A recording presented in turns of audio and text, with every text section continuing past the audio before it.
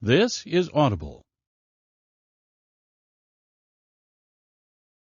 Tantor Audio, a division of recorded books, presents Her Majesty My Love by Maya Banks. Narrated by Tim Campbell. Prologue. Harwich, England, January 1815. It was a damned miserable day to die. Simon Rothmore, Earl of Merrick, tugged his heavy overcoat closer around him to ward off the pervasive chill wrought by the drizzling rains. He cast a glance down at the soggy corpse that lay encased in mud and ice. Prince David Chastaine, youngest son of the King of Lodore, had barely stepped off his ship before he'd met with his demise. The bastards had been waiting for him. Simon bent down to gain a closer look. From all appearances, the prince had been dead for several hours. His death had been quick and merciful, if you could call it such. A gaping gash in his neck bespoke of a large knife, and dried blood matted the top of his head, no doubt from a felling blow. He rose and backed away, turning to his partner Adam Kirkland. "We were too late."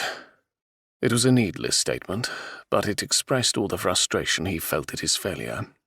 He and Kirk had overseen the effort to track down and protect the two remaining members of the Lodorian royal family after the others had been assassinated. Now there was only one. Kirk nodded, his breath escaping in a visible puff.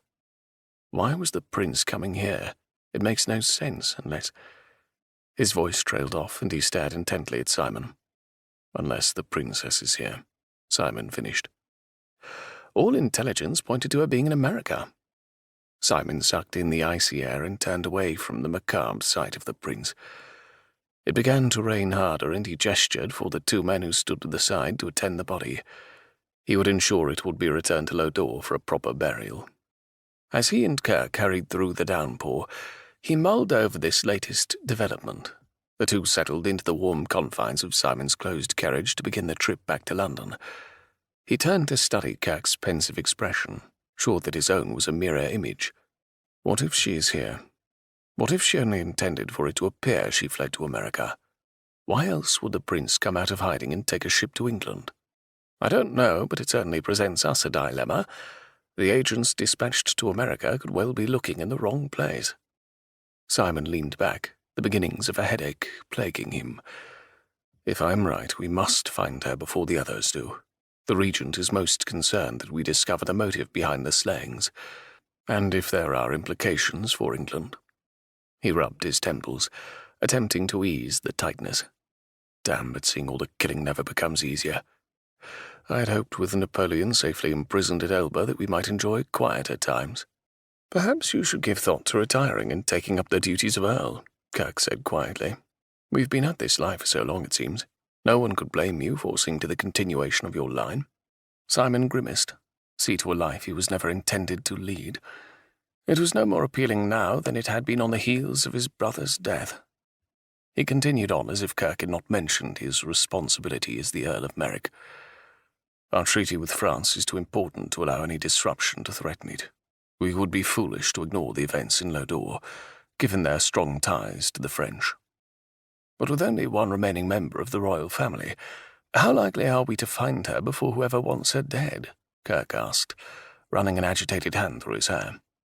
Simon glanced at the man who was as much a brother as a partner, certainly more of a brother than his own flesh and blood had been. Kirk looked as tired as Simon felt. The two had spent many long hours, days, searching for the prince and princess of Lodore. "We have no guarantees, but we must be diligent in our efforts. The princess may well hold the fate of more than just Lodore in her hands." Kirk nodded his agreement, then put a hand down on the seat to brace himself as they passed over a particularly rough spot on the road. Simon leaned back and gave voice to the issue most troubling to him. "I do not like that the prince was killed on English soil. England could easily be blamed by Lodore, and France could capitalize on the opportunity to try and sway Lodore to their side. While small, Lodore has a powerful and well-maintained army. Alone, they pose no threat to England, but paired with a country like France, they would become a powerful enemy." "So you think France could well be behind the whole thing?" Kirk said grimly. It's a brilliant strategy, with the talk of an agreement between France and England at the Congress of Vienna. No one would suspect them of sabotaging their own alliance. I'm not sure what to think, Simon mused. I do know that King Fernando was determined for Lodore to remain neutral in any conflict between France and England. Though much of their heritage is French, they trade much with England. With Fernando removed from power and his family annihilated, the next ruler might be more accepting of an alliance with France. More reason to find the princess with all haste, Kirk muttered. Indeed.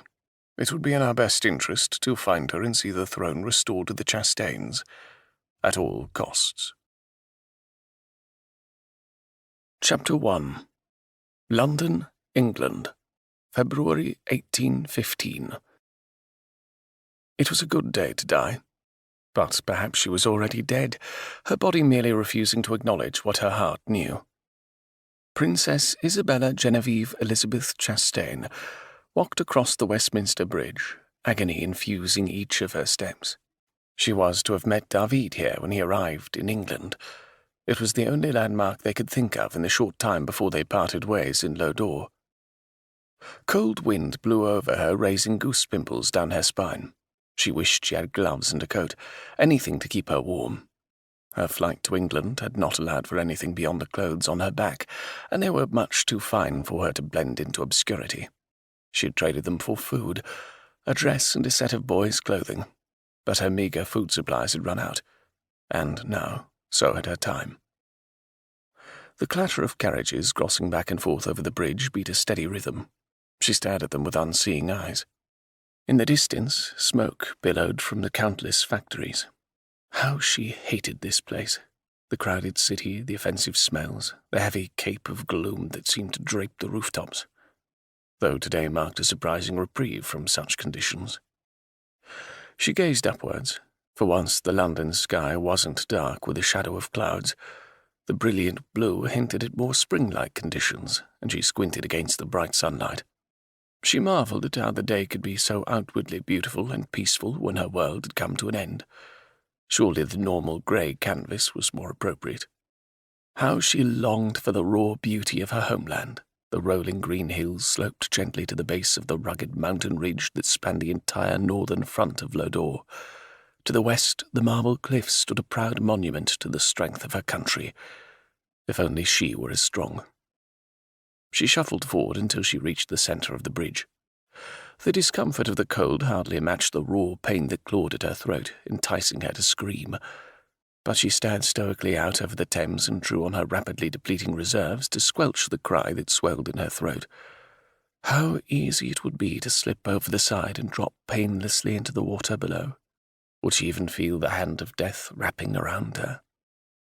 She shook her head, berating herself for entertaining the thought. This was no time to get mired down in self-pity. Her people needed her. She had a duty to uphold, a legacy to protect, and most importantly, she had revenge to seek. A hot tear slipped down her cold cheek. David, good, kind David, was dead. The only person she had left in the world, and he was gone. When she had read the news in a London newspaper, she hadn't wanted to believe it. Her fingers curled tightly around the icy stone of the ledge, the roughness abrasive to her bare hand. Her thin dress offered little in the way of protection from the biting cold, but she felt little beyond the grief clouding her mind and her soul. She'd lost everything that mattered, and she'd never felt more alone than in this moment. A fresh wave of despair hit her so hard her knees buckled, and she leaned against the bridge for support. Her tears splashed onto the stone below, and she watched as they slipped from view, perhaps to mingle with the dark waters of the Thames. Out of the corner of her eye she saw two men approaching. Slowly she leaned forward, then turned her head ever so slightly to take in the source of her attention. They stared at her, their rough appearance striking fear within her. She blinked rapidly to dispel the tears. Her vision clearer now, she chanced another look. She didn't believe in coincidences, and this was not the first time she'd seen these two. They moved purposefully toward her, making no attempt at subtlety. A few short months ago, such action would have caused her no alarm, but attempted assassination had a way of making her wary of everyone and everything. Anger quickly overrode her choking grief, even as fear pricked her consciousness. They weren't overly large, and she was confident she could manage escape, but she never liked it when she was outnumbered, and lately the odds had been anything but even. She quickly weighed her options.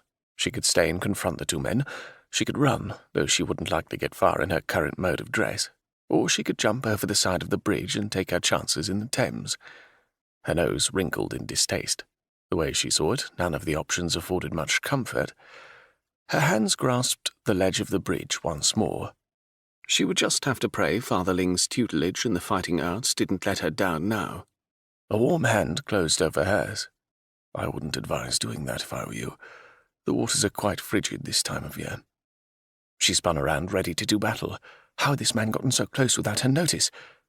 "What are you about, sir?" she asked, attempting to inflect enough righteous indignation in her voice to dissuade him, but she feared it came out more as a terrified croak. "My apologies for startling you, madam. I merely sought to prevent a most unpleasant incident." Her eyes narrowed as she quickly took stock of this new, startling situation. "And what incident would that be?" She glanced sideways to see where the two ruffians were and was satisfied to see their progress halted for the moment. Turning her attention back to the man in front of her, she caught her bottom lip between her teeth as she decided if he meant her harm. "You will pardon my presumption, but it appeared as though you may have been contemplating leaping over the side." His deep voice rumbled over her and held a slight tone of concern. She relaxed ever so slightly and stared balefully at him. "Your gallantry is appreciated, sir, but I had no such intention." A tiny twinge of guilt bit her as she remembered briefly contemplating just that. "What is your name?" he asked, a little too much interest flashing in his dark eyes. She tensed once more when she caught him glancing over at the men who stood a distance away. Suspicion heightened her senses, and she studied this stranger intently. He was far too well dressed to be with these men. His overcoat parted to reveal the expensive cut of his waistcoat. Smooth breeches encased muscular thighs, and polished hessians gleamed in the bright sunlight. His crisp British accent held more aristocratic tones, surely a step up from the thugs who watched her in the distance. But her instincts screamed that he was every bit as dangerous, even as he smiled warmly at her. "My name is Beth," she said, hating herself for stammering over the lie. His eyes narrowed and he pushed a lock of dark brown hair over his left ear. It was an impatient gesture, as if he in no way believed her. He stared hard at her. "Well, Beth, it is simply something my conscience will not allow, to leave a woman in distress. If you will pardon my forwardness, it appears as though you could do with a good meal and a warm fire. My home is not far from here. I will see to it that you have both." Fear quickly overshadowed any curiosity she had felt toward the man who had appeared from nowhere. She swallowed hard against the panic that constricted her throat. "That isn't necessary." "I insist," he said mildly, though the set of his jaw told her it was more a command than a courtesy. She could not make a scene, could not draw unwanted attention. She drew in a shaky breath. "Or would you prefer to wait and see what the two men coming this way have in mind for you?" Anger, hot and jagged, ripped through her. No, this was no ordinary passer-by. But how much did he know, and did he intend her harm? "How do I know you aren't with them?" she bit out in an attempt to stall him until her muddled brain could form a plan of action. She compared the stranger in front of her to the two men who stood at a distance, watching her intently. He was taller and more muscular than both the men in question, but he was only one, and one was always better than two. Even if she managed to make him leave without her, she would still have the other thugs to contend with. The man in front of her ignored her question, and, to her surprise, took her arm and guided her away from the ominous-looking characters. She stiffened, fully intending to rip her arm from his grasp, but thought better of it when the two men to her right started forward. Firming her resolve, she forced herself to relax, and allowed the man to escort her away. If he suspected her to be a pathetically weak female in dire need of assistance, he was wrong, dead wrong. But she would act the part if it suited her purpose. Then she would strike when he least expected it. She had escaped far more serious situations than this, and she hadn't come this far and survived the impossible only to fail now. Simon's heart beat thunderously as he led the princess toward the street. He held up a hand to hail an oncoming hack and waited as it pulled off. Luck had been with him this day. A tip from a street informant had led him to a run-down tenement deep in the rookery. As he had arrived, the princess had been leaving the building on foot. He had shadowed her the entire day, curious to see if she was meeting anyone, and waited for the right opportunity to approach her. Apparently, he wasn't the only one to have an interest in her, judging by the other two men following her, and he had moved quickly to ensure her safety. He glanced down at her, noting the tightness of her face. Her wrist felt thin in his grasp, and he took care not to apply too much pressure. She had to be freezing, but something about the set of her chin made him refrain from offering his coat to her. Perhaps it was the defiant pride even in the shadow of thinning clothes and undeniable discomfort. If her appearance was any clue, she hadn't had a decent meal in weeks. He assisted her into the carriage, and she perched gingerly on the edge of her seat. As they bounced and swayed down the busy streets of London, he watched her intently. She alternated between staring out the window and down at her hands, everywhere but into his eyes. He could feel the tension emanating from her in waves, and he felt the insane urge to comfort her in some way. He frowned and continued his assessment of her. She was beautiful, hauntingly so. Her soulful eyes reflected the weight of an entire lifetime. Soldiers returning from the war on the continent didn't have such torment in their faces. Her dark hair provided a dramatic backdrop for eyes that looked like the blue-green waters of a tropical bay. Long, black eyelashes fluttered and rested against her cheeks as she briefly closed her eyes. He had the distinct impression she was fighting tears. Yet when she opened them again, stared straight at him, all signs of distress were gone. He quickly looked away, irritated that she had managed to discomfort him. The feelings she elicited within him were not a luxury he could afford. He had a duty to perform, and no one, not even a fragile, sad-eyed beauty, would interfere. The driver circled Simon's house as instructed, and Simon kept a close eye out the window to make sure they weren't followed. After the third pass, the carriage ground to a halt outside his modest brick townhouse. He climbed out, then helped her down the steps. She shrank from his grasp as soon as her feet hit the cobblestone street. She glanced furtively around, her lips compressed into a grim line. "This way," he said, directing her up the path to the door. She appeared as though she would take flight at any time, and he had little desire to chase anyone down in this wretched cold. Once inside, Simon ushered her into the sitting room where a fire burned brightly in the hearth. "I apologize that I have no suitable maid to offer you assistance," he said. "I don't employ a full staff. I am sure my housekeeper will assist you in any way, however." The princess ignored his statement as she warmed herself by the hearth. Her slender hands stretched out toward the fire, and her eyes didn't waver from the dancing flames. "Would you prefer to take a meal here in front of the fire, or would you like to adjourn to the dining room?" She turned, pausing a moment before she spoke. "It isn't necessary that you provide me with a meal. You've been far too kind already. I really must take my leave." It was the most she had said at any one time, and he absorbed the lilt in her voice. Though she appeared to be attempting an English accent, the sing-song Low-Dorian accent, almost Irish-sounding, was very evident in her speech.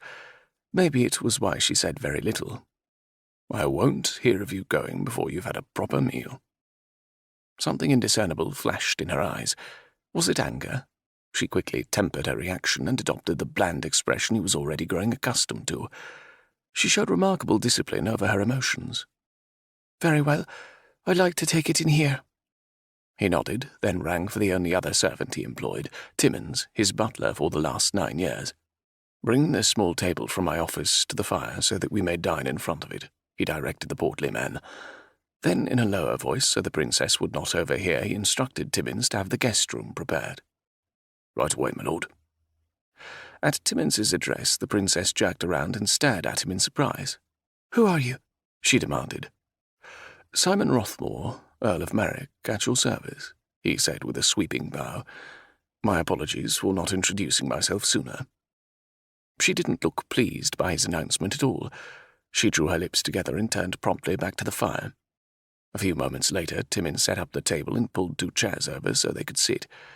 He then summoned Mrs. Turnbull, who came bearing trays of steaming soup, warm bread, and a plate of beef. Simon pulled out a chair and gestured for the princess to sit, then walked around to take the seat across from her. He hoped this position would afford him the opportunity to study her more thoroughly. This game they played sorely tried his patience. She clearly intended to ignore the fact he knew she had been in danger and play the whole thing off as him being charitable toward a woman in need of a hot meal. Not that she couldn't benefit from one. She sat down with grace that contradicted her shabby appearance. Her hands shook as she took up the spoon to sample the soup. He frowned when he imagined the last time she'd had a good meal. It could very well have been before her parents were assassinated. He watched her eat in silence. She was quiet. Too quiet. It didn't seem that she said anything that wasn't carefully measured. He needed her to talk if he was going to gain her trust. "Tell me, Beth, from where do you hail? Your accent is quite intriguing." Her spoon clattered to the table, and she looked up in consternation. "Does it matter?" No, of course not. I was just curious." His attempt to bait her it merely agitated her further. She wasn't going to freely offer any information. She put her palm down on the table and rose from her seat. "I really should take my leave now. I've imposed on your generosity quite enough." "Nonsense." He got up and smoothly curled his hand around her elbow, moving her toward the door before she could protest further. "You look as though you could do with some rest. I insist you retire at once to a bedchamber I've had prepared for you. There is a fire already lit, so you should be comfortable. We will talk more when you have rested." Once again she stiffened, and he could see the wheels turning in her mind.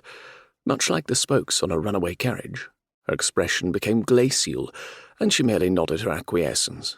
Truly, he had never come across a person who spoke as little as she. He showed her into the bedchamber at the opposite end of the hallway from his. He gave brief explanation to where she could find things she needed, and backed from the room. Withdrawing a key from his pocket, he quietly locked it from the outside, hoping she didn't hear the soft click. She would be furious if she tried the door, but he could not lose her now. He strode back down the stairs, intent on sending word to Kirk. "Timmons, I need you to send out a message at once," he called out as he hurried to his office. He sat down and hastily jotted a message, then affixed his personal seal and thrust it at the waiting butler. Leaning back in his chair, he placed his hands behind his head. Finding the princess filled him with a huge sense of relief, but she wasn't safe yet. He shuddered to think what may have happened to her today if he hadn't intervened on the bridge. The two men following her didn't appear to be the sort to handle her gently.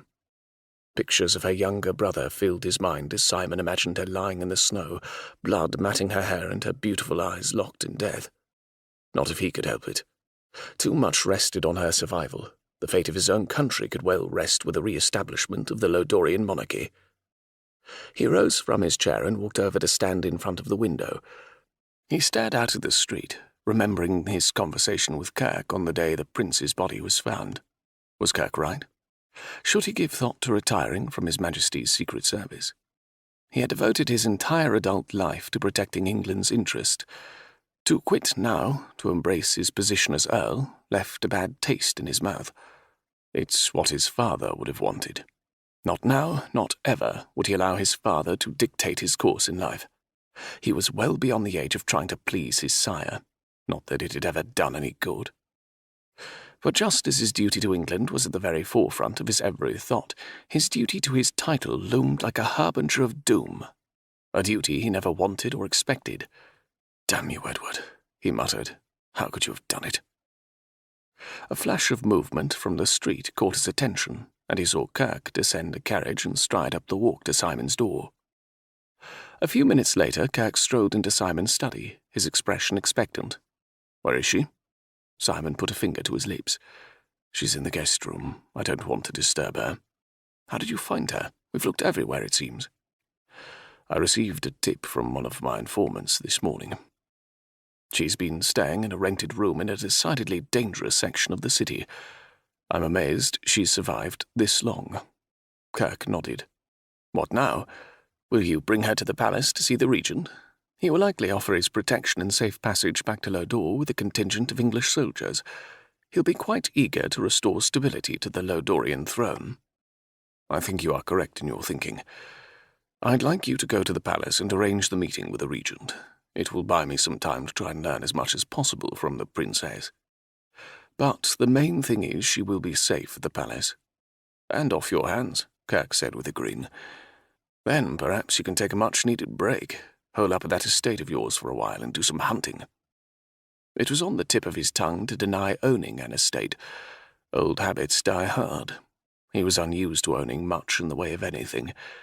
His life as an operative wasn't conducive to having more than the basic necessities. But he knew Kirk referred to Simon's father's estate, the one Simon had grown up on, and left as soon as it was possible to do so, a move he had never had cause to regret, until his brother's suicide. He couldn't put it off forever, though. Perhaps Kirk was right. Maybe he would take a break and return to the place he had once called home. But first he had to deliver the princess to the palace. "Go on to the palace," he directed Kirk. "Tell His Majesty that I will deliver the princess at his convenience." Kirk disappeared through the door and Simon slowly made his way to the stairs. It was time to come clean with the princess. He paused a moment outside her door, deciding on the best course of action. He was a direct person, and there wasn't a reason to deviate from that now. It would be better just to come out and let her know he was aware of her identity, then go from there. That is, if she wasn't ready to cosh him over the head for locking her in the room. He unlocked the door and swung it open. A rush of cold air hit him directly in the face. "What the hell?" he muttered as he stepped further into the room. His gaze skirted around the now empty room to the open window by the bed. Had the fool woman jumped from a second-story window? He rushed over and looked down, half expecting to see her lying on the ground below. But all he saw were small footprints leading away from the window out toward the gate that led out of the garden. She was gone. Chapter 2.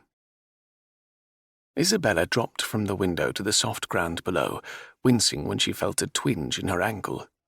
Quickly recovering, she hurried across the small garden and let herself out the gate, leading to the alleyway. She stepped to the curb and waved frantically at an oncoming hack. The last of her money would have to be spent on the fare. The meal she had just eaten would sustain her until she could think of a way to replenish her funds. She held herself inside and urged the driver forward. She stared blindly out the window, the passing traffic a blur. Her fists tightened beside her, her nails digging painfully into her palms. Relief lessened some of the tension entrenched in her chest, but she knew she still had far to go. How close had she come to disaster, and who was this man who had thrust himself so arrogantly into her path?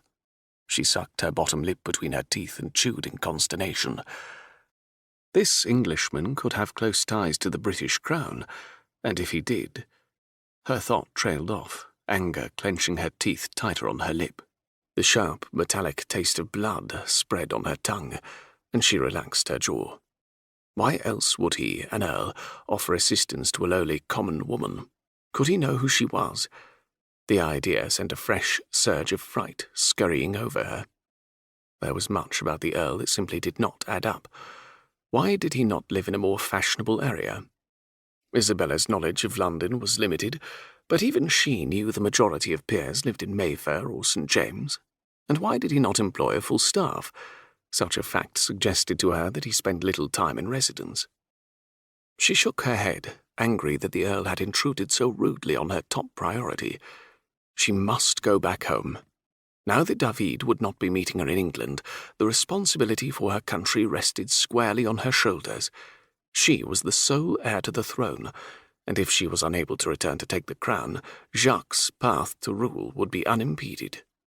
Her only hope was he would be unsuccessful in the quest, but then she couldn't count on him upholding the traditions of her country, which had been in place for centuries. He'd already proven he would do whatever necessary to attain his goal. What was circumventing the sacred journey into the marble cliffs when he had done far worse? Her stomach rolled as fear briefly paralyzed her. What if she was unable to complete the quest? She closed her eyes. Failure was not an option. To contemplate such would be admitting defeat. A fingernail snapped and she released her fingers from her steely grip. Under no circumstances would she allow a murdering traitor to upend everything her father had worked for. When the carriage finally halted, she scrambled out and dashed into the building where she'd rented a room. She quickly took stock of her sparse belongings and gathered only the things she could easily carry. Not giving care to the fabric, she ripped the clothing from her body, then reached under the bed and brought out the pair of breeches she had secured there. She thrust her legs into pants that resembled those David had been wearing the last day she'd seen him. Fresh tears sprang to her eyes, and she angrily dashed them away. Her grief staggered her, but she could not give in to the overwhelming pain building within her. Her life depended on the action she took right now, this moment. When she was attired in the breeches, she took the discarded dress and tore long strips from the skirts. Wrapping the strips around her breasts, she secured the ends in front and tucked them underneath the binding. She threw the shirt over her head and shoved it into her breeches. Bending over the small cot, she fumbled in the linens for the small piece of rolled-up parchment she had loosened from the hem of her dress. She pulled at the collar of her shirt, reaching down to tuck the map underneath the tight binding over her breasts. She picked up her royal insignia ring, her hand closing reverently over the object of her heritage. Dropping it into a small pouch, she drew tight the strings and stuffed it just inside the waist of her pants. They were all she had left in the form of valuables. Most of her money had been spent for information about David, and then, in one of life's sick little ironies, she had read of his death in a newspaper of all things, tucked away in black and white, seemingly unimportant, a mere tidbit of interest to the English. She spared a quick glance over the room, making sure she left nothing to indicate her identity. After looking down at her ragged fingernails, she raised her fingers to her mouth and chewed the longer nails to a more acceptable length. As a last measure, she stuffed her hair into a floppy hat and strode from the room. Careful to temper her walk, she mimicked a young boy's stride as she headed down the street. She needed a place to think, somewhere she could formulate a plan to get back home. Instinctively, she walked in the direction of the docks. It would take her hours to get there on foot, but if she could hide on a boat, as she had done when she left Lodore, she could gain valuable time to plot her course. For now she must get as far away from Lord Merrick as possible. With each block she passed, she kept careful watch to make sure no one was following her or that she drew undue notice. But then she looked no different from the other desperately poor citizens who hurried by in an effort to keep warm. She blew on her nearly frozen hands, then rubbed them on her breeches. Her feet were numb in the two small boots she'd stuffed her bare feet into, making walking agony. An hour into her journey, she suddenly stopped. Her panic had nearly caused her to make a foolish mistake. Quickly turning around, she hurried in the opposite direction. "Think, Isabella, think!" The docks would be the first place they would look for her. There were likely any number of people keeping a watch out for her, just waiting for her to board a ship. As determined as she was to return home, she couldn't afford to act with haste, and she'd allowed the Earl to completely fluster her. She chose smaller streets away from the main stretches. The cold was creeping into every pore of her body. She had to find a place where she would be safe for the time being, someplace warm. God, why wouldn't her mind function? Common sense and practicality had long been her strong points, but now they faded into obscurity as she struggled to figure out a plan to go home. Unable to take another step on her frozen feet, she sank to the ground in a nearby alley, praying no one would take notice of the fact she was a woman. Even the guise of a young boy wouldn't help her in this section of town, as she had quickly learned during her sojourn here. There were just as many ruffians who'd take pleasure in a boy as they would a woman. Hugging her knees up to her chest, she rocked back and forth, trying to infuse warmth into her body. She laid her head down on her knees. Exhaustion had a firm grip on her. It called to her, lulled her deeper into its lair. "Think," she ordered, shaking off the fingers of despair. She couldn't take a ship. It was too obvious. She couldn't very well march into the palace and demand an audience with a prince. Someone in the royal ranks had already betrayed her once, maybe even the regent himself. She wouldn't give him a second chance. She'd have to go it alone. Dover wasn't a possibility. She'd come into England through Dover, and the ports there would be watched, and she'd be expected to go north in an attempt to cut down the voyage time to Lodore. South. That was it. She'd head south to Brighton. She could pawn her ring and use the proceeds to hire a ship to Lodore. It would be risky, but if she offered enough money, she was certain she could find a willing captain. Feeling a bit better about her plan of action, she closed her eyes for a moment. She just needed to rest a few minutes, then she'd figure out a way to get to Brighton. Her eyes fluttered against her cheeks as she became numb to the cold. Yes, just a few minutes' rest. The wind howled around her, lifting the hat from her head and blasting a shot of cold air down her neck. From the back recesses of her mind, alarm rose at the idea of her hair being exposed, but the allure of sleep drew her further into its embrace. It began to rain and the wind increased, driving the biting cold through his coat as if he wore nothing at all. Simon retreated from the docks, his concern increasing as he remembered the lack of protection the princess's meagre wardrobe offered her. He had gone immediately to the room she'd been staying in, only to find it empty. The only thing that had remained was the torn remnants of her dress. Frantically, he had searched the immediate area, then went to the docks, thinking she would attempt to secure passage home. But the missing princess had other ideas, apparently. As he climbed into his carriage, he directed the driver to start a slow circle of the area. He would start with each street in a large radius around the tenement she had stayed in. She couldn't have gone too far in the time since she had escaped his house. He had to hurry. Darkness would be falling soon, and he had little chance of finding her in the shadowy alleys of the Rookery. By dawn she could feasibly be miles away, and with it his chance of finding her again. That is, if she survived the night in London's criminal-infested district. As the carriage slowly rolled up one street and down another, he kept a trained eye on every movement, every person. He saw things most others would overlook, but then he'd had years of practice. In his line of work, a careful eye could mean the difference between life and death. As the shadows grew longer, his impatience increased. She should be safely ensconced at the royal palace by now, under the protection of the regent. Instead, she had run and could even now be in serious danger. The idea of her coming to harm tightened his gut and made his resolve to find her even stronger. She didn't know it yet, but he was her best hope of remaining alive. "Stop!" he shouted. He was out of the carriage before it came to a complete stop. He sprinted into the alley, praying what he thought he saw was reality. Curled into a tight ball lay the princess, her ebony hair streaming about her. She was clad in trousers and a man's shirt, but her hair was at the dead giveaway. To the side lay a tattered hat, likely the completion of her disguise. He knelt beside her, his concern growing as he took in her pallor and felt the coldness of her skin. He shook her gently, but she didn't stir. Fear settled in the pit of his stomach. Scooping her up in his arms, he hurried back to the carriage and shouted the direction of his townhome. During the ride, he wrapped his coat around her and rubbed her arms, trying desperately to warm her. Her breathing was shallow, her chest barely rising with the effort. She looked vulnerable and defenseless in his arms. The bones in her face were daintily structured, her lips full in the loveliest shade of rose. Her dark lashes rested on the faint smudges that signalled her fatigue. She was a woman who made a man instinctively want to protect her, a feeling that did not sit well with him at all. In his position, he couldn't afford such a weakness. The sooner she was out of his care and safely delivered to the regent, the better. Moments later, they pulled to a stop in front of his home, and he hastened inside, bearing her slight form with him. He barked a series of orders to Timmins and Mrs. Turnbull, and they scurried away to do his bidding. Bypassing the room he'd locked her in earlier, he shouldered his way into his room and laid her on the bed. A fire blazed in the hearth, and the warmth seeped into his bones. He only hoped it would warm her quickly enough.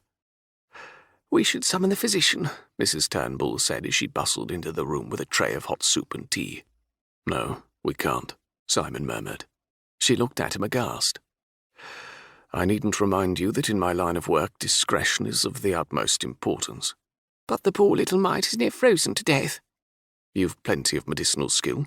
I trust your abilities. I'm sure you will have Beth in the pink of health before the morning." The older woman's cheeks reddened slightly, and a pleased smile spread across her face. "Yes, well, of course I can. I'll require some privacy.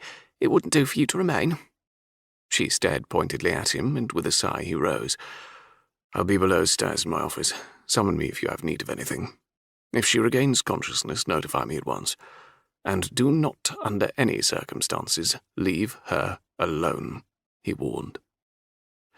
In his study, he poured a brandy and stood warming himself by the fire. The princess had proven a much more difficult task than he had thought.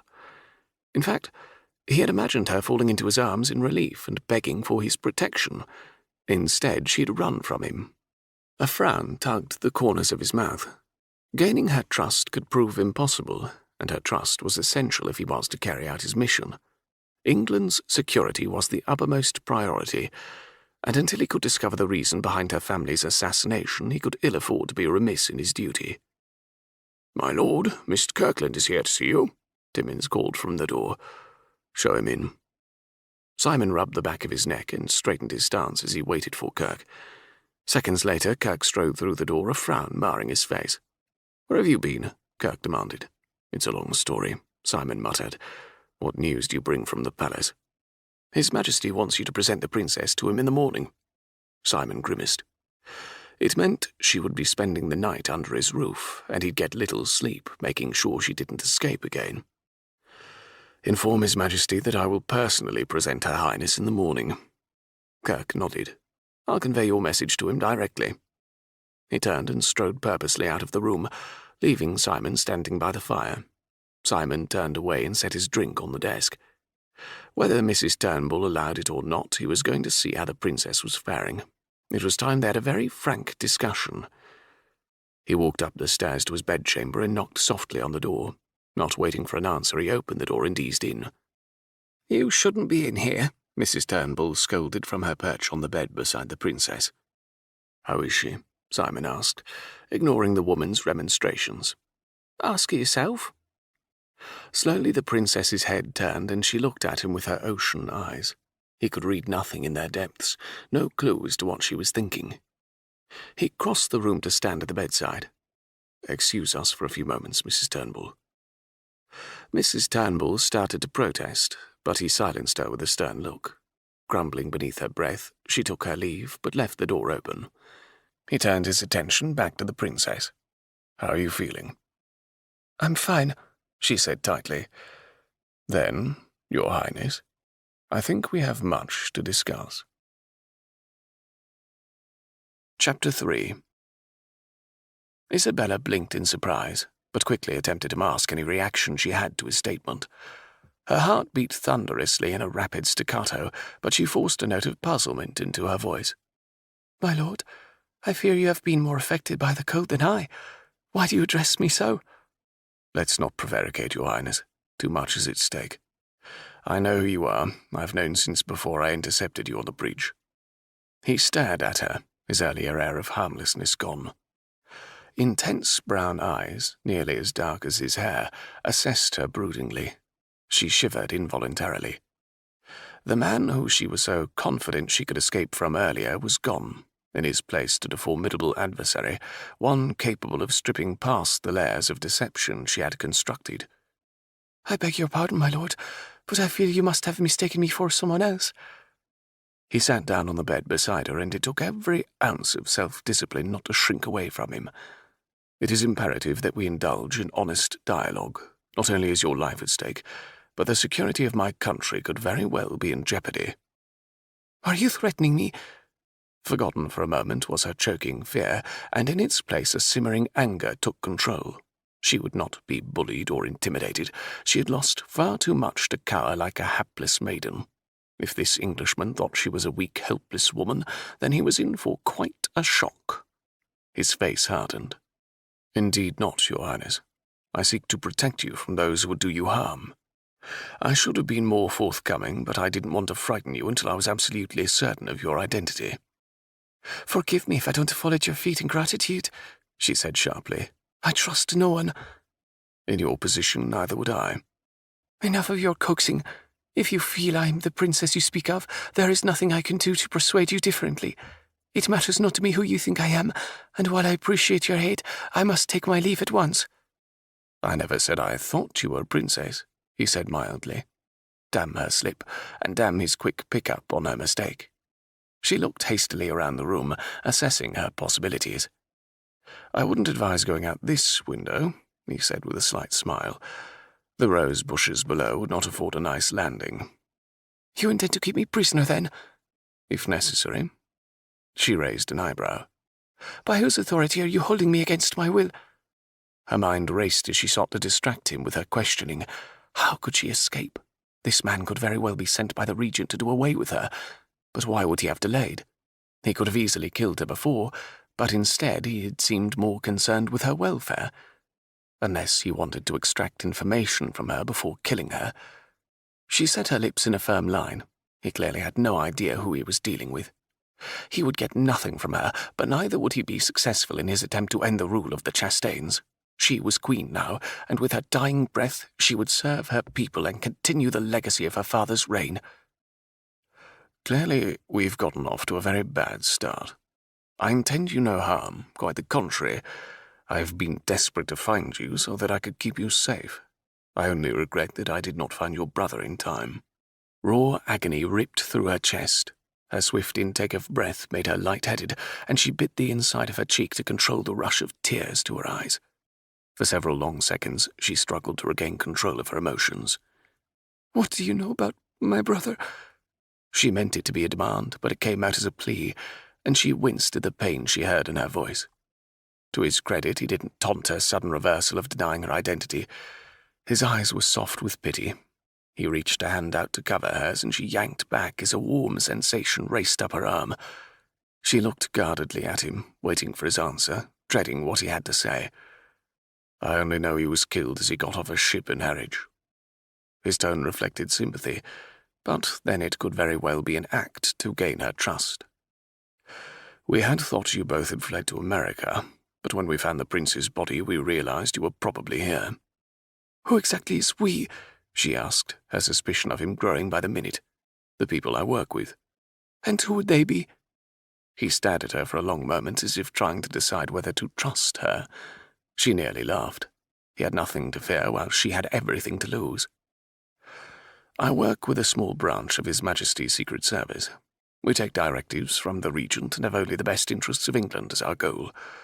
Our branch was developed by King George just after Bonaparte was named consul for life in 1802. 2 years later, I was recruited and began my career with the agency. Our main purpose was to monitor Bonaparte's activities and call to the attention of the Crown any plots that could potentially undermine the English throne. Perhaps you can now see why what happened in Lodore has captured our attention." "Indeed," she said bitterly. "Far be it for England to be concerned over the assassinations of the royal family if it doesn't threaten them in some way." He remained silent, not defending or agreeing. She had said far too much as it was. She stole a glance at the window. Rose bushes or not, escape was paramount. "His Highness the Prince Regent is concerned for your safety and wishes an audience with you in the morning. It is my responsibility to convey you to the palace and to see to your safety." She snorted. "I do hope you do not take your duty too seriously." He raised an eyebrow, evidently surprised by her outburst. "I'm not sure I understand your meaning." "Let me be clear, then. I have no intention of going anywhere with you, especially not to the palace." She struggled to sit upright in the bed, pushing at the heavy covers. She let out a hiss of annoyance as a surge of weakness hit her, leaving her shaky and breathing heavily. Firm hands pushed her back down on the pillow. "You must rest and save your strength. You've been through quite an ordeal. I know you have no reason to trust me, but at the moment I'm all you have."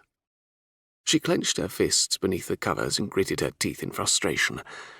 But then her temporary weakness could serve her purposes well. When his guard was completely down, she could escape again. Only this time she would make the best of her flight. Settling back onto the bed, she closed her eyes and sighed in what she hoped sounded like defeat. "You're right, of course." "We need to talk, Princess. But in order to do that, I need you to be honest with me." She opened her eyes and glanced warily at him. "What exactly do you wish to discuss?" Clearly, this was a man used to getting his way. There was no arrogance in his manner, just quiet confidence that radiated from his every movement. "I need to ask you some questions, painful questions. But if I'm going to help you, I need your answers." "What makes you think I need your help?" she asked, narrowing her eyes. He looked surprised by her response. "Perhaps we can help each other, then."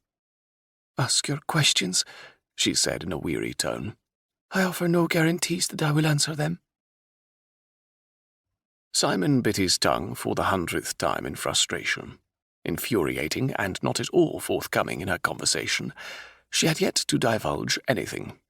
And with his mounting irritation, strong curiosity about this most unusual woman was beginning to take over his mind. She was unlike anyone he had ever met, man or woman. Even in her weakened state, she challenged him and gave him no quarter. "Perhaps we should wait until you've rested more," he offered. Clearly, she had no plan to cooperate with him. "I do not plan to be in your company for that long, my lord. I suggest you ask what it is you want to know now. Where will you go? It seems you have little choice but to trust me. Your confidence is admirable but overstated. I've managed on my own these past months, and have no need of your protection. Her chin lifted in defiance, and her eyes burned brightly with determination. She obviously believed every word she said. He didn't much like the idea of taking her to the palace against her will, but he would do it if it became necessary. Do you know who is responsible for the assassinations of your parents and your brothers? If I did, do you think I would be hiding in England like a common coward? Disgust dripped from her voice like heavy jam from a scone. I see. Do you have any idea why they were assassinated? Her lip curled. Perhaps you should ask your own government. He gazed balefully at her. Surely you aren't suggesting that England had anything to do with such a heinous attack? She pressed her lips together and stared mutinously ahead, refusing to say anything further. He stood and began pacing. The little chit was good, very good. She'd managed to bait him in one area she had to know he would bite. He almost smiled. Feisty creature she was. He stopped and looked at her once more. It was time to level with her and forego the sidestepping. I am offering my help, Your Highness. My protection and that of my country. I was appalled by the travesty that occurred both in Lodore and on our own shores. He moved closer to the bed. Of course I am concerned with the ramifications of what happened and what it could mean for England, but I would never condone such a senseless act of violence, no matter who it was meted out on. And you have my word as an Englishman that I mean you no harm and will do everything in my power to find out who is responsible for killing your family. And not your word as a nobleman? She asked pointedly. My word as an Englishman is worth far more than my word as the Earl of Merrick, he said darkly. A flicker of uncertainty flashed across her face, the first glimmer of anything that denoted vulnerability. Your sentiment is appreciated, my lord, but if you were in my place, would you so easily trust the first man to pledge his protection? I suppose not, he said grudgingly. I've reason to distrust England, she said in a low voice, and I cannot afford to make the mistake of entrusting my country's future to her again. What do you speak of? He asked sharply. The vague hints were beginning to annoy him. If there was reason for her to distrust his government, he damn well wanted to hear about it. Genuine regret flashed across her face before she once again masked her response. As much as the idea of being able to confide in someone appeals to me, there is simply too much at risk for me to do so. I appreciate your generosity, but I must take my leave of you. If you're truly ignorant of what I'm speaking of, then I would be placing you in danger by remaining here. Simon gritted his teeth, ready to explode. It was all he could do not to shake her. What was she doing to him? After so many years of being the cool, unflappable agent, a mere slip of a woman had him ready to abandon professionalism and howl in frustration. Perhaps after you've rested you will see things differently, he said in a clipped tone. He turned and stalked to the door. Her boots, removed by Mrs. Turnbull, no doubt, rested beside the door. He bent and picked them up. Let her try escaping barefooted. Before he exited the room he chanced to glance back at the princess. She wasn't even looking at him. With a muttered curse he closed the door behind him, locking it and slipping the key into his pocket. This time he felt no remorse for barring the door. Downstairs he called for Timmins. Post a footman outside my bedroom window and one outside my door as well. Under no circumstances is anyone to go in or out of that room. He shoved Isabella's boots at Timmins. Dry these by the fire. They're quite damp. Timmins nodded. Will there be anything else, my lord? Summon my carriage. I cannot put off the prince any longer, Kirk said. He wishes to see the princess in the morning in his private meeting room. Simon slammed his fist on the desk. There's something not right about this whole situation, and I can't get a word out of the princess. I've seen clams with looser mouths. Perhaps she will relate what troubles her to the prince. I doubt it, Simon said grimly. She fears going to the crown. She won't tell me why, though. Let the regent deal with the matter, Kirk advised. You've done all that you can. I know, but there is something she isn't telling me. Something important, I suspect. As much as I know how you hate the idea of forcing her hand, it would seem you have no other choice, You must deliver up the princess in the morning. That gave Simon no time to try and gain her trust, and his taking her against her will to the palace would only cement the idea that he was acting against her best interests. Devil take it. His job rarely presented him with a conundrum he was tormented with at present. Don't plague yourself, Merrick. His Majesty asked me to convey his gratitude for the speed in which you located the princess. He was quite concerned over the consequences of a new ruler taking over Lodore should there be no remaining members of the Chastaine ruling family. So why did he feel as though he were offering up betrayal of the worst kind? He should feel proud. He'd done his duty and as usual succeeded where others had failed. But this time all he felt was a hollow ache. Haunting turquoise eyes filled his mind. A frail face masking underlying steel, and a softness that was deceptive. She'd been hurt enough already, and here he was prepared to hand her over to the prince like a piece of prime meat at the market. Kirk slapped him on the back. Go and get some sleep. You look like hell, and you have an early appointment with the regent. Simon nodded at Kirk and took his leave from the building that had housed their offices the last 5 years. In a nondescript location, it was a far cry from the usual comforts of an earl, but then his own townhouse was located in an area that catered more to merchants, doctors, and solicitors than members of the aristocracy. As he climbed into his carriage, he spared a thought for what his life might be like had he embraced the path of his forebears. A house in Mayfair when Parliament was in session, his country estate in Hertfordshire just north of London during the off-season, countless society affairs, vain, spoiled women all vying for his money and prestige, not to mention the title of Countess of Merrick. All things his brother would gladly have embraced, or so he thought. Sadness and anger swirled within him and made his chest tighten. Why, Edward? Why did you do it? His father, who had never had much to do with him before his brother's death, had turned to him in the months following Edward's passing, implored him to come home and take up the life expected of a future Earl. The Earl had made great strides to overcome the insurmountable breach between him and Simon, as if a few well-placed words could overcome a lifetime of ignoring his youngest son. It was too little too late.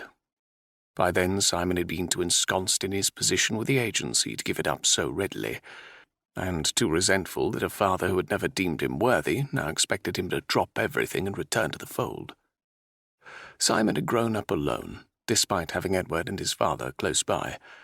Perhaps it was why he could sympathize with the princess's plight. He knew all too well the discomfort of solitude, even if he had grown to prefer it. His father had never forgiven him the fact that his mother had died giving birth to him. From his earliest memories he felt his father's resentment, his determination to lavish all his attention and love on Edward, always Edward. Would things have been different had his mother not died? Would they have enjoyed the closeness of family life had she survived? In the end, a title his father never thought him worthy to hold became his, when, less than a year after Edward's death, his father died in his sleep. They had never reconciled. Simon had never gotten a chance to ask him why. As the carriage rolled to a stop in front of his home, he sighed, a heavy melancholy settling over him like a black cloud on a spring day. No matter how much he resigned himself to his future, he had yet to come to terms with it. He shook his head, trying to make the heavy cape of gloom dissipate around him. Maybe Kirk was right. Maybe he needed some time away from the agency. Time to sort out the mess he had inherited. Wearily, he mounted the steps to his house and let himself in the door. The idea of hauling the princess to the palace against her will left a bad taste in his mouth. He briefly flirted with the idea of letting the matter rest until morning, but by then she'd likely have found a way to escape again. Resolving to confront the recalcitrant princess, he strode up to his bedchamber and retrieved the key from his coat pocket.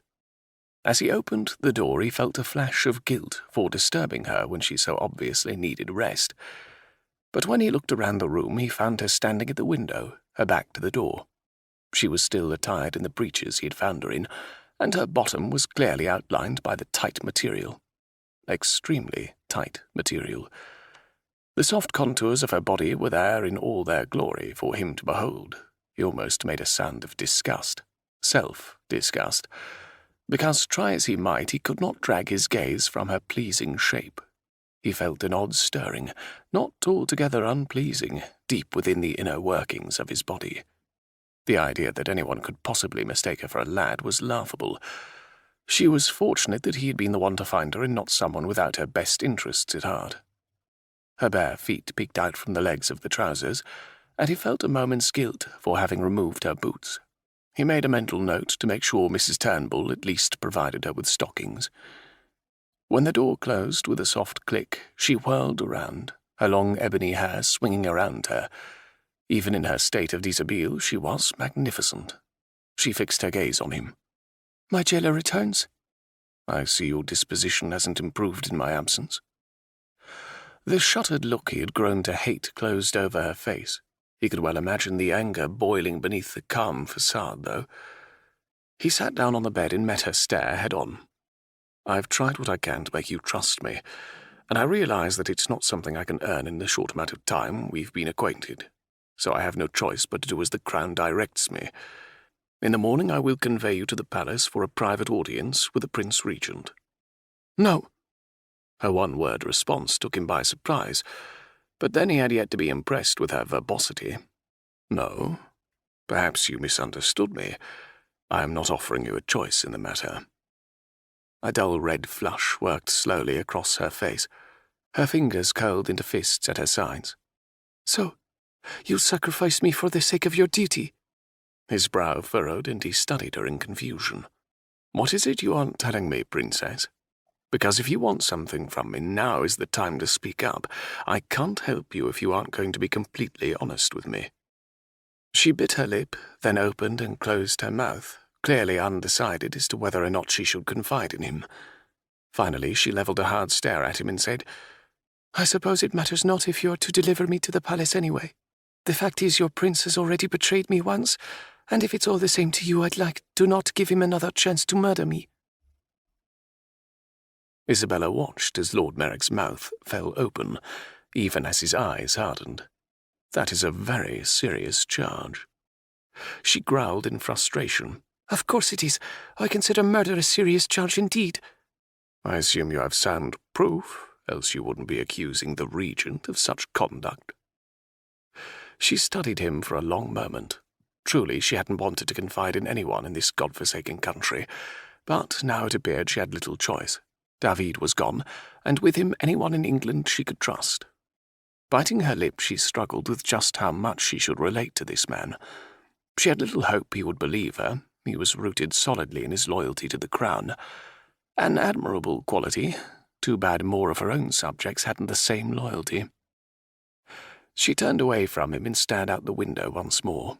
Footsteps sounded on the floor when he rose from the bed and moved closer to her.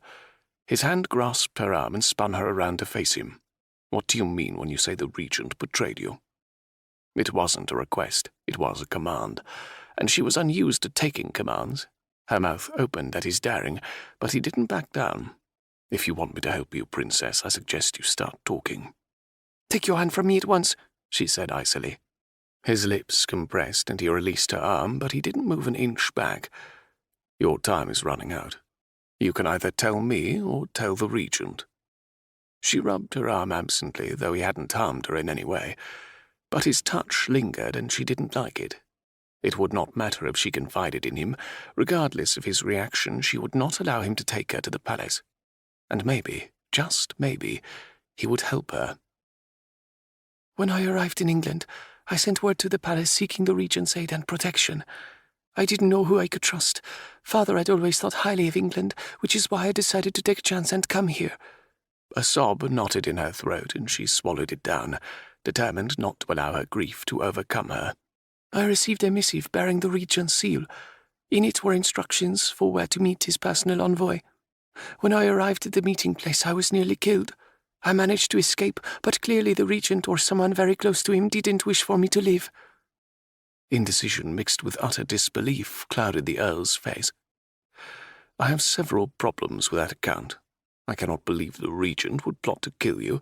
He is far too interested in finding out why your family was killed. England has much at stake." "And," he said, drawing out the last word, "if the Regent knew of your presence in England, I would have been one of the first to know. I've personally overseen the effort to locate you." "Your statements reek of naivete," she said with a scoff. "Do you honestly think your regent shares every piece of information with you?" "I have no doubt there is much the prince doesn't deem fit to share with me. However, he is most concerned with the situation in Lodore, and I cannot countenance him being part of the plot to murder your family." Angrily, she yanked her shirt from her breeches. She bunched the material in her fist and raised the shirt to bare her stomach. "Does this look like something I imagined?" He didn't look overly impressed by her dramatic display. "What happened?" Her fingers automatically traced the still tender gash on her abdomen.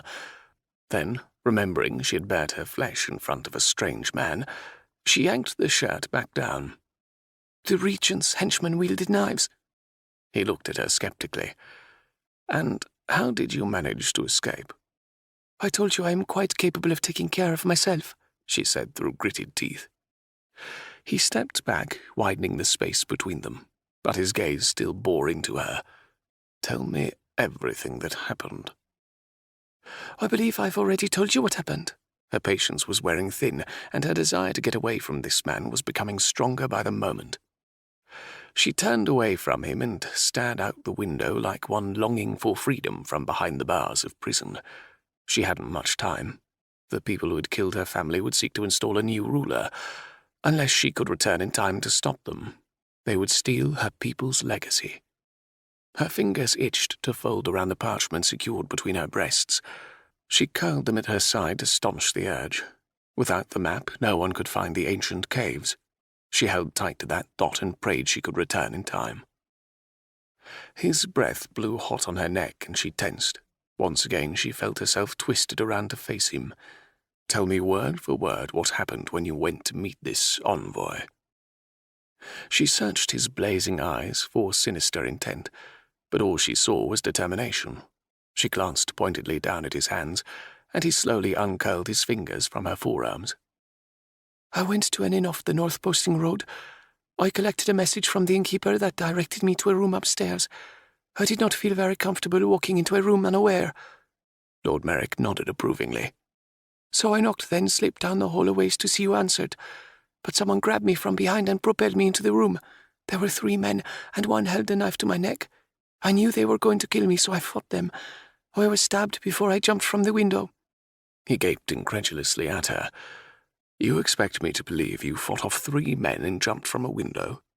"Well, the window part, I believe," he muttered.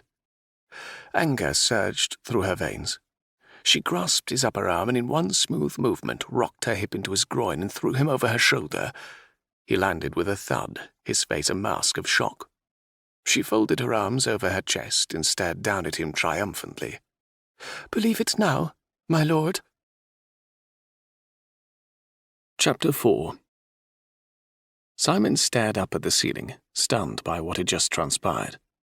1 minute he had been standing in front of the princess, and the next he was lying on the floor. The princess's face came into view as she peered down at him, her arms crossed over her chest. She was grinning. It was the first time she had smiled in his presence, and it completely transformed her face. Twin dimples dotted her cheeks and her eyes twinkled with merriment. She wasn't just beautiful, she was stunning. He didn't know if he was more breathless from the fall or the way she was looking at him, but both made him deuced uncomfortable. She extended a hand to him, and he grasped her palm, enjoying the feel of her smooth skin. Slowly he got up and looked guardedly at her. She returned his scrutiny, chewing on her bottom lip in what looked like an attempt to stifle a chuckle. He wondered if her laughter would sound as beautiful as she looked. "Where did you learn to do that?" He wanted to rub his back, but wouldn't give her the satisfaction. "I learned at a very young age how to defend myself. Father Ling, the senior monk at the Sacre Foi monastery, mentored me from the time I was old enough to start learning the ancient ways."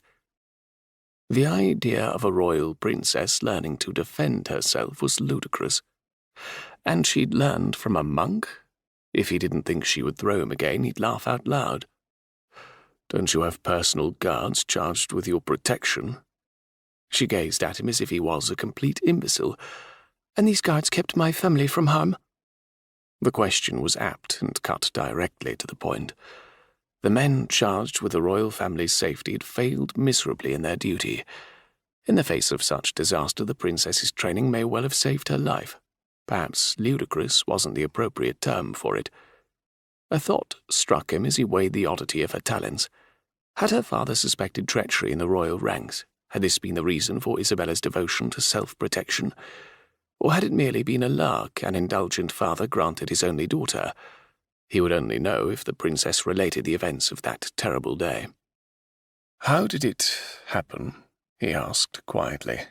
He had 100 questions, but tempered his eagerness to get to the heart of the matter. "I don't have any wish to recount the experience," she said with a slight shiver. The statement was firm and accentuated by the upward tilt of her chin, a gesture he was already fast associating with her stubbornness. But pain flashed in her eyes, and he knew. Indeed, the memories were burning a trail of agony through her mind. He understood her reluctance to give life to those horrible scenes, but if he was going to help her, he had to know everything she knew and more. "How did you and your brother manage to escape death?" Bright tears glittered unshed in her eyes. "We were lucky." He waited expectantly for more, but she set her lips and averted her gaze. Shaking his head, he quashed the frustration he felt mounting once more. He ached to comfort her, but would not allow himself to show such weakness in front of her. "You should get some rest, Princess. In the morning we have a meeting with the regent." "That's what you think," she muttered. He swung back around. "Pardon?" She cleared her throat. "Leave me so I may rest." He raised an eyebrow at her imperious tone, but turned and exited the room. The battle would come in the morning. No need to end the night with confrontation. Isabella tossed restlessly in her bed. She had dressed once more after Mrs. Turnbull had attended her. She couldn't afford to be lax, not when she needed to find a way to escape. But now she was without boots. The Earl obviously underestimated her desire to be free of him and England if he thought being without shoes would deter her from her objective. She wasn't even sure why she had chosen to lie down. Escape was of the utmost importance. But the warmth offered by the heavy covers had lured her away from the cold window. She had allowed the fire to die down, preferring the silence over the popping and snapping of the flames. The quiet settled over the room, and her ears were attuned to any changes in the atmosphere. It felt strange to lie in his bed. He seemed to surround her. His scent was entrenched in the pillows. Earlier, as soon as he had left the room, she had searched the chambers for any information on the enigmatic Earl, but there was little to find. The room was sparsely furnished and devoid of frivolous trinkets and decorations. No valuables or correspondence occupied his small desk. Nothing to tell her anything about the man who held her life in his hands. She needed to escape, and escape soon. But Lord Merrick wasn't stupid. He would have someone posted outside her door and outside the window as well, rose bushes or not. Her mind raced to come up with a plan. She opened her eyes and glanced around the room, her eyes adjusting rapidly to the smothering darkness. As she blinked, the room lightened before her, dim light straining through the window from the street lamps. With a sigh, she gave up on the idea of gaining any rest. She swung her feet over the side of the bed and stood up. The foot of the bed faced the window, and she walked around the end. Though the floor was cold, she settled in a cross-legged position and drew in several deep breaths. She closed her eyes and conjured images of her homeland, the face of Father Ling, hoping he would offer her comfort and encouragement from afar. "You must be strong, Your Highness. Much depends on your return to Lodore."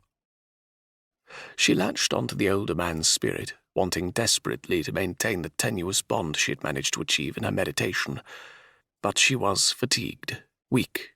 The intense concentration necessary to maintain the link quickly sapped what remaining strength she had. Her brow eased as instead she conjured the rolling landscape of her homeland. Her mouth curved into a smile as she felt the wind in her hair as she thundered across the landscape astride her favourite horse. Her smile disappeared when she realized the images were from the last time she had ridden with her father. Shaking her head slightly, she refocused on the majestic mountain chain that formed the northern border, where they met the granite cliffs that housed the Sacre Foi monastery. traced the well-travelled path from the monastery to the village that sat at the base of Soleil Mountain, her home, her sanctuary. Hot tears trailed down her cheeks, and she opened her eyes, dispelling the troubling images. Far from drawing comfort from the beloved memories, she was merely reminded of the horrible events of the last year. She breathed deeply, trying to regain her composure. Eventually all fell silent once more, and she sat still, unwilling to disturb the tranquillity. The hall clock startled the eerie quiet that had fallen over the house. 3 chimes. Her time was running out. As the melodic notes died, she froze. A shuffling in the hall. As quietly as possible, she uncurled her crossed legs and stood. Her heart pounded with such ferocity that she feared her chest would burst. Bile rose in her throat, and panic seized her stomach. A muffled thump followed close behind the disturbance she felt in the air. Then soft footsteps, almost indiscernible, sounded closer to her door. They had found her. The bastard had betrayed her. She felt 10 kinds of fool for allowing her defences down around the Earl. She should have killed him when she had the chance. Now she would be lucky if she didn't pay for that mistake with her life. Suddenly the room felt too warm. Sweat beaded her forehead and her mouth went dry. She swallowed convulsively and fought to regain control over the tide of fear that swamped her. She tiptoed over to the window, using the light to investigate the street below. They wouldn't take her without a fight. She had been wise not to trust the English. How else had they known where she was if the Prince or Earl hadn't betrayed her? Her gaze darted over the ground, then to the street beyond. She stood to the side of the panes, careful not to be seen by anyone lurking below. The slight movement of a shadowy form confirmed her fears that someone was watching the front. The only way out would be through the intruders. Firming up her resolve, she muttered a prayer and slipped over to her door. At least surprise would be on her side. She held her breath and listened. The soft footsteps paused outside her door, then the doorknob rattled ever so softly. She watched it turn, her dread growing by the minute. She reached behind her for the vase she had seen resting on the dressing table. Her fingers curled around the neck, and she brought it silently to her side. The door eased open, no sound betraying the intrusion into her domain. A stealthy form stole inside. She tensed from behind the door and inched over so she would have a clear path to the assassin. With no hesitation, she swung the vase at the man's head as soon as he came into view. The shattered glass was the only sound that rent the air. The intruder reeled but quickly regained his composure. Isabella was ready for him. Before he could charge at her, she executed a powerful kick to his midsection. She yelped in surprise when he caught her ankle and yanked her from her stance. She landed with a thud on the floor, pain snaking through her back. Not willing for him to gain any momentum over her, she countered with a kick from her free leg, connecting with his head. He fell back and she was on her feet in a split second. Strong arms wrapped around her chest and yanked her back against a second attacker. Her heart sank as the first assailant charged at her. Feigning surrender, she slumped against her captor. As the first man drew close enough, she lashed out with a vicious kick to his jaw. Pain cracked through her bare foot as it connected with bone. As she flailed back against the man holding her, she twisted her body and brought her knee up into his groin. She gave him no time before she launched herself into the hall, nearly tripping over the prostrate form of Merrick's servant. A lot of good it had done to post a guard. She fled toward the stairs, knowing she likely had more than one attacker to contend with at the bottom. As she rounded the corner, another set of arms reached out and plucked her from the air. She reacted like a wildcat, kicking and flailing. "It's me," Lord Merrick hissed in her ear. But his words failed to reassure her. Bastard. She rammed her elbow back, catching him in the ribs. To her satisfaction, he grunted in pain and his hold loosened, just enough so she could free herself. She threw herself back down the hall. There was a window at the end. Her first 2 attackers rushed into the hall from her bedroom, barring her path to the window and freedom beyond.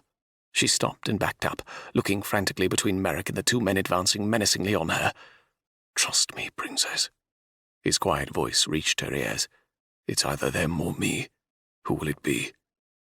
A flash of uncertainty gripped her. The 2 men would be prepared for her now. They would not be so easy to get away from a second time. But Merrick barred the stairs.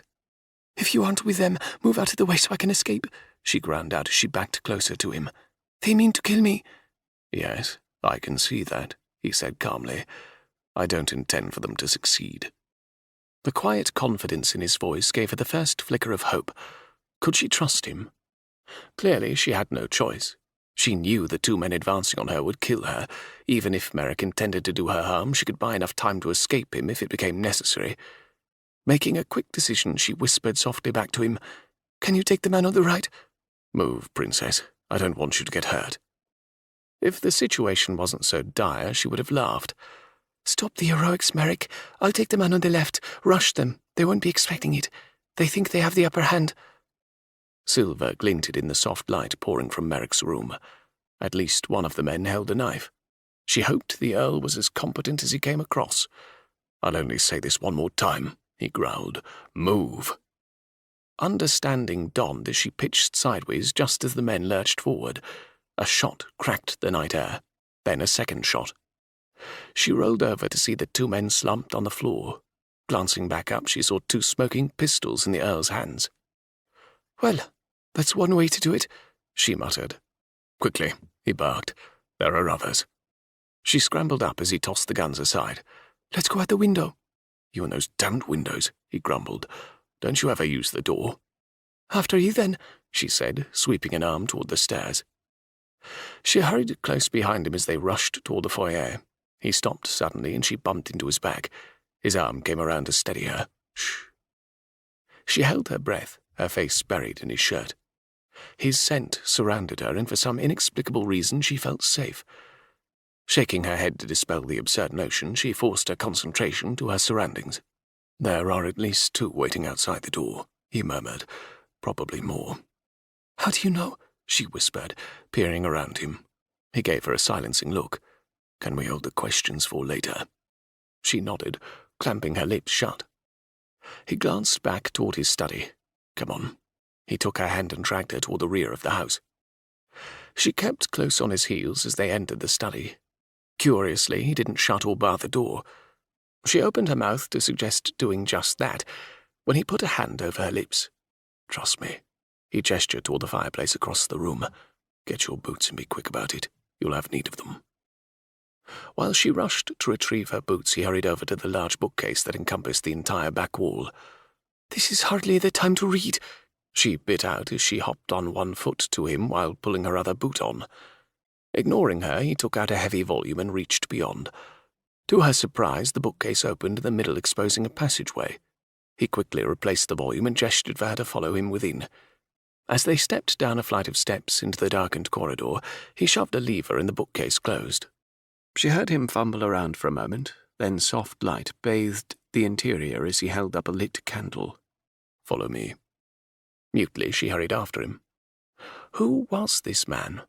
They had been set upon by murderous thugs, and yet he remained perfectly calm. He could certainly handle himself in a fight, and he had secret passageways in his house. Her anxiety dimmed just a bit. Perhaps she could trust him. He had the opportunity to kill her, and yet he had saved her from certain death. In truth, it made her nauseous to trust anyone, but it was becoming increasingly clearer that she would not get out of England alone. They followed the passage for what seemed an interminable distance. Musty, damp odours assaulted her nose. Her nostrils quivered, her eyes watering with a need to sneeze. A cold draught skittered over her just before they stopped. "Let's hope this will open," he said grimly, looking up at a trapdoor. "If this is your attempt at humour, you are failing miserably," she growled. "Where are we?" "Assuming I didn't take a wrong turn, we should be 2 blocks from my home." "Wrong turn? What kind of labyrinth exists under your house?" He shoved at the wooden plank, and a cloud of dust consumed them. She coughed and waved her hand in front of her face, then gave in to the urge to sneeze. She ran her arm over her face, wiping the dust off. "I've always believed in having the most possible ways out of my house and the least possible ways in." Despite the direness of their situation, she grinned. "Good policy." "Want to help me?" he asked, looking pointedly at her. She took up position beside him and awaited his signal. They both thrust their shoulder upward. The wood gave way, and a wave of cold air burst through, shocking her with its ferocity. Unable to control the shiver that racked her body, she braced herself for the raw night air. He pulled himself up through the opening and moments later extended his hand down to her. "It's safe." She grasped his hand, and he easily pulled her up to stand beside him. As her thinly clad feet made contact with the icy ground, she winced. She opened her mouth to speak, but he cut in. "We don't have much time. We can talk later. For now, we must get to safety." She wouldn't argue with that logic. With a furtive glance in all directions, he took her hand and pulled her behind him as they started down the darkened alleyway. "Stay close to me at all times," he warned. "This isn't the time or place to launch any objections." She nodded her assent. Within minutes, her feet in her two small boots began to grow numb as the cold invaded her limbs. He paused a moment and looked back at her, his voice soft with concern. "Can you make it?" Gritting her teeth in determination, she said, "Don't worry about me. I can make it. Let's just go." After an hour, the Earl slowed his pace. "We've only a short time before daybreak. They'll be looking for us." "Who exactly is they?" she asked, wincing as her feet screamed at her for relief. He whirled around to face her. "Do you think I know?" She could barely make out his features in the dark, but she knew his eyes were blazing. Anger emanated from him in distinct waves. For a long moment she stared at him. "No," she said softly. "Well, that's something. Now come on, we've but a few short blocks left." "Where are we going?" He ignored her and continued his grueling pace. Just when she was convinced she could go no farther, he stopped in front of a run-down building. Pulling her inside, he shut the door and locked it. Then he walked into what appeared to be the kitchen and opened the pantry. He gestured for her to follow. Once again, she found herself inside a passageway as they travelled down a set of stairs. After fumbling in the dark for several long seconds, they entered a larger room, where he lit an oil lamp. Grateful to be off her abused feet, she sank into a tattered sofa. She gathered a nearby blanket and wrapped it around her shivering body. "Where are we?" "Somewhere safe." She watched as he started a fire in the old stove sitting in the corner. Then he stood up and walked over to where she sat. "Let me see your feet." "They're fine," she said, pulling them further underneath her. "Look, Princess, you are not much use if you can't walk. We need to warm them." "Please, call me Isabella," she said softly. "All right, Isabella." He said her name cautiously, but she loved the way it rolled off his tongue. His British accent gave her name a sensual tone she was drawn to. He gently pulled the boots from her feet and, after a disgusted look at the worn soles, tossed them to the side. He took her feet in his warm hands, and she closed her eyes as he began massaging them. Exquisite pleasure mixed with fatigue washed over her in an overwhelming wave. It had been longer than she could remember since she had slept, really slept. As he continued rubbing her feet, icy pinpricks assaulted her soles. She let out an involuntary groan as the feeling came back with a vengeance. "It will only last a moment," he said reassuringly. To her amazement, he brought up her feet and planted them against his chest, wrapping his arms around them. His warmth crept into her legs and up her body, encompassing her completely. A peculiar tingle raced up her spine, raising the hair on her neck. She struggled to loosen his hold on her legs. "I'm all right now," she said hastily, drawing her legs back underneath her. She'd experienced no personal contact since her family's death, and the Earl's attention struck a powerful need within her, something she had no desire to examine in her current situation. He dropped his hands to his sides and rocked back on his heels. "I don't like to admit it, but I think you may have been right," he said in a low voice. Her eyes widened and she stared curiously at him. "No one could have known where you were so quickly." She shivered, and not from the cold. Anger burned brightly in his eyes, making him appear menacing and very, very dangerous. "The question is, why?" she murmured. "What could England possibly have to gain?" She resisted the urge to slip her hand into her shirt to feel for the map. It was still there. She could feel it against her cold skin. The fewer people who knew of its existence, the better, and she had yet to discern the Earl's role in the whole affair. "I don't know, but I intend to find out," he said in a determined voice. "For now, we wait." "For what?" "Not what. Whom. Kirk will be here in a few hours." "Who is Kirk? How does he know where to find us? And more importantly, why are you trusting him?" "We are the only two who know of this hiding place. When he arrives at my house in the morning and finds the bodies, he'll know where to look for me." She paused for a moment, not at all sure she wanted to know the answer to her next question. If the English crown is involved, what do we do then? That's a good question, Isabella. One I don't have the answer to. Yet. Chapter 5. It was an hour past dawn and still no sign of Kirk. Simon paced softly, stopping periodically to check his timepiece. He glanced over at the sleeping princess.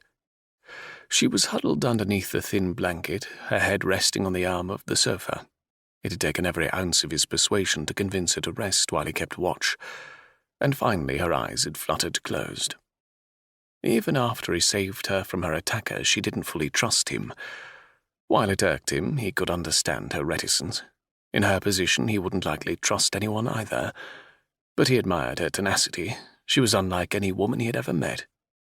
And indeed it appeared that she had considerable skills in fending off unwanted attackers. How else could she have escaped the two men in the bedroom? Her confidence in the hallway as she calmly gave him directions on which man to take down was no show. She clearly knew the odds were in her favor. Not for the first time since her attack, he cursed himself for not taking greater care. Her assertion that the English crown was behind the plot to murder her had fallen on deaf ears, until now.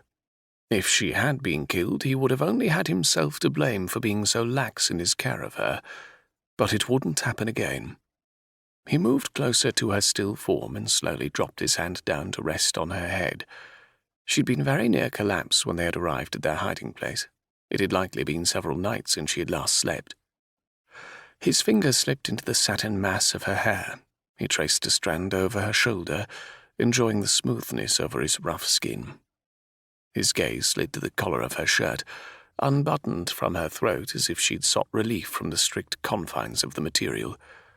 He watched the soft rise and fall of her chest, the swell of her breasts pushing upward, providing a tantalizing glimpse. God Almighty! She had evidently bound her breasts as part of her ludicrous disguise. He would have noticed such a stunning display of femininity before, there was no doubt in his mind. Milky white skin, unmarred by a single flaw, peeked out behind the material of the shirt. He itched to touch it, to see if it felt as silky as it looked. She was trouble of the first order. She made him examine thoughts best left unconsidered, made him feel emotions, dangerous emotions that he hadn't experienced before, emotions that had the power to strip away the protective layers of his soul. How could one tiny slip of a woman bring to the surface the barrage of loneliness he hadn't allowed himself to feel since he was a young boy, desperate for his father's approval?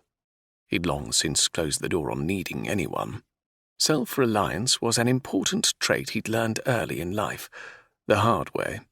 By closing himself off from others, he gave no one the power to hurt him again, and he aimed to keep it that way. He turned away from the sleeping princess, his hand trailing reluctantly from her hair. Discomforting was the thought that if he allowed himself to become invested in her welfare, he could well open the door to just such hurt. He would do his duty. He took immense pride in his profession. He would see the princess safely ensconced on the throne, but he would not allow himself to feel anything more than compassion for her losses. A sound in the corridor startled him from his thoughts. He cursed his lack of attention and reached for the knife hidden in his boot. His untoward thoughts about the princess must be schooled if he was going to keep them alive. He hurried over to the doorway and waited with bated breath as the intruder shuffled closer. Moments later, 3 short knocks sounded, followed by 1, then 3 more. He let out his breath and cautiously opened the door. Kirk hurried in and shut the door behind him. "I was worried," he said, glancing around the room. "We're safe, for now," Simon said grimly. Kirk shoved a small basket at him. "Thought she could use some food. Where's the princess?" Simon gestured over his shoulder, then placed a finger to his lips. "What the hell happened?" Kirk demanded in hushed tones. "I arrived at your house to find 2 dead bodies and an ailing butler." "Is Timmins all right?" "He's fine. Was cleaning up the carnage. Looked like hell, though. Now tell me, who are the men?" "I don't know," Simon replied darkly. He rummaged in the basket and selected a small piece of bread. The rest he would save for Isabella. Laying aside the remainder of the food, he stared back up at Kirk. "We have a problem." Kirk raised an eyebrow. "Well, that much is obvious, but do continue." "Isabella has reason to believe that the Regent wishes her dead. I didn't believe her until now." Kirk's face became a mask of shock. "Surely you aren't suggesting—" "I'm not sure what I'm suggesting," he broke in. "But this isn't the first time Isabella has been set upon since her arrival in England. The first time was after she received word from the Regent to meet his envoy. The second was last night." It crossed his mind that he fully accepted her accounting. His instinct told him she was being truthful, though. He paused to let his words sink in, then fixed Kirk with a pointed stare. "The men arrived just hours after the Regent was informed of Isabella's whereabouts." Kirk ran a hand through his hair, then swore. Why weren't we told she was definitely in England if the Regent knew? We were the ones who first suggested she might be here after we found the Prince's body in Harwich. "Good question," Simon murmured. "This is a disaster, Merrick. What are we going to do?" "I've thought of little else all night. We cannot remain here, that much is certain. They will be looking for us." Kirk nodded, then his expression became troubled. "Perhaps we should consider that England is behind the assassinations." Simon shook his head as if his vehemence could bend reality. "No, I cannot entertain such a thought. I won't." Kirk looked as pained as Simon felt. There must be other forces at work. He wouldn't entertain that his own government would be behind something so reprehensible. He needed to see the Duke of Ardmore immediately. Besides Kirk, he was the only man Simon trusted completely. He was the man who had recruited Simon and the man who always gave Simon his assignments. He must know more about Lodore he could share with Simon. He glanced over at Isabella and then back at Kirk. "I want you to stay with Isabella and make sure she goes nowhere." Kirk gave him a startled look. "Where are you going?" "I need to make arrangements for our travel." As he spoke, his gaze drifted to Isabella. "I need to remove her from London as quickly as possible until we plot our next course. I need time to question her." Kirk nodded. "The old hunting lodge would be best. Once you decide your next move, leave me a message there. I won't be far behind." Simon smiled slightly. Kirk knew him well. "I'll return quickly. Be careful and hurry back. We won't be safe here long." Simon saluted and ducked out of the doorway. Isabella came awake in an instant, cursing herself for falling asleep. She sat up, glancing quickly around for Merrick. When she saw a man standing across the room, his back to her hackles immediately rose. As quietly as possible, she eased from her perch on the couch. She froze when he turned around. "Ah, you're awake." She backed warily away, her every muscle prepared to defend herself. "Who are you, and where is Merrick?" He held out his hands in a placating manner. "My name is Adam Kirkland. Kirk, as I am known to most." Her eyes narrowed. "Where is he?" she asked again. "He's gone out for a while. He should be back shortly. He asked me to stay with you, keep you safe until he returns." She studied his face, looking for any sign of deception. But like Merrick, she found nothing but steely resolve. Though not as impressive in stature as Merrick, he was clearly a man able to fend for himself. Light brown hair, closely trimmed, rested just above his collar. His blue eyes, unlike Merrick's dark, brooding ones, seemed to sparkle with a natural charm. As if aware of her scrutiny, he flashed a wide smile, baring slightly crooked teeth. "If you are through with your inspection, Your Highness, perhaps you would like to eat?" He reached down and picked up a basket off the small table and held it out to her. With trembling fingers, she took it from him and looked inside. "How do I know you haven't poisoned it?" she asked suspiciously. He laughed. "Poisoning is such a messy ordeal. Not very quick or pleasant. If I'd wanted to kill you, I would have simply slit your throat while you slept." Her hand flew to her neck, and she rubbed and massaged repetitively. He had a point. Slowly her gaze dropped to the basket, and she moved across the room, farther away from him to examine the contents more thoroughly. Her stomach growled as she caught sight of the bread, cheese, and leg of chicken. Attempting to act as if she had a measure of decorum, she squelched the urge to devour the food in one bite and tried to pick delicately at the offering. Her fingers trembled and shook as she tore a small piece of bread and raised it to her mouth.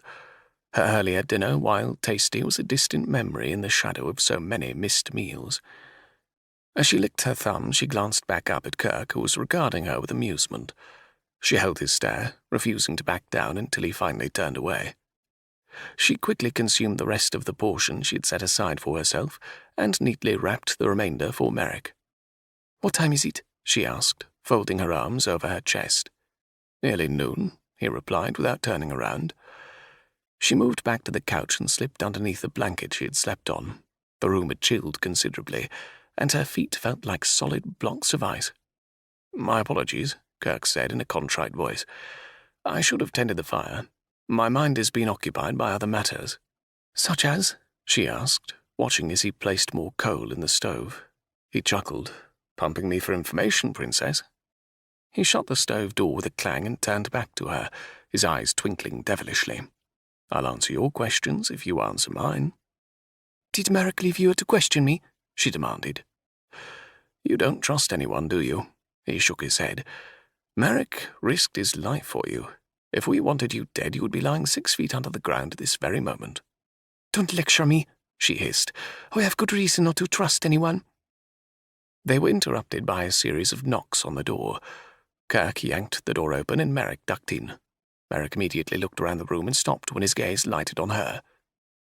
He dropped a burlap sack over the back of the sofa. "I have brought you some things," he said. "Put them on. We must be on our way." She stood rapidly, a million questions rushing to her lips. He held up a hand. "I'll explain as soon as you are dressed." Nonplussed, she closed her mouth and reached down for the sack. She dug out a clean pair of breeches and a shirt, as well as a heavy coat and hat. But her greatest delight was a pair of fur-lined boots. After suffering the shoddy pair Merrick had discarded, she couldn't wait to thrust her feet into the new pair. She collected the garments and looked hastily around for a discreet place to change. Merrick cleared his throat, then gestured toward a dimly lit corner. He motioned for Kirk to turn around, following suit immediately after. Her gaze never left the two men as she eased into the corner. She positioned herself behind a ragged armchair, the only item to afford her a modicum of modesty, and quickly went about changing her clothes. The two men talked in hushed tones, their heads bent. Then they clasped hands, seemingly in a gesture of friendship and support. "I was unable to see the Duke," Merrick said in a louder voice. "You must go and see him for me. Find out what is going on and report back to me when you can." Kirk nodded, and seconds later he slipped out the door and was gone. She frowned, wondering what else they had discussed. She reached down for the boots, stopping when she found a hairbrush shoved into one of them. The Earl had thought of everything. Oddly, she was touched by his thoughtfulness. Setting the brush aside for now, she pulled on the boots, delighting in the feel of the warm fur. Tossing aside the sack, she returned to the couch and stared inquiringly at the Earl. "Where are you proposing we go?" she asked.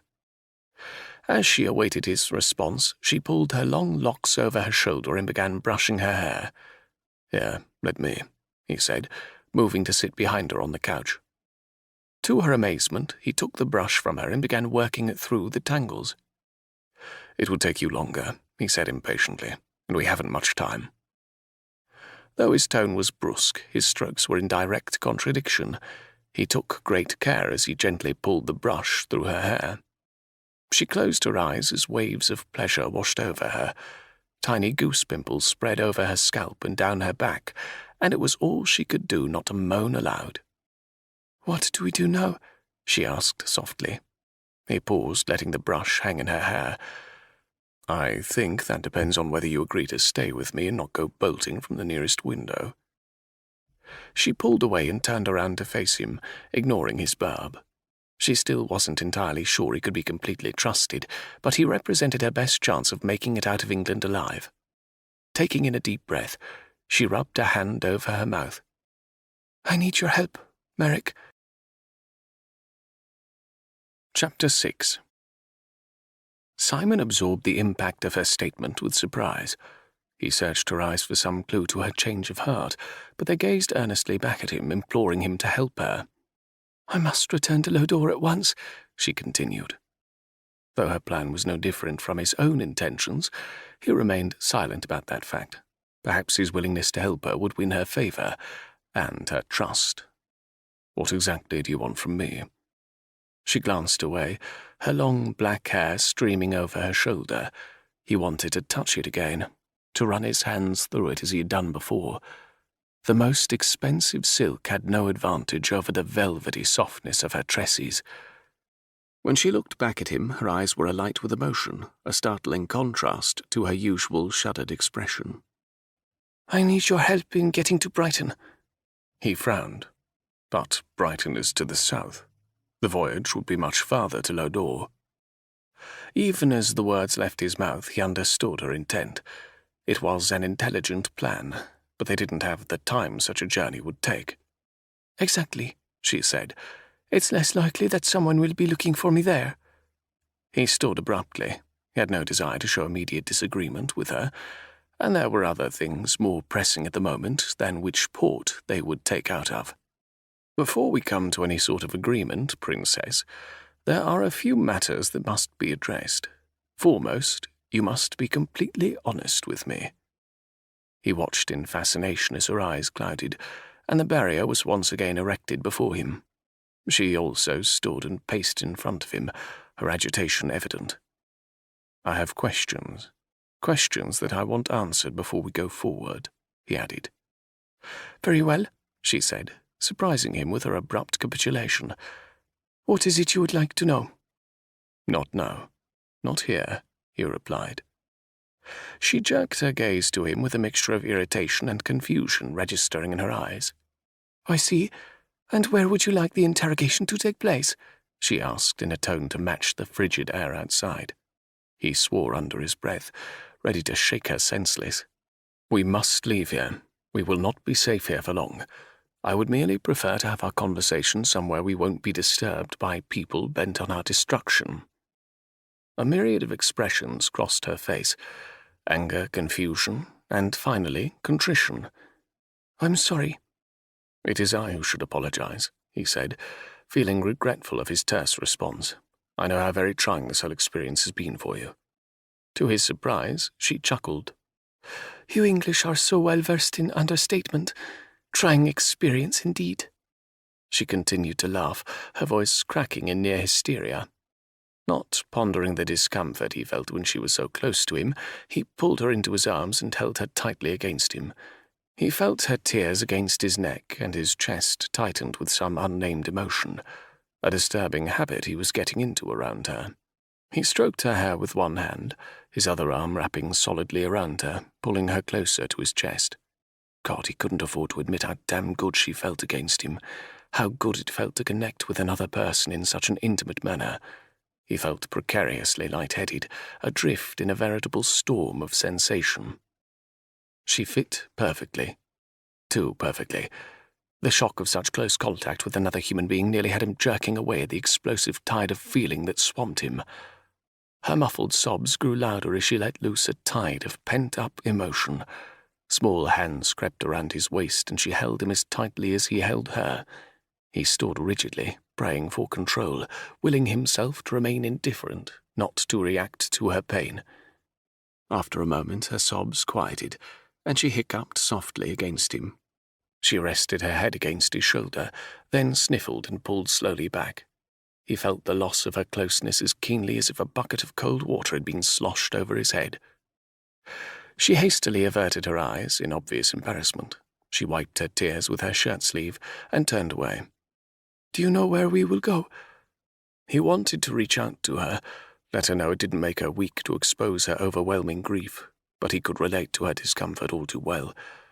Never once had he showed any outward emotion when his brother and then his father died. She wouldn't likely appreciate his gesture anyway, and he didn't feel comfortable extending it. Wiping his hands on his breeches, he quickly surveyed the room. We head north, for now, but first I want to throw off our pursuers, should they come here looking for us. But I need to go south, she protested. We'll discuss it when we are safely away from here, he said firmly. Until then, we go where I have planned. He reached into his pocket and pulled out a hastily drawn map. Tearing it in half, he stuffed the remaining piece back in his pocket. He then held the corner to the candle and quickly blew out the flame when the paper lit. The result appeared as though the entire document had been burned to prevent anyone from discovering it, but on the charred remains was enough information to lead their pursuers in the wrong direction. He glanced up at Isabella, who was watching him, a mixture of disbelief and admiration on her face. "Let's go, then," he announced. Isabella took his outstretched hand as he helped her up through the trap-door. She wrapped the heavy coat tighter around her and shivered as the cold drizzle slipped down her neck. The grey, overcast skies looked to be near bursting with rain, frigid, wet rain. Tiny pellets of ice intermixed with the rain struck her face and rapidly melted. She pulled her hat lower over her eyes. Lengthening her stride to keep pace with Merrick, she glanced anxiously around her, searching for some sign they were being followed. The Earl, too, was intent on his surroundings as they crossed the street and he hailed an oncoming hack. Once in the warmer confines of the carriage, Isabella leaned back in her seat and studied the hard lines of Merrick's face. Though she was abashed at her dismal outburst of emotion, she had been glad for his strength and support. She was more grateful, however, that he had said nothing. Just let her grieve, then continue as if nothing had happened. And if truth be known, she felt a great deal lighter. The oppressive weight of her grief had bore down on her until she feared suffocation. Sensing her perusal, he lifted his gaze from the window and returned her frank appraisal. For the space of a long moment, the two stared at one another across the carriage. She wanted to trust him, wanted it very badly. More, perhaps, than she should. But the logical side of her, the one so embittered over the loss of her family, screamed that she couldn't trust anyone. She was tormented by thoughts of it all being an elaborate scheme to get her to trust him so that he could recover the map from her, or worse, use her to gain control of her country. Her eyes drank in every detail of his face as if begging for some sign that she could trust her instincts. His dark hair was carelessly combed to one side of his face, dipping rakishly over one temple. The waves running from front to back testified to his habit of raking a hand through his hair just above his ear. On cue, he reached up and shoved his hand through the hair at his temple, pushing it behind his ear for the short term. His dark eyes returned her gaze, warming her entire body. She blinked, but continued her assessment of him. His lips weren't overly full, but he had a wide, generous mouth, and when he chose to smile, it transformed his entire face from grave seriousness to boyish charm. His nose fit his entire image. It didn't dominate his face, but it was slightly crooked, a testament to the life he led, no doubt. Only the most discerning eye would even notice, but she found it fascinating. "Your nose, how did you break it?" she found herself asking. "I beg pardon?" His eyes blinked and his brow furrowed. She touched her own nose. "How did you break it?" He smiled ruefully. "I shouldn't be surprised you took notice." He shifted in his seat as if he were suddenly uncomfortable with her scrutiny. "My face made the unfortunate mistake of meeting with a much larger fist." "Ouch," she murmured in sympathy. "And you say the English are prone to understatement," he said in a deadpan voice. She laughed. "You should do that more often," he said, his voice turning serious. It was her turn to look at him in puzzlement. "Laugh," he explained. "You have a beautiful laugh." Sadness replaced her moment of merriment. "As of late, I've had little to laugh about." The carriage rolled to a stop and broke the intimacy between them. Isabella sat up straighter and strained to see out the window. "Where are we?" "We should be just outside of London," he said as he moved to open the door. "And from here?" She let the remainder of her question trail away as she followed him down the steps. Merrick quickly paid the driver, then ushered her away from the main road. "I hope you are up for a walk," he said as he steered her farther into the trees. She silently groaned, but kept pace with him. "We'll parallel the road," he said as he stepped over a fallen log. "Where are we going?" she asked with growing impatience. His refusal to answer her prior questioning about their destination made her voice sharper than she intended. He stopped and turned around to face her. "We're going to a hunting lodge I know of. We're both badly in need of rest, and it is no longer safe for us in London. Once we have slept a few hours, we will then plot our next move." She absorbed his persistent use of we. It heartened her in a way she hadn't felt in months, made her feel like she wasn't completely alone. Recalling Kirk's earlier chastisement, she voiced the question uppermost in her mind. "Why are you risking your life for me?" "It is my duty," he replied, as though her question was absurd. "And if it becomes your duty to kill me?" she asked softly. His eyes flashed.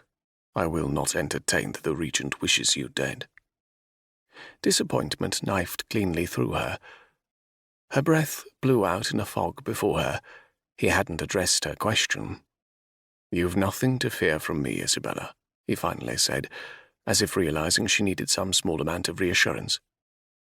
She looked deeply into his eyes once more. No trace of deception shadowed their depths, just intensity and determination. Her heart chanted in a steady rhythm to trust this man, but fear seized her when she considered the possible consequences.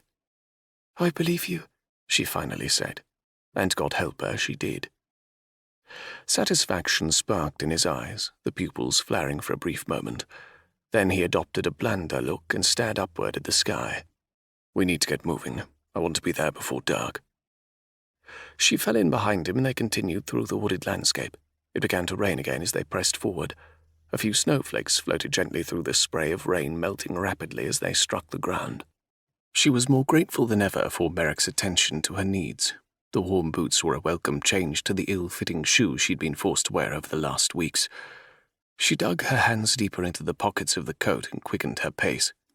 They walked in silence, stopping only when Merrick had to push heavy branches from their path. He caught her elbow and helped her over a small stream that obstructed their progress. Her boots splashed in the shallow water as she jumped from rock to rock. "It is not much further," Merrick said as he paused for her to catch up. Isabella gazed up at the sinking sun. More snowflakes than rain fell now, attesting to the drop in temperature. A light smattering had collected on the ground, changing the color from brown to white. The idea of a fire and a warm bed infused badly needed energy into her feet, urging her forward at an increased speed. He held a hand back to her as she drew abreast of him, and without thinking she slipped her fingers into it. Warmth spread rapidly up her arm as his hand curled around hers. "It's just over the hill," he said, gesturing with his free hand. "Can you make it?"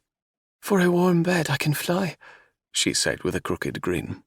He smiled back at her, and suddenly she didn't feel the numbing cold that surrounded them. A wave of heat rushed over her as if she stood directly in front of a fire. Her feet felt light, not at all like the blocks of stone she had forced in forward motion for the last several hours. Gripping his hand tighter, she put her head down, not wanting him to see the effect he had on her, but she wasn't willing to break the connection between them. Not yet. When they topped the next hill, he relaxed his hold on her hand. Reluctantly, she let her arm fall back down to her side as she looked down at the small cottage nestled in the wooded area. They began the descent toward the lodge. Isabella stumbled as she stepped into a hole, but quickly regained her footing and hurried forward. He looked back inquiringly at her, but she shook her head. He slowed as they approached the small clearing around the house. He gently pushed her behind a large tree and put a finger to his lips.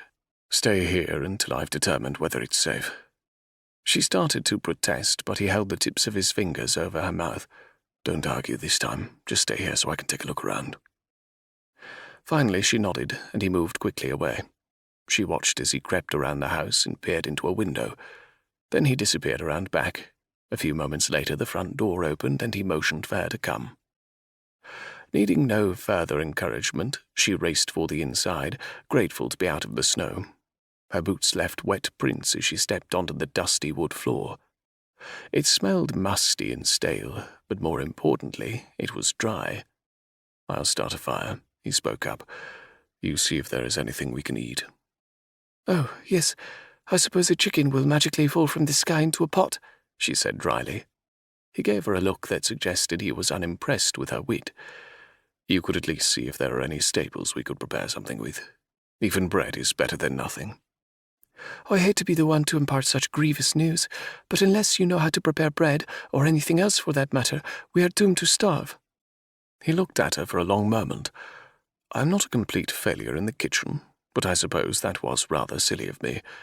I tend to forget your station, Your Highness." Regret dampened her mood. She much preferred his relaxed manner to the stiff demeanour he presented now. If only she hadn't reminded him of her royalty. She busied herself taking stock of the small kitchen, but other than dust and a few utensils, it was completely bare.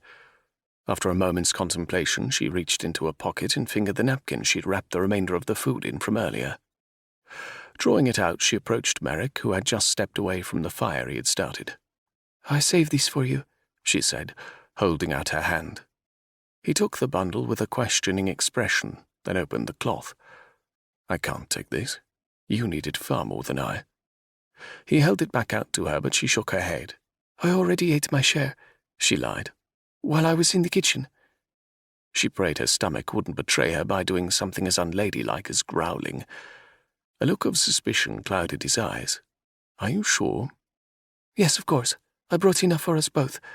"Thank you, then," he said, picking up a piece of bread and stuffing it into his mouth. "That was excellent thinking on your part." She turned away to the fire and stuck out her hands, not wanting to watch him eat. He'd been far too concerned over her for her not to return the favour, and besides, she was used to going without food. A heavy scraping sound drew her attention away from the flames. Merrick pulled one of the rickety armchairs over close to the fire and gestured for her to sit. "You need to get those wet clothes off and lay them by the fire to dry." Her eyes widened in shock. "But I'll look for something you can cover yourself with, but I won't have you catching your death of cold." He disappeared into what she assumed was the bedchamber, the only other room in the cottage. She looked down at her soaked clothes, knowing Merrick was right, but not relishing the idea of unclothing in front of him, no matter what he found for her to cover herself with. She reached up and pulled off the hat, uncoiling her damp hair as she did. Shrugging off the coat, she laid it aside and moved closer to the fire. The imprint of her nipples showed clearly through the wet material of her shirt, and she crossed her arms over her chest in a protective measure. In her haste to dress in London, she hadn't bothered to bind her breasts again, and now, out from under the bulk of the coat, her every curve was outlined in stark detail.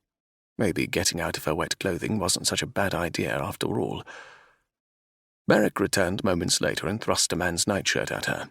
"It's all I could find," he said, "but it will do until your clothes have dried." He turned and strode toward the door. Without looking back, he said, "I'm going out to collect some wood for the fire. You can change while I am gone." She held up the cream-coloured shirt and eyed it with chagrin. It offered only slightly more modesty than what she was wearing now, but at least it was dry and warm. Perhaps she could find a blanket to burrow under once she was dressed. Not wanting him to come back in before she had undressed, she hurriedly stripped the wet breeches off, then yanked the shirt over her head. She paused just long enough to warm her damp skin, then quickly pulled on the nightshirt. It fell to her knees, leaving the rest of her legs bare. She reached down for her boots and laid them by the fire to dry with her clothes.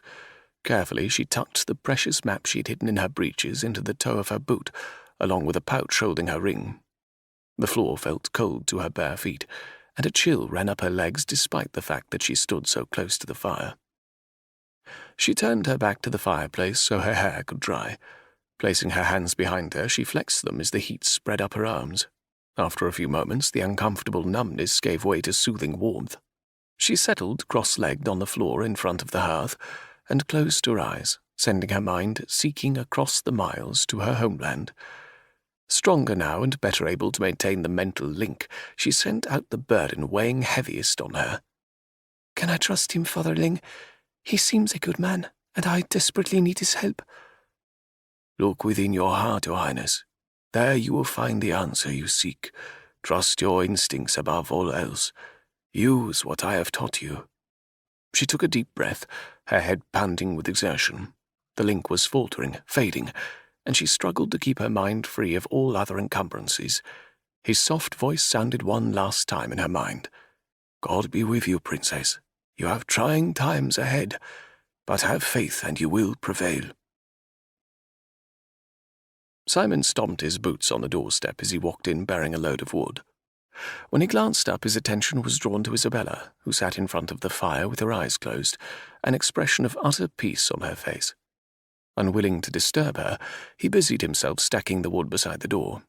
When he was finished, he shrugged out of his coat and carried it over to the fire to dry. He moved quietly, intrigued by the picture Isabella presented. Her palms were pressed together under her chin, and her head was bowed slightly in a position of prayer. Complete calm radiated from her. It was almost as if her body was here, but she herself was somewhere else entirely. He shook his head at the absurdity of that notion. The fire crackled and her eyes flew open, her inner torment burning as brightly as the flames in the hearth. Wherever she had been, she had only gained a temporary respite from reality. She scrambled up and moved away from the fireplace, settling into a chair a few feet away. She hugged her legs to her chest, he guessed, in an effort to maintain a semblance of modesty. Her slight frame lent her an air of vulnerability, even though he knew her to be far from helpless. Her eyes shone brightly in the shadow of the flames, their ocean-green depths looking more like a storm at sea than the calm, placid waters of a tropical bay. She stirred in her chair as if uncomfortable with his perusal, but he was riveted to her, unable to drag his gaze from her. In the soft light of the fire, there was something otherworldly about her. It seemed the most natural thing in the world for him to pull her into his arms and hold her against his chest. But as powerful as the urge was, he stood still, the warmth from the fire becoming nearly as uncomfortable as the direction of his thoughts. Finally he pulled himself from the enticing picture she presented and moved away from the hearth. He picked up an old wooden stool from the kitchen and carried it back to where she sat. Settling down on it at a more comfortable distance from the fire, he placed his hands on his knees and turned his attention to the princess once more. "I think it's time for our discussion," he said, breaking the silence between them. "Very well," she said softly. "Ask what you will." He rubbed his chin thoughtfully, wondering how to voice the thing that was plaguing him the most. Unable to remain still, he stood and paced back and forth in front of the fire. "There is something that has bothered me for a while, but till now I was unable to put my finger on it." He paused and looked directly at her. She viewed him calmly, awaiting what he had to say, no trace of anxiety. "The men who attacked you, why didn't they just kill you?" A puzzled look crossed her face, and she opened her mouth to speak, but he continued on. "It seems simple enough. If they truly wanted you dead, why didn't they just shoot you? They've not been short on opportunities, yet each time they've come armed with only knives." "Perhaps they didn't want to draw undue attention, the noise would create," she murmured in a perplexed voice, one now laced with the anxiety she was missing earlier. Her eyes darted sideways, and for the first time he easily read uneasiness in her expression. What could she be hiding? "I thought of that," he said, watching her closely now. "But they risked you screaming by allowing you to remain alive, and after the first time you escaped, I would think they would be all the more determined to be successful in their attempts at assassination. Unless—" He let his voice trail off suggestively. "Unless what?" she demanded, blatant fear written in every facet of her face. "Unless they have no intention of seeing you dead," he said calmly. Chapter 7. Isabella's eyes flared and she blanched as the full impact of his statement hit her. She sat back in her seat and licked nervously at her lip. An interesting reaction indeed. Would not such a revelation be met with relief? Simon studied her intently, awaiting her response. He was convinced more than ever that he had been correct in his assessment. What makes you say that?" she stammered. "I assure you, nothing they have done has given me the impression they wish me anything but dead." She rubbed her abdomen as she spoke, as if remembering the injury she had sustained in her first encounter. "I wondered that myself," he murmured.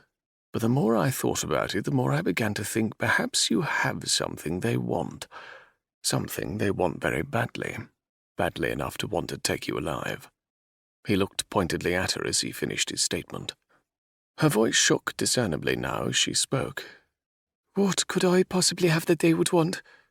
"That is a good question indeed. One I would very much like the answer to." He leaned close to her, pinning her with the full force of his gaze. "You are not telling me everything, Princess, and I can't keep you safe unless you start talking. I think you know exactly what they want." Though his accusation was a shot in the dark, he knew immediately it hit upon the truth. She paled and looked away, her agitation increasing. She leapt from her seat and turned her back to him, her hands fisted at her side. Then she slowly turned back to him, her breath coming in shallow spurts. Sweat beaded her forehead, and he could read the indecision that ripped through her. She let out her breath in a long sigh, her cheeks puffing slightly with the effort. They want something I took from the palace before I fled, she said in a tremulous voice. Anticipation nearly made him hasty, but he quickly schooled his response. What did you take? A map. A map? He couldn't hide the incredulity in his outburst. You've been pursued all the way to England, your brother killed, all because of a map. Is that why your parents were murdered? I don't know if it is why my parents were murdered, she whispered, but I know they seek the map. Without it they cannot secure the throne. And where is this map? She reached over to her boots, drying by the fire, and retrieved a rolled-up parchment from inside one of them. Holding it out to him, she said, Many have died over the years protecting this map. I have no doubt there are those who would kill to have it. His mind raced to comprehend what she was saying. Unrolling the dampened parchment, he looked in disbelief at the indecipherable scribblings, the crude drawings. It was obviously a map of sorts, but of what? He glanced back up at her, and she reached for the map. He made no move to offer it back to her. What is so important about this map? I don't expect you to understand, she said in a low voice. Try me. She gazed at him for a long moment, then sank back down in her chair. Sit down, please. You make me nervous standing over me that way. He sat down on the stool and looked expectantly at her. The map is the only way to access the royal Lodorian relics. I see. So greed is their motive. She went on, ignoring his interruption. This isn't just any treasure. Lodorian law prohibits a ruler from ascending the throne unless they have in their possession at the time of coronation the jeweled scepter and the royal emerald. Both are integral parts of our history.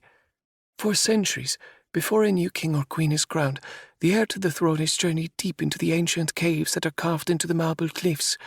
The map is necessary to navigate the maze of passageways. They must retrieve the scepter and the emerald and make their way back out in time for the ceremony. He shook his head, trying to make sense of her explanation. It sounded like something contrived from a Gothic novel.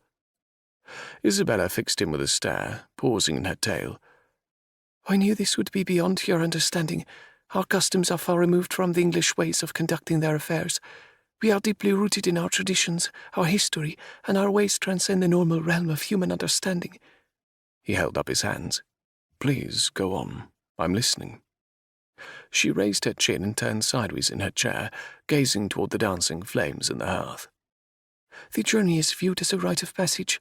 The man or woman is blessed by the monks in the abbey that guard the entrance to the caves. The prayers of an entire nation are with the travelers. They seek out their birthright and forge the future of their reign. At the coronation, the newly crowned king or queen present the treasures as proof of their merit.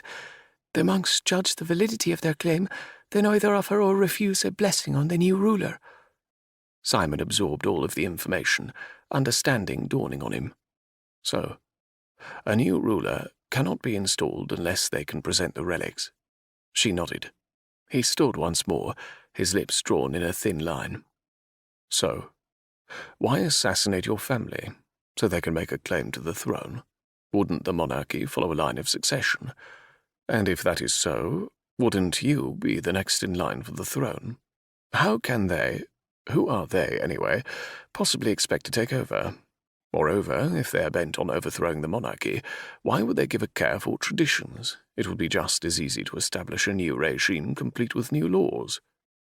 The questions, all of his confusion and frustration, spilled out in a rush. None of it made sense, and he was no closer to learning the truth than he had been from the beginning. A look of pure hatred clouded her face. They is my father's chief adviser of military affairs. A sheen of tears shone as brightly as the animosity in her eyes. If I never do anything else, I will make him pay for betraying my family. A chill snaked down his spine as he spoke. He didn't doubt her for a second. How can he hope to gain control of Lodor? Even if he was able to produce the relic, surely this wouldn't give him the throne. In Lodor, if no living immediate relative of the ruling family can be produced, the next in succession is the Minister of Foreign Affairs, then the chief adviser of the king, she said pointedly. The line stops there. Uncles, cousins, brothers or sisters of the king or queen do not qualify. That seems rather odd, he said. Not only odd, but unheard of. She continued as if he hadn't interrupted her. Long ago, when much of our country was in constant turmoil with wars and frequent changes in the monarchy, a new policy was adopted when Queen Genevieve came to power. It was revolutionary, but once implemented it changed the entire course of our history, she said with a note of pride. I am named for her. As well versed in foreign policy as he liked to think he was frightfully ignorant of Lodorian legalities. But then he'd never been forced to travel beyond Lodorian borders in order to protect England's interests. Until now. What was this new policy? He finally asked. The long line of succession was eliminated, she explained. Aside from the immediate family of the ruling monarch, the Minister of Foreign Affairs and Chief of Military Affairs are the only two that can ascend the throne.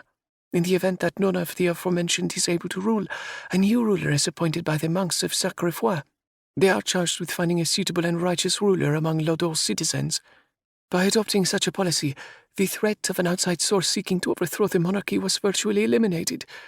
Until now. Her explanation ended raggedly, pain accentuating each breath.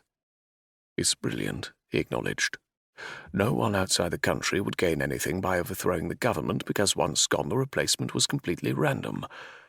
But what of military might, he pointed out. Surely another nation could completely take over and replace the ruling class. It's been done multiple times over the course of history. Not without slaughtering every one of Lodor's citizens and annihilating our army, she said firmly. Lodorians are legendary in their support, their loyalty. They would take up arms against all forms of invasion. Queen Genevieve's policy was ingenious. It gives much power to the common people. A soft smile curved her lips, and a faraway look entered her eyes. Did you know, she began softly, my father was a common man. He came to power after a terrible accident befell the former king. The young king was sailing with his foreign minister and military chief to Belgium.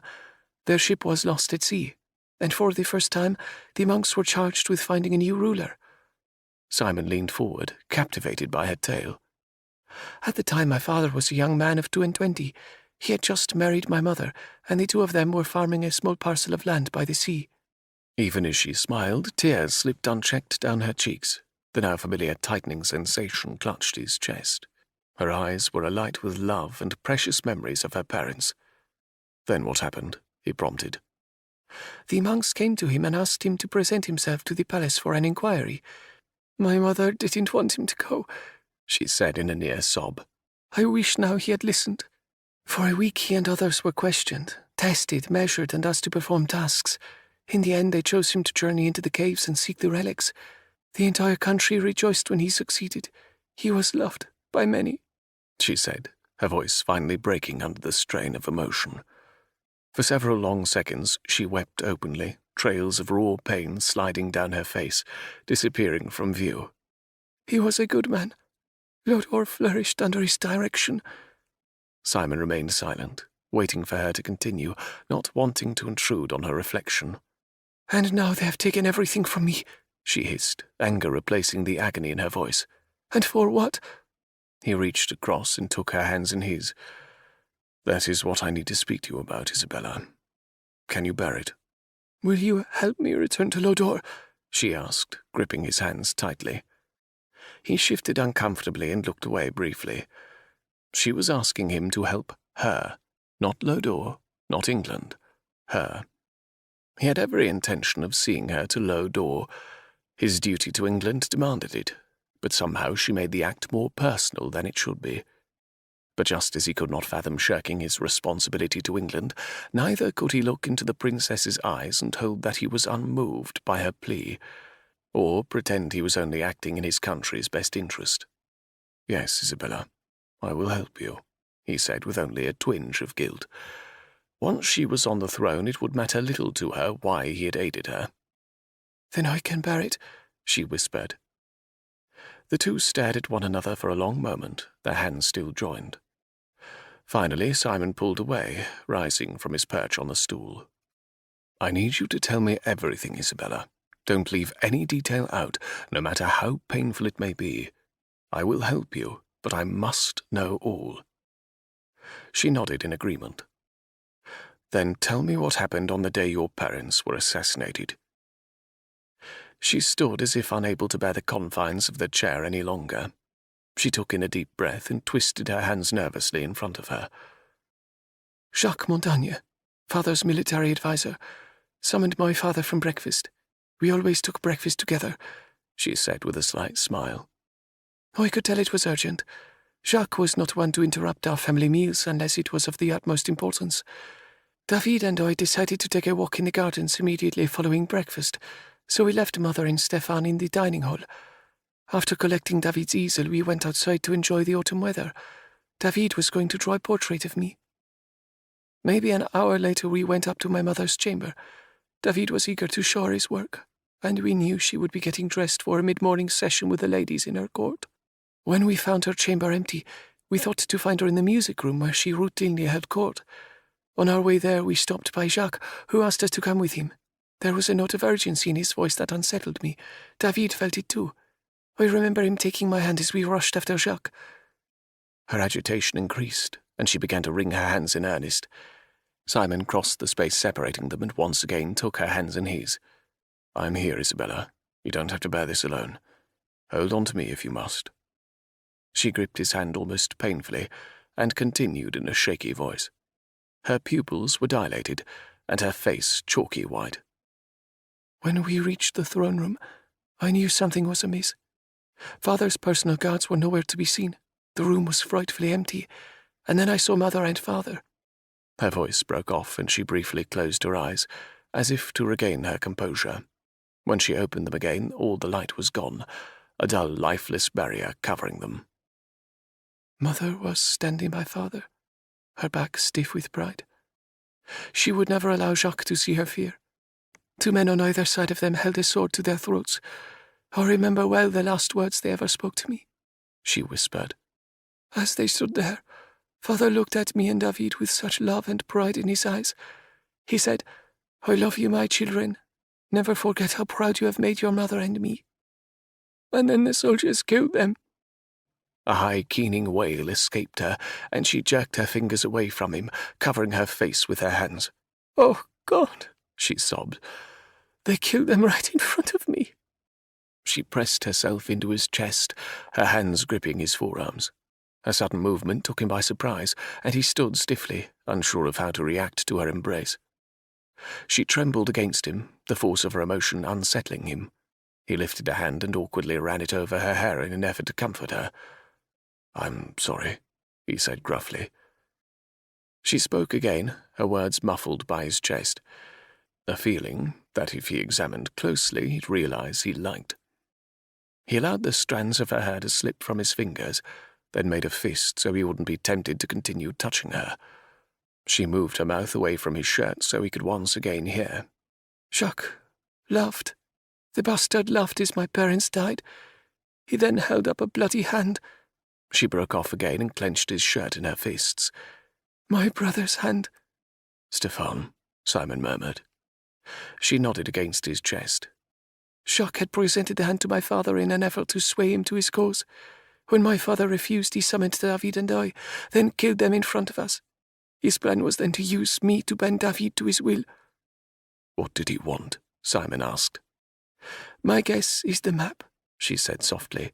Without the map, even with my entire family gone, he could not assume leadership. But what of the Minister of Foreign Affairs? She shivered against him. I do not know, though I suspect Jacques got rid of him before my parents. What happened after he killed your parents? He prompted gently, wondering how much harder he should push her. She went still in his arms again, and he felt her draw in a deep breath. I remember screaming and screaming. David was in shock. The next thing I remember is Jacques slapping me and telling me to be silent. He looked at me and smiled. I'll never forget that smile. He said he had plans for me. Then he ordered one of the men who had killed my parents to take David and me and lock us in the small holding cell in the east wing of the castle. His mistake was only sending one, she said in disgust. His arrogance was such that he never imagined needing more than one armed escort. So that is how you escaped, Simon mused. She nodded. I waited until we were well away from Jacques. I caught David's eye and prayed he would catch on to what I was trying to convey to him. Then I pretended to fall. When the guard reached and to yank me back up, David and I attacked him. David was injured in the fray, and so when we overcame the guard, I sent him to safety. I knew I had to retrieve the map. You are an incredible woman. I cannot credit how you managed to survive. I had to live, she said firmly. Jacques and everyone who supported him must pay for their treachery. So you retrieved the map. Then what? I met David outside the castle grounds. As children, we had spent hours navigating the many passageways, so it was easy to get out. From there, we fled to the harbour. There were 2 ships leaving, one for England, one for America. I begged David to take the map and go to England, seek the regent's aid, but he wouldn't hear of it. He opted to stay behind and make it appear as though we had taken the ship to America. I stood away on the ship leaving for Dover. David would remain in Lodore long enough to be able to board a ship to England undetected. I would wait for him, and together we would go to the regent. But as you know, that never happened. She pulled away, her eyes sad and tired. The entire plan was stupid, she said dully. But then we hadn't the time to think it through properly.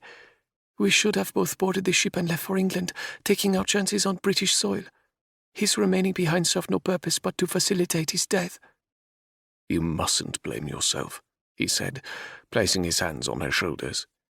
He quickly pulled them away and let them fall to his side. It is amazing that you managed to escape at all. Folding her arms over her chest, she moved closer to the fire and gazed aimlessly into the dying embers. When she turned back to him, her eyes burned as brightly as the coals. There is something else you should know. He waited expectantly. A month before my parents were killed, my father was visited by a small contingent of Bonaparte's supporters.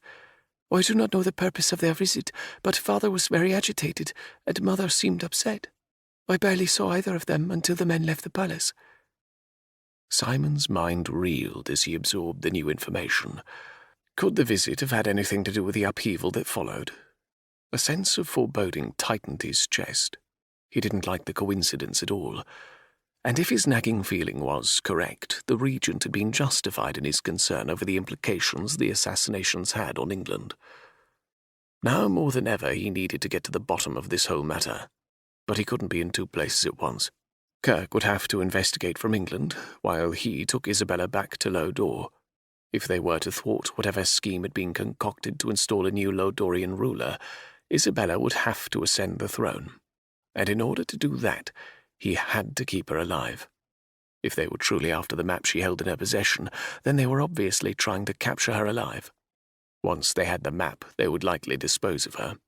He and Isabella held the advantage, and somehow he had to make that advantage work in his favor. He and Isabella had the map, the 2 key components in the future of Lodore and perhaps England itself. What are you thinking? Isabella asked, breaking into his thoughts. He shook his head and frowned. I was just trying to plot the best possible course for us to get safely to Lodore. Then you do plan to help me, she said, her eyes brightening. I said I would. I don't break my word. Thank you, she said softly. I think it best if you try to get some rest now, he said. We will leave at first light. Chapter 8. Isabella slept fitfully. Now that she had recounted the horror of her parents' deaths, the images came alive in her dreams. But she was powerless to wake and stop the barrage of memories that flashed before her. Her mouth opened to scream, but nothing came out. She tried to put out her hands to ward off the attackers, but they were paralyzed at her side. She ran through the corridors of the palace, but her feet were heavy, and she moved in slow motion. Then strong arms surrounded her and enclosed her in their safe embrace. A deep voice murmured in her ear, urging her to wake up, that everything was all right. Warmth curled around her and a comforting scent filled her nostrils. Even in her semi-conscious state, she recognized Merrick's touch. Her cheek rested on his muscled chest, and for a brief moment she gave herself completely over to the safe haven he offered, gave her feelings free rein, allowed herself to contemplate what would happen if she let herself succumb to the desire that had been building within her. Tentatively, she snaked her arms around his waist, seeking more of his warmth. His hand gently stroked her hair as he continued to murmur soothingly in her ear. All he had to do was be near, and she felt safe. For someone who vowed not to rely on anyone, she felt precariously dependent on Merrick for more than just her personal safety. She had, in essence, placed the entire future of her country in his hands. Her eyes fluttered open, the last thought eating at the back of her mind. What was she thinking? How could she place her own comfort and desires ahead of her people? She looked up to find Merrick staring down at her, the flames from the fireplace illuminating his expression of concern. "Are you all right now?" She nodded, but made no move to separate herself from him. Slowly she rested her head back on her chest, her cheek tickled by the smattering of hair at its center. And then she realized he had no shirt on. Pulling away, she glanced down, her eyes drawn to the well-defined muscles across his abdomen, the hardness of his chest and the broadness of his shoulders. She was entwined with a half-naked man, only slightly more dressed herself. Quickly she shifted, attempting to put some distance between her and Merrick. He reached out and cupped her chin, his thumb rubbing softly over her cheek. "You are having terrible dreams," he murmured. "I know," she said quietly. "I am sorry to have disturbed you." "You didn't." He held her gaze for a long moment, then dropped his hand away from her face, leaving her oddly disappointed. She twisted around on the makeshift pallet she had fashioned to stare into the fire. Drawing up her knees, she hugged her arms around them, pulling them tightly to her chest. Behind her, she could hear him pulling on his shirt. Then he joined her by the fire. He sat a few feet from her and gazed into the flames. She glanced sideways at him. "Can't sleep?" He shook his head and continued to gaze into the glowing embers that lay scattered in the hearth. "Tell me about yourself," she said. "We've talked so much about me, and yet I know nothing about you." He grimaced. "There's little to tell, really. I've already explained my role in the English government." "But what about you?" she asked softly. "Do you have family? Anyone that worries when you're off saving princesses in distress?" He cracked a half-smile. "No family. No one to worry over me." She frowned, hearing the slight echo of pain in his voice. Or was it disappointment? He was uncomfortable talking about himself, but she was curious about this enigmatic man. "What about your mother?" she asked. "I assume your father is dead since you are the Earl." His features hardened and his body grew rigid. "She died giving birth to me." Isabella waited for him to speak further, but he remained silent. How awful that he had never known his mother. Perhaps in some ways it had been easier than losing her later in life. No matter how much she missed her own mother, how terrible the images of her death, she wouldn't trade her childhood memories for anything. "Did you love your family very much?" he asked, breaking the silence that had settled over them. She gazed at him in surprise. What kind of question was that? Of course she loved her family, else she wouldn't be here with him now, plotting her way back to Lodore in order to exact a vengeance in their name. Merrick spoke as a man who... Realization hit her. A man who hadn't shared the same kind of love with his family that she had with hers. "Yes," she finally said. "I love them dearly." "Tell me about them," he said, a slight edge to his voice. She stared at him for a long moment. He seemed eager to hear about her family, yet his voice displayed only a polite interest. "Well, let's see. Stefan was the oldest. He was impatient even as a child, very serious about his duty as the future king. He had a temper my father despaired of, but he was dedicated to learning everything he could about his impending role." She shifted on the pallet, rested her elbow on her knee, then cupped her cheek in her palm. "In a lot of ways, David and I were lucky. Our childhood was relaxed, though our parents never encouraged Stefan to be so focused. It was his choice. David, I don't think, was cut out to be king, though he would have been a good one. He was more interested in the ways of the monks. I think he would have given serious thought to joining the monastery." A smile eased the strain on her face. "We were a close family. Even as serious as Stefan was, he always had a smile for me and a quick tussle of my hair. But pleasing father was everything to him, and something he worked constantly at." Merrick's face twisted into one of disgust. What a waste. She lifted a brow, confused by his reaction. It was Stefan's choice, she defended. Father was very proud of all of us. He never missed an opportunity to demonstrate his pride in us. Stefan merely took it further.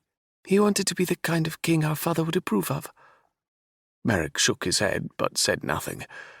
After a long moment, he glanced up at her, a curious longing in his eyes. And your mother, what was she like? Isabella caught her breath at the surge of pain that hit her. She offered a shaky smile, determined not to break down again. She was wonderful. She smelled of sunshine and unconditional love. Her voice, her touch, was the most soothing I have ever experienced. She kept father, our family, grounded. She was the fundamental component in all our lives, she said, struggling for just the right words to convey how very much her mother had meant to all of them. I don't know how I shall ever live without her, she finished in a whisper. I'm sorry, Merrick said, his voice low. I didn't intend to bring back painful memories. It's just that I never knew my mother. I can't fathom what it must have been like. My childhood consisted of a nurse and later a bag-faced governess who was overly fond of her ruler. Her heart ached for the little boy buried deep within the embittered man. She knew how fortunate she was to have had the family she'd had, even for as short a time as it turned out to be. There must be someone you feel close to, she murmured. He smiled sardonically. Kirk has been like a brother to me, the kind of brother I'd always imagined having. Edward, my real brother, wasn't bad. I doubt he really gave me much thought. He didn't hate me. One must be at least acquainted with someone to hate them. And do you hate him? She asked. He shook his head. I always admired him, envied him, longed to be everything he was. What happened to him? It's nearly dawn, he said, checking his timepiece. He rose, making no effort to continue their conversation. She glanced toward the window, seeking confirmation from the dark sky.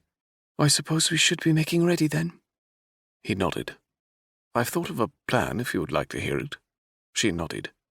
We'll go into the village and acquire the horses Kirk arranged for us. There should be supplies for our trip as well.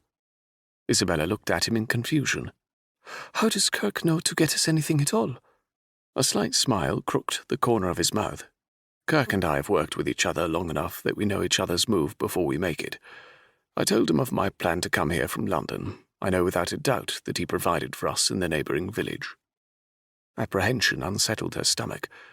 In her experience, it didn't pay to trust anyone, and certainly not someone who knew so much about you. If you can trust me, you can trust Kirk, he said, as if daring her to say otherwise. Where do we go from the village? She asked, not wanting to discuss Kirk or her misgivings. He took a deep breath. Dover. She shot up from her perch on the floor in an instant. Dover? We cannot go to Dover. It's out of the question. We'll be set upon before we ever board a ship there. Didn't you hear me when I told you that Dover was where I entered England? He put a hand up to stop her tirade. Hear me out. Fear and anger warred within her, but she closed her lips tightly together. Your plan to travel to Brighton made perfect sense, very logical, until I began to think that is precisely what your pursuers would likely expect you to do. They must know by now that you will not be easily apprehended. You've proven to be a very worthy adversary. Uneasiness hedged some of her anger. What if he was right?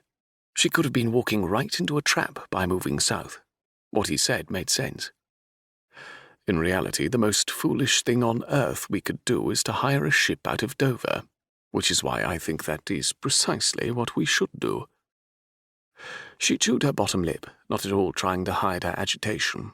It was logical, but they were taking a huge chance. What if the men who were after her hadn't the intelligence of a donkey? Then they would likely all be lined up in Dover waiting her arrival. But if what he was saying was true, they were probably trying to anticipate her next move, and as he said, the most illogical thing for her to do would be to go to Dover. If we are successful in boarding a ship in Dover, we can be in Lodore in a matter of a few days, he pointed out. If we travel to Brighton, the trip there alone will take several days. Then we cannot be sure of hiring a ship to Lodore from there, and it will likely take a week providing the weather is agreeable. She could be home in days. The thought gave her the most comfort she had experienced in a very long time, and it was worth the risk of being apprehended. "Very well," she said after a pause. "Dover it is."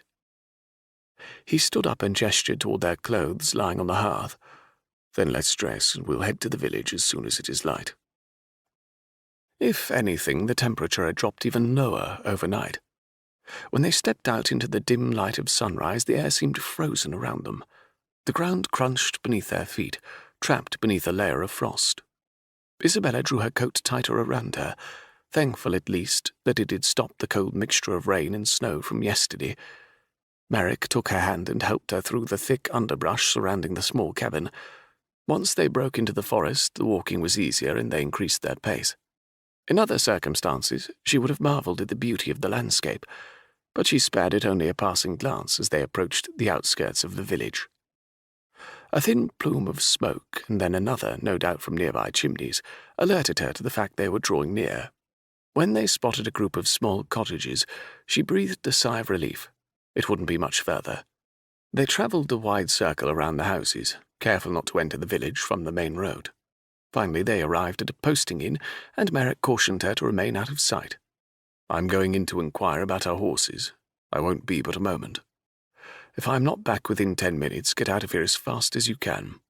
"But how will I—" He pressed his timepiece into her hand. "I'll be back in a moment." She watched as he disappeared around the corner, then she quickly took stock of her surroundings. Deciding against remaining where she was in plain view to passing people, she ducked into the stable that adjoined the inn. The musty smell of horses' sweat and manure mixed with the fresh aroma of hay assaulted her as soon as she entered. The horses neighed and snorted nervously as they sensed her presence. She moved down the stalls, her hand coming out to stroke the soft noses as she passed. The warmth emanating from the horses was a welcome change to the bracing wind. Stopping at the end, she stroked the neck of a horse that leaned his head over to push at her chest. "I don't have anything for you to eat," she said regretfully as he continued to nuzzle her. She reached down into the feeder and brought a handful of oats to his mouth. Memory swamped her. She'd spent so many hours in the royal stables. Her father had gifted her with a beautiful stallion on her 25th birthday, just 3 short months before his death. Though his time was limited and his duties many, he'd always made time to go riding with her. They often raced back to the stables after a leisurely ride over the palace grounds. The last time they had ridden together was the first time she had ever won. Her heart heavy, she turned and walked back to the front to wait for Merrick. After a quick check of his timepiece, she determined he had been gone 7 minutes. Only 3 remained. She tamped down the tide of panic that threatened to bubble up her throat. He would be here. At exactly 9 minutes and several heartbeats later, he walked into the stable carrying 2 bags. He handed one to her, then shoved a smaller parcel toward her. "Something to eat," he explained, to her utter delight. Not waiting a moment longer, she dug into it and found a still warm meat pie. It was heaven in a crust. She could scarcely contain her moan of complete pleasure as she bit into the meat-filled confection. She quickly consumed the rest, not stopping to enjoy it as she would like. Brushing the crumbs from her shirt, she took up the larger bag over her shoulder. "Which horses are ours?" she asked. "The 2 in the front stalls." He quickly saddled both horses, then secured their bags. As he led them out of the stable, he glanced over at her. "I forgot to ask, and I suppose I should not have assumed, but can you ride astride?" She chuckled. "The better question would have been, can I ride a side saddle? Indeed, I have always ridden astride." He held out a hand to help her mount, then handed her the reins as soon as she was settled. Afterwards, he swung onto his horse and took out ahead of her. She urged her horse forward and followed him out of the village onto the north road. When she drew abreast of him, he looked over at her. "It will be an arduous journey. We will only stop for a few hours' sleep at best, and to rest the horses as needed. I hope to be in Dover within 2 days." She nodded approvingly. Soon they left the main road and began paralleling it as the countryside gave way to a less densely forested area. They were still afforded relative obscurity in the trees, but were able to traverse the terrain with no difficulty. After several hours, they came upon a small stream and stopped to let the horses drink and graze. Merrick dug into his bag and produced 2 sandwiches for them and a small bottle of wine. She delighted in the sandwich and savoured every bite. Having gone too long with little or no food, she had gained a new appreciation for even the simplest fare. He handed over the wine to her and she drank from the bottle. It was coarse and not at all like the wine she was accustomed to, but she had never tasted anything better. Handing the bottle back to him, she leaned against a tree and sighed in contentment. Having 2 meals in the same day was a luxury she was unused to, and it felt wonderful to be full and sated. "You will not go hungry again," Merrick said darkly. "I won't allow it." She opened her eyes in surprise and stared at him, again caught off guard by his perception. Embarrassed that he had been able to read her thoughts, she looked away. "These months must have been hard for you." "Hopefully they will end when I have returned home," she said lightly, though she knew in her heart her hard times would only just be beginning. After untying the horses, Merrick assisted her up, and they resumed travel. They moved in silence, the midday sun warming her slightly as they continued their steady pace. The overcast sky had given way to a beautiful blue canvas. The leafless trees marked a stark contrast against such a beautiful background. The frost had melted, leaving the ground soggy and covered with damp leaves. Were someone following them, they would be easy to track as the horses left fresh hoofprints in the mud. Isabella shook her head, determined not to give thought to the perils of their journey. If they were fortunate, they would arrive in Dover unmolested and secure passage to Lodore in less than 2 days, and she could forever say goodbye to England. If she never had to return, it would be too soon. As the day drew on and the sun began setting, the air became colder. The horses' nostrils flared and blew out their breath in a fog. Her legs were numb, and she drew them in closer to her horse, seeking his heat. "We'll move back on the road as soon as it is completely dark," Merrick called out beside her. "We can't chance becoming lost in the woods." He made no mention of stopping for the night, and even though she knew the importance of pushing on, her heart sank. What she wouldn't give for a warm place to sleep for a while. It seemed it had been years since she had succumbed to a deep, healing sleep. 30 minutes later, when the sun had completely sunk behind the trees and they could no longer make out the path they were on, Merrick turned his horse toward the road. Just over the horizon the moon shone faintly, not long from its new phase. She silently gave thanks that it wasn't full. Full moons attracted highwaymen and other ne'er-do-wells. Though she was a competent rider, the long hours in the saddle were wearing on spots that weren't mentionable in polite company.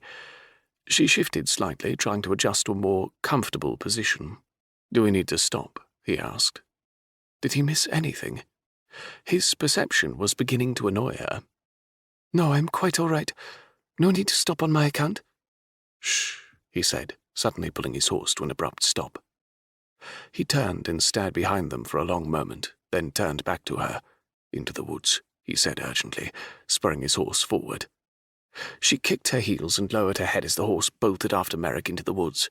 Once in the cover of the trees, he pulled up short and motioned for her to be still. A few minutes later, she heard a rumbling noise, and shortly after a carriage rolled down the road, followed by 2 men on horseback. They watched until it was completely out of sight, then Merrick listened intently for signs of any other traffic. Evidently satisfied that there was no more, he gestured back toward the road. In the excitement of the moment, she had completely forgotten how cold she was. As they resumed travel and her heartbeat went back to normal, the chills started to creep back in, as did the fatigue. The slow rocking motion of the horse lulled her until it was difficult to keep her eyes open, but still they plodded on. Just when she was convinced she could go no farther, he once again motioned for her to follow him off the road. "We'll stop here for the night," he said as he dismounted. As she slid from her horse, her knees nearly buckled beneath her. She stood up hastily, not wanting him to see her weakness, though it was doubtful he failed to notice anything at all, she thought sourly. She glanced around at their surroundings, trying to make out the details in the dark. There was a small clearing in the trees, but otherwise the area was unremarkable. Merrick walked the horses down to the small stream and secured them to a nearby tree. After rubbing them down with clumps of grass, he left them drinking and munching contentedly on the grass and returned to where she stood. "We'll make camp near the horses. They will alert us if anyone approaches." She followed him back to the stream, her walk stiff and excruciatingly painful. Her legs trembled as she watched him unpack one of the bags he had tied to the saddle. He spread out a blanket on the ground, then placed another on top. "We'll have to sleep close," he said a little hesitantly. It is the only way we will stay warm, by using our body heat." She absorbed what he said, and her cheeks grew hot as she imagined sleeping tightly against him. Yes, of course, she managed to get out. Perfectly logical. "Do you want to eat before we bed down?" To be honest, all I want is to lie down, she admitted. He held out a hand to her. "We'll get some sleep then and eat in the morning." She slipped her hand into his, and he helped her over to the blanket. Warmth was already spreading up her arm in a delicious swirl. Reluctantly, she released his hand as he urged her to lie down. Gingerly, she settled down, praying the moisture from the ground hadn't already permeated the material. He took out more blankets, then crawled up beside her. Before she could ask how he wanted her positioned, he reached around her and pulled her up close to him. He wrapped the blankets tightly around them, trapping her against his chest. She breathed deeply, his warm scent surrounding her. His arms held her close, and she sighed in contentment. "Are you all right?" he asked softly in her ear. His husky voice slid sensuously over her. "Sleep now. We've another long journey tomorrow." She nestled against him, melting against his strength. His arms tightened around her, and she wondered if she would ever again experience anything remotely as pleasurable. Her eyes fluttered, and she pressed her cheek against his chest, taking comfort in the steady rhythm of his heart. Simon nearly groaned aloud as she melded her lush form even closer to him. He was already in agony, and she was torturing him further by wiggling against him. He willed his body to calm down, but so far his effort was having no effect.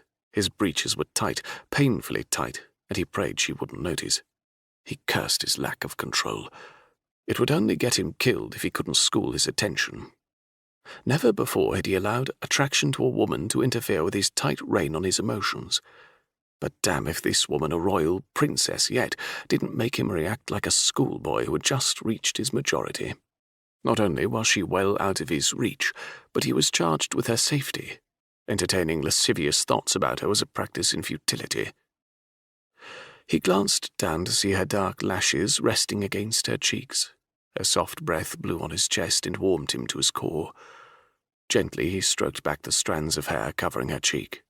She was indeed beautiful, and she captivated him unlike any woman ever had.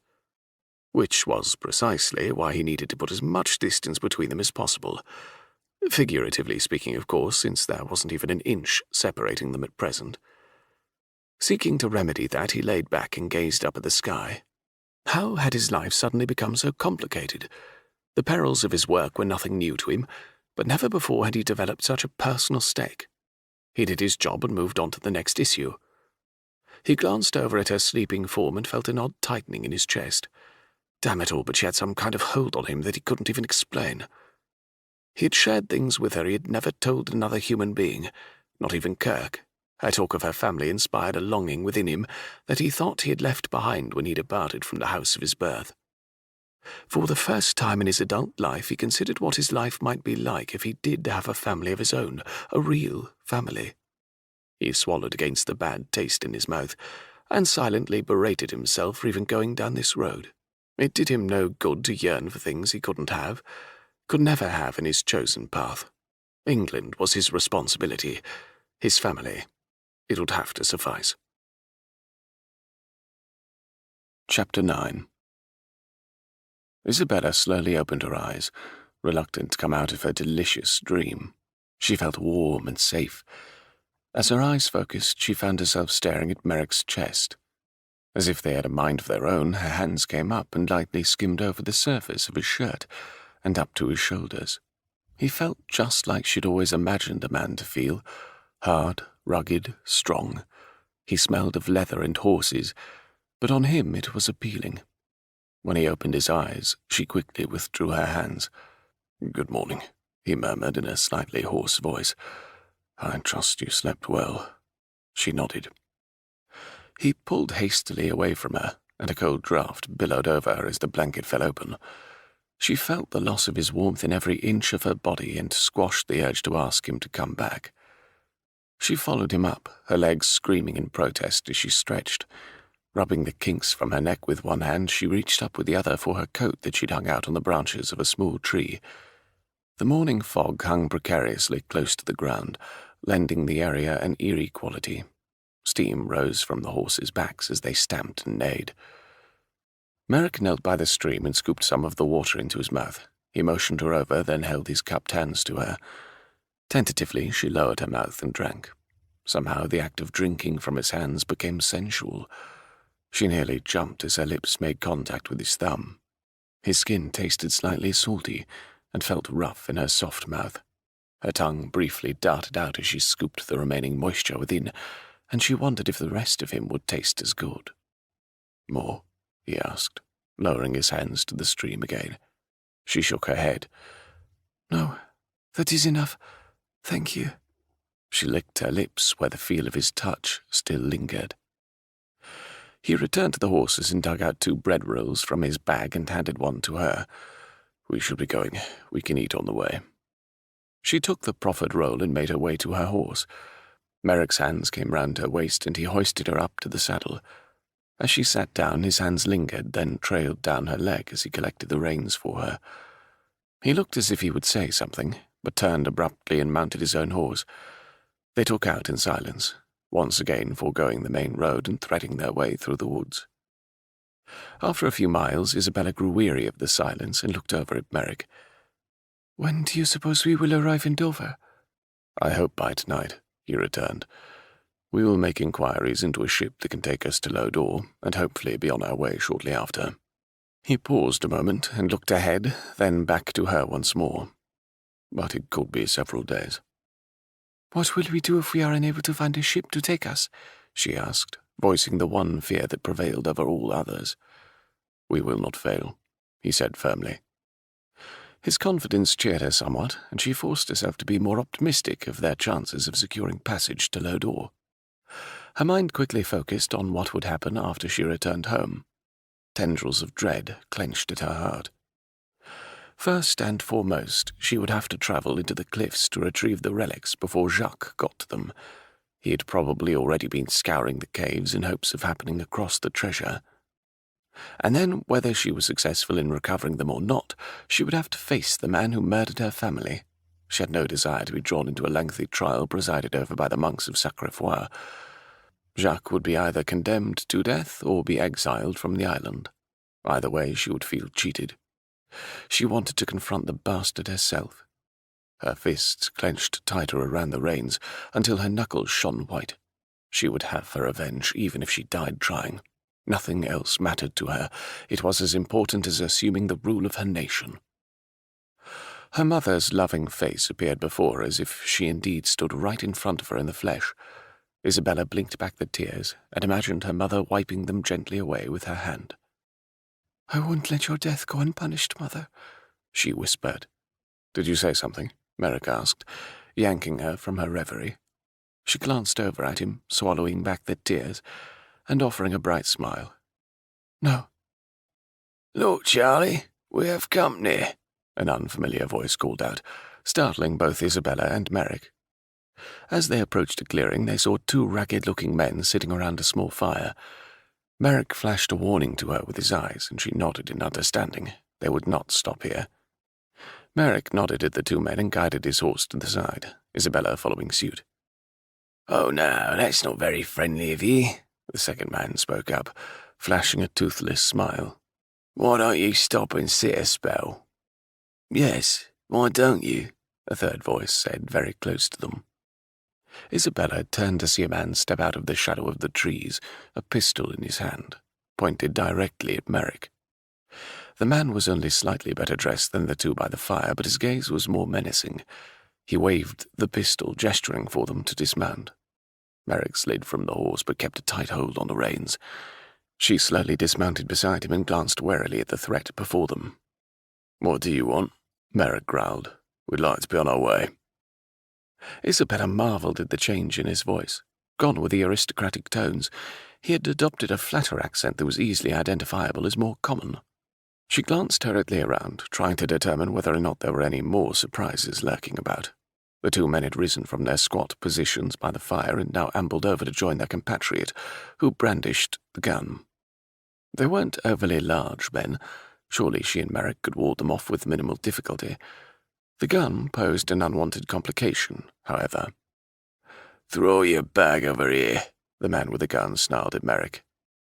Merrick reached up and slowly untied the sack from the saddle. Then he tossed it toward the man, where it landed in a heap at his feet. The man gestured to one of his accomplices to retrieve it. The man sidled over to Isabella and slid the pistol up her arm and over her shoulder to her back as he walked around her. "What's a nice-looking woman like yourself doing dressed like a boy?" he asked with a snicker. Isabella remained silent, refusing to look at him. "She ain't got no valuables on her," one of the other men called out. "That's plain to see." The men laughed uproariously. The man with the pistol turned his attention to Merrick. "And you? What you have on ye?" "Nothing that would interest you," Merrick ground out. "Now I'll be the judge of that." He levelled a stare at Merrick, then gestured with a gun. "Take off your boots." "What?" Merrick demanded. "You hear me? Take off your boots before I blow 'em off." With a grimace, Merrick bent down and hopped on one foot while he pulled one boot off, then the other. He tossed them angrily at the man and stood in his stockings, the material soaking up moisture from the damp ground. The man then reached into Merrick's pocket and took out the timepiece and money pouch. "Well, well, well, what have we here?" He turned to the other two men. "A man here is rather plump in her pockets." He tossed the money pouch to the men, who greedily opened it up and poured the coins and wadded bills out onto the ground. He then sauntered back over to Isabella and glanced down at her boots. She held her breath, hoping against hope that he would leave her boots. At first she had given thanks that she had hidden the ring in the map in the toe of her slightly over-large boots, but now it appeared as though she would lose them anyway. A quick glance over at the other men told her they were absorbed in counting Merrick's money. She watched the man with the gun out of the corner of her eye and waited for an opportunity. And then she had it. The man turned away from her, his hand still holding the gun in her direction as he looked back toward Merrick. In an instant she lashed out with her arm, connecting with his wrist and knocking the pistol to the ground. She swung her leg around on the heels of her blow and connected with his knee. He howled in pain as his legs buckled, and he crumpled to the ground. The two other men scrambled up from the ground. One collected the money and immediately ran for the trees, but the other barreled over to engage Merrick. As Merrick met the man's charge, Isabella took advantage of her opponent's distraction and leaped for his gun. As her hand connected with the cold metal of the barrel, a hand curled around her wrist, nearly snapping it with the force of his grip. "Bloody bitch!" he snarled as he backhanded her and sent her reeling backwards. Her cheek buzzed like an angry bee, but she was on her feet in seconds. Anger flashed hotly over her, and she now had the advantage, as he was still on the ground. She snapped her foot out and kicked him in the nose. Blood immediately burst from his face, spattering the ground below him. Not giving him any time to react, she connected again, this time square in the jaw. She felt a crack and knew she had broken his teeth. His hands went up to cradle his nose and jaw, and he screamed in pain. She sent the gun skittering across the ground and out of reach with her foot as she advanced on the man once more. He lurched to his feet, backing frantically away from her. "Demon bitch!" He nearly tripped over Merrick's boots that lay on the ground. Grabbing them up, he turned and fled in the same direction the first man had run in. Merrick had just crumpled the remaining man with a fist to his jaw when Isabella ran over to assist him. "Are you all right?" he demanded, taking her shoulders in his hands. "Yes, are you?" "They got away with all my money and my damn boots, plus the knife I had hidden in them," he growled, pounding his fist into his hand in frustration. He looked back up at her, and his hand went swiftly to her cheek. "You are not all right." He gently touched the place where the man had struck her, and she winced. "I'm fine," she protested. "It is nothing." "I'd like to kill the bastard for touching you," he said in a dangerously low voice. "Truly, I am fine." He looked down at his bare feet in disgust. "We must find another way of securing passage to Lodore. I'd hoped to hire a ship with the money the brigands stole, but now our only choice may be to stow away." "We will find a way," she said in a low voice. "Yes," he said reassuringly. "Now perhaps we need to concentrate on procuring you some boots," she said, looking down at his feet. "Is there a town nearby?" "We can beat at Tynedale in a few hours," he said. "At least they didn't get the horses." He glanced down at the unconscious man at his feet in disgust. "I'm sure his fellow thieves will be back for him." "Help me move him closer to the fire so he doesn't freeze," she said, reaching down to grab the man's arms. He arched an eyebrow but didn't argue. Once they had moved the man close enough to the fire, she bent over to tug the boots from the man's feet. Simon smiled as he realized her intent. She dropped the boots on the ground by his feet. "Think they'll do?" she asked. He glanced doubtfully at them, but bent down to thrust one foot inside. After a few moments of trying to force his heel into the worn leather, he sighed in aggravation and tossed the shoe back toward where the man lay. Isabella shrugged. "It was worth a try." She turned back to the unconscious man for a moment, then back at Merrick. "Help me get him out of his shirt. We can tear the material into strips and wrap your feet." Merrick fumbled with the buttons, and between them they managed to free the material from the man. She pulled at the shirt, trying to tear it, but it was sturdy. Merrick took it from her and ripped it in two. Then he bent down and wrapped the linen around each foot. She retrieved the pistol from the ground several feet away. Turning, she handed it to Merrick. "We may have need of this later." He nodded and tucked it into his pants. As they mounted their horses, Merrick turned to her. "Once again you surprise me, Princess." She looked inquisitively at him. "Is there no situation in which you are at a disadvantage?" "Necessity breeds success," she replied. "I cannot fail, therefore I won't." She knew she sounded little better than a braggart, but she spoke the truth. She would not fail. Could not allow anyone to come between her and what she had to do. To entertain anything less would be opening herself up to disaster. She would succeed or she would die. It was that simple. "I think you are perhaps the most extraordinary woman I've ever met," he said, grudging admiration in his tone. "If I was truly extraordinary, I could have prevented my parents' deaths," she said softly. "You cannot blame yourself for the madness of others, Isabella. It is something I learned in my profession a long time ago." "No, I suppose not," she said with a sigh. "But if only I hadn't stood there like a marble statue, watching as they cut down my parents." "There was nothing you could do," he said firmly, "but we will see to it that they are avenged." Warmth spread up her body and into her chest. He spoke as if he had taken up her cause with her. The thought that she was not going about this alone boasted her like nothing ever had. She felt the ridiculous urge to smile like a child who had just been given a pony. They rode along for several minutes, and Isabella glanced down at his feet.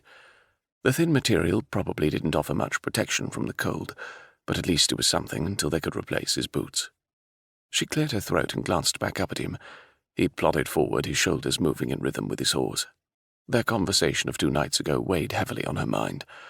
He had dodged her question about his brother, but she had seen the pain on his face, heard it in his voice.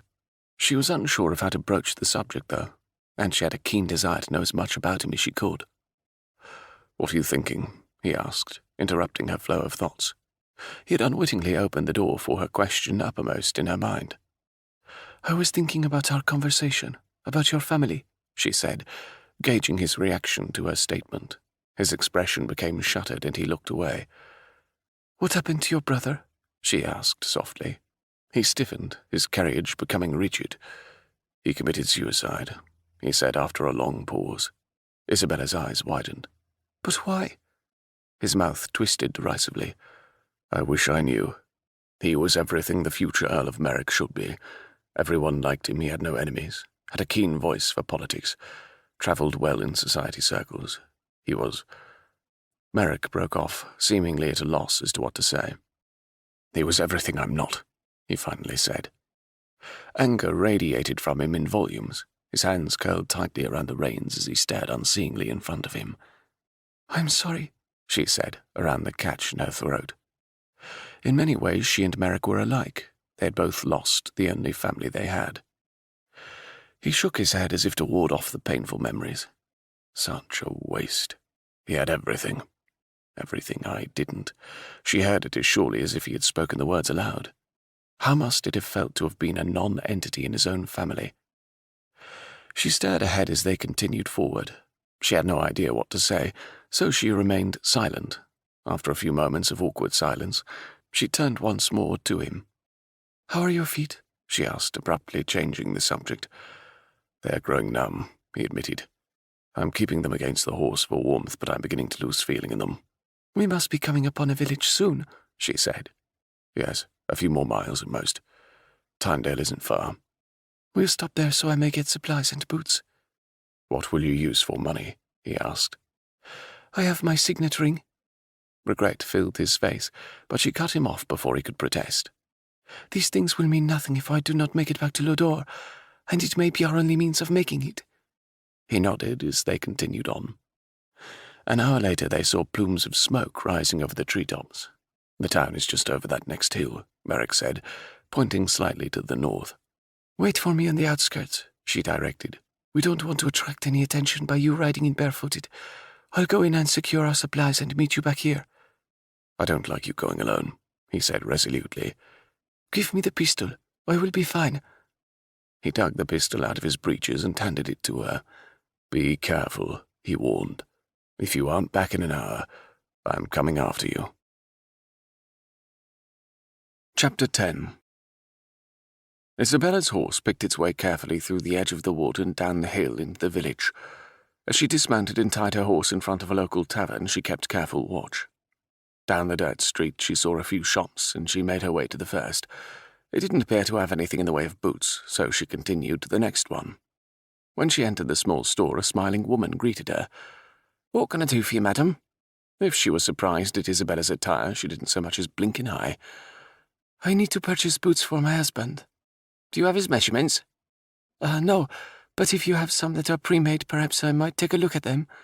"This way," she said, gesturing for Isabella to follow. She showed Isabella several pairs of well-made boots, and Isabella chose the one she thought would be the closest fit for Merrick. "Madam," she said, halting the woman as she had begun to make her way back to the front of the store. The woman turned and looked questioningly at Isabella. "I wonder if you would be willing to collect some supplies for me. I've only one thing to pay with, but I assure you it will be worth your time." The woman eyed her suspiciously. "How much you got?" Isabella pulled the signet ring from her pocket and handed it to the woman. "This is worth far more than what I will ask you for. You may sell it and keep yourself in comfort for years to come." The woman's eyes rounded to the size of saucers, and then narrowed. She took the ring and put it to her mouth, biting the large ruby with crooked teeth. Drawing it away, she narrowed her eyes in suspicion. "I'll be back in a moment." Isabella watched the woman amble to the back of the store, open a door, then disappear inside. A few minutes later she returned with an excited gleam in her eyes. "Come tell me what you require. My husband and I will have them in no time." Isabella quickly outlined the things she wanted, and the woman hurried out to do her bidding. After assuring herself that the woman was going to help her, Isabella returned to her horse and tied the boots to the saddle. Pulling her hat lower over her eyes, she leaned against the horse's warmth and waited for the woman to return with the things she'd asked for. Her position allowed her to observe the dusty street for anything of alarm. About a half-hour later, the woman scurried down the street, a grizzled older man with her. He carried a large burlap sack, and the woman had 2 wrapped parcels secured with thin rope. "Here you go, miss. Everything you asked for. Henry here will help you get it all tied to your horse." While the man Isabella assumed was the woman's husband busied himself with the supplies, the woman thrust a warm sandwich into her hands. "I thought you could use this," she said.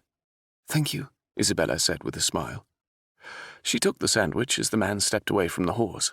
Looking back at the woman, she said, "I trust that you will keep everything in confidence. If anyone asks after me, I would appreciate it if you would say you have never seen me." "Indeed not," the woman exclaimed. "Me and Henry are leaving just as soon as we can pack our things. What with the ring you gave us, we can start a new life away from this place." Her eyes shone with excitement, and she clasped her hands in front of her in glee. Isabella turned to mount her horse, but the woman put out a hand. "Here is the money you asked for." She dug into her skirts and pulled out a small coin purse. "I didn't have quite as much as you asked for, but I scraped together all I had." Isabella accepted the purse gratefully. "Thank you, madam. I appreciate your help." She swung up into the saddle and quickly turned her horse out of the village. Merrick would worry if she didn't return soon, and the last thing she wanted was him charging into town after her. As she reached the spot she had left Merrick, he limped up to her horse and helped her dismount. "What took you so long?" he demanded. His voice held a hint of irritation in it, but she could see the relief on his face that she had returned safely. She untied the boots from behind the sack and handed them to him. "We should build a fire so you may warm your feet." He shook his head and bent down to pull on the boots. "We don't want to draw any notice, and now that you've been seen in the village, we need to put as much distance between us and the town as possible." I purchased food, 2 knives, ammunition for the pistol, and a change of clothing for both of us," she said, gesturing toward the bag. She drew out the coin purse and tossed it to him. "Hopefully it is enough to hire a ship." He nodded approvingly and pulled the bag down to survey the contents. He pocketed one of the daggers and handed one to her. "Keep this on you," he advised. "We might have need of it." He took the pistol and tucked it in his breeches, then tied the ammunition pouch to his belt. Isabella held out half the sandwich the woman had given her in town. "Here, eat this." He accepted the sandwich and quickly wolfed it down. "You ready?" he asked as he secured their supplies back on the horse. She nodded, and he quickly lifted her up into the saddle. Seconds later they urged their horses to a trot and melted into the trees leading further west. "If we press on, we can reach Dover by tonight," he said after several minutes. "We will stop and rest the horses twice more and hope they can last the remainder of the trip. We can trade them in Dover for food or more supplies." Isabella wiggled her toe in her boot, feeling the map at the end. Though she regretted the loss of her signet ring, she knew it had aided her return to Lodore. As the afternoon stretched on, she grew wearier in the saddle. Her muscles ached from the day before, and the insides of her legs were chafed and raw. When they stopped to allow the horses to drink and rest, her relief was great. But all too soon Merrick urged her back on her horse, and she settled gingerly into the saddle. By the second time they rested the horses, Isabella feared she would be unable to remount at all. Her legs felt numb from her waist to her toes, and they shook discernibly. As she stood staring at the saddle, she felt sick to her stomach. Her fatigue had seeped into every crevice of her body, and she could not go on, not another mile. Warm hands curled around her shoulders, and she moaned aloud as they began massaging the stiff muscles in her neck. Tears prickled her eyelids, her weariness making speaking impossible. "We must go on," Merrick murmured behind her. His tone carried a great deal of sympathy. "I can't," she whispered, her voice cracking with the effort. Suddenly she was lifted up in his strong arms. He placed her gently into the saddle, but still every muscle in her body screamed in protest. She bit her lip, unwilling to make more of a ninny out of herself than she already had. As Merrick took out ahead of her, she nudged her horse forward, tears slipping down her cheeks as the rocking motion tortured parts of her body she daren't speak of. Dover couldn't come too soon. It was past midnight when they reached the outskirts of the harbour town. They were a sorry couple, their horses plodding along, the two of them slumped in the saddles. Merrick looked back at her and motioned for her to draw abreast of him. She complied and looked over expectantly at him. "We'll stop off at the inn. You can go to a room while I poke around and see what I can find out about possible passage to Lodore." In her current state, she didn't so much as utter a single protest. If he wanted to forego sleep, she wasn't going to argue. Neither would she insist on accompanying him. A lot of help she would be to him anyway in her near state of unconsciousness. She nodded her head, unable to even voice her agreement. "One other thing," he said somewhat reluctantly. "I think it best if we pose as husband and wife. We don't want to draw any unwanted attention or raise any eyebrows. We can only hope your attire is overlooked." Again she nodded. "It will mean we share a room," he said after a pause, "and a cabin on the ship." That awakened her.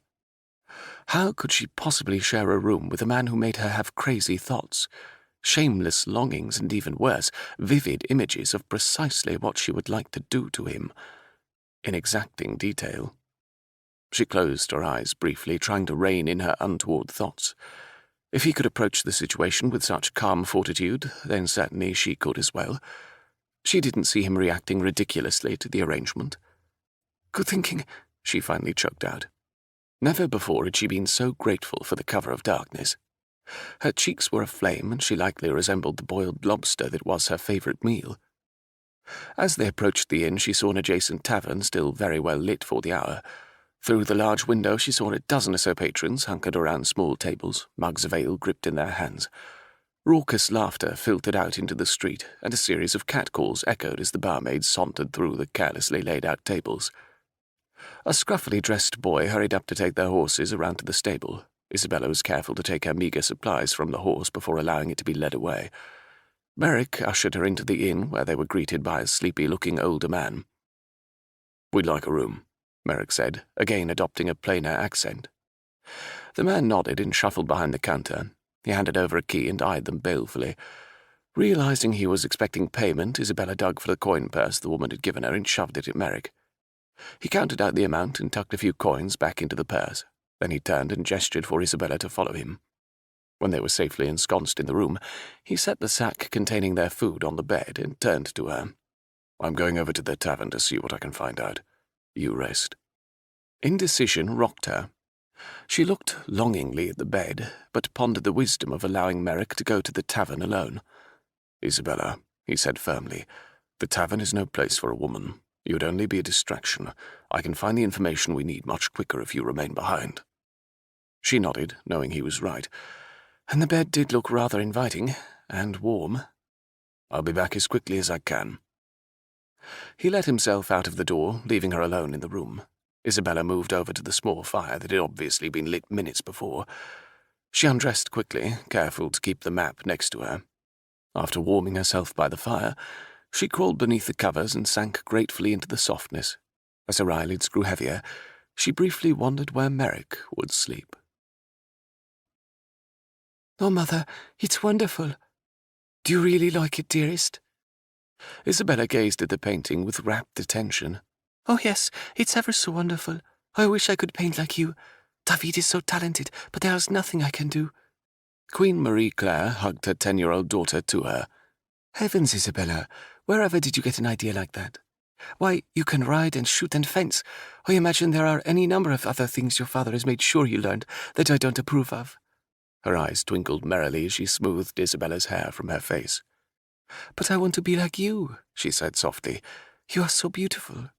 She glanced down at her muddied skirts and fidgeted uncomfortably. Gentle hands pushed her chin back up so that she looked directly at her mother. "My precious daughter, there is no one more beautiful than you. You embrace life with such tenacity. It is a joy just to watch you grow. One day, my dear, you are going to do truly splendid things. I just know it."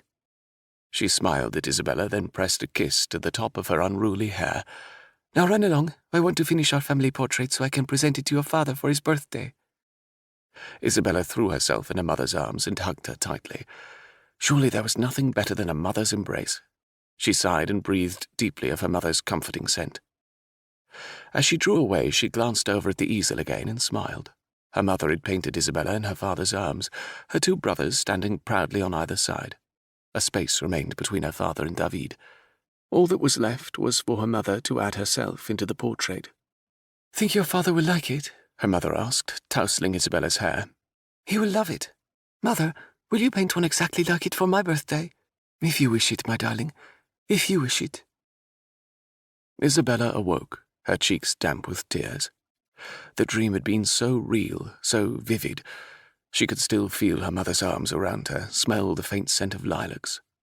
She sat up, burying her face in her hands. Sobs racked her body as she wept openly. Raw pain twisted in her chest like a hot knife had been plunged within.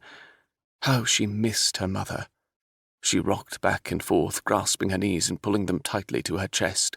Laying her head on her knees, she closed her eyes as more tears slipped unheeded down her cheeks. She hadn't even been able to attend her parents' funerals or Stefan's. Didn't even know if they received one fitting of their station, or if they had been discarded like yesterday's rubbish. The thought agonized her. Their bodies should have lain in state for weeks while the country mourned and paid homage to the beloved king and queen. It didn't seem fair that only she had survived. She was ill-fitted to serve her country as queen. She hadn't the patience or gentle spirit of her mother, or the wisdom and intelligence of her father. She was far too headstrong and willful to ever step into her father's shoes. Stefan had been groomed to ascend the throne. Even David had been charged with learning the rigid responsibilities and protocols, but Isabella had been left largely to her own devices, spoiled shamelessly by her father and indulged by her brothers, loved beyond measure by her mother. Her head came up and she stared into the dying fire. She would not fail them. With her dying breath, she would not shame them, and they would all be avenged. Simon walked down the hallway and paused outside the door of his and Isabella's room. Quietly, so as not to disturb her, he turned the knob and let himself in. To his surprise, she was sitting up in bed, softly illuminated by the last vestiges of the fire. She turned to look at him as he closed the door behind him, and the anguish in her eyes robbed him of breath. He stood awkwardly in the doorway, not wanting to intrude on what was obviously a private moment, but at the same time he felt an overwhelming urge to reach out and comfort her. She turned away, wiping at her tears with the back of her hand.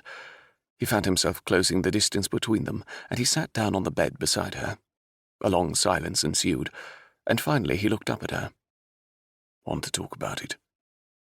She kept her head turned away, her throat working up and down as she swallowed back sobs. "I dreamt of my mother," she said shakily. "I'm sorry," he murmured, knowing there was little he could do to comfort her. Even though he never knew his own mother, there were times when he keenly felt her absence. She turned her gaze to him, her eyes bright with tears. Her pain tore raggedly at his heart, making him feel incredibly helpless. Her lips parted ever so slightly, and he reached out a hand without even realizing it, smoothing it over her tear-riddled cheek. No force on earth could stop him from kissing her. Her lips invited him, her eyes implored him. And if he didn't, he might well explode. He lowered his lips slowly to hers. Her swift intake of breath denoted her surprise, but she made no effort to break away. Gently he brushed his mouth across hers, the brief contact with her lips sending jolts of exquisite satisfaction all the way down his legs. Not content with a feather-like kiss, he returned to her lips, this time letting his mouth linger on hers. His tongue moved slowly forward, outlining her full bottom lip. She tasted of heaven, and he wanted more. She opened herself more fully to him, inviting him further inward. He sucked her lip between his teeth, savouring the feel and taste of her. To his surprise, her tongue darted forth to meet his, and they tentatively duelled as if each were experiencing their first kiss. And in a lot of ways it was his first, for never had he kissed any woman in this manner, tenderly, patiently, slowly. He captured her sigh and swallowed it completely. Working his hand around her neck and up into her hair, he deepened his kiss, moving his lips over hers with more urgency. Her hand slipped around his shoulders and gripped him tightly until he felt the imprint of her fingers in his flesh. Forgotten were her tears, her sadness, as he lowered her back to the bed, laying her gently upon the covers. His mouth never left hers, their ragged breaths coming in spurts as their lips moved hotly together. From the back of his pleasure-induced euphoria came a distinct warning. At first he ignored it, lost in the feel of her, but it became louder and more insistent. He was taking advantage of a woman in her most vulnerable state, a member of royalty, no less. With more restraint than he ever thought he possessed, he tore his mouth away from hers and quickly raised himself off of her. He ran a hand through his hair, ashamed to even meet her eyes. When he did, they were alight in confusion and desire. "You mustn't look at me that way," he said hoarsely. "I cannot think straight when you look at me thus." She quickly glanced away, but not before he saw hurt reflected in the glimmering pools. "I'm sorry," she murmured. "I don't know what came over me. My actions were unforgivable. You must think me the lowest of base-born women." He grasped her by the shoulders and turned her to meet his eyes. "It is I who should be apologizing, Isabella. What I did was disgraceful. I took advantage of you in a most unpardonable manner. I only hope you can find it in your heart to forgive me. I admit I do not always think clearly when I am in your presence." A peculiar light glinted in her eyes, and her lips twisted in the semblance of a smile. "Your apology is accepted, my lord, as long as you don't apologize for kissing me." "It won't happen again," he said firmly. "It mustn't happen, not if he was to keep his wits about him." She mumbled something as she rose from the bed, and he had to strain to hear, but surely he hadn't heard correctly, for it sounded very much like she said, "I sincerely hope you are mistaken." He shook his head. He had gone too long without adequate sleep. His mind was playing tricks on him. When she turned to face him again, the Isabella of a few moments ago had disappeared. In her place stood the calm, confident Isabella, the one who could take on the world, not the vulnerable, fragile woman he had held in his arms not 3 minutes before. "What did you learn at the tavern?" He turned so that his feet rested on the floor, but he didn't rise from the bed. "I have the direction of a captain who might be able to help us," he replied. "He has a ship and has sailed countless times into the North Sea, at least according to the men I spoke to in the tavern. We'll look him up in the morning." She nodded, an excited gleam to her eyes. "Now I propose we rest," he suggested. She cleared her throat nervously. "There is but one bed." "I will sleep on the floor in front of the fire," he offered. Her cheeks coloured prettily, and she glanced away for a moment. Then, taking a deep breath, she said, We slept with one another last night with no mishaps. Surely this is no different? Well, it isn't, I suppose. But his voice trailed off as he was unsure of what further to say. She drew herself up and squared her shoulders. I am confident that we can share the bed without dissolving into a puddle of impropriety. I dare say we are so far beyond the bounds that no one should even blink an eye at this stage. Besides, who is to see us? She had a solid point. Propriety was a foregone notion at this point, but it wasn't what he worried about anyway. He was more concerned with how he could possibly spend another night in such close proximity to her, and not pull the clothing from her delectable body and make love to her as he had never made love to a woman. With an inward groan, he merely nodded and prepared himself for the longest night of his 32 years. Chapter 11. Long after Merrick's soft breathing filled the room, Isabella lay awake, scooted as far to the edge of the bed as she could be without tumbling to the floor. She was tired, exhausted, but every time she closed her eyes she relived his kiss with alarming detail. Even now she shivered when imagining his lips on hers. The tingling shock that raced down her spine, how she forgot everything else in the shadow of his touch. Her reaction to him was dangerous and foolish. If she continued behaving like an errant schoolgirl, she would compromise her entire objective. But deep within was a woman who was tired of being alone against the world, a woman who wanted very badly to be held and told everything would be all right. And never before had she met a man who made her want to lay everything at his feet. Until now. An impossible match at impossible odds. Deep sadness, different than the oppressive grief that had plagued her for so long, weighed down upon her. Sadness that her life was no longer hers and her wishes no longer mattered. Any choice she had was snatched away in the terrible instant her parents had been killed. Now her future belonged to Lodore and to its people. There was no room in her life for moments of passing fancy. She tossed restlessly for the 100th time since she and Merrick had retired to bed. In the midst of her turning, his arms came out to steady her. They wrapped solidly around her and pulled her up close to him. "Sleep," he murmured. She melted into his warmth as her back nestled into the curve of his body. A deep sigh of contentment rocked her. For a few stolen moments, she wouldn't think of the future. For now she would take the comfort he offered. She would not dwell on when they would part. His hand rested precariously close to her breast, and the skin under his fingers burned with awareness. His heat radiated through her body, rendering the fire a non-necessity. Not pondering the rightness or the wisdom of her actions, she turned once more to face him and snuggled tightly against him, melding her body in a perfect fit to his. Was it her imagination, or did his heart start beating faster? She snaked her arm over his side and pulled him closer. Yawning broadly, she nestled her cheek against his firm chest and closed her eyes. Simon's eyes flew open and darted hastily around the room. In his arms, Isabella slept soundly, but something nagged at him. A feeling of foreboding settled over him. Something had awakened him, but damned if he knew what.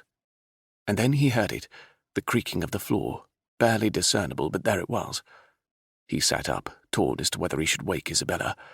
As much as he hated to disturb her, his instincts were rarely wrong. "Isabella," he whispered, urgently, shaking her. She came awake at once, her eyes immediately alert. She sat up abruptly. "What is it?" "Get dressed," he directed. "Someone is outside our door. We may have to resort to your window exit." Her feet hit the floor almost silently as she flew to collect her clothing. Not concerned at all for modesty, she thrust her legs into her breeches, giving him a tantalizing glimpse of her shapely calves. He pulled on his shirt and quickly yanked on his boots. Holding a finger to his lips, he gestured her toward the window. "Take a look and see if anyone is watching," he whispered. "I'm going to glance down the hall." She caught his arm as he moved past her. "Be careful." She brushed against him for a brief moment, then hurried to the window. As his hand curled around the knob, Isabella whispered urgently from the window, "There are at least 2 men standing outside." He turned to look at her, his hand still on the door handle. "We should give thought to the window exit you're so fond of." She glanced nervously between the door and the window. "We could crawl out and ease down the roof. If there is anyone waiting below, we'll go with the element of surprise and jump down on them." She nodded her agreement. He looked at her. "Are you up to it?" Her eyes flashed at his challenge. "Let's go. We are wasting time." Dropping his hand from the doorknob, he hurried across the room. He pried open the window and gestured impatiently for Isabella to come. "Just remember to roll when you hit the ground," she murmured as she crawled over the sill. "Despite the fact you seem so fond of barging out of windows, I assure you this won't be the first time I've had to use this means of escape," he said dryly. Silently, they crept across the roof until they reached the edge. Simon looked down, then held a finger to his lips as he glanced over at Isabella. He held up 2 fingers and pointed. She nodded and eased forward until she could see below. He cocked his head and motioned that he was ready. Isabella sucked in her breath and crouched. He laid a hand on her wrist, then signaled for them to jump as the 2 men walked closer. In unison, they jumped. Simon landed on his target, flattening the man to the ground. As he landed a brutal blow to the man's face, Simon's head exploded in a burst of pain, and he slumped forward. Isabella looked up from the unconscious man underneath her and swore viciously as she saw Merrick fall to the ground.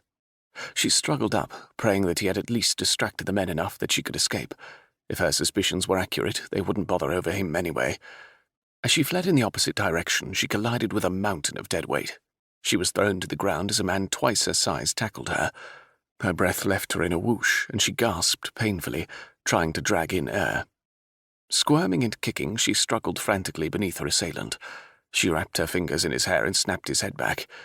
With her other hand, she jabbed her fingers into his eyes, eliciting a howl of pain. Taking advantage of his distress, she shoved as hard as she could and rolled him to the side. She shot up, then smashed the heel of her boot down across his throat. Satisfied that he would not pursue her, she broke into a run. Her fright and determination lent her more speed than she imagined possible. As she neared the edge of the woods, she thought with a moment of jubilation that she had succeeded in escaping. Then, without warning, her legs were swept from underneath her, and she landed on her back with enough force to completely rob her of breath. As she lay for a brief moment, gasping painfully, 3 men appeared over her, and her heart sank. How could she possibly be able to escape them? Feigning weakness, she continued to lie still, gauging what her assailants would do next. When one reached down for her, she kicked her legs up and wrapped her feet around his neck. Wrenching her legs sideways, she flipped him over her body. Arching her back, she bucked to her feet. As soon as she was standing, she swung her leg out in a powerful kick and crumpled the man to her immediate right. She assumed a fighting stance as they scrambled up. The 2 men growled in fury and launched themselves at her. She landed a blow to one of their heads, but they weren't swayed. She fell to the ground beneath them, unable to escape their steely grasp. Her hand inched toward the dagger she had tucked into her breeches, but she was unable to grasp it when her arms were jerked over her head. She screamed in rage as they pressed her farther into the ground. Her reward was a slap in the face, momentarily stunning her into silence. With speed she hadn't expected, they bound her arms and then her legs. "Let's see you maneuver out of this one, Princess," one of them taunted. "Who are you?" she demanded. "Who sent you?" Their accents were English, not Lodorian. "Whatever they are paying you, I can double it. If you just let me go." "Stuff the rag in her mouth, so she'll shut up," the other one muttered. "And get Tom up off the ground," he added in disgust. Her protests were squelched as a foul-smelling rag was forced into her mouth. She gagged at the taste. As they yanked her to her feet, she stumbled, unable to keep her balance with bound feet and arms. She attempted to thrust the gag out with her tongue, but a hand was quickly clamped over her lips. "Be easy with her," the apparent ringleader cautioned. "We've been paid a lot of money to ensure she's alive, and I don't want to be giving it back if she turns up dead." A chill trickled down her spine. She had to escape. Once they discovered she was no longer in possession of the map, they would likely lose any desire they had to keep her alive. Simon opened his eyes and promptly closed them again when pain knifed sharply through his head. He felt wet and cold, and whatever he was laying on was wretchedly uncomfortable. Where was he? He pried his eyes open again and saw something that looked remarkably like leaves. He was on the ground. His memory came roaring back, and he leapt immediately to his feet, nearly vomiting as pain overcame him. "Isabella! Isabella!" he yelled hoarsely, whirling frantically around in an attempt to locate her. When the world finally stopped spinning, he saw nothing but darkness. Stifling silence loomed eerily around the area, and he cocked his ear, straining to hear something, anything, to help him locate Isabella. Had she escaped? Or had she been captured after he was hit on the head? Self-recrimination ate sharply at him. He stumbled in the direction of the inn. He had to find her. After struggling up the stairs to their room, he let himself in and hastily splashed water on his face from the wash basin. He collected their meagre belongings, hurriedly stuffing them into a sack. He once again tugged the dagger into his boot, then checked his waistband to make sure the pistol was still secured there. His hand brushed against an odd shape just to the right of the pistol, and he dug into his pants to retrieve it. To his utter shock, he pulled out the small pouch that contained the map. How had he... And then he remembered her brushing against him just before they had leapt from the window. She must have feared she would be captured and was unwilling to relinquish the map. Bile rose in his throat and fear gripped him, nearly paralyzing him. Once they discovered she didn't have the map, they would not be overly concerned with what happened to her. She had trusted the entire future of Lodore to him, and he mustn't fail her. He'd already done so once. Twice would be disastrous. A quick glance out the window told him dawn was not far off. Despite the earliness of the hour, he knew there would still be patrons in the tavern. Perhaps a few coins would loosen their tongues. He fingered the coin purse Isabella had procured from the village woman, hoping there was enough within to gain the information he needed. Chapter 12. "Where is the map?" the man snarled. When Isabella remained silent, staring ahead in defiance, he lashed out and slapped her across the face with his palm. Her head snapped back, the pain numbing her cheek, but she quickly faced forward again. Then she fixed him with what she hoped was her coldest stare. "Go to hell," she said firmly. The man turned on his heel with a roar of rage. The other two men, one of whom she had ascertained was named Tom, sat in the background, smirks embedded in their faces. "Let me have a go at her," Tom said, rubbing his jaw. "I owe the bitch." The man sitting beside him elbowed him. "You idiot. Why rough her up? I can make her talk." He laughed uproariously as he adjusted his crotch. "Shut up, the both of you," the leader ordered. "Oh, Rufus," Tom whined. "We're just having a spot of fun." "This is no time for your stupidity," Rufus snapped. "You and Frank shut up until I tell you it's time to talk." He turned back to Isabella, a wicked-looking knife appearing in his hand. A sinister glint surfaced in his eye as he leaned in close to her. He pressed the blade against her throat until she felt a thin trickle of blood slither down her neck. "Tell me where it is, Princess, or I'll take great delight in slicing you up." "If you kill me, you'll never know where the map is," she said in triumph. "No, but that won't stop me from creating a new face for you. You'll still be very much alive, just less beautiful than you are now." Her stomach clenched, and she knew she'd been unsuccessful in keeping the fear from her eyes, because he looked at her in satisfaction. "Now tell me what I want to know, or it's going to be a very long day for you." Simon crept up to the cottage, praying that he had been led in the right direction by the elderly man in the tavern. The old man had been way into his pint of ale, probably one of many he had downed in the night. His speech had been slurred, but he swore he had heard a group of men plotting to kidnap a woman and take her out to the old Jenkins place. On silent feet he walked the remaining distance to the door and put his ear to the rotting wood. His heart nearly stopped when he heard Isabella's cry of pain. Stifling the urge to immediately burst in, he listened intently, trying to ascertain the men's positions in the room. From the shuffle of feet and murmuring voices, he determined there were at least 3, not good odds. But the element of surprise would be with him, as would his pistol and dagger. He would utilize all to the utmost. Mentally counting to 3, he withdrew the knife and gun and rammed his shoulder into the door.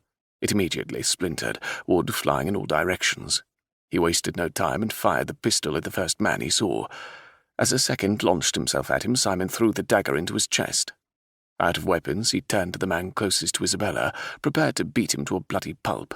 His stomach clenched when he saw the knife at her throat.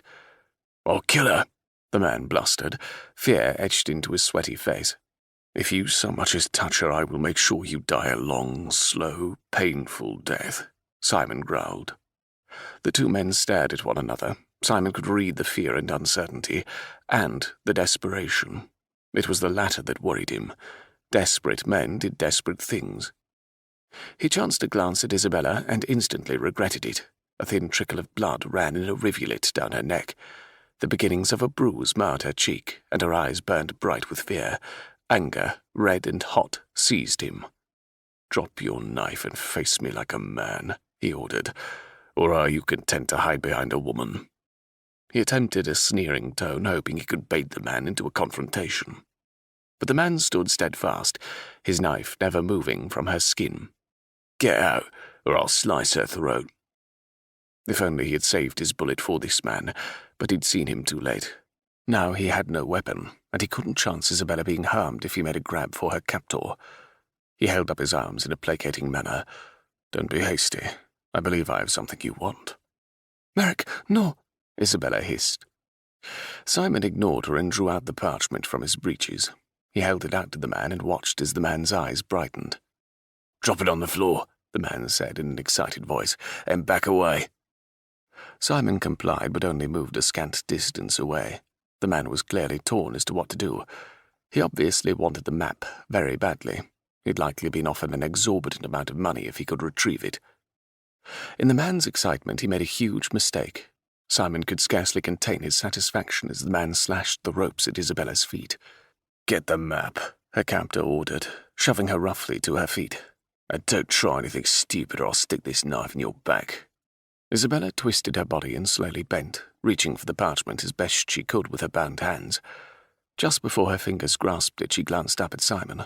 The question was obvious in her eyes, and he nodded ever so slightly, hoping she would catch on.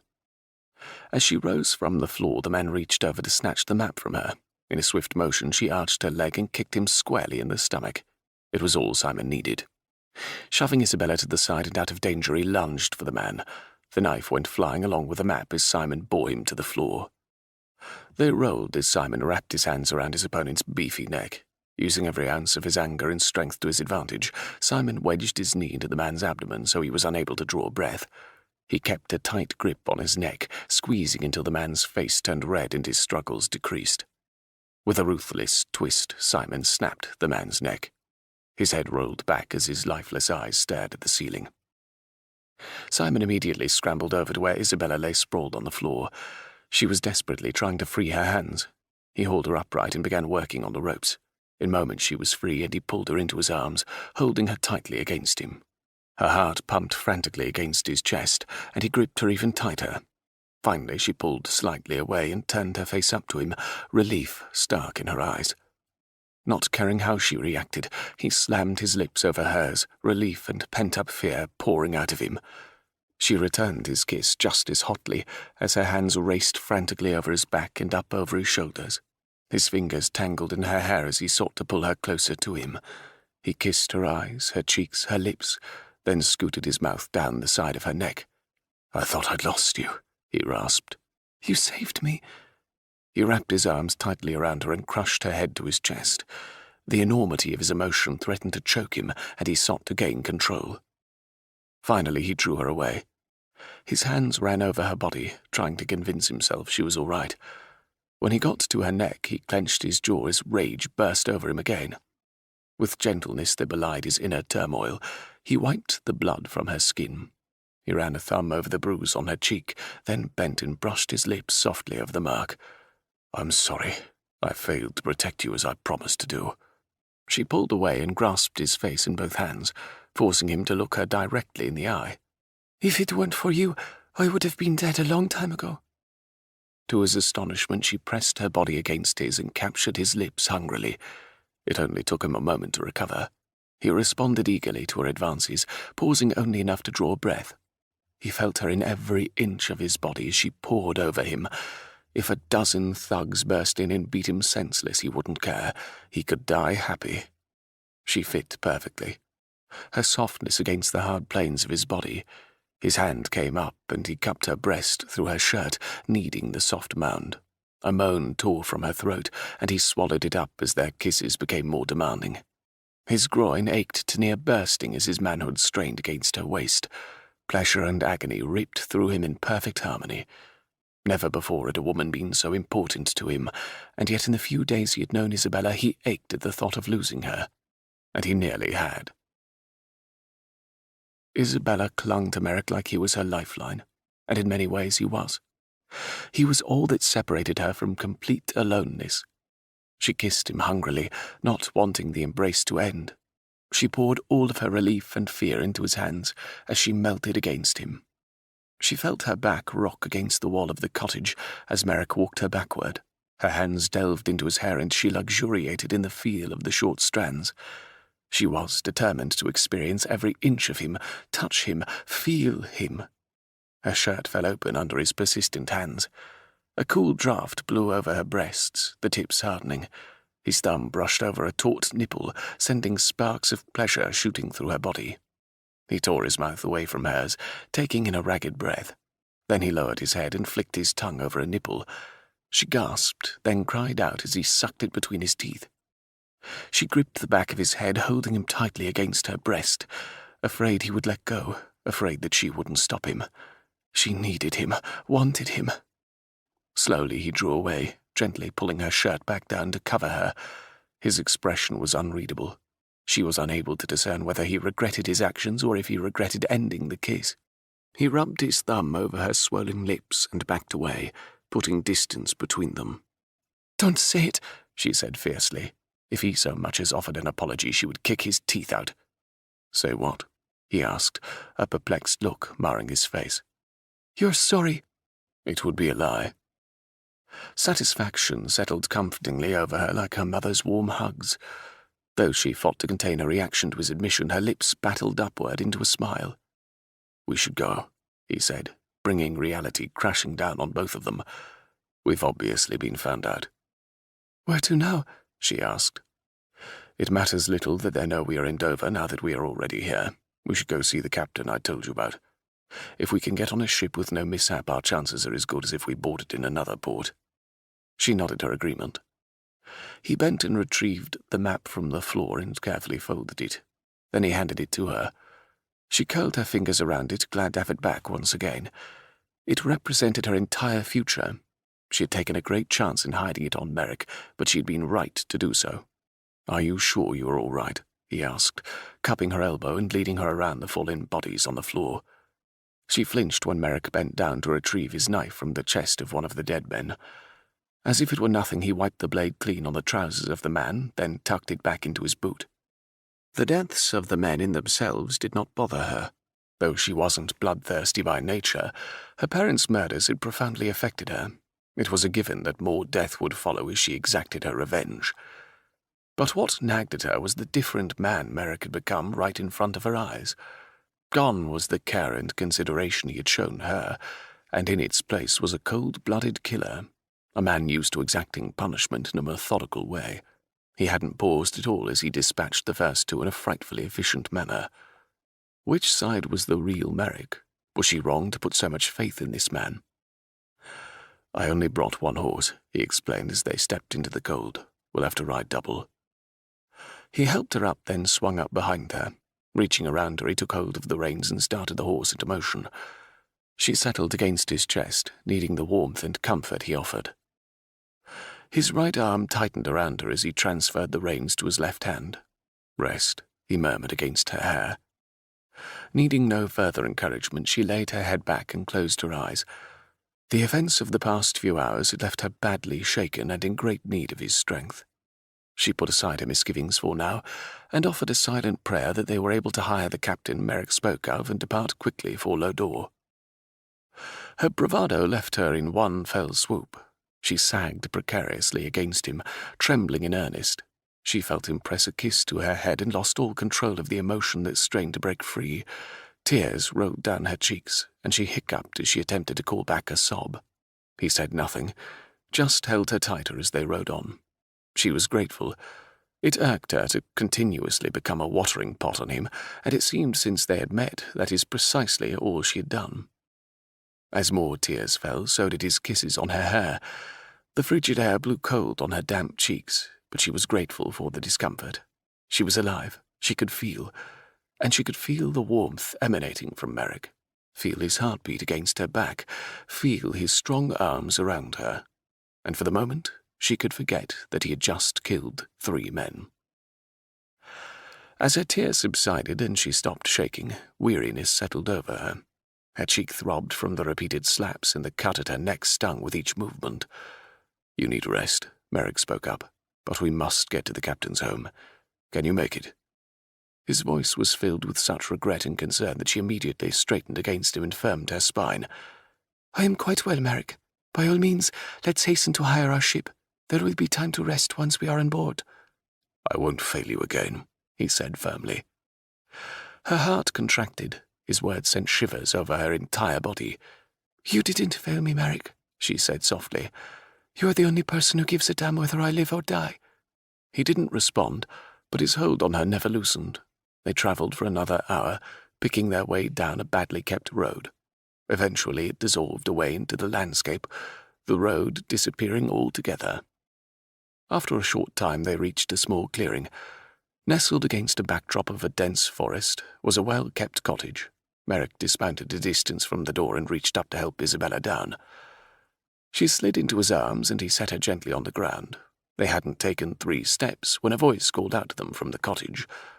"Don't come any further or I'll shoot you." They stopped immediately, and Merrick held his hands up in front of him. "We mean you no harm," he called loudly toward the cottage. "We are here to see Captain Martin." "I know why you are here, and the answer is no. I'm not interested in taking anyone to Lodore." Unwilling to accept defeat, Isabella stepped forward. "Isabella, no," Merrick said, putting out a hand to stop her. But she ignored his outstretched hand. Captain Martin, please at least listen to me. She strode toward the cottage, determined to air her case. "Don't come any further," the captain shouted. "I'll shoot."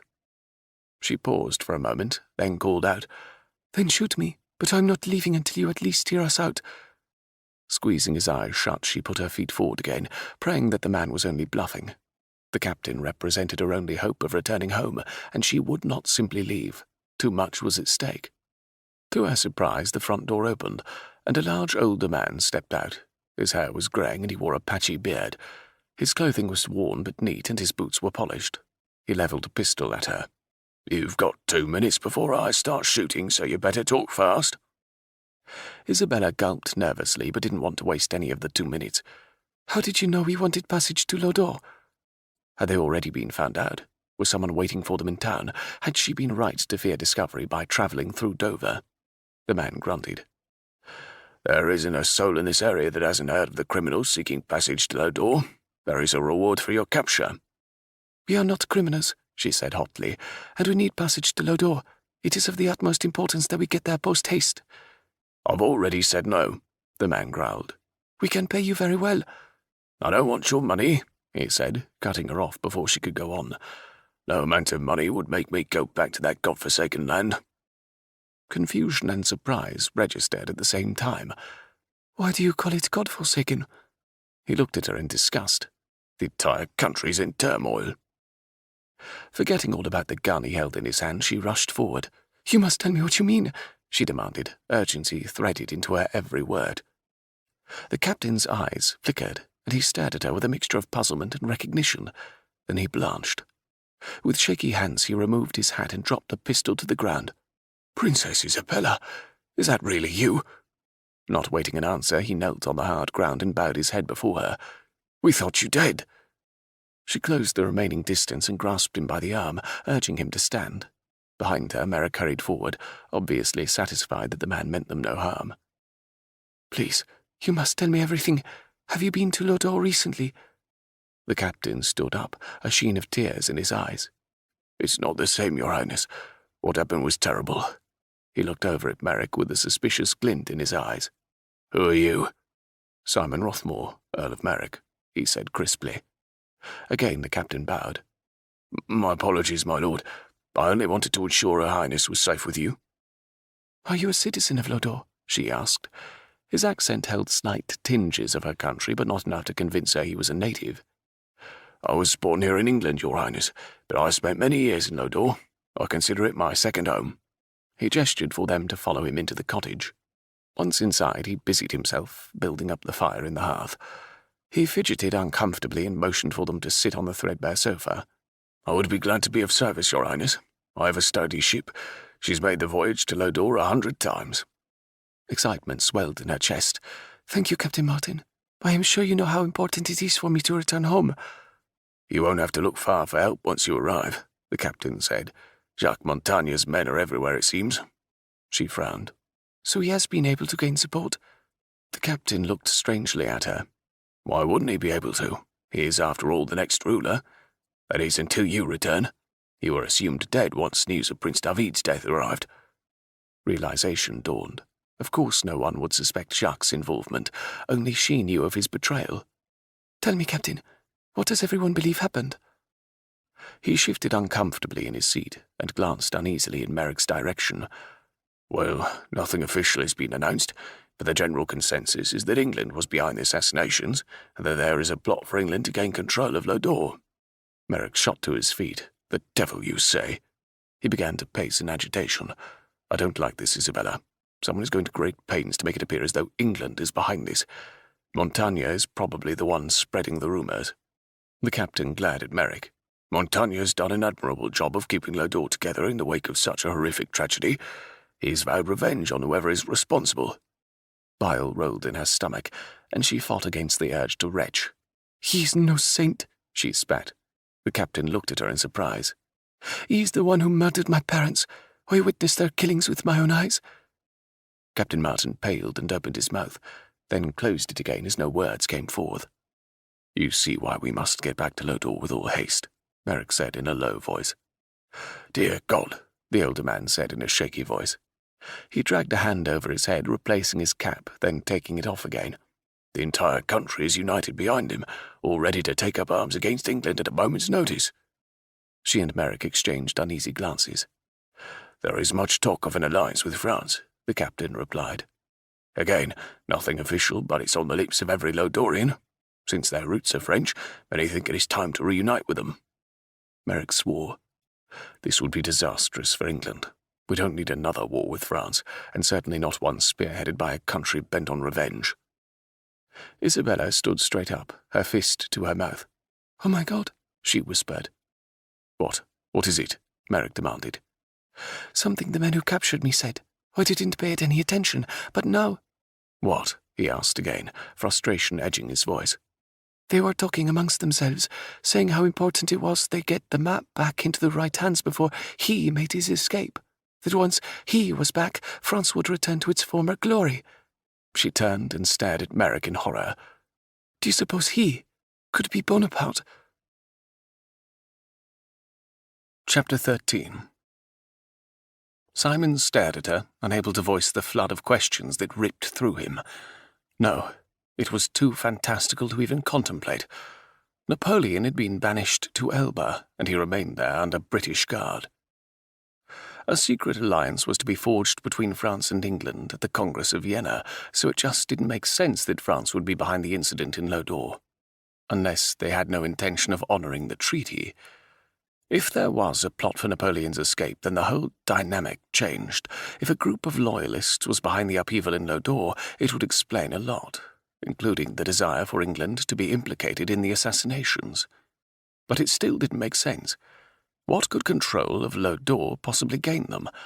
Unless it was to unravel any tenuous trust forged between England and France, and pave the way for Napoleon's return. A dark sense of foreboding seized him, and a chill trickled down his spine.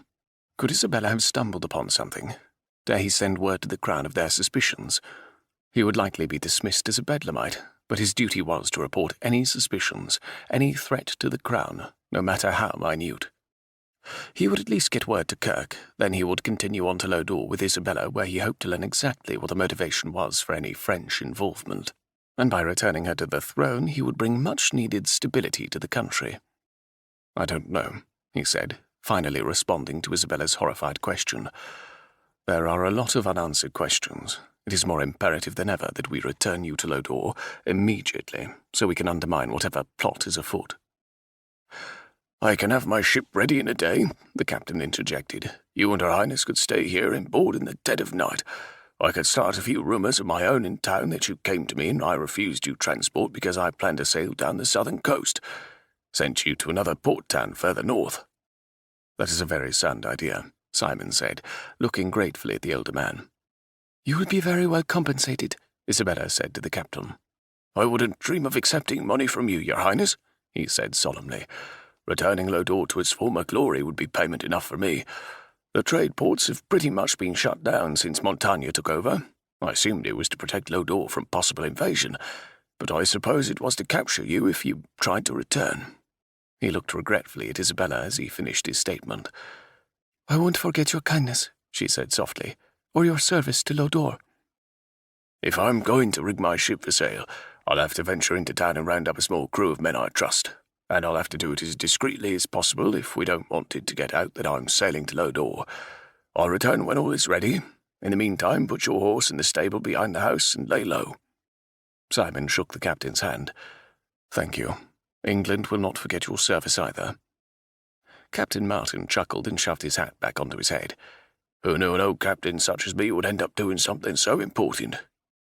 He shuffled out of the cottage and closed the door firmly behind him. Simon turned to Isabella. "Come here and let me look at your injuries." She coloured slightly as if uncomfortable with his attention. "They are not severe." "Still, they need my attention." He sat her down in front of the fire, selected a cloth from the small kitchen, and dampened it with water from the nearby pitcher. Returning to where she sat, he gently rubbed the dried blood from her neck. The bruise on her cheek, just under her right eye, had darkened to purple. He brushed a feathery kiss across the spot, delighting in the feel of her skin beneath his lips. "This is more complicated than I dreamed," she mumbled. She bit her bottom lip in consternation, and her face was rife with conflict. "We'll set it to rights," he vowed, wishing to wipe the anguish from her voice. "Thank you," she said raggedly, smiling up at him. She placed her slim hand on his face, and he resisted the urge to nuzzle farther into her palm. "You've nothing to thank me for." "Indeed I do. You've chosen to help me at great risk of peril to yourself. My country owes you a great debt." "Lodore owes me nothing," he said firmly. "It is in England's best interest to have you installed on the throne." A peculiar expression lit her eyes. "And is that why you are helping me? Because England demands it?" He looked at her in puzzlement. "My first loyalty is to the crown. Surely you understand that as a ruler of your own country. My obligation is to see you safely back to Lodore and find out precisely how this affects England's future." Her eyes became shuttered. "Lodore has no need of England's help. I am sure your assistance would be better put to use here on your own soil. Once I am on the ship, there is no need for you to accompany me further." "If you think I will leave you to return to certain death in Lodore, you underestimate me. I will not leave you until I am certain you are completely safe." "Ah, yes. Your duty demands it," she said mockingly. He frowned, wondering why sharpness edged her words. He stood and laid aside the rag he had cleaned her wound with. "You need to rest. We've a long, arduous trip ahead, and you've been through a hellish night. I'll stand guard while you sleep." She stood stiffly and followed him over to the couch. He wanted to reach out to her, ask her why the change in demeanour, but he said nothing. She was likely exhausted. When she settled onto the couch, he pulled a blanket over her. "I'll wake you if the captain returns." She nodded and closed her eyes. He took up position by the window so he could survey the outside perimeter. A few minutes barely passed before she was soundly asleep. He watched from across the room, clenching his fists as his gaze roved over the marks on her face. Turning his attention back to the window, he continued his close perusal, searching for any disturbance. He desperately needed to get a message to Kirk. In the meantime, his most important task was making sure Isabella returned to Lodore, alive. When Isabella awoke, the interior of the room was dark. A lone candle flickered in the corner, casting very little light. Her eyes adjusted as she sat up, and she could see Merrick's large frame standing by the window. She studied him for a long moment as he stared intently out the window. As much as he irritated her with his annoying sense of perception and his overprotective tendencies, she felt keen disappointment that he saw as nothing more than a duty to perform. At some point the intimacy they shared had come to mean something to her, obviously more than it meant to him, and perhaps she should follow his suit. After all, she was in even less a position to get sidelined from her duty. Duty. Such a nasty word. Would that neither of them had such differing obligations. But it did her little good to dream the impossible, for no matter how much she may wish the past away, it had irrevocably changed the future, a future she was powerless to change. She had no doubt that Merrick truly felt protective of her and was wholeheartedly devoted to returning her safely to Lodore and seeing her ascend the throne. His sense of duty would countenance no other possibility. But she wanted to be more than his latest assignment, more than a name on a report to his superiors. "Has the captain returned?" she asked, her voice drifting across the distance. He turned around and walked over to the couch. He settled down beside her and cupped her cheek in his hand. "How do you feel?" "Much better," she admitted. "I was far more tired than I thought." She shrugged out of his hand and looked away, feeling discomforted by his piercing eyes. As proficient as he was in reading her thoughts, she had no desire for him to be privy to all she'd been mulling over. "To answer your question, no, the captain hasn't returned. I'm growing concerned. I thought he would be back by now." "I am sure he will return soon," she said, forcing lightness into her voice, anything to get over the awful discomfort she felt in his presence now. "What time is it anyway?" "It's nearly midnight." She gasped in surprise. "I had no idea I slept that long." "You needed it," he reminded her. He rose and extended a hand to help her up. "Let's look in the captain's kitchen and see if there is anything for us to eat."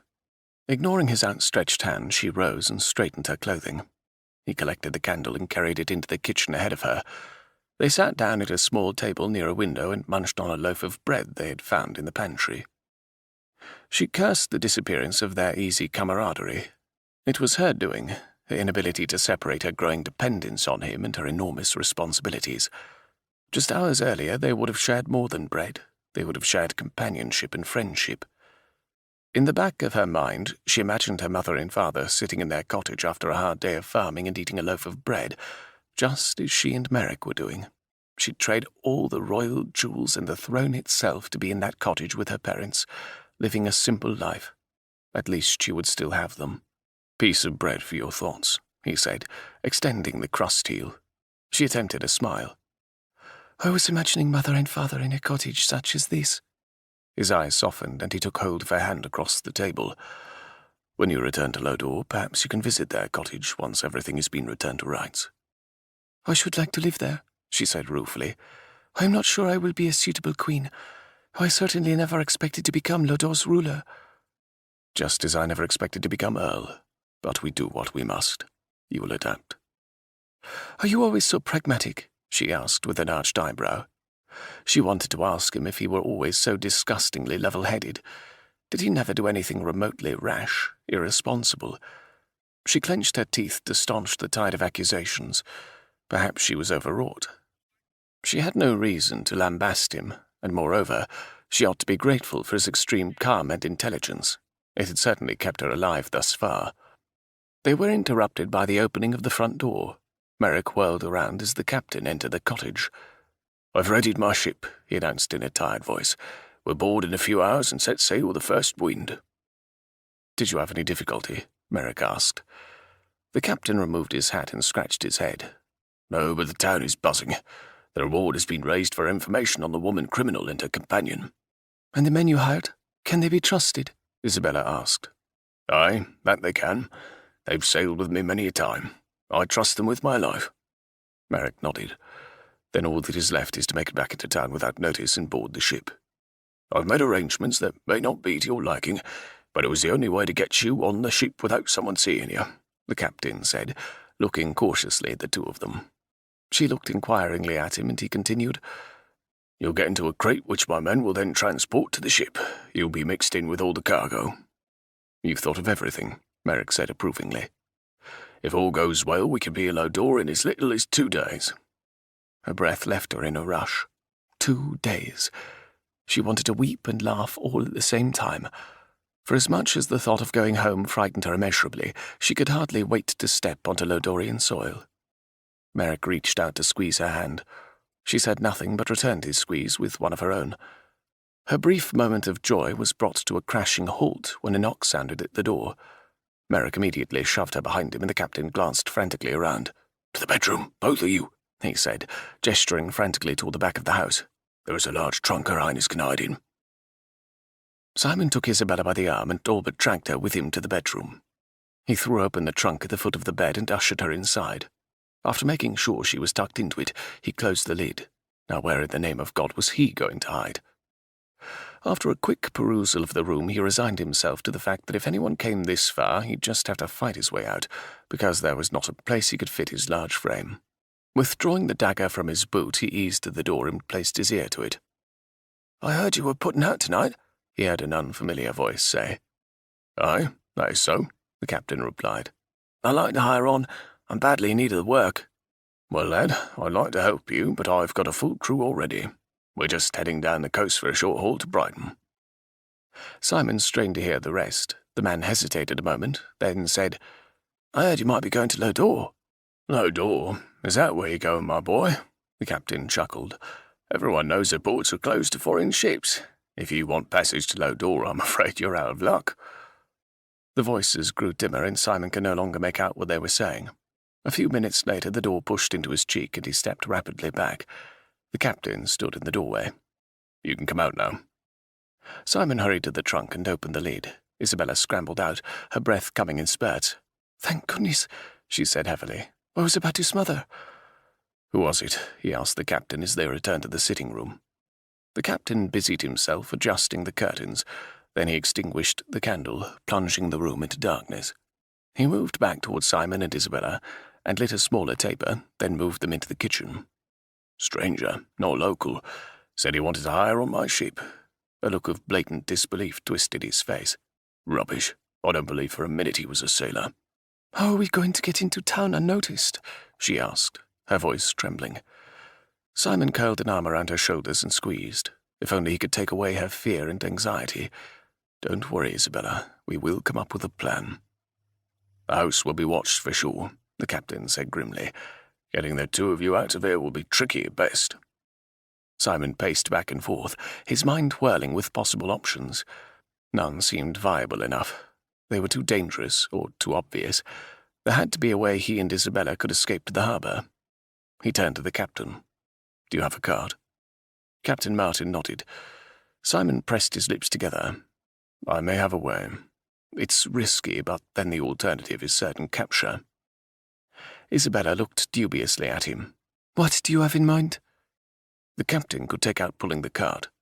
We could stow some barrels in the back and cover them with blankets. If anyone is watching, they would naturally assume we are hiding in the cart. Isabella's eyes lit up, glowing brightly in the candlelight. Of course. And then we could sneak away while they are occupied with the cart and rendezvous with the captain in town. Simon nodded. Exactly. The captain rubbed his chin in his hand. It might just work. It doesn't appear that we have a choice in the matter. I'll set to work at once preparing the cart, and I'll depart within the hour. Meet me behind the tavern, but don't go in. He exited the back of the house, leaving Simon and Isabella alone. The two sat in front of the fire, waiting tensely for the captain to return. Half an hour later, he strode back in and looked over at them. It's time. Chapter 14. Isabella twisted her fingers nervously as Merrick kept watch from the window. The captain had been gone 10 minutes, and the plan was for her and Merrick to leave in 5 more. Fear and anticipation warred within her, sending her stomach into turmoil. They were so close to achieving their goal, and yet it seemed an impossible feat. She whispered the familiar prayer her mother had taught her as a child in a fervent attempt to bolster her courage. Are you ready? Merrick murmured beside her. She swallowed and nodded. He took her hand, and his dark eyes reached out to her, comforting her and infusing her with confidence. We'll make it, Isabella. Trust me. Struck by the irony of his words, she attempted a smile.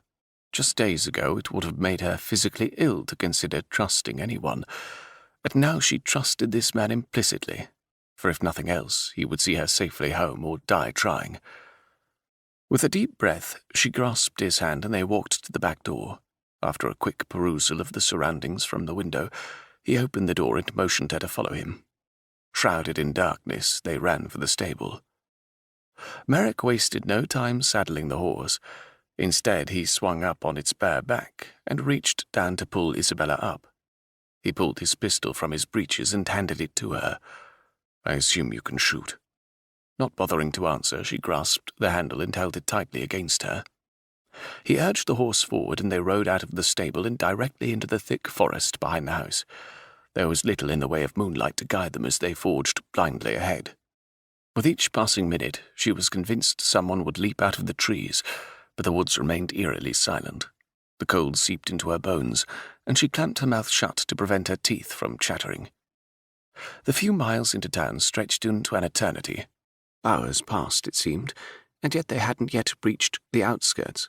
Her nerves were a jumbled mass of jam, and her anxiety increased as more time elapsed. When a rabbit ran across their path and disappeared into the brush, she nearly fell from the horse.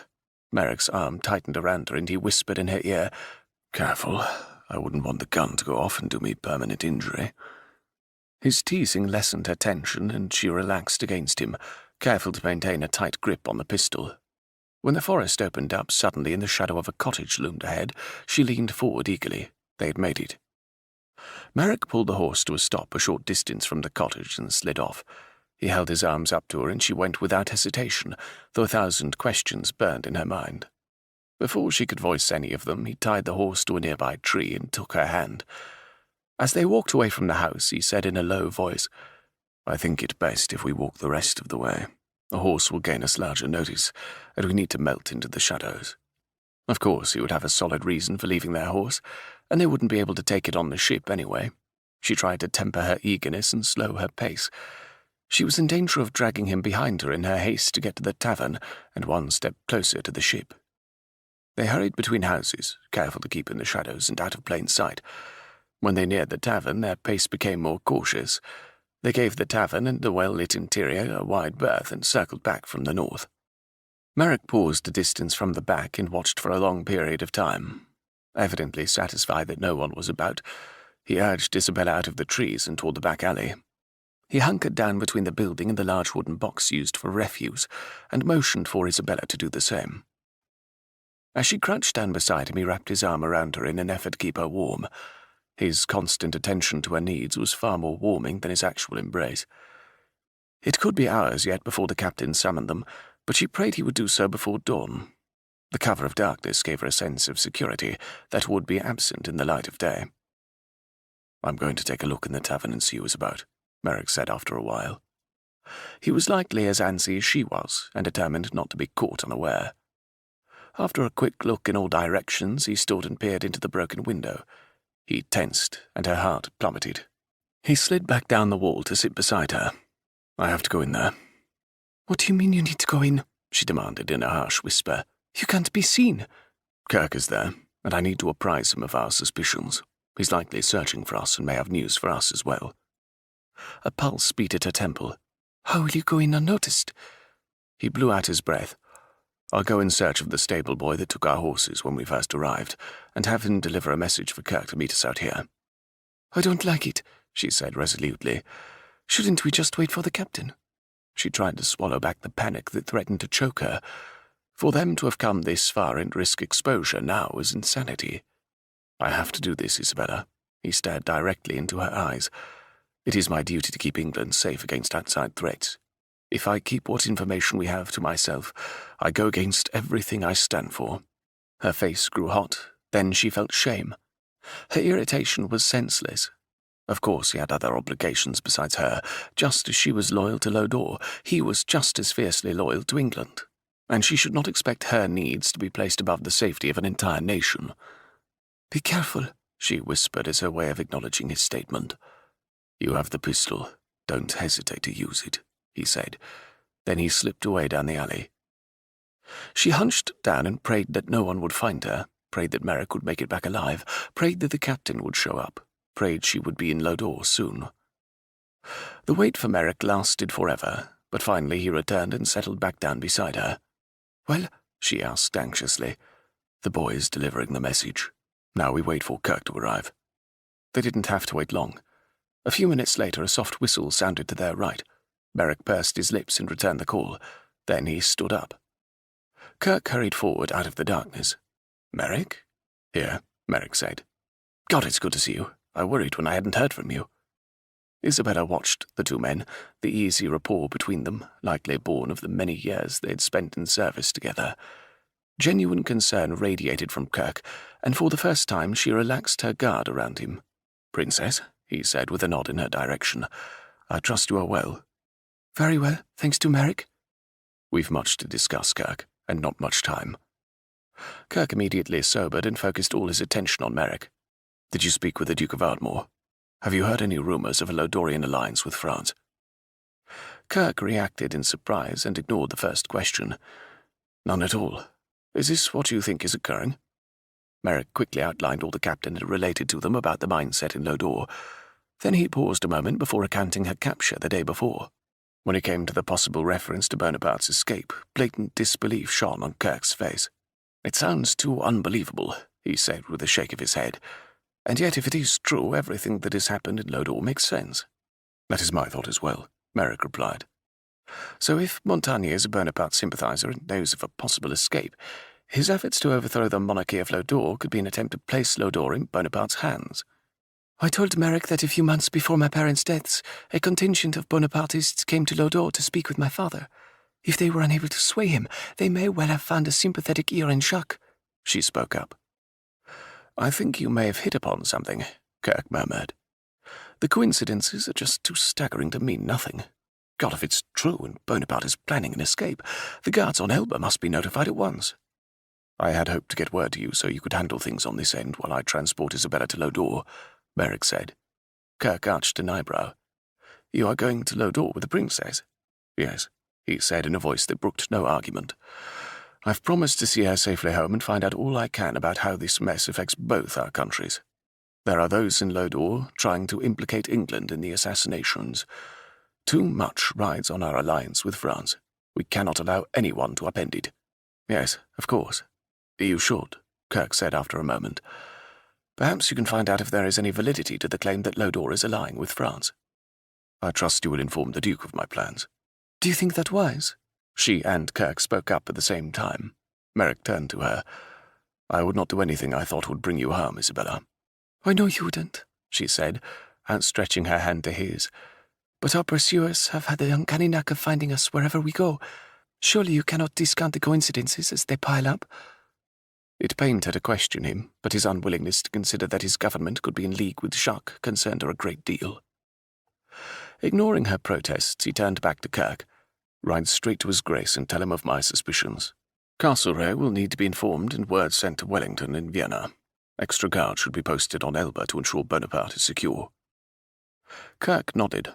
"I must go. I don't want to draw attention to you or the princess." He turned to walk away, but paused. "Be careful, Merrick. I don't like all I'm hearing.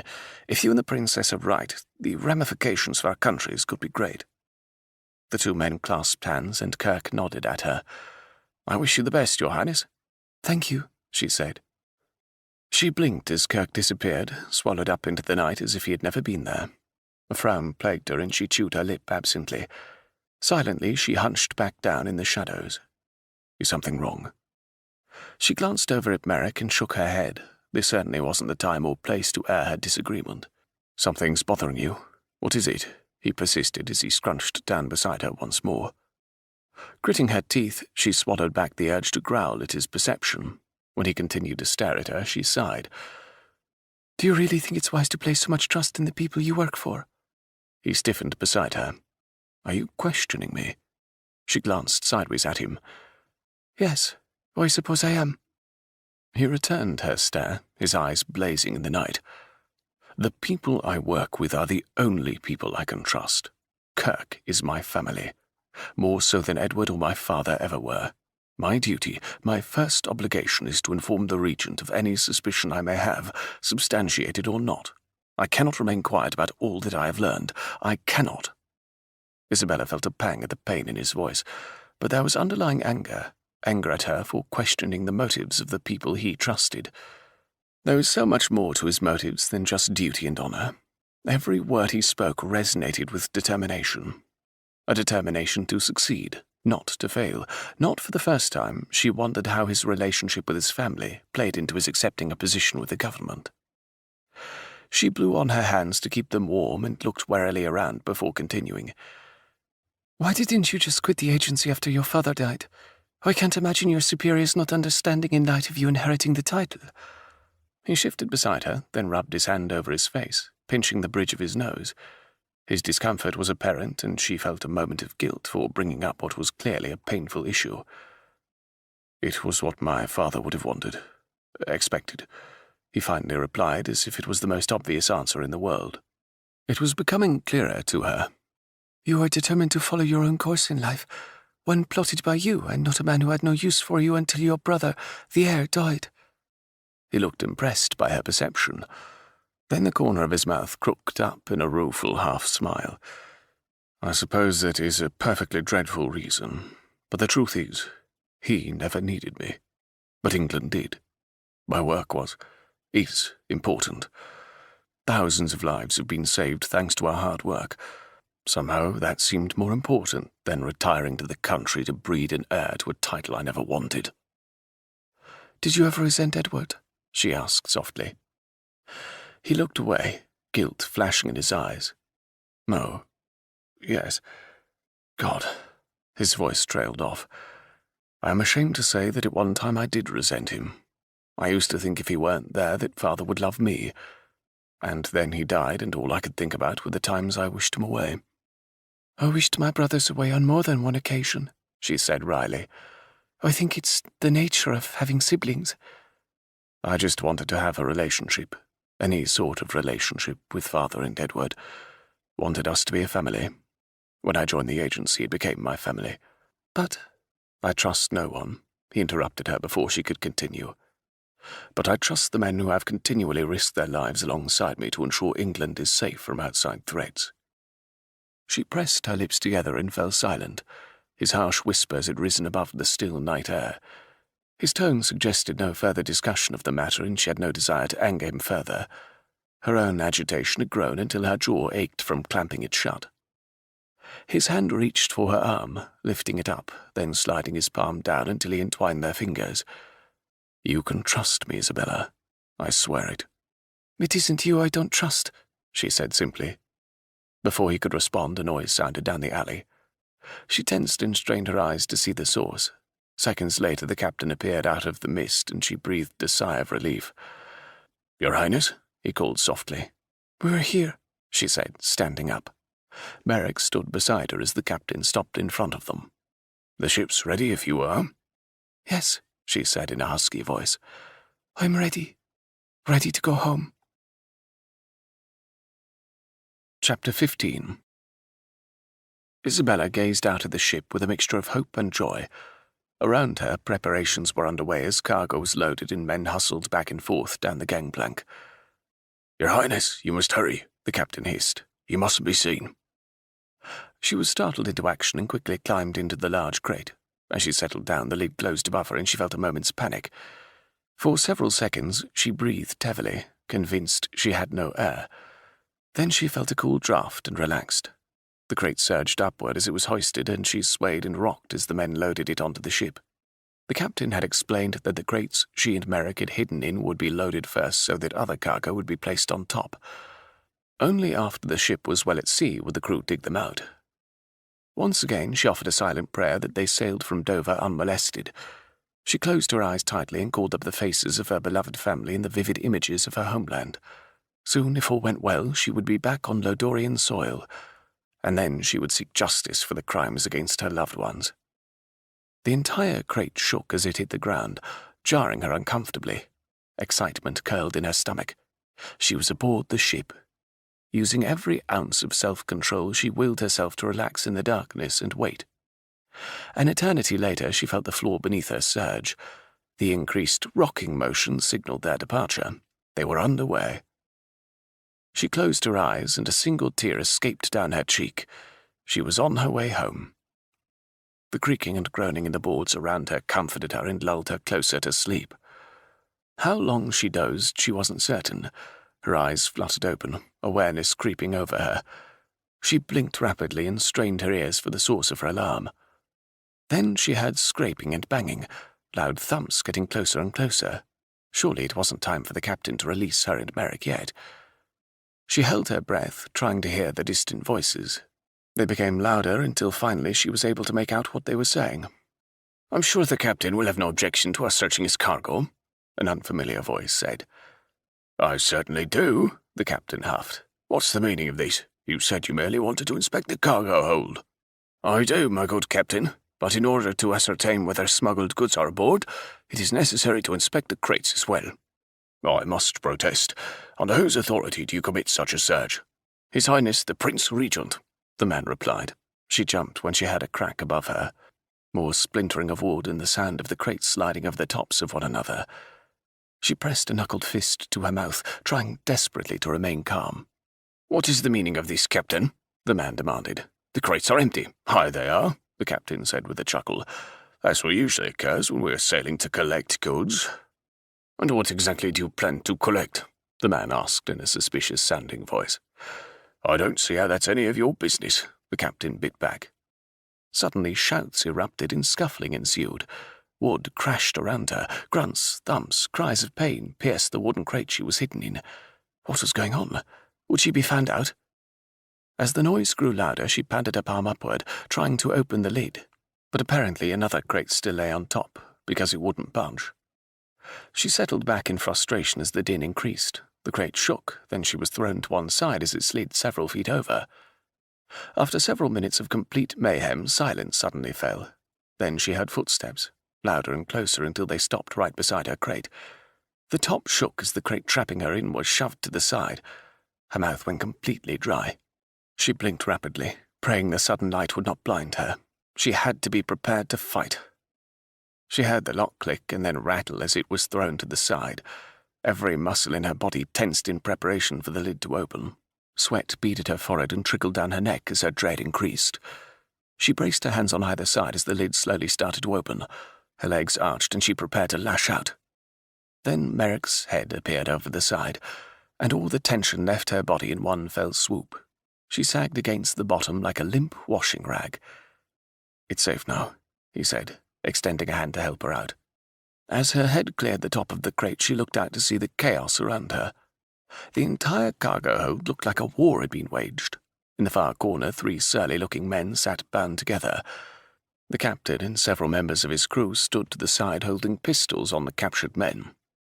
What happened? She demanded, as she stepped over the side of the crate. Merrick held his arms out and lowered her to the floor beside him. "These men came aboard posing as inspectors. Never mind that we haven't such in England," he said dryly. "Their accents are as deplorable as their manners." "They are Lodorian?" she asked, her eyes growing wide. Not waiting for an answer, she rushed forward. She stood above the tied-up men and stared down at them with all the royal bearing she could muster. "Who are you?" They grunted at her in response. "Well, you obviously know who I am," she said in a steely voice. She turned and walked a few steps away, then turned back to them in a casual stance. "And you also must know that when I return to Lodor, I become queen." A flicker of fear shone in the eyes of the man in front before he looked down. "And you must also know what we do with traitors in Lodor." Her voice was icy now and conveyed all the hatred she felt for the people who had murdered her family. "You won't ever be queen," one of the other men spat. She fixed him with a glacial stare. "Yes, I will. And when I am queen, you 3 will rot in Lagerfeld." 2 of them paled at the mention of the much-feared prison. Most preferred death to a sentence there, and it was reserved only for the most heinous of criminals in Lodor. Indeed, in the past 100 years, it had housed only 25 persons. "Can you lock them away, Captain?" she asked, walking calmly over to where he stood. "Perhaps if they decide to speak to their queen, she might consider a lesser sentence." With a haughty flip of her head, she nodded to Merrick to assist her from the cargo hold. He obeyed without question, an astonished look on his face. A few minutes later they were topside, and she uncurled her fingers from the tight fists she had formed. She rubbed her hands over her arms to warm herself, then blew on her hands. Anger still simmered beneath her surface, and she fought to relax her clenched jaw. No one, absolutely no one, would keep her from her goal.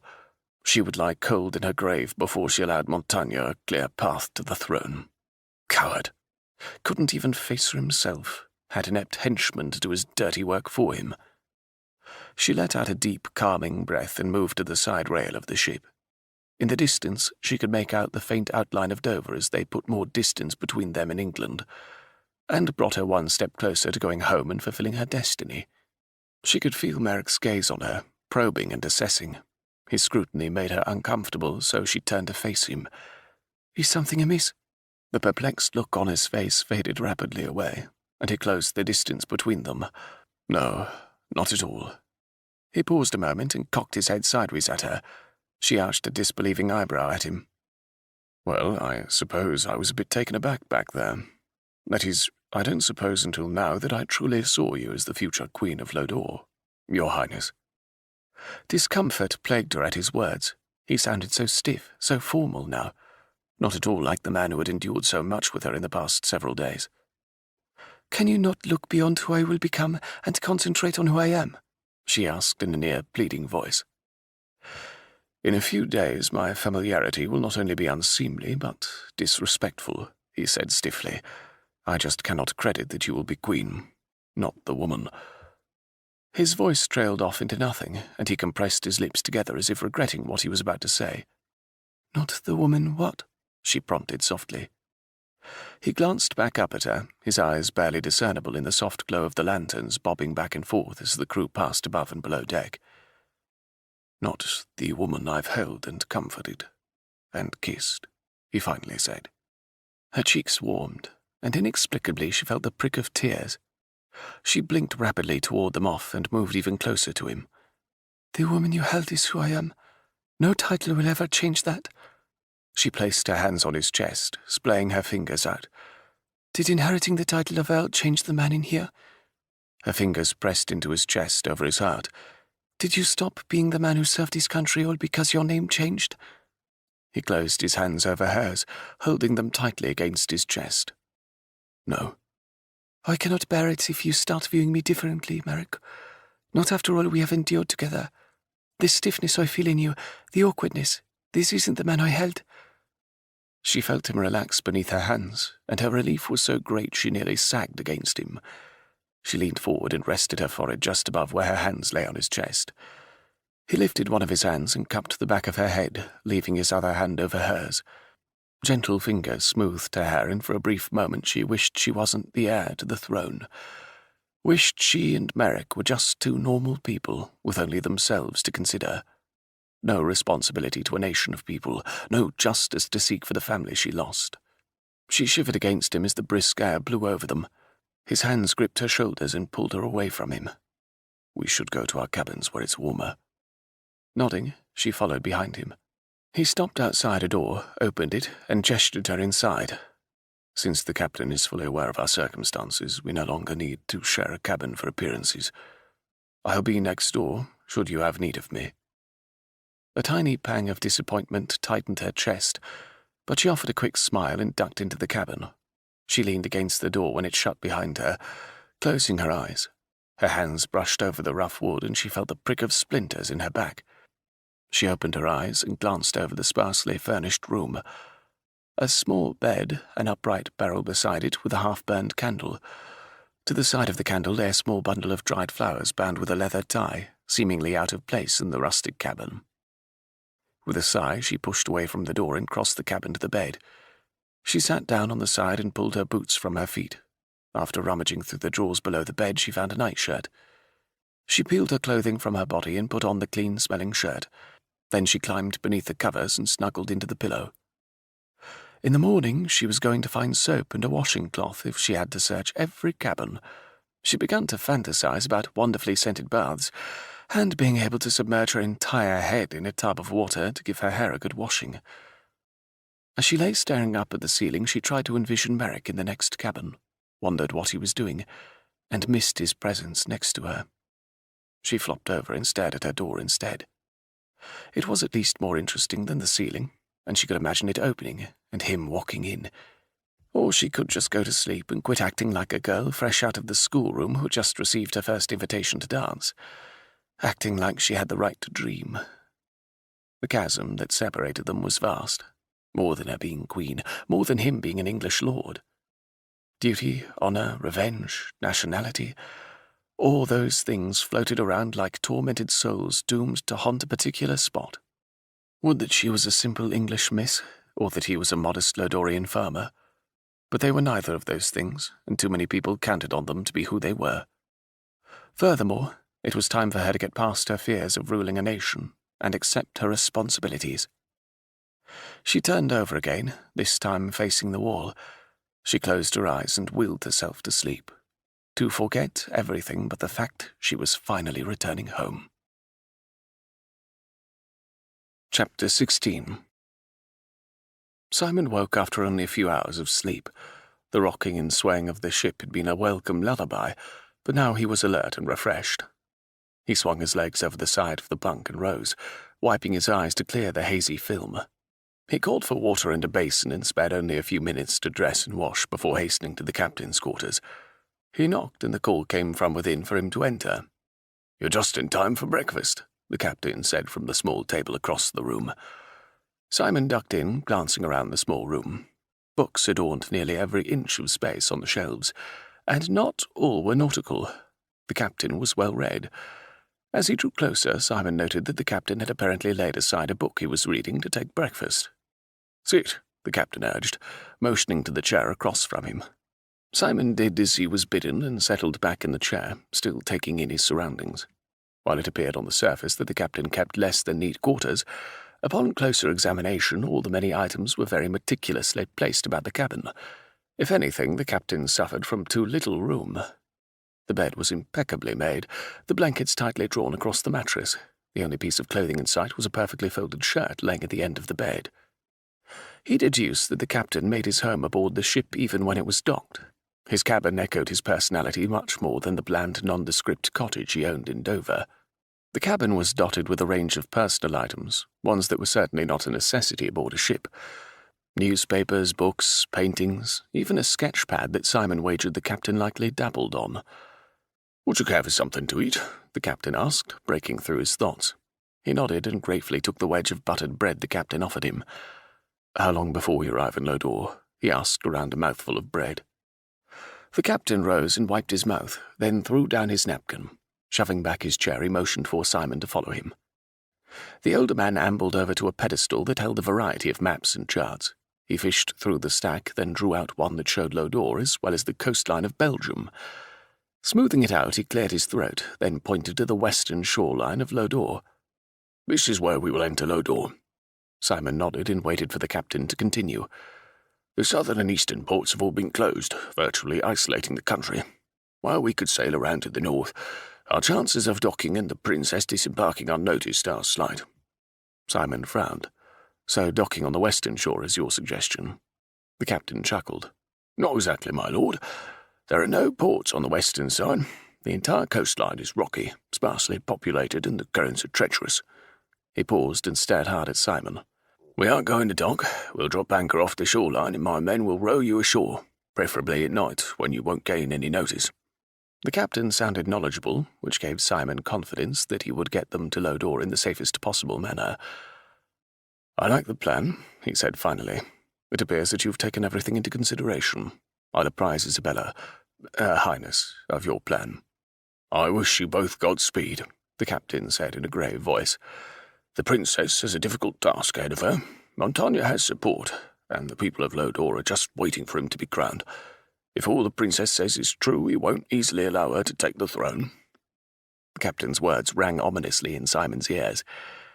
It wasn't anything he didn't already know, but hearing it voiced aloud sent a cold chill down his spine. Once he and Isabella reached Lodore, they were no longer under the protection of the British crown or law. He could do little to help her if they were captured. "If you'll excuse me, Captain, I will inform Her Highness of your intentions." The captain nodded. "If the weather holds, I anticipate dropping anchor off the western coast tomorrow evening." Simon left the captain's cabin and strode toward Isabella's. He paused a moment outside her door, wondering if he wasn't better served to let her rest. No, she would want to know exactly what was going to occur at the earliest possible moment. He knocked softly and waited for her response. Almost immediately the door swung open and she stood before him. She presented a glorious sight, a nightshirt clipping the top of her knees, her long, dishevelled hair thrown carelessly over one shoulder, and she looked glad to see him. She stepped away from the door and gestured for him to come in. As he stepped over the threshold, she shut the door firmly behind him. "If you'll excuse me but a moment while I dress," she said, stepping behind a dressing screen secured to the wall. He watched as she threw the nightshirt over the top of the screen and clenched his jaw as he imagined her naked behind it. Why was he torturing himself? He shifted uncomfortably and sat down on the edge of the bed, hoping to at least disguise the extent of his discomfort. Seconds later, she reappeared from behind the screen, dressed in a clean shirt and breeches. She smoothed her hands down the legs of her pants and crossed the room to where he sat. "How are you faring this morning?" she asked. He could detect a hint of nervousness in her voice and wondered if she was as affected by his presence as he was hers. With a mental shake of his head, he directed his thoughts to the matter at hand. "I've spoken to the captain. We should be in Lodore by tomorrow evening." He quickly recounted all the captain had told him, then watched as she absorbed his words. "It's a sound plan," she admitted, chewing the bottom of her lip in concentration. "And we shouldn't have far to travel to the monastery, depending on where we come ashore." "You intend to visit the monastery first?" he asked in surprise. He had assumed she'd hasten to the palace. "I must see Father Ling first. He can tell me if Jacques has been successful in recovering the relics. He can also tell us exactly what has been going on since the deaths of my family," she said after a deep breath. "How far is the monastery from the palace?" he asked. "Not terribly far by horse," she replied. "The monastery lies on the western coast. The monks are said to be the keepers of the caves, so the entrance is not far from the monastery. The palace is further inland atop Soleil Mountain." Mountains, caves, it all sounded difficult, not to mention treacherous. He felt a twinge of doubt nag at him. How could he and Isabella go against an unknown number of forces, practically take on an entire nation to right the wrongs against her family? Montaigne had gathered much support, according to the captain, and Isabella's claims might well fall on deaf ears, and the fact that an Englishman was aiding her might lend further credence to the conspiracy theory Montaigne was spewing. He said a fervent prayer that Kirk was successful in thwarting any escape attempt by Bonaparte. If that was indeed in the works, his failure to leave Elba could signal difficulties for Bonaparte's sympathizers in Lodore. "Do you regret agreeing to help me?" she asked softly. "No," he said quickly, shaking his head. "Not at all. It's my duty," he rushed to say. His tongue seemed to rebel against him as he faltered to get the words out.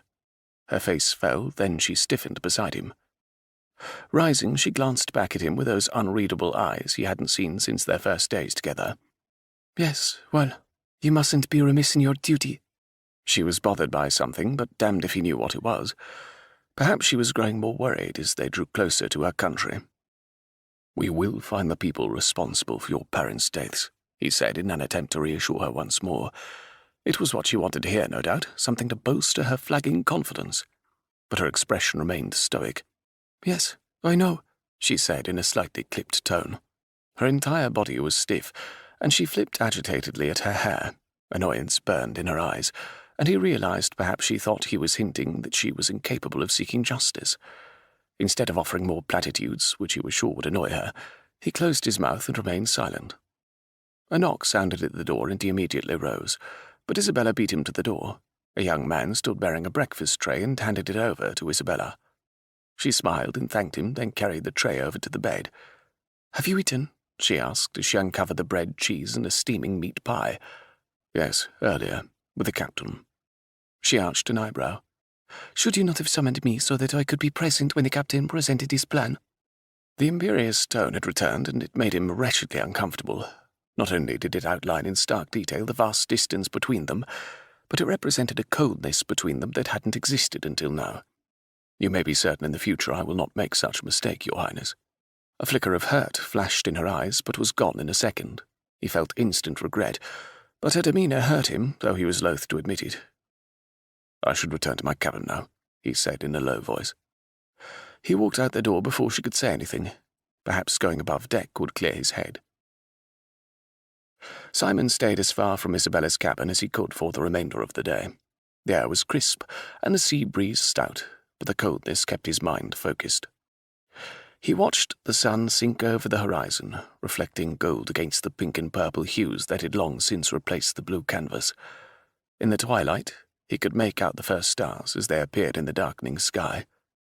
Soon the moon would rise and night would fall, the last night before an uncertain tomorrow.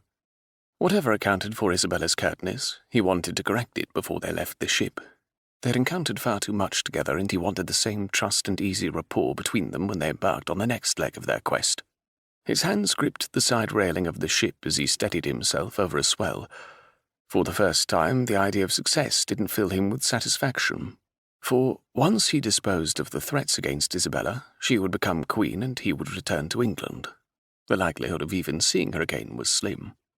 There was only tonight. Drawing his shoulders up, he turned and walked back to Isabella's cabin. He stood for several long seconds outside the door, debating whether to knock or just go in. His determination fueled his courage, and he opened the door in one motion, stepping in before he waited for her summons. His jaw dropped when he saw her standing across the room in front of the wash basin. She turned when she heard him, just as surprised as he was. She dropped the cloth she had been washing herself with and returned his stare. Her long hair fell in waves to her waist and swayed with her motion. Slender, bare legs slid seductively from beneath her shirt, and the shirt was parted, giving him the barest peek of the swells of her breast. His gaze daren't go lower. He locked onto her face, feeling foolish for barging in unannounced. "My apologies," he finally said around a tongue that didn't seem to want to cooperate. But before he could turn and go, she reached up and gripped the lapels of her shirt in her hands and slowly pulled them over her shoulders, baring her breasts to his avid gaze. Her eyes locked with his, and he read insecurity, nervousness, and desire within their depths. Then she shrugged from the shirt and let it fall in a pool at her feet. Chapter 17. Isabella stood tremulously before Merrick, praying that her courage didn't desert her. His eyes flashed as they swept over her body and darkened to obsidian. Then she prayed he wouldn't turn and walk out. But he moved closer, the blatant desire in his eyes frightening and arousing her all at the same time. He stopped directly in front of her, mere inches separating them. She was a fool to throw herself so shamelessly at this man, but her body ached for him, her soul ached for him, and in her heart she knew she would never feel this way about another man, even the man she would eventually marry and produce heirs with. There was no guarantee of what tomorrow would bring, and she wanted to experience the closeness, cement the bond between them, wanted to pretend for one night that nothing else mattered, not their duties, not the uncertainty that awaited her in Lodore. Slowly his head lowered, and he captured her lips in a hot, breathless kiss. She melted against him, moulding the curves of her body to his hard frame. He drew away the merest fraction of a distance, his breath still blowing hot on her face. "Isabella, are you sure?" In response, she curled her arms around his neck and pulled him back to her. His touch elicited the most delicious sensations all over her body. He ran his hands down the curve of her back and over her buttocks, then up her side into her breasts. Cupping them in his hands, he rolled the tips between his thumb and forefinger. A moan tore from her lips, swallowed up just as quickly by his mouth. He raised his hands to frame her cheeks as he rained tiny kisses over her face. Then he delved his fingers into her hair, smoothing back the tendrils behind her ears. "You are so beautiful," he whispered. She smiled, warmed by his words. Pulling away, she began removing his shirt from his breeches, but paused as it came free. "I have heard that there are ways to prevent pregnancy. Are you well versed in those ways?" Mortification tightened her face as she waited his reaction. She knew she was being unforgivably forward, but in her position she could not afford to be naive, nor could she afford to ascend the throne with an illegitimate child. A chuckle sounded deep in his chest. "Indeed. It's been a while, I'm afraid, but it's not something a man forgets." A ridiculous smile lessened the tension in her cheeks. The idea that it had been so long since he'd been with another woman gave her immense satisfaction. Tentatively, her fingers worked at the laces to his breeches, then she hooked her thumbs in the waist and slid them around to either side. She stared into his eyes as she began working his breeches down his legs. Unable to contain her curiosity, her gaze dropped as his manhood sprang free from his pants. It was hardly similar to all the nude statues that adorned the palace.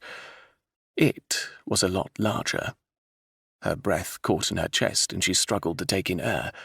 Imagining the mechanics of taking it into her body had her face scorching. He stepped back to kick his legs free from his pants, then returned to stand close to her. He gathered the material of his shirt in his hands and quickly pulled it over his head, tossing it aside. Never before had she seen anything as glorious as Merrick's nude form. This was a man artists would fight over to sculpt, paint, view. His long legs stood slightly apart, his hands at his sides as she drank him in.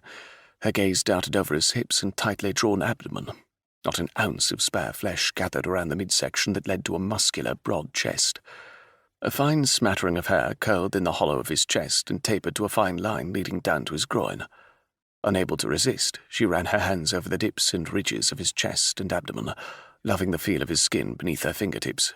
It felt smooth, only slightly rough under her palms, rugged and completely male. And finally, as her courage mounted, she dipped her hand to curl around his rigid shaft.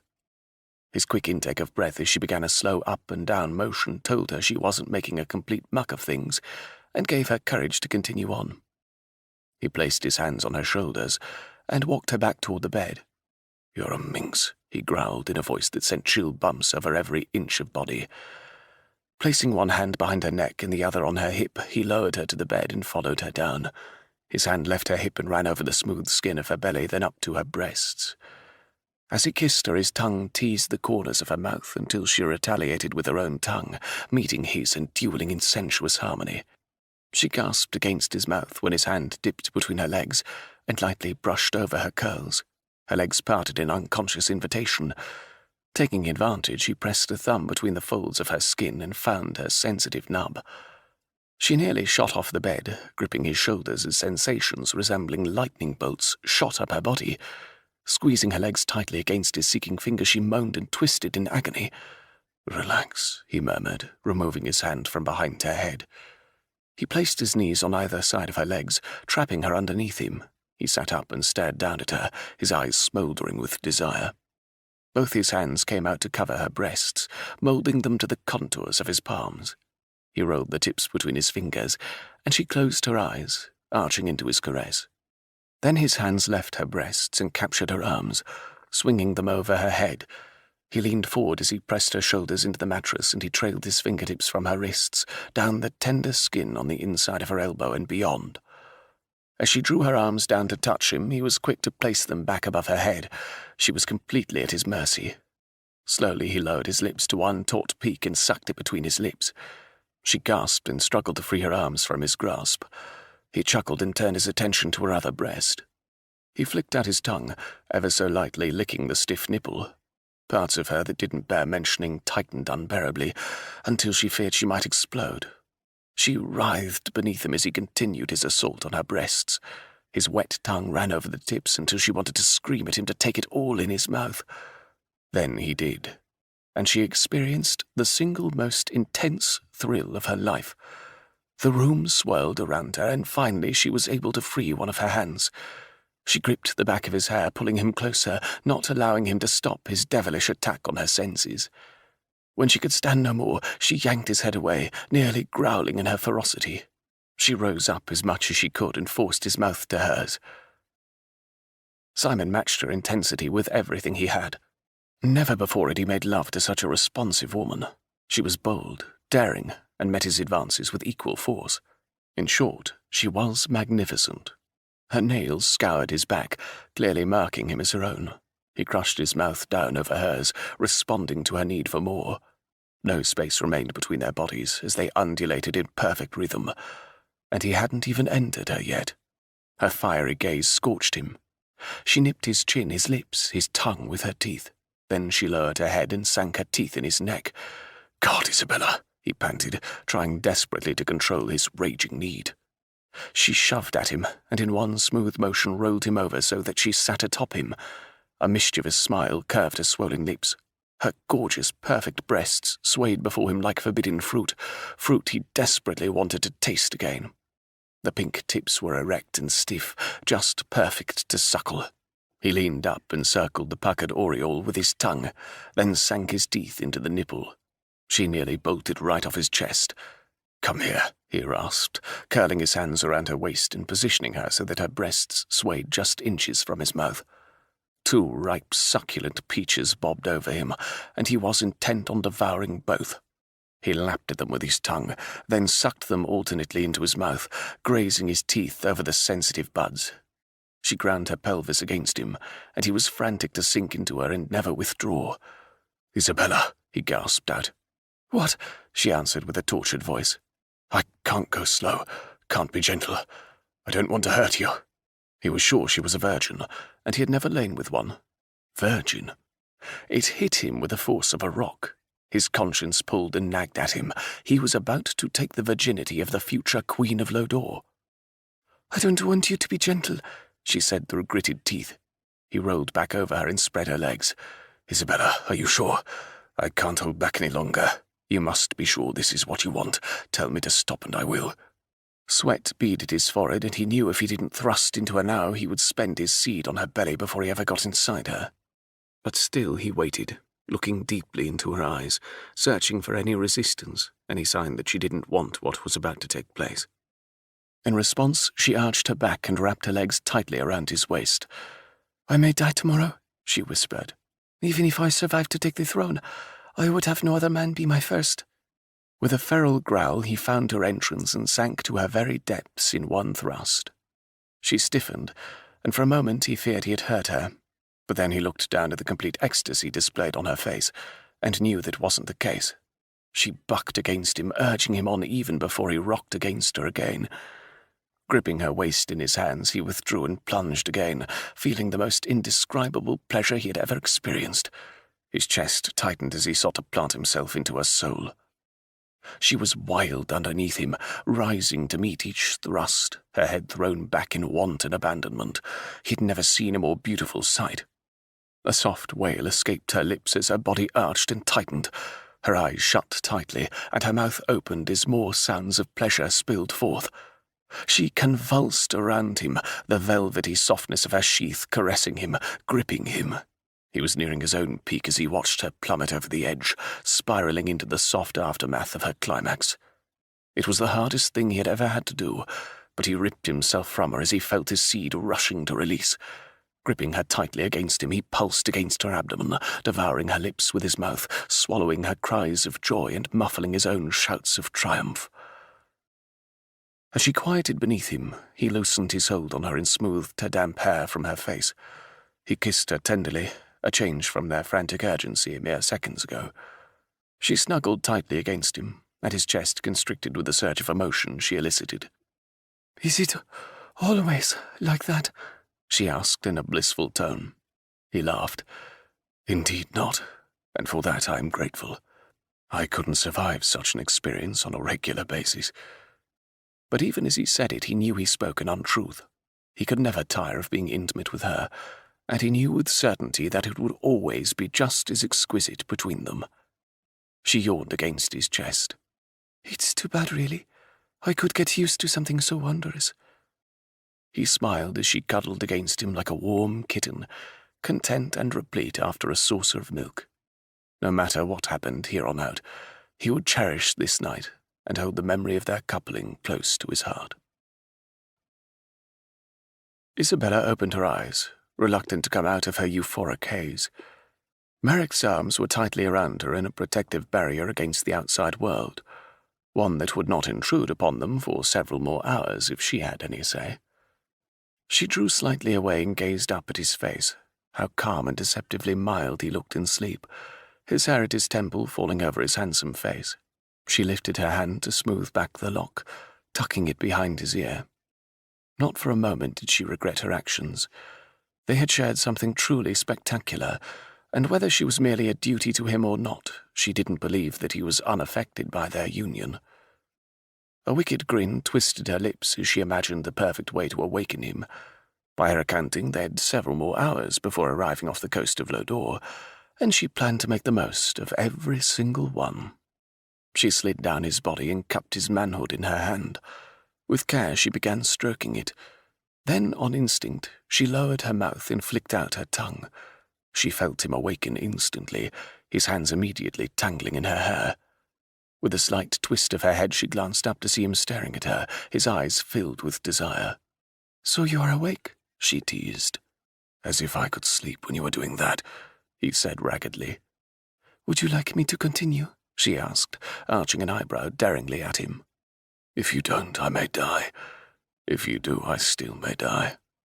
"In that case," she whispered, ducking her head back down. Her eyes widened when she saw his shaft, rigid and straining toward her. The fact that she was not at all sure what to do didn't hinder her in the least as she wrapped her fingers around the base, smiling when he arched against her. A bit hesitantly at first, she closed her lips around the tip, but then she heard him moan and quickly gained confidence. He writhed beneath her as she continued her gentle suckling. His hand gripped the back of her head tightly as he arched into her.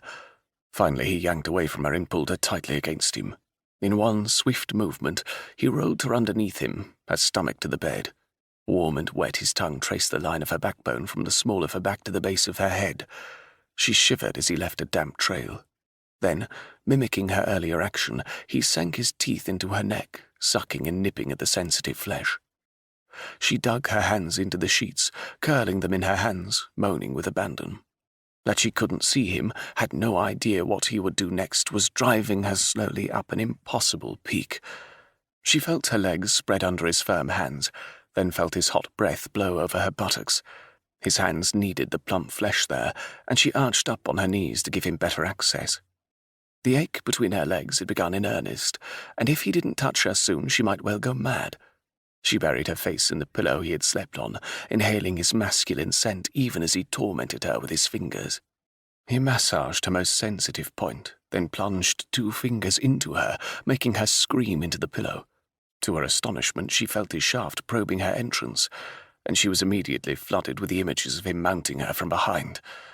Before she could react to such an erotic idea, he was inside her, deep, hard, into the deepest recesses of her being. She fought for breath as wave upon wave of intense pleasure washed over her. They fit perfectly together.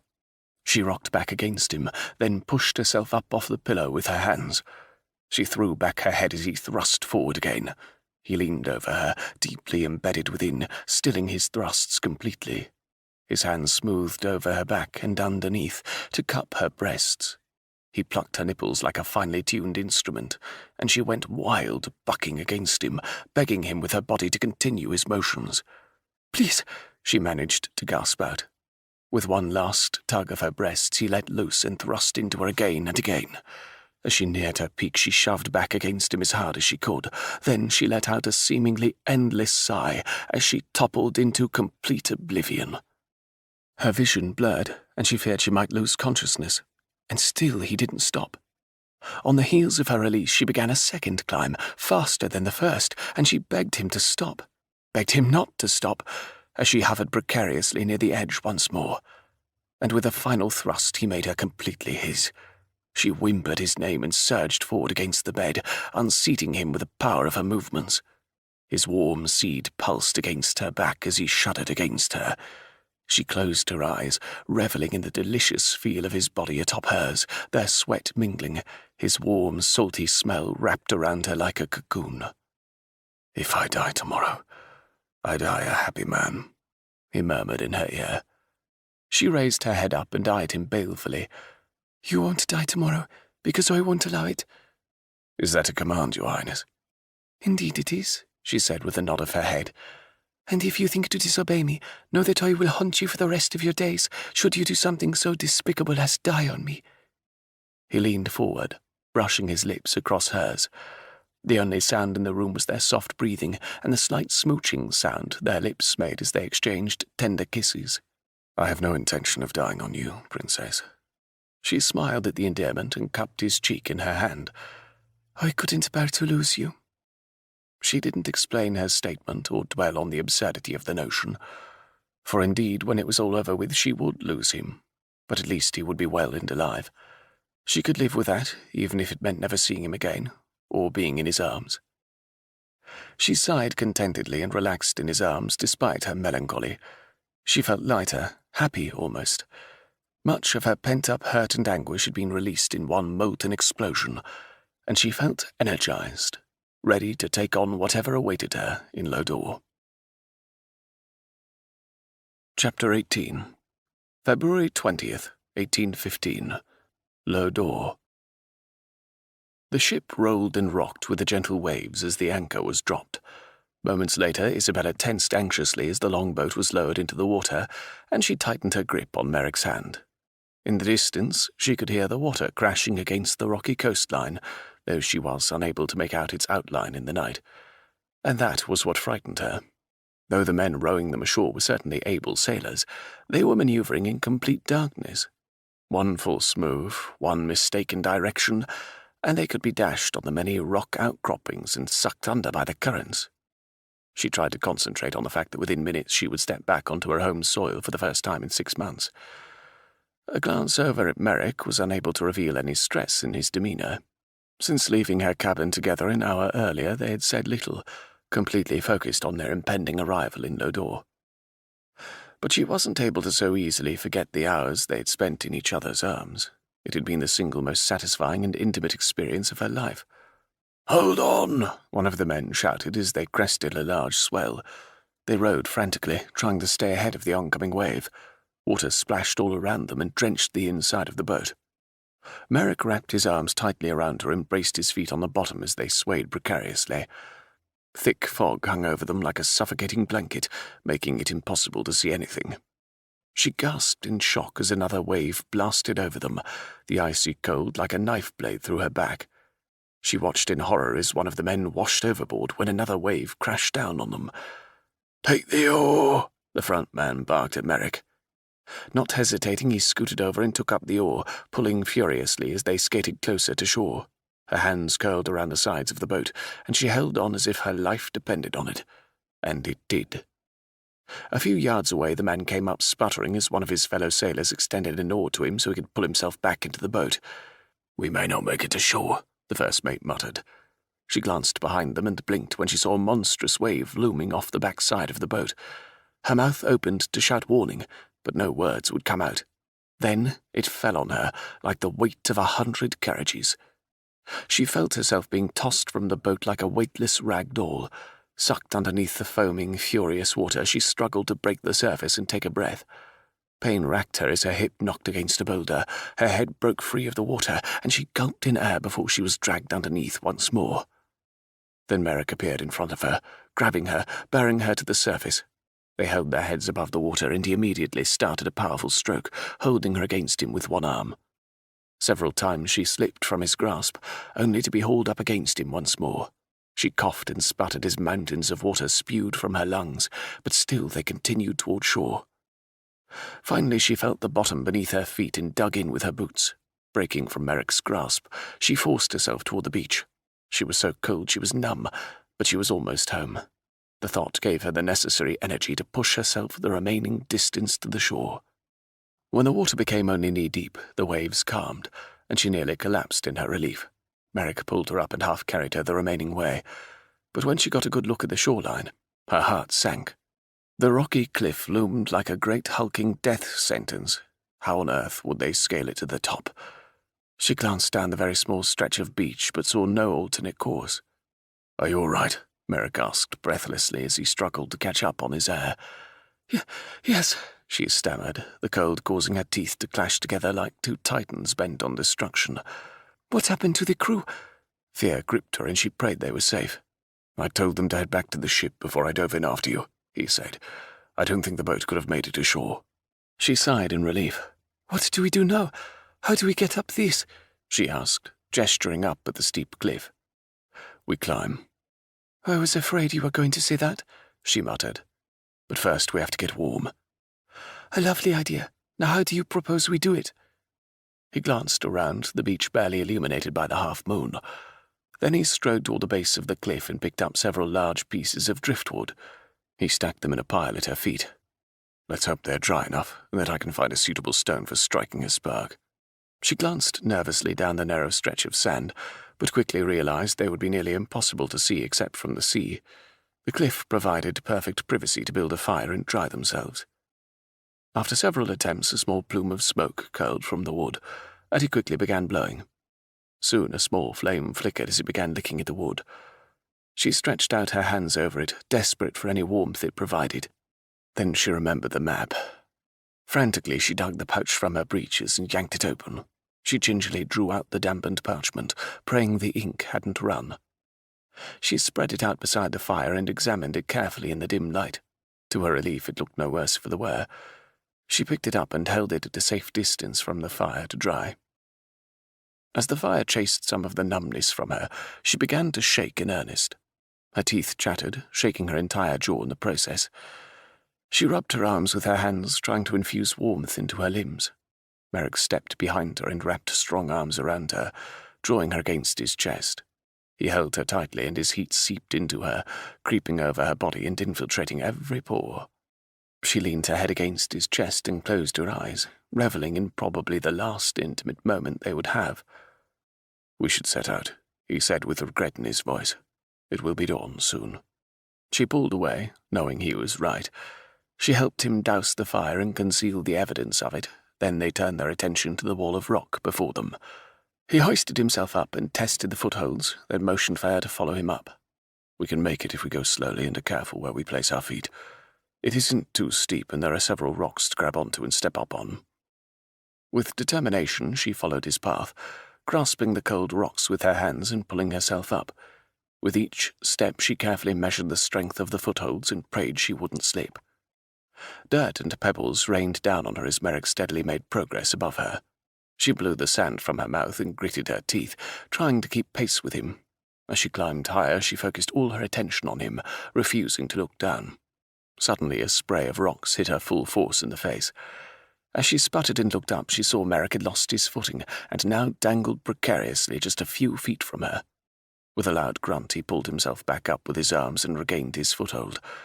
As they neared the top, the rock became slicker, smoother, and offered fewer places to get a good grip. Then he disappeared as he threw his leg over the edge and pulled himself the remaining distance, and she made the mistake of looking down. The ocean crashing below her spun with dizzying speed. How had she gotten so far from the ground? If she fell now, her death would be certain. Sweat beaded her forehead and dampened her palms. Her breathing came in shallow spurts as she fought off the clawing panic at her throat. One hand slipped, and she quickly grabbed at the rock, desperate to hold on. She rested her forehead on the rock and closed her eyes, trying to regain control of herself. "Isabella," Merrick called out, "you must continue on." His tone was firm. It brooked no argument, and she knew he could sense her terror. She glanced up at him, and he extended his hand out to her. "Just a few more feet," he said. "I'll pull you up. Just grab my hand." It may as well have been a mile from her. Even as close as she realized his hand was, getting to it seemed impossible. Her feet felt as though they were encased in bricks. She was afraid to let go of the rocks she clung to because her palms were so damp. "Isabella, you must move," he said in a firmer voice. "Do you want the bastards who killed your family to find you here? Make it so easy for them to kill you? Or perhaps you want to do the job for them?" A surge of anger shook her, and she pulled her foot up to find another rock to boost herself up with. His hand loomed closer, and she ground her teeth together in abject concentration as she reached out for it.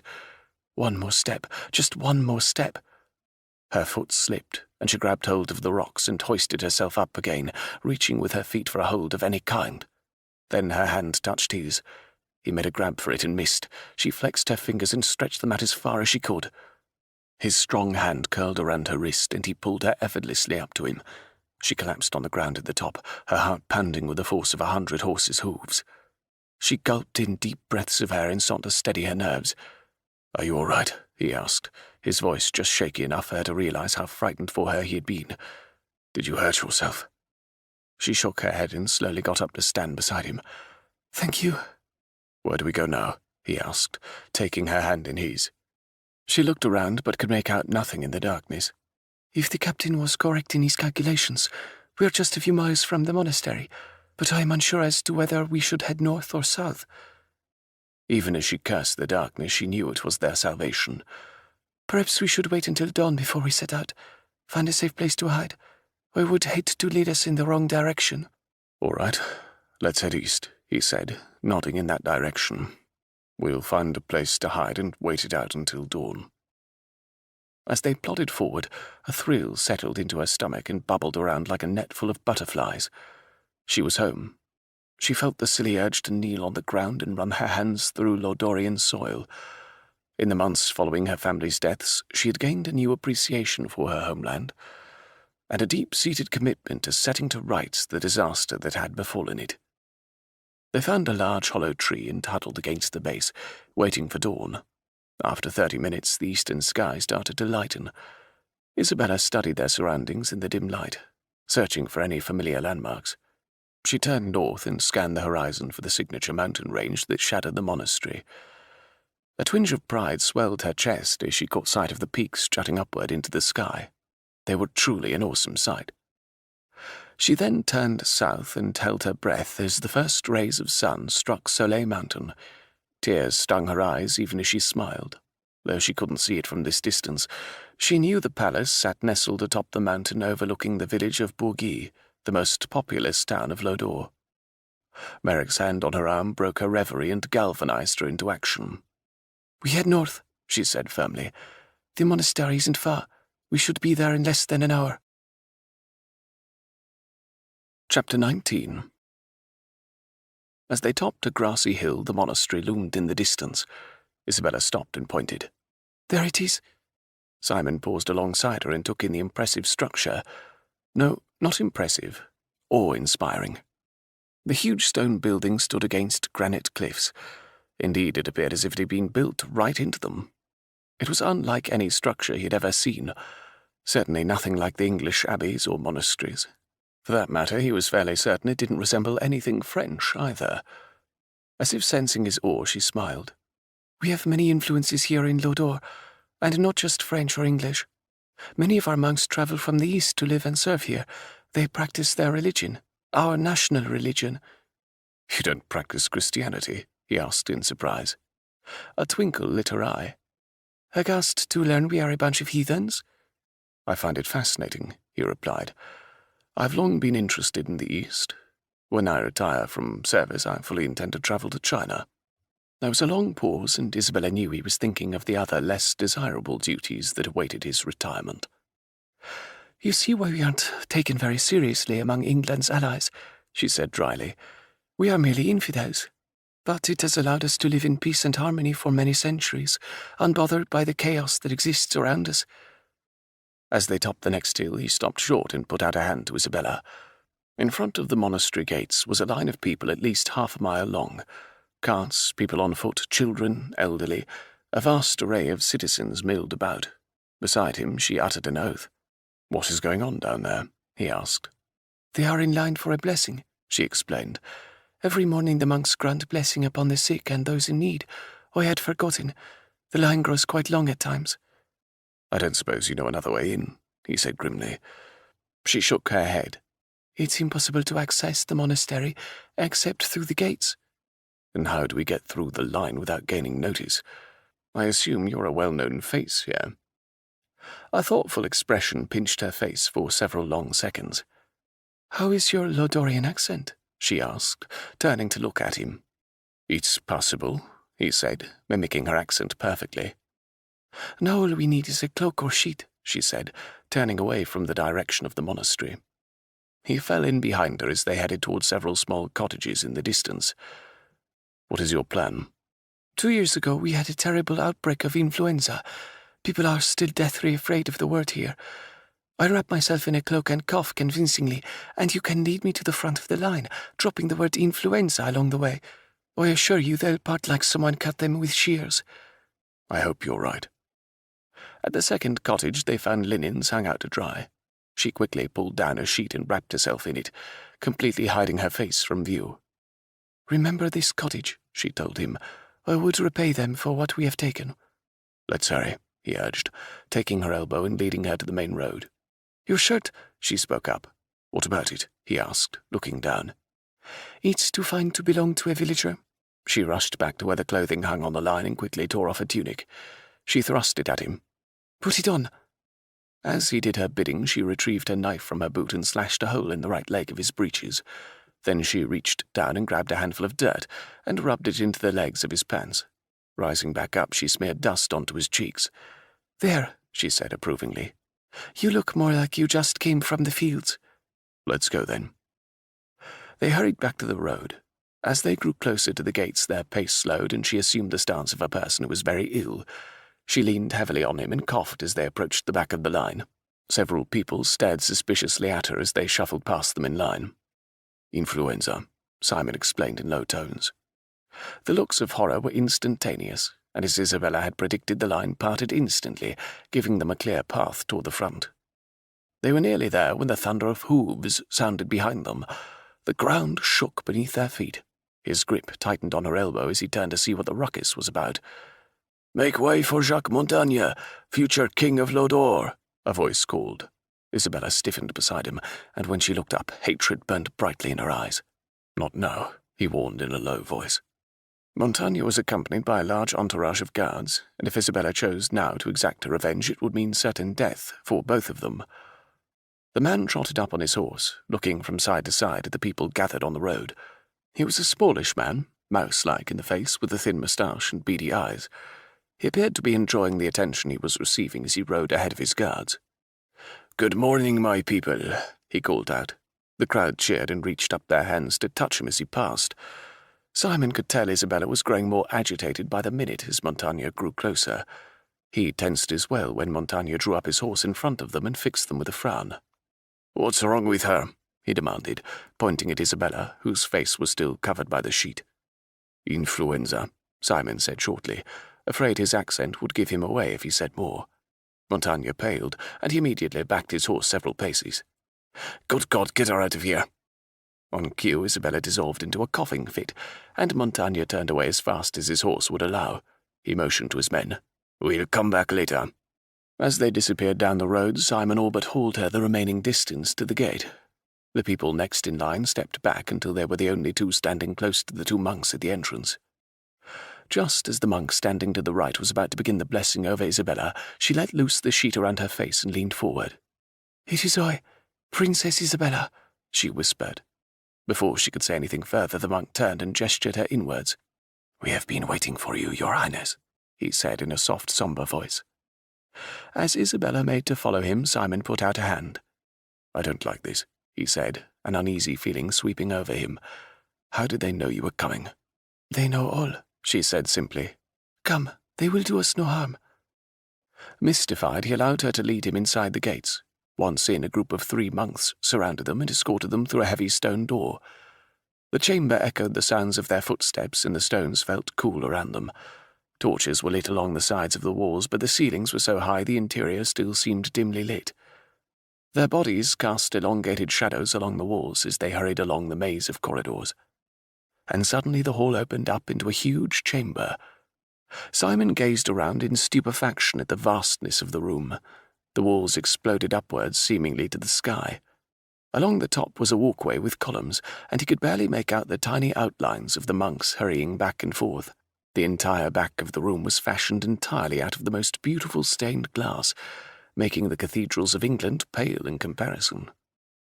Hundreds of candles flickered, bathing the entire room in a golden glow. If a host of angels suddenly burst from the rafters, he wouldn't be surprised. The entire monastery had such an ethereal quality that he was reluctant to even speak in more than a hushed tone. A monk, flanked by 2 others, hurried down the centre of the room, hands outstretched to Isabella. "We've been waiting for you, Your Highness," he said, echoing the earlier monk's words. "It is good to see you again, Father Ling," she said in a choked voice. The monk turned back his hood, and Simon was surprised to see a man of Oriental descent staring back at him. But then Isabella said much of their influence came from the east. Completely bald, the man stood a good 6 inches shorter than Simon's own 6-foot height, but his regal bearing made him seem much taller. He certainly didn't fit with the preconceived image Simon had of a man trained in fighting skills. Isabella took his hands and kissed him on either cheek. "There is much I must know," she said. "In good time, Your Highness," he said, returning her gesture. He turned to Simon, and a smile crinkled the lines around his eyes. He took Simon's hand in both of his. "I have seen you many times in my visions, Lord Merrick. I am grateful to you for helping the princess. We are all rejoicing over her safe return." Simon nodded, too stunned to reply. How had this man known who he was? The monk turned away and said to Isabella, "Walk with me." She gestured Simon to follow, and he fell in behind them. When they reached the far end, the monk paused at the wall and turned to Isabella. "Have you the map?" "I do," she said. He nodded approvingly. "We will ready you for your quest, then." Father Ling reached up to one of the statues standing in front of the stained glass and twisted the hand. To Simon's astonishment, a portion of the glass turned outward, revealing a passageway beyond. "You will be safe here," the monk said to Simon, as if sensing his hesitancy. Father Ling ducked in, and Isabella followed him. Not willing to allow her out of his sight, Simon hurried after them. Down a narrow hallway they rapidly strode. Then they descended a flight of steps and entered an even smaller passageway. At the end stood a thick wooden door. The monk reached into his robe and withdrew a key. Inserting it into the lock, he swung it open and motioned them inside. Isabella gasped when she caught sight of the interior. Simon wasn't any less impressed. The entire room looked like a tropical garden. Heavy perfume from the multitude of flowers hung densely in the air, but what struck him most was the warmth. It felt like the most glorious of spring days. White marble columns stood in the middle of the room and marked the entrance to what appeared to be a large bathing chamber. 3 monks stood to the side, evidently awaiting instruction. The sound of running water alerted him to a small waterfall that cascaded down the left wall into a chute that meandered into the bathing room. The decadence of the chamber seemed more appropriate for a palace than a monastery. Father Ling turned around to face Isabella. "Will Lord Merrick be accompanying you on your journey?" She turned and looked questioningly at him. He nodded, and relief lightened her expression. She returned to Father Ling. "Yes." "Then you must both be prepared. I will leave you to be cleansed. Afterwards I will offer my blessing on the both of you." "Thank you," she said, grasping his hand in hers. He bowed before her and quickly vanished out the door. As soon as he was gone, the 3 monks that had stood to the side moved forward. "If you will come this way," one of them said as he motioned for them. He and Isabella followed them through the marble columns into the chamber that housed the large pool of water. It formed a perfect square with steps leading down into it on all sides. Another waterfall directly fed water into the pool from the back. The monks motioned for them to disrobe, and Isabella didn't hesitate. She shrugged out of her shirt and began working her pants down her legs. Following suit, Simon began removing his own clothing, wondering at the significance of the act. He leaned over to pull his breeches from his feet, and when he stood back up, Isabella stood before him, gloriously naked. Sucking in his breath, he stood rigidly, not wanting to embarrass himself by reacting to her. She stepped down into the water, her fingers making smooth ripples as they trailed along the surface. Her hair hung to the small of her back, bouncing erotically above her rounded buttocks. The monk motioned for him to follow her, so he stepped into the water, nearly moaning in pleasure as the hot water lapped at his knees. Anxious to submerge his entire body, he quickly descended the last of the steps until he stood waist-deep in the water beside Isabella. To his surprise, the monks followed them in, their robes swirling in the water. They carried soap and washing cloths, as well as a pitcher for rinsing. "They only wish to wash your hair," she whispered to him, and he smiled, wondering if she had read his alarm.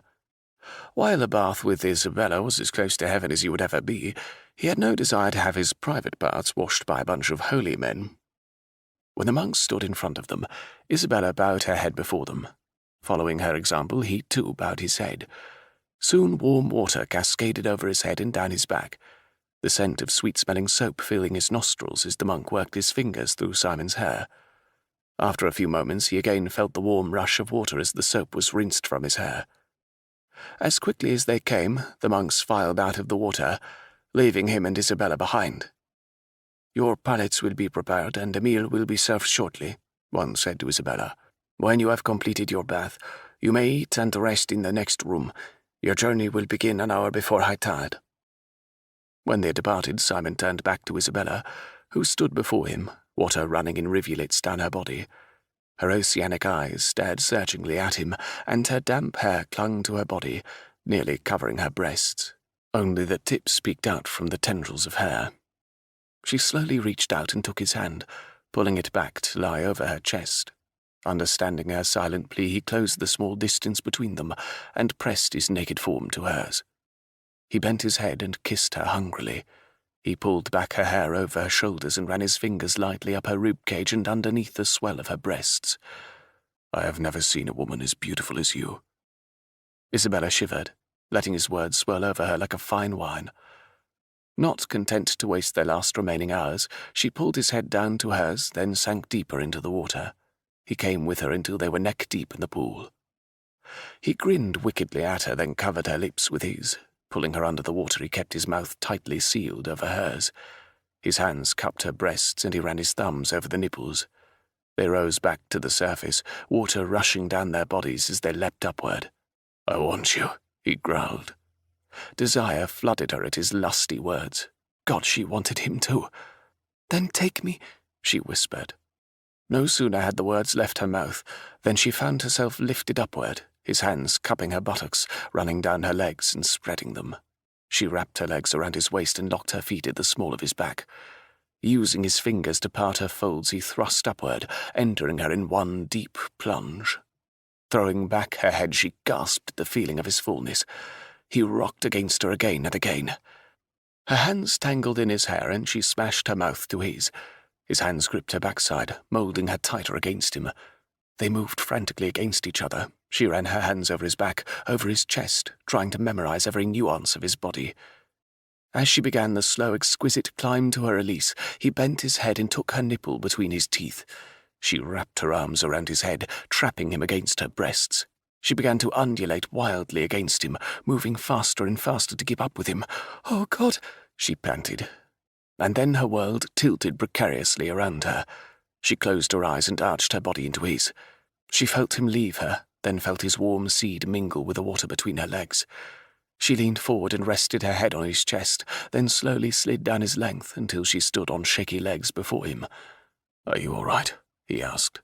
She nodded, not yet able to form coherent words. He waded to the side, picking up a cloth and some soap. Returning to where she stood, he began gently washing her body. She rested limply against him as he rubbed the cloth over her skin. When he had finished, he swung her up in his arms and mounted the steps out of the bath. She clung to him as he carried her into the next room, loving the feel of his strength. He set her down on a small bench in front of the hearth where a fire burned. He left her long enough to collect a towel and return to dry her off. She drew her knees up to her chest when he turned his attention to her hair, rubbing and massaging the towel through her wet locks. Soon the heat from the fire infiltrated every muscle, drifting languidly through her.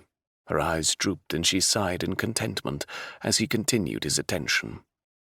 She looked up when the 3 monks returned, all bearing something different in their arms. One carried trays of food, one carried what appeared to be clothing, and the third carried a flask of wine. "If it pleases the princess, we have food and clothing for you and his lordship." They laid the items on the 2 silk pallets lining the far wall, then set the trays on the short-legged table next to the pallets. 2 pillars for them to sit on were shoved up to the table, then the monks retreated from the room. She rose immediately and went to the bed to retrieve the clothing. To her relief, the apparel they had brought for her was practical for her impending journey. A simple pair of cotton trousers and a loose-fitting tunic. For Merrick, they had supplied breeches and a plain shirt. Lightweight boots were supplied for both of them. Turning, she tossed the clothing to him and began pulling her pants on. When they were both dressed, she motioned him over to the table where the food sat. They sat opposite of each other, cross-legged on the pillows. The aroma of the food floated through her nostrils, and her stomach rumbled in response.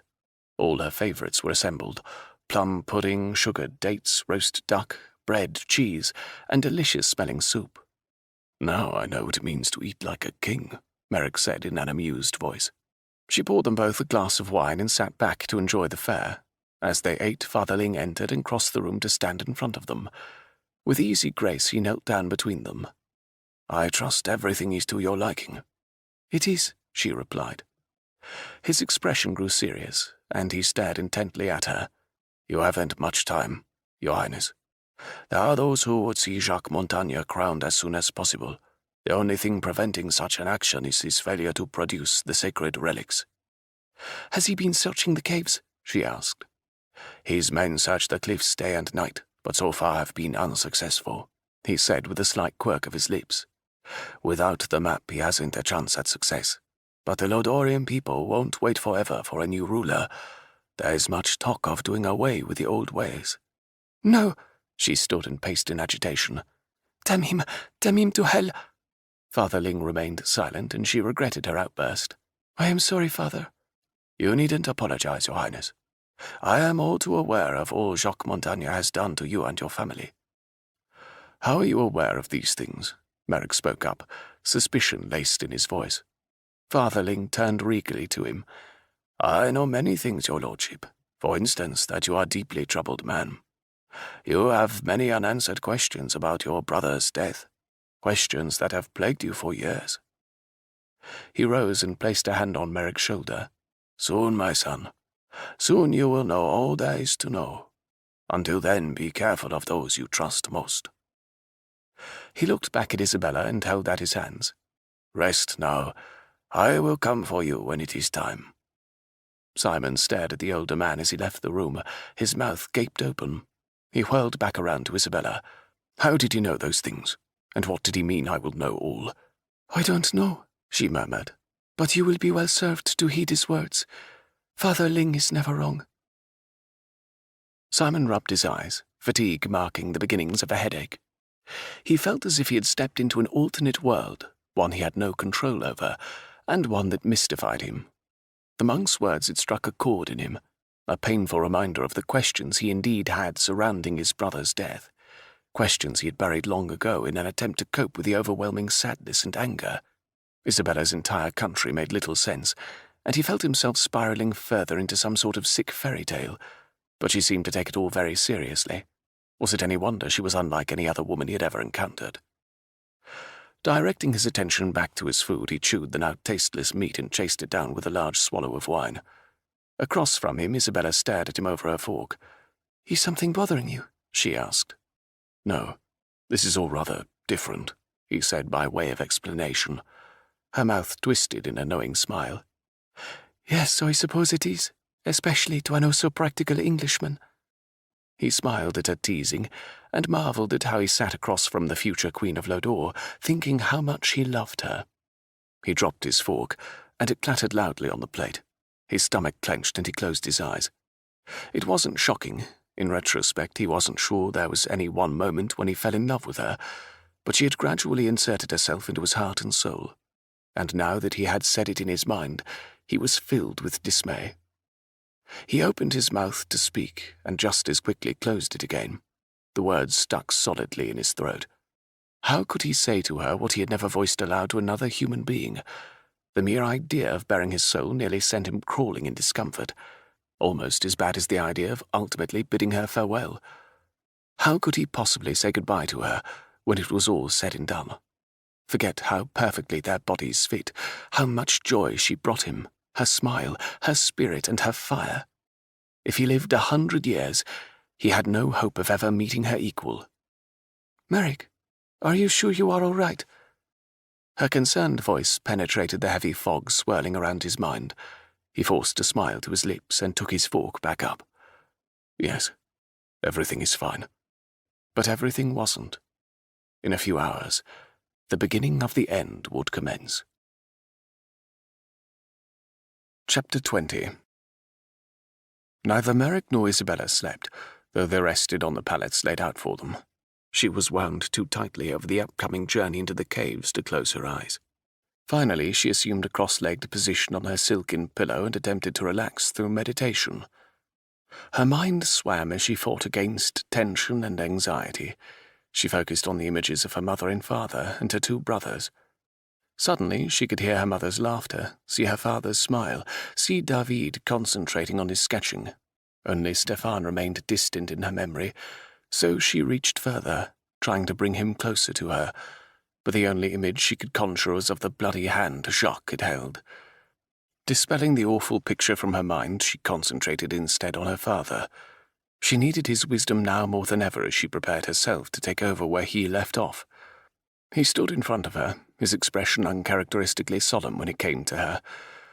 Her brow crinkled as she fought to try and remember the memory associated with her current image. When it is time to hand down a legacy, it is necessary to remember that things are not important. The written word is the most valuable contribution. Long after everything else is gone, the written word lives on. Even when the paper has faded and worn, the words exist in our hearts and in our memories to be written down again and again for our children. Her eyes flashed open, her breathing erratic. She could still hear the echo of her father's voice, and she looked frantically around. Her gaze lighted on Merrick, who watched her intently from his pallet. "Are you all right?" he asked in a concerned voice. "Yes," she said, though her voice still wavered. "I was just remembering something my father said." But she didn't remember him ever saying those words to her. Could she have forgotten? She pushed the episode to the back of her mind as a monk entered the room and stood before her. "It is time, Your Highness. Father Ling awaits you in the sacred chamber." She stood and took a breath. She glanced over at Merrick, and he smiled reassuringly at her. As she followed the monk from the room, Merrick fell in beside her. He reached over and squeezed her hand, then whispered, "What do you say we go into that cave, retrieve the relics, then get out and go after Montaigne?" She smiled, her anxiety lessening under his attempted levity. They entered a small ceremonial chamber where Father Ling stood behind an intricate wood carving of Lodore's national symbol, the sun. The other monks were assembled and stood in 2 rows on either side of Father Ling. He motioned her forward, and she knelt on the silk pillow in front of him. She watched as he retrieved a medallion from the monk beside him and slipped it around her neck.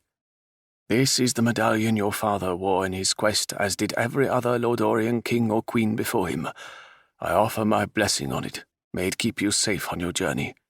Her hand curled around the heavy bronze circlet, making her feel a little bit closer to her father. "May you go with God, Princess Isabella, and return as queen." He took her hand and pulled her to stand before him. The monks began to chant softly, then louder. Though she didn't understand the words, she knew what they said from her father's translations. They offered their prayers and invoked God's protection over her, requested the 4 sacred elements of nature to be one with her and offer her haven. She closed her eyes as the hum grew softer once more, and let the beauty of the ceremony wash over her. When she opened them again, she felt invigorated, powerful, and ready to fulfill her destiny. Father Ling laid a hand on her shoulder. "You will need patience, courage, faith, and wisdom to be successful in your quest. I pray that you find all 4. He then handed her a small pouch. "Keep the map in this. It will protect it from the water." He walked beyond her to offer blessing on Merrick. Merrick bowed his head respectfully before Father Ling as the monk performed a similar ritual over him. When he had finished, he returned to Isabella. "Father Gregory will take you through the underground tunnel to the beach. You will have but 1 hour before the tide reaches its height." Quickly transforming back to the practical Isabella, who held the fate of a nation in her hands, she felt for the dagger in her boot, reassured that she had easy access to it. With a deep breath, she looked at Merrick and said, "Let's go." Simon squinted when they stepped out of the dirt tunnel into the sun. Shading his eyes, he did a quick perusal of their surroundings. They were on a small stretch of beach between 2 large cliffs, one of which they had just emerged from. "God be with you," the monk said, and bowed before Isabella. He then disappeared back into the tunnel opening that was barely visible behind the rock outcropping.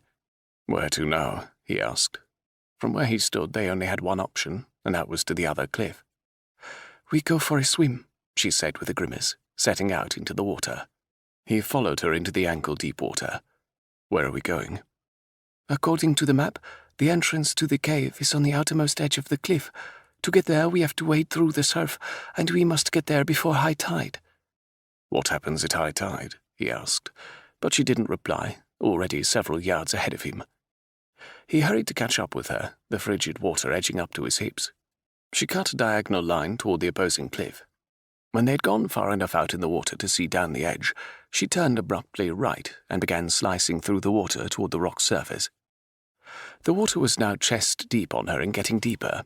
If the water got high enough that she was unable to touch bottom, it would spell disaster for her. The current was strong and would dash her against the cliff.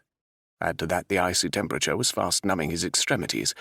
They would have to get out of the water soon or freeze. There it is," she said excitedly, pointing toward the wall.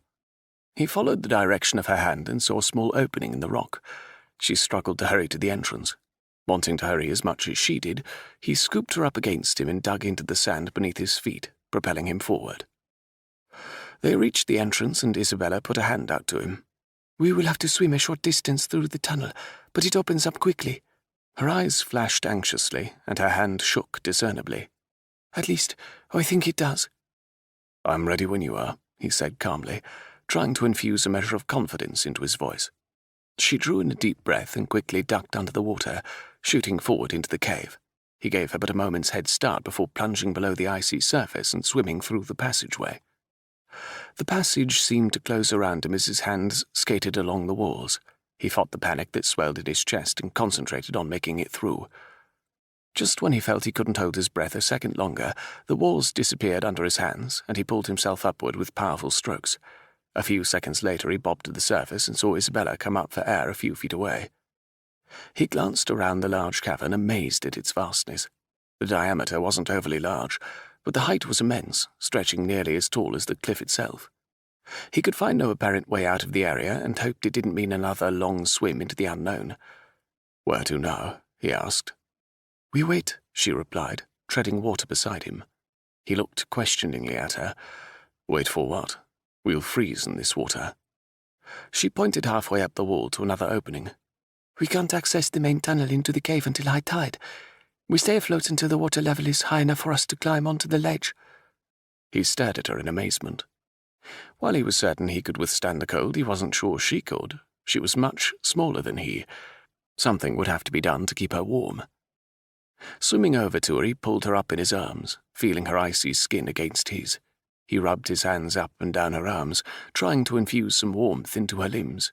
"I'll be all right, Merrick," she said. "The medallion will keep me warm." He glanced doubtfully at her. "Symbolism won't keep you alive. I fail to see the importance of this so-called journey. What purpose does it serve? Aren't the laws regarding succession enough?" She frowned. "I suppose it would seem silly to outsiders, but it's just the way it is done here. The journey is largely symbolic, I suppose. It is a method to gauge the merit of the potential ruler. Not everyone has succeeded in the quest. Indeed, many have failed. So I have to think there is more to it than going in and retrieving a few relics." "What happens when someone fails?" he asked. "They are removed from consideration, and the task is put to the next in line." So, it appeared that the journey was, in fact, a large part of appointing a new ruler. It did sound odd, but the idea of a monarch proving their worth appealed to him. How many times did an inept person inherit the throne with no more qualification than his birth order? The more he learned of Isabella's country, the more he was convinced it wasn't just a fanciful dressing at all, but a nation that took the responsibilities of their ruler very seriously. "So this is a test of sorts," he said. "Yes, exactly. If passed, the man or woman is deemed fit to rule and is crowned." "It's logical," he admitted. "Your customs are very beautiful." And he meant it. The ceremony had been solemn but very powerful. He had felt humbled to be included, and it firmed his resolve to keep her safe until she was crowned. But more than that, he would see her succeed, at any cost. After treading water in the frigid waters, Isabella could barely feel her legs, but warmth infused her chest and her arms, just as her father had said the medallion had done for him. But more than actual warmth, she could feel her father's presence. It made no sense, but she felt comforted in a way she couldn't explain, and the encounter she had during her vision still weighed heavily on her. A glance upward told her that they hadn't much longer to wait before the tide was at its peak, and they could enter the main cave. Excitement made her forget the discomfort of the cold as she imagined returning to the palace triumphantly. Merrick swam over to the wall, pressing himself against it. "If I can boost you up, I think you can make it now," Merrick said, interrupting her thoughts. "At least then you can start to dry off." She looked up one more time, then nodded her agreement. He wrapped his hands around her waist and lifted her up. "Stand on my shoulders," he directed. "But I'll push you under," she protested. "I've got a toehold on the wall. Just be quick." Reluctantly, she placed first one boot, then the other on his shoulders, and pushed up so that she stood. It took her a moment to gain her balance and stop weaving precariously, but she steadied herself and looked down at him. "Reach up," he said with a laboured breath. She looked upwards and stretched as far as she could toward the ledge. Her fingers slid along the rock and she was a mere inch from grabbing the edge. "I'm going to jump." He made no reply, and she focused intently on the ledge, knowing he could slip at any time. Concentrating on her goal, she bent her knees slightly and jumped as hard as she could, reaching with both hands to grab the ledge. She caught the edge, and her body slammed against the wall, nearly causing her to let go. Breathing heavily, she extended her arm so that her elbow lay on the smooth surface of the ledge. Then she pulled herself up so that both arms were completely on top. Her armpits rested against the jagged edge, and she took a moment to rest. She swung her legs, trying to hook her foot on the side so she could haul the rest of her body up. After 3 attempts, she finally caught it with her boot and pulled as hard as she could to slide the rest of her body up.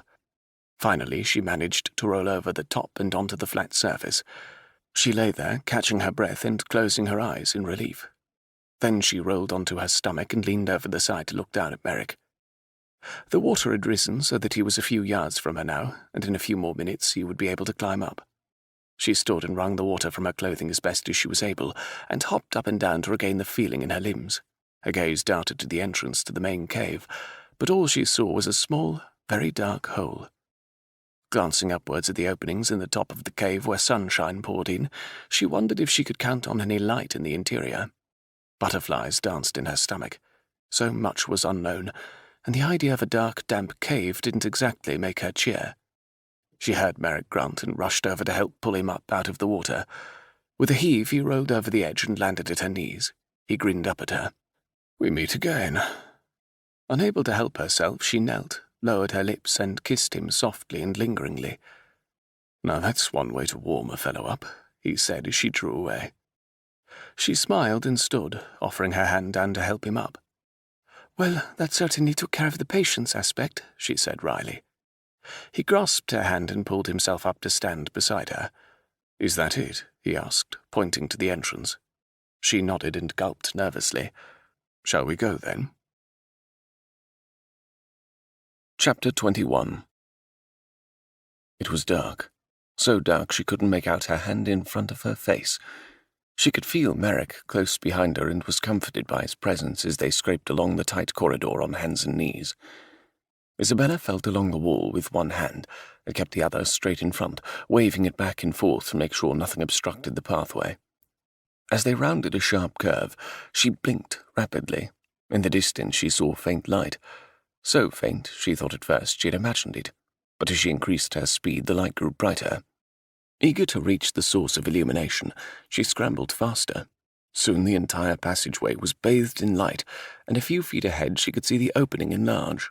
She reached the end and crawled out of the tunnel into a large cavern. To her amazement, the source of light was a series of torches placed in a circle in the middle of the room. Merrick stepped out behind her and glanced around the room. Together they walked toward the torches. Each was about 2 feet long and held by a wire cradle. In the center of the circle was a carving of the sun. She pulled out her map and carefully unfolded it. She studied the symbols and pinpointed their current location on the parchment. A frown creased her forehead as she looked up from the map and located several passageways leading from the room. According to the map, one of them would lead her to the next chamber, but it wasn't specific as to which one. "What is the matter?" Merrick asked, looking over her shoulder to the map. "I am not sure which passageway to take," she muttered. She massaged her temple with her free hand, willing herself to think. There were 3 exits around the room. The first had a huge opening, one they could easily walk into. The second was slightly smaller, but was lit by a series of wall sconces. The third, if you could call it an actual passageway, was so small she feared Merrick might not fit, and it was completely dark. A feeling of suffocation assailed her at the thought of entering such a tunnel. "Looks like someone has already lighted one," he remarked, gesturing toward the middle pathway. She frowned again. "Precisely, and that's what bothers me. What is the challenge in walking down an already prepared passageway?" The monk's words came back to her.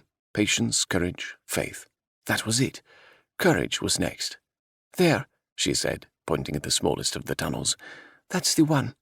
He arched an eyebrow. "Are you sure?" "Which of the passageways would you say required the most courage to go down?" she asked. After a quick perusal of the 3, he nodded. "I suppose you were right. At least I hope you are. I shouldn't like to get stuck." She picked up one of the torches and handed it to him, then took another for herself. "Let's continue on." She folded the map and shoved it back into the pouch. They walked over to the darkened tunnel, and she knelt down to peer inside. "Would you like me to go first?" he offered.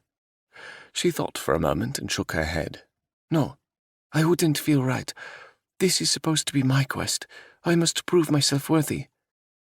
She inched forward into the hole, using her free hand to brace herself on the floor.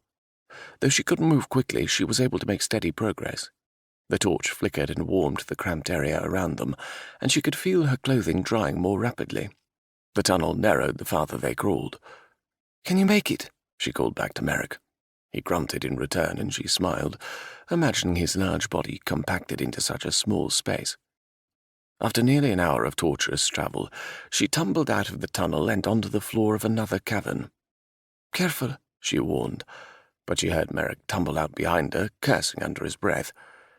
She held up her torch to illuminate her surroundings, and could only make out that they had entered a similar room to the one they had just left. She walked forward, swinging the torch from left to right in an attempt to see anything. "Over here," Merrick called. She whirled around and quickly walked to where he stood. He lit a torch that hung on the wall and walked a few spaces more to light another one. Soon the room glowed with the light of a dozen torches. Once again she unfolded the map and studied it intently. On the map, the room they were currently in was identified with a moon. Made sense. The last room was the sun. This much darker room was the moon. From the moon, a line was drawn to the right. She looked toward the left, then the right. Both had passageways leading from those directions. Carrying her torch, she headed for the right tunnel. Though the passageway was narrow, they could both easily stand and walk, which made the going much faster. When she stepped out of the tunnel and into a larger open area, she paused and waited for Merrick to catch up. As she moved her torch slowly from right to left, she heard a noise that sounded like hoofbeats. Then she realized it was the flapping of wings. She barely had time to duck before hundreds of bats swarmed over her head and into the tunnel Merrick had just stepped from. She placed her hand over her chest, trying to still the thundering of her heart. Closing her eyes, she took in a deep breath. Surely a year had just been frightened from her. Merrick slid an arm around her and squeezed reassuringly. "You're doing fine." She smiled and moved forward into the small room, looking around for torches to light. To her surprise, as she neared the far end, she discovered that this was not the small space she had thought. Indeed, it was an enormous cavern. They were just on a small ledge with a large gap between them and the rest of the cavern. As she neared the edge, she looked down into the darkness. She kicked a stone, listening for when it hit the bottom, but silence was the only thing she heard. Gulping, she backed away from the edge. "Looks like you have two options," Merrick said, gazing out over the chasm. She moved in his direction and took in what he was looking at. There were two bridges leading across the drop-off. Both led into a tunnel on the opposite side, but neither was accessible from the other bridge. A huge stone outcropping jutted outward over the gap, isolating the two passageways from one another. It appeared she had another choice to make. She consulted the map, but she already knew it wouldn't be any help. It was more a general guide to keep her on the right path. Any choices to be made would be hers to make alone. "This one isn't safe," Merrick spoke up. She put away the map and walked over to the rickety rope bridge that led to the other side. Her gaze went to the other option. A natural stone bridge spanned over half the gap, and where it ended, sturdy logs had been laid to complete the path. Definitely the safer of the two. She walked over to inspect the stone bridge, but was nagged by a feeling of doubt. Faith. The monk had said she needed faith. She quickly spun around and bumped into Merrick. "We take the rope bridge." "Are you mad?" he demanded. "You get yourself killed." "Faith, Merrick. Father Ling said I must have faith." "Faith isn't about going blindly to your death," he retorted. "Faith is nonsense. It's for people who have nothing else." She gave him a troubled look and reached out to cup his cheek. "You sound so cynical." "Faith is merely setting yourself up for inevitable disappointment," he said bitterly. "It's a useless attribute." She started to reply, but he cut her off. "I won't let you do this, Isabella. It isn't worth your life." "Where is your faith, Merrick? Didn't you have it once, maybe long ago? Is it buried beneath that solid wall of responsibility and duty? Do you always go about expecting the worst?" "I have none," he said shortly, "and if I expect the worst, I am never disappointed." "Do you not have faith in me?" She let the words dangle in the air, pinning him with the force of her gaze. He broke off and looked away. He took her hands in his. "I do believe in you, Isabella. If that means I have faith in you, then I do. You are the only person I believe in. And if anyone can succeed in this, you can." She could not contain the broad smile at his admission. "If you have faith in me, then realize I would do nothing to jeopardize my life or the future of my country." She turned to the rope bridge and the few wooden planks that served as steps and sighed. "I know it seems crazy, but I know this is the way I'm supposed to go. Have faith in me, Merrick.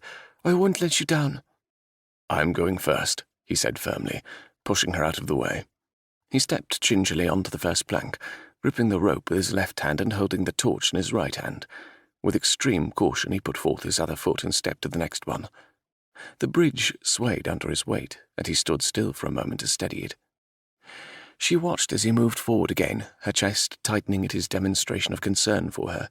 He believed her, had faith in her when he had no other faith, when everyone else in his life had let him down. God, this man meant more to her than anything. She stopped short in her thoughts, mortification surging over her. She had been about to say he meant more to her than any crown, more than this quest, more than avenging her parents. But she couldn't allow herself to think such thoughts, couldn't become weak. Revenge had gotten her this far, and it would sustain her until Jacques was dead or in prison, and she was on the throne. She had no room for any other emotion. She looked back up to see Merrick step safely to the other side, and relief lessened the horrendous weight she felt pressing down on her. Now it was her turn. "Put your torch down," he called out. "Use both your hands to hold on. We can use my torch. Just take it slow and easy, and don't rush." After laying aside her torch so it still lit her way, she grabbed the rope in her hands and stepped onto the first plank. Sweat broke out on her forehead, and she sucked in her bottom lip, afraid to even breathe. Closing her eyes, she reached out with her foot for the second step. "Open your eyes," he ordered. "Focus on me and don't look down. You can do this." Her eyes fluttered open, and she stared across the distance to where he stood, torch in hand. Gritting her teeth in determination, she stepped forward again. She was halfway across when her foot slipped off the small plank. With a cry, she skidded sideways and tumbled off the bridge. "Isabella!" she heard him shout as she shot downward. She reached out with her hands and caught the rope. It burned her hand as she slid down, but finally she stopped when her hand bumped against the next plank. She dangled precariously, holding on with one hand. Her legs swung below her, and the muscles in her arms screamed from bearing all her weight. With strength born of desperation, she pulled herself up enough to grasp the rope with both hands. "I'm all right," she called, though she was anything but all right. She was inches from death, and she could feel her hands slipping. "Isabella, listen to me," he said in a determined voice. "Use your hands to grab the rope and come to me, hand over hand. Let go with one and move forward with it." "I can't," she said in a ragged voice. If she let go, she was sure to fall. "You don't have a choice," he groaned out. "You must do it, or you will die, or I will have to come out on the bridge to retrieve you, and then we will both die because it cannot hold both our weights." "Oh, God." "Where's your faith, Isabella?" he taunted. "You spoke of faith and asked me if I had faith in you. Well, I do. I know you can do this. Now I ask you, where's your faith in me? You can do this." Why did he have to pick now of all times to be infuriatingly right? If she was standing next to him, she would punch him directly in the gut and tell him what he could do with his newfound faith. But he was right, and damn it, she did have faith. Faith in herself and faith in her father. If he could do it, so could she, and he was guiding her. Praying she didn't plummet to her death, she let go with her left hand and quickly swung forward, grasping the rope. There, that wasn't so bad. She let go with her right and swung forward another foot. Shouldn't she be there by now? But the side of the cliff seemed a mile away. "Come on, Isabella, move. You can't stop now." Nag, she muttered. He sounded like a fishwife. But his words spurred her to action, and she continued on. One hand in front of the other. She ignored the fact that there was nothing below her and focused on Merrick's hand, which she could now see just yards in front of her. "One more time," he said, his voice sounding much closer.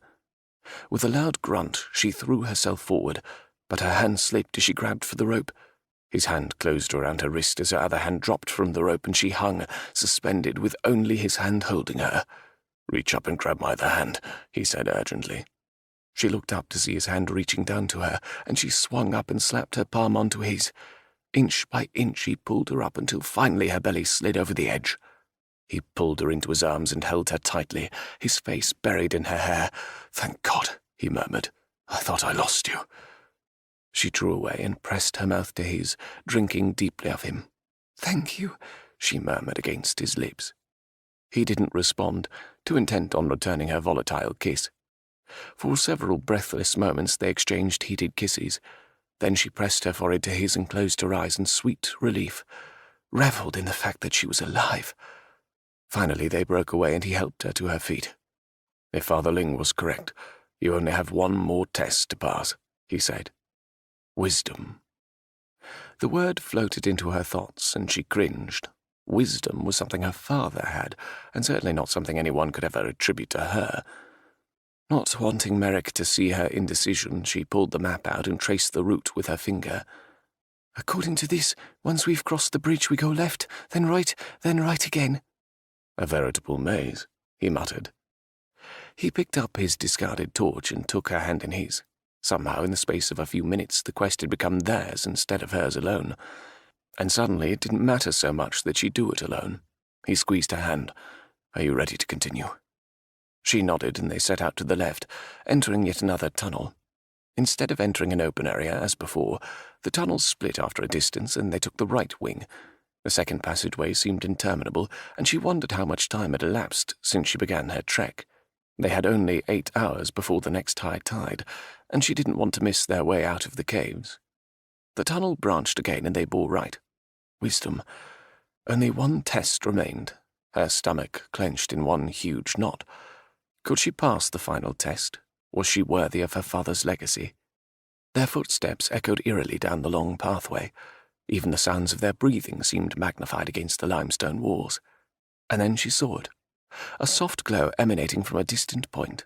She stopped, her hand dropping from Merrick's. He turned, an inquisitive look outlined by the torch on his face. Reaching his hand out, he cupped her chin, rubbing his thumb over her cheek. "You can do this." "I must do this," she whispered. She started forward again, moving ahead of him. As she got to the end of the tunnel, she paused at the threshold of the cavern.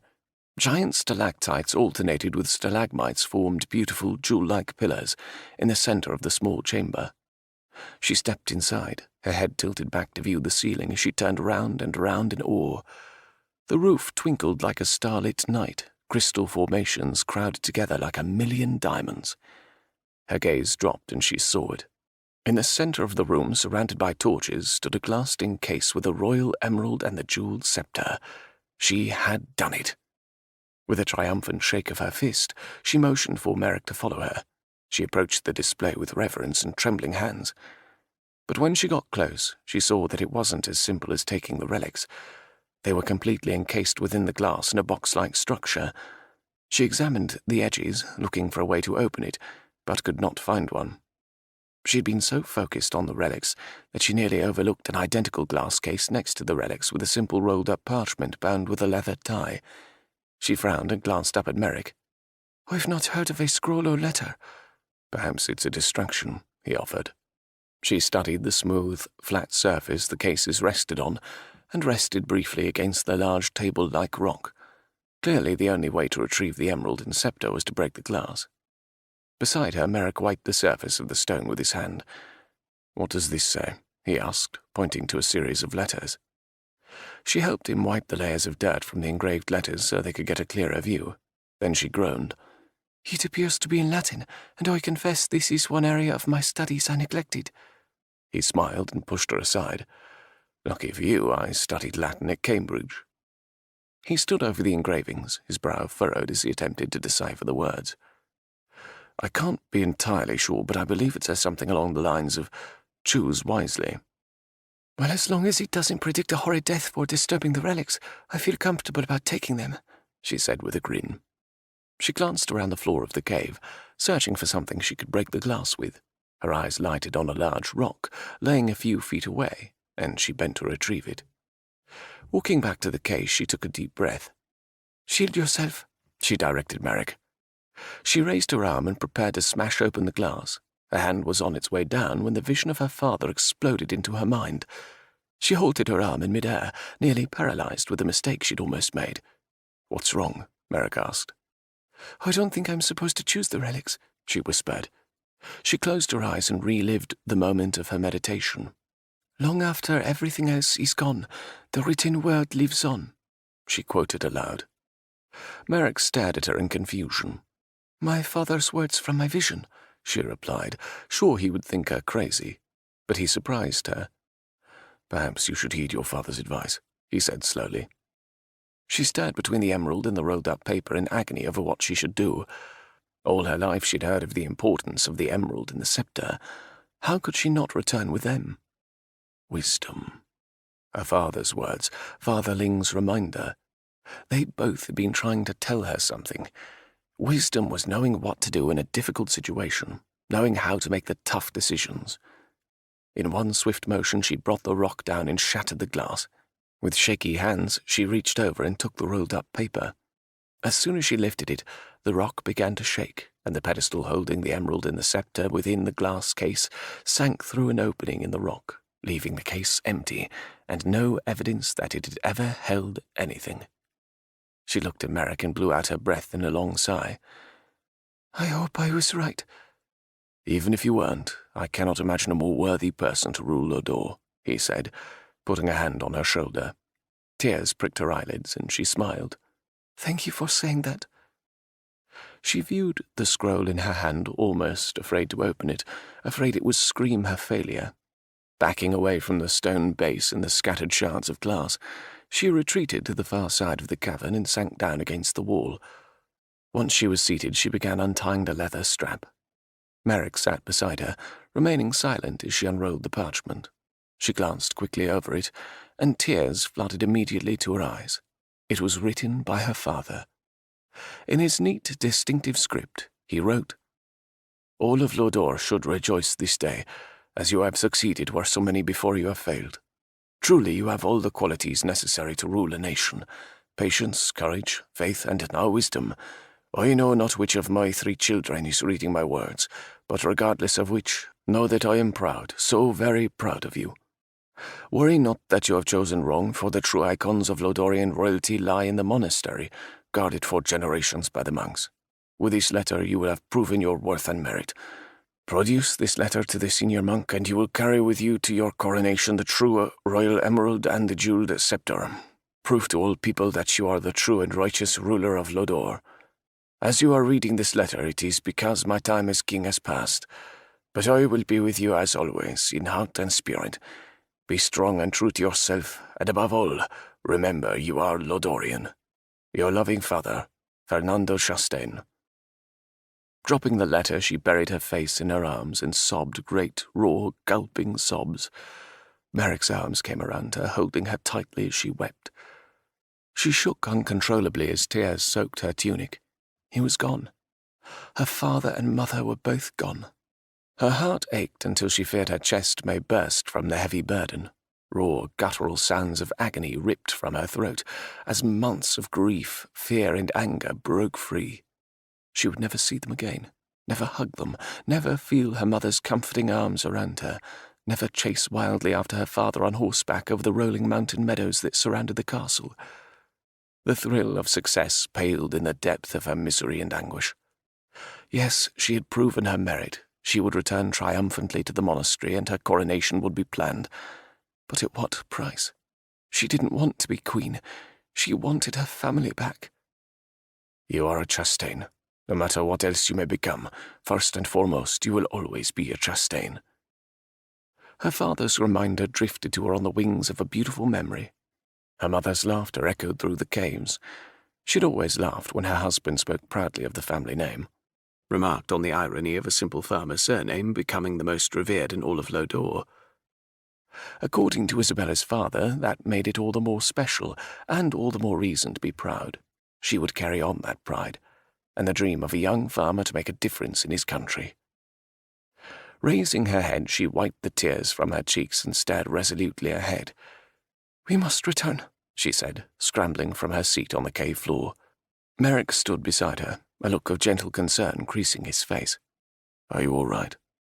"Yes," she said firmly, and for the first time since her parents' deaths, she believed it.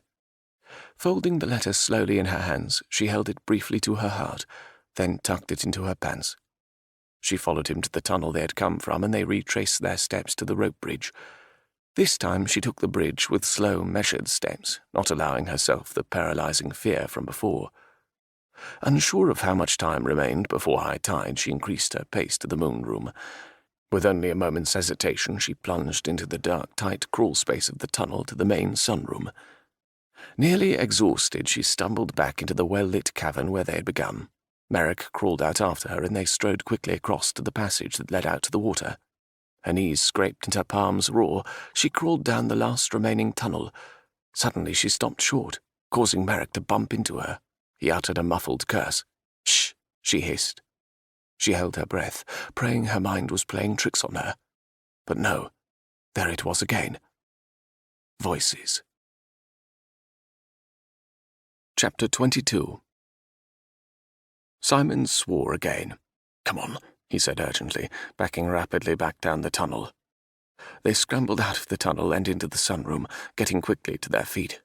His mind working rapidly, he began extinguishing the torches that ringed the carving of the sun. "What are you doing?" Isabella asked, hurrying to keep up with him. He continued on, not pausing while he explained. If we darken the room, all they will see are the 2 lit passages. Hopefully they will overlook the one we take long enough for us to get a head start." She helped him douse the remaining torches, then they rushed for the entrance to the tunnel. An eternity later they burst into the moon room and ran straight for the tunnel leading to the bridges. His mind raced even faster than they moved, formulating, discarding, hashing out the possibilities. He didn't even know if there were any. All that was certain was that they could not leave the same way they came. When they stumbled out onto the ledge in front of the bridges, he caught her arm and halted her. "Is there any other way out of the final chamber? Did your father ever mention anything?" Her eyes glowed in the torchlight, a mixture of fear and concentration in their depths. "I don't know," she said in a tortured voice. "Then be thinking of a way we can fight off an unknown number of assailants," he muttered, taking her arm and pulling her toward the bridge. He took out across the bridge, praying they could make it a 3rd time after Isabella's brush with disaster. Though he moved with as much speed as he could, it seemed it took him forever to get across the swaying bridge. When he stepped off the last plank, he held up the torch and motioned her across. She moved rapidly, but he could see the stark terror on her face. "Just a little farther," he whispered, though he doubted she could hear him. When finally she leaped from the bridge to land beside him, she reached down and retrieved her dagger from her boot.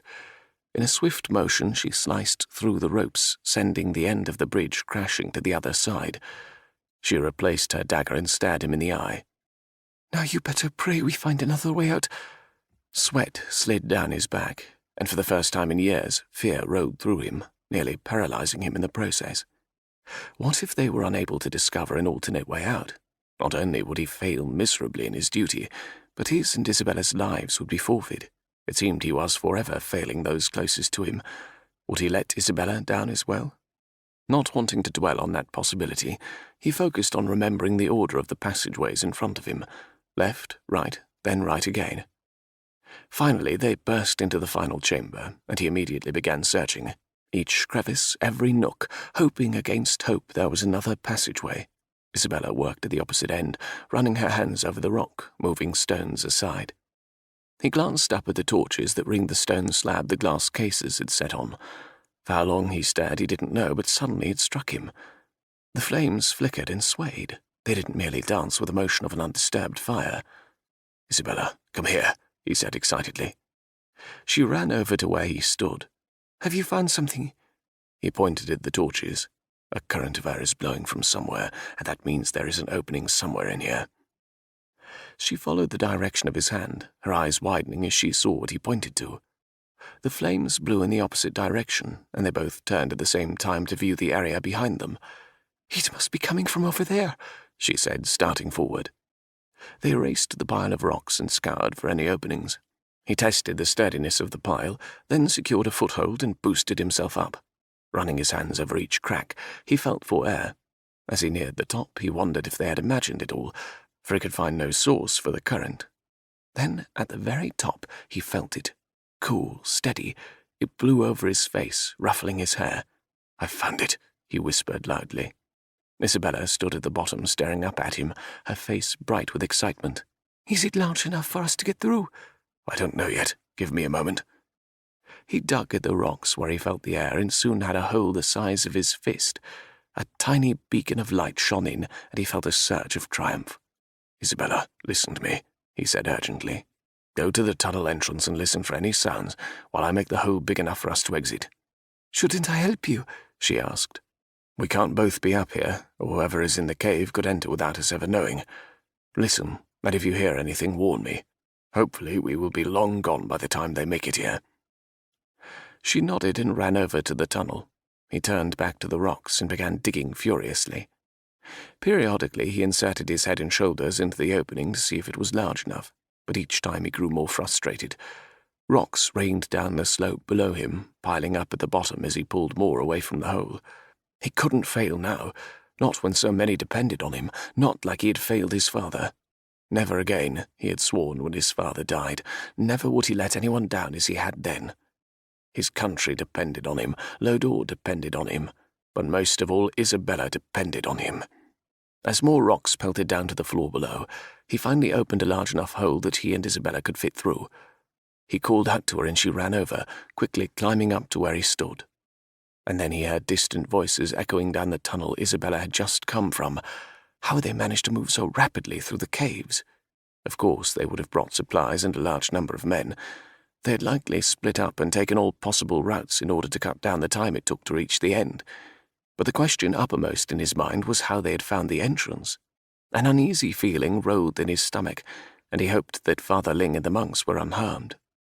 Isabella looked at him, her eyes flooded with worry, fear, and anger. Then she reached out and touched his face before moving toward the opening. He put out a hand and pushed her behind him. Without further hesitation, he plunged into the opening, calling for her to follow him. Anger fueled his movements, and he crawled rapidly, ignoring the pain in his knees and palms. They were only minutes ahead of their pursuers, and he would not give up, would not fail Isabella. The light grew brighter ahead, signaling their rapid approach to an outside source. But where would the tunnel take them? And then he heard a dull roar. It grew louder as they continued closer to the light, and his brow crinkled with his frown as he tried to decipher what it could be. A cold rush of air hit him full force in the face, and he felt the spray of water. He blinked in surprise, then realization dawned. They had come out behind a waterfall. He scrambled out, then turned to assist Isabella. The tunnel opened up into a small concealed area behind the spray of water. They hurried over to where the water cascaded downward, forming a solid wall over the opening. "Stay here," he directed, and slid along the wall behind the waterfall. He inched onto a ledge that barely had room for the two of them to stand. He stood high above a valley, and about midway up a cliff. He craned his neck and looked upward for the source of the waterfall. A long way up the cliff, the water poured over the side and downward into the rushing river, and their only way out was down. He leaned back behind the fall and motioned Isabella out. She gingerly slid along the wall, her back plastered to the slick granite, her head swiveled, looking in all directions, and when she looked back at him, he knew she had reached the same conclusion he had. They would have to jump, and they might not survive. "Isabella," he began, in a strained voice, "there is something I must say." He wouldn't go to his death without telling her the depth of his feelings. He had vowed long ago never to give anyone the power to hurt him ever again. By closing himself off, by not allowing himself to feel, he'd managed to skirt through life without the raw pain that accompanied disappointment. But by uttering these words, such tiny, innocuous words, he was giving up complete power to another. Here he stood, poised to lay bare his soul to a woman he had no future with, and yet if he didn't, he knew he would live with a regret for the rest of his life. And he had lived with such regret for far too long already. "What is it, Merrick?" Her soft voice intruded on his tumultuous thoughts, and he refocused his attention on her beautiful face. "We may not survive this jump." He broke off, unable to yet voice what was uppermost on his mind. She closed her eyes briefly, and when she opened them again, determination burned brightly in their depths. "We'll survive," she said firmly. "You wouldn't allow me to come to harm." His chest expanded, swelling with all the things he wanted to say to this woman, who had such unshakable faith in him. She looked away, her gaze lowering to the water below. "Look at me," he whispered. "There is something I must tell you." She glanced back at him, and he lowered his head to catch her lips in a lingering kiss. Her mouth parted beneath his, and he tasted her sweetness, sure that he would never forget it, so ingrained it was in his soul. "I love you," he murmured, his words nearly lost in her mouth. She froze. Taking advantage of her evident shock, he took her hand and leaped off the edge, spiraling them downward into the raging water. Cold water exploded around Isabella, sucking her under. As she struggled to make sense of her surroundings and get her head above water, his words echoed in her head. "I love you." Had he really said it, or had she imagined it? And did he really mean it, or were they words uttered by a man who thought they might be his last? Perhaps an effort to say something, anything, to alleviate the awful truth of the situation. The current tossed her body around like a rag doll, and in her mind her worst fears were realized. She was going to die. Almost as soon as the realization hit her, anger surged over her body. She would not die. As her foot dragged the bottom of the river, she pushed herself upwards, shooting rapidly up. She broke the surface of the water, gasping and sputtering, fighting desperately to stay afloat. Ahead of her, she saw Merrick bobbing down the rapids and nearly melted with relief that he was alive, for the time being at least. Positioning her body so she wasn't resisting the current, she sped down the river after him. She had nearly caught up with him when the current slowed, and the relentless beating she endured let up. Merrick swam against the current to meet her, and wrapped his arms tightly around her. "We made it," he said triumphantly.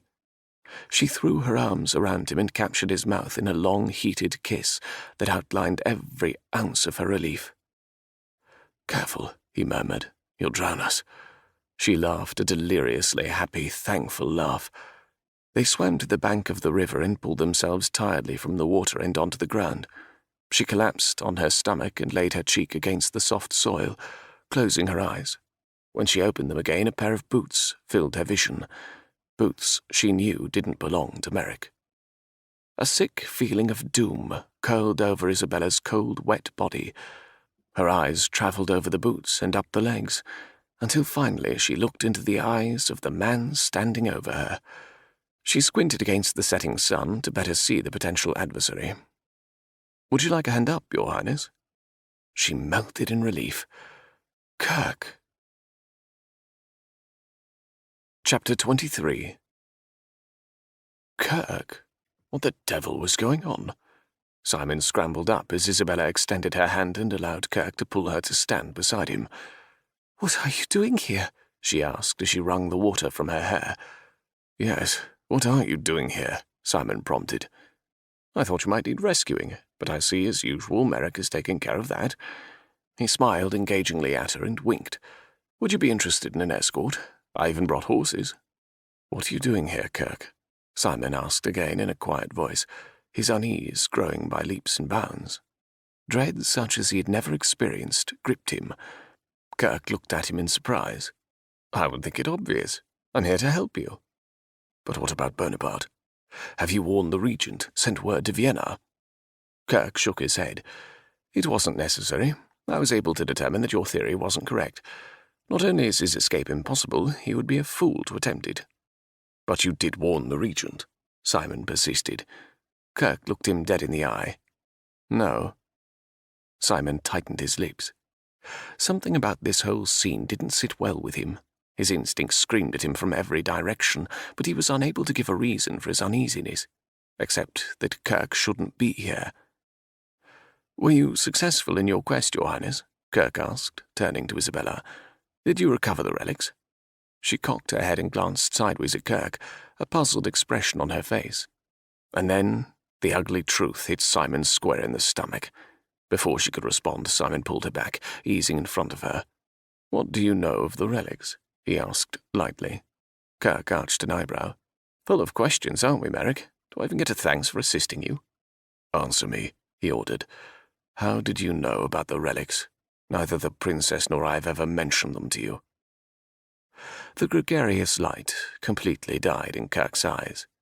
"I don't like your tone, Merrick," he said tightly. "Why are you here?" Simon asked softly. "I've already answered that question." "Not to my satisfaction." "What do you want from me?" Kirk snapped. "How deeply are you in this, Kirk?" Simon watched as anger flashed in Kirk's eyes. His face tightened, and Simon knew he was right in his suspicions. Anguish such that he hadn't felt even when his brother and father died assailed him, nearly robbing him of breath. "I see your mind is made up," Kirk said coldly. "There's no need to deny it." Simon closed his eyes. "Why, Kirk? Why?" "What is going on?" Isabella demanded. Kirk pulled a gun from the pocket of his coat and pointed it at them. "What is going on, Your Highness, is that you will hand over the relics to me, or I will not hesitate to shoot you." Simon struggled with his inability to comprehend that Kirk was a traitor. Had he been involved all along? Had he had anything to do with Isabella's family's death? Bile rose in his throat. He had trusted this man, counted him as a brother. He had been a blind fool. "I don't know what you have to gain in all of this," Isabella hissed, "but if you think I am going to let some English traitor dictate the course of my country, you are mistaken." "You think you can stop me?" he sneered. He inched closer, waving the gun threateningly. "Now hand over the relics." "She doesn't have them," Simon interjected. You expect me to believe that? I failed, she said. I was unable to retrieve the relics. Kirk looked at her suspiciously. Does it appear that I have something as such as an impossibly large emerald and a jeweled scepter? She asked in disgust. He glanced at both her and Simon as if trying to decide if she spoke the truth. It matters not. The new king will soon be crowned with or without the relics. He waved the gun at them. Start walking. I know someone who will be very glad to see the princess. Simon wrapped an arm around Isabella and urged her forward. His mind reeled from Kirk's betrayal.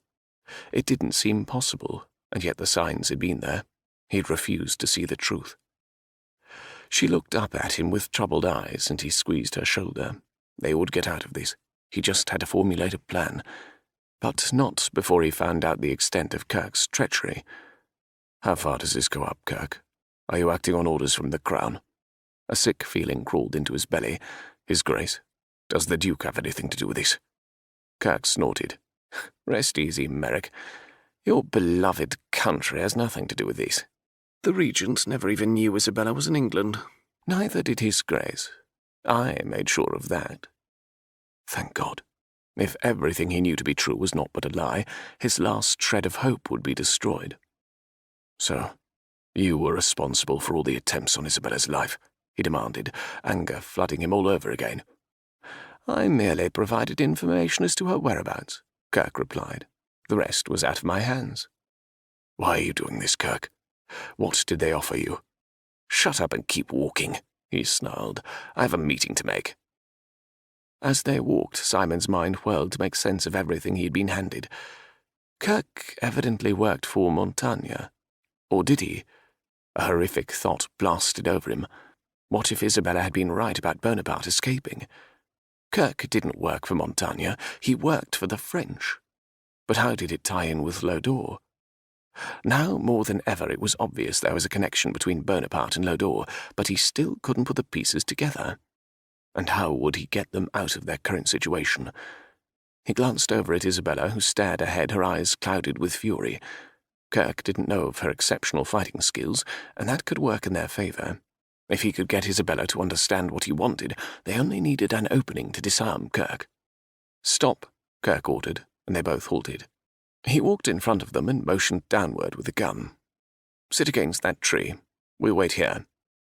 Simon cautiously surveyed the area with a low sweep as he squatted down beside the tree. Isabella sank down beside him and their gazes connected for the briefest of seconds.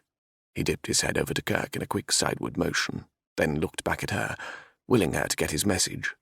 Her eyes widened briefly and she gave a slight, nearly imperceptible nod. Kirk stood in front of them, his eyes continually darting back and forth, as if expecting Montagna to materialize from nowhere. He turned back to them, the gun in his hand, still trained on them. I must be the most foolish person who ever lived, Simon began, hoping to loosen Kirk's tongue. Because I never saw this coming. Kirk laughed derisively. That's because you were too busy saving king and country from the rest of the world. His voice rang with such bitterness that Simon began to wonder if this was a personal score Kirk was settling. Humour me, since you're handing us over to Montagna, and I have no illusions he will keep us alive. Montagna? Kirk asked with a lift to his brow. He is but a pawn. Then who? His voice trailed off. It wasn't important who. The important thing was for him to buy enough time for him and Isabella to escape. What cause do you serve, and how did you get mixed up in Lodorian politics? It's so like you to assume everyone has a cause, Kirk said mockingly. I have no cause save for what benefits me directly.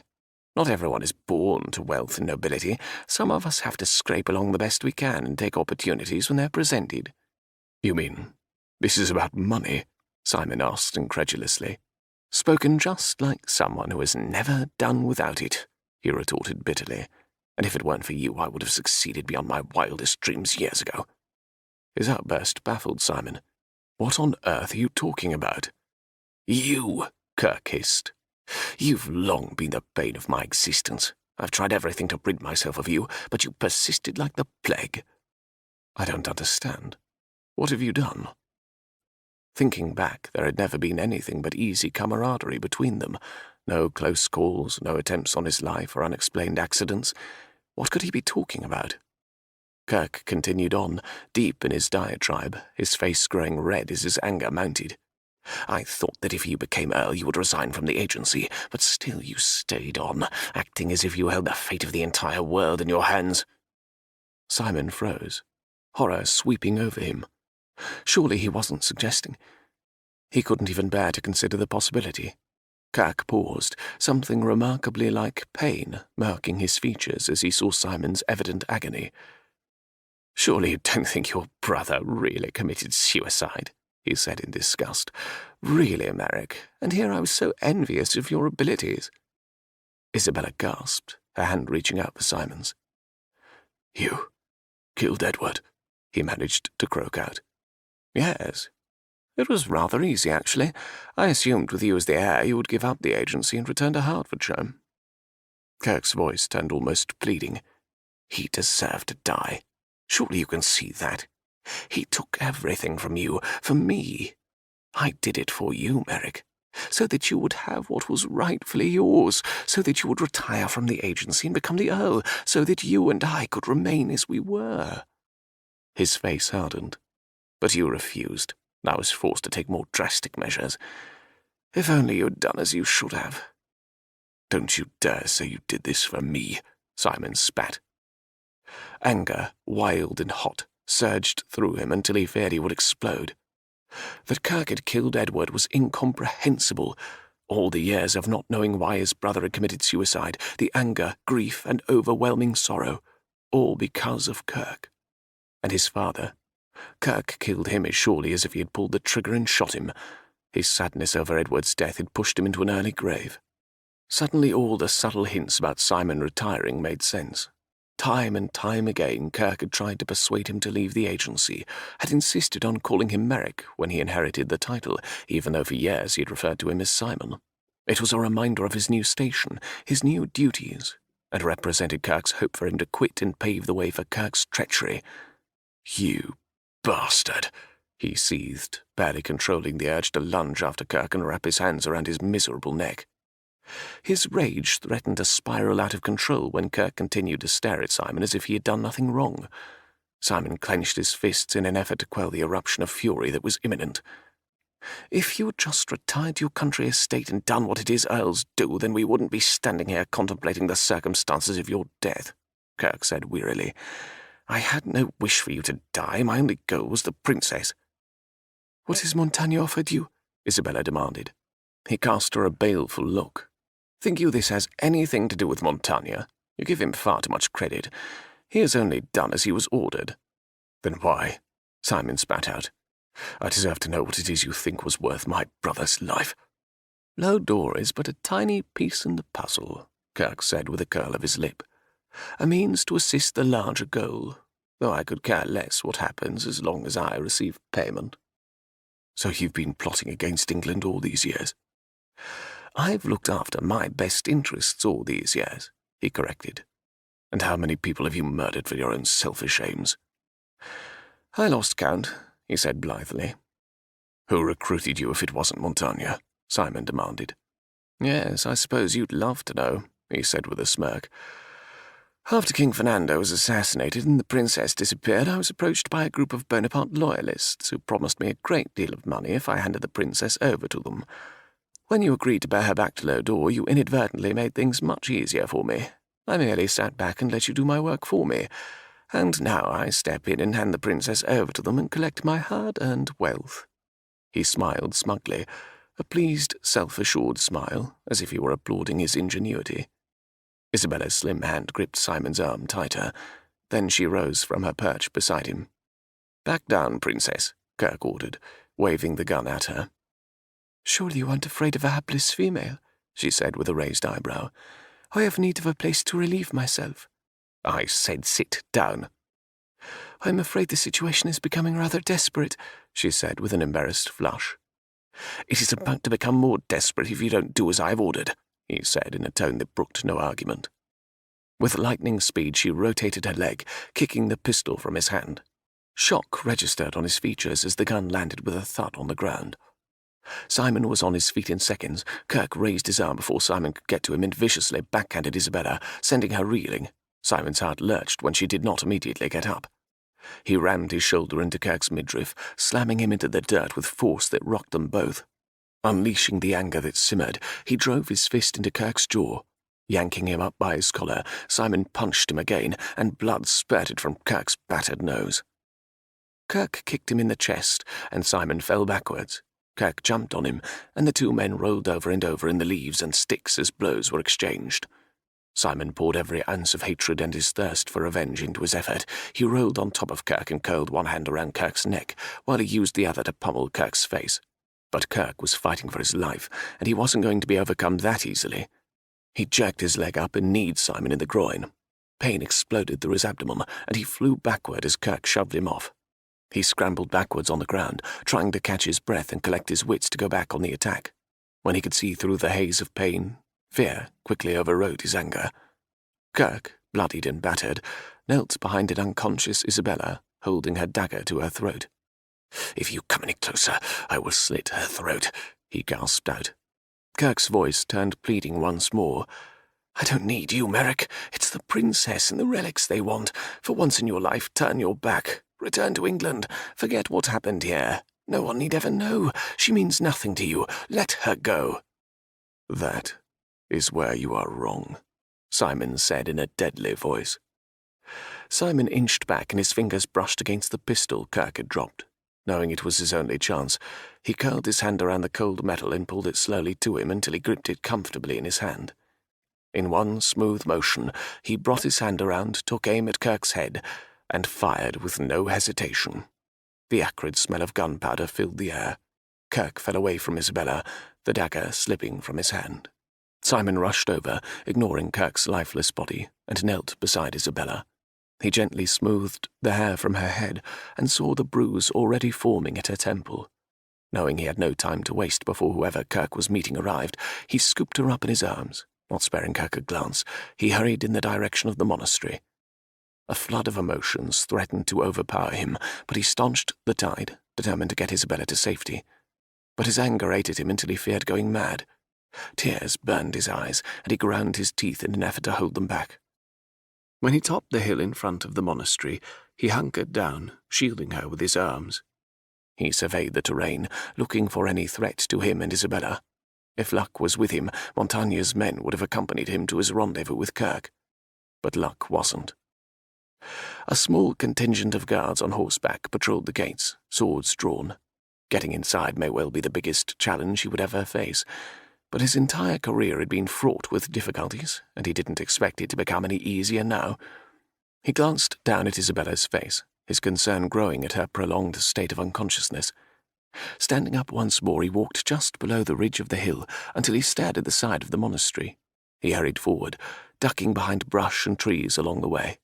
When he reached the great stone wall that served as an impenetrable barrier to the monastery, he laid Isabella on the ground and positioned her in comfort. Rising, he pressed himself to the wall and felt for his knife. He moved to the corner and peered around. He counted 3 guards, 1 on foot, 2 on horseback. Moving his head back, he rested it against the wall and considered his options. If he could lure the closest guard on horseback around the side, he could surprise him and dispatch him quickly. Sidling back to the corner, he let out the most pitiful wail he could muster. If the situation wasn't so dire, he would have laughed at the horrid impression of a newborn baby. But it worked. The sound of hoofbeats drew nearer, and he readied himself to go on the attack. As soon as the horse appeared around the corner, he threw the dagger, hitting the soldier in the shoulder. The soldier's hands flew to the knife, and he wobbled atop the saddle. Simon grabbed at his shirt and pulled him down to the ground. Not giving the soldier any time to react, he leaped on him, smashing a rock down over his head. The soldier slumped, and Simon retrieved his dagger from the unconscious man. Then he scrambled up to await the next guard, who would likely appear any moment to check on his partner. It wasn't long before the second horse appeared around the corner, but Simon had no clear shot. When the soldier saw Simon and his fallen comrade, he vaulted from the saddle and drew his sword. Simon groaned, glancing down at his paltry knife. In one swift motion he dove for the discarded sword of the previous soldier, rolling and quickly bouncing back to his feet. He circled his opponent, warily sizing him up. The soldier was larger, but Simon hoped he was quicker and more desperate. "Give up now and I won't kill you. The only one who will die is you, Englishman." What confidence he had quickly left when the third soldier appeared around the corner. As he backed away, his mind frantically searched for a plan to outwit the both of them. Like predators closing in on their prey, the soldiers advanced, their swords gleaming menacingly. In his mind, there was only one way to go about it. He charged forward, letting out a blood-curdling yell to rival any savage. The sound of metal clashing rang out as his sword engaged first one, then another. He pulled every fighting trick he'd ever learned from his repertoire and even made up a few new ones. A blade slashed through his skin, and pain seared his upper arm. He felt warm blood roll down his sleeve, but ignored the wound. His sword found flesh of its own, cutting a jagged gash in the belly of the soldier closest to him. A strangled cry went up from the other soldier, and Simon watched as he crashed to the ground. Isabella stood over him like an avenging goddess, her dagger covered in the man's blood. The soldier gripped his shoulder and struggled to regain his footing, but Isabella never gave him a chance. Simon swiftly turned his attention back to the last remaining soldier, confident that Isabella had the other well under control.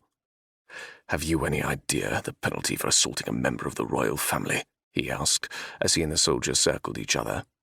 In fact, he had no idea what punishment was meted out, but apparently it was stiff, for the man whitened. "Perhaps you would like to rethink your surrender," he said, pressing his advantage. With a snarl of fury, the soldier launched himself at Simon, giving him the opportunity he had been waiting for. He smashed his fist into the man's stomach, then brought the butt of the sword down over his head, sending him crashing to the ground, unconscious. Not wasting any time on the fallen man, Simon rushed to aid Isabella, only she had no need of it. With one well-placed kick, she sent the last soldier sprawling to the dirt. He didn't attempt to rise again. "About time you showed your face," he grumbled, but he caught her up against him before she could respond to his attempt at humour, holding her tightly to his chest. She pulled away and smiled crookedly at him. "You are doing quite well on your own." "Is your head paining you?" he asked, smoothing the bruised skin with the tips of his fingers. "I've had better days, but I'll certainly survive. Let's go into the monastery before more soldiers arrive." He turned to do her bidding, but she caught his arm. "Merrick." He turned back to her, reading the concern in her face. "What about Kirk?" she asked in a low voice. Raw agony tore a jagged path through his chest all over again. "He's dead," he said flatly, ignoring Isabella's troubled look. He shepherded her around the corner to the huge wrought-iron gate. The two monks standing on the inside immediately swung it open when they saw Isabella. Without a word, they swiftly ushered them in and closed the gate once more. Then they hurried into the monastery, where Father Ling stood to greet them. "Your Highness, thank God you have returned safely." "I believe you have something for me," she said in a husky voice, as she held out her father's scroll. Tears filled the older man's eyes, and he reached forward to grasp her hands in his. "It is with great joy that I will present you with the sacred emerald and the royal scepter. Come, let's hasten to prepare you for your return to the palace." Monks scurried from all directions, some bearing food, some bearing clothing, and still more ushered her into the bathing chamber. Simon watched the events unfold with awe. Isabella was bathed and anointed with sacred water, then dressed in the finest gown. When at last she stood before him, her transformation complete, he could not summon the words to express his amazement. Gone was the woman he had spent the last weeks with, and in her place stood a stunningly beautiful member of royalty.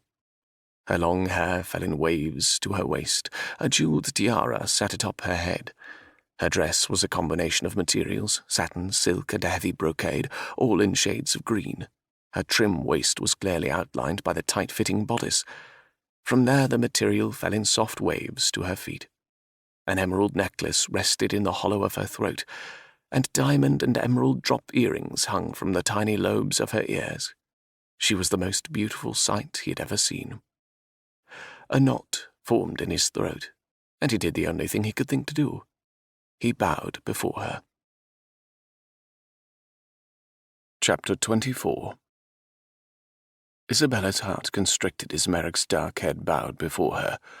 With such an innocent action he widened the gulf between them. "I love you." His words still echoed in her memory, their imprint burned in her brain. Did she love him in return? In truth, the only emotion she could feel was burning revenge. It had shoved aside all else. Did she love him? She didn't know. It had been too long since she had felt anything but numbing pain. Did she need him? She did. And she didn't want to examine the proximity of the two emotions. Not now. Moving forward, she took his head in her hands and pulled him up to meet her eyes. Holding his hands in hers, she led him to a plush seat across the chamber. Her eyes drank in the sight of him as they settled across from one another, their knees nearly touching. The monks had provided a suit of clothing for him, and he looked every inch the Earl in them. Cream-coloured trousers encased his muscular legs, and a matching vest buttoned over a white silk shirt. A black formal cutaway coat completed the ensemble, the tails pulled up in the back to accommodate his position on the bench they sat on. He looked positively rakish, and she had difficulty forming a coherent thought in his presence, much less a sentence.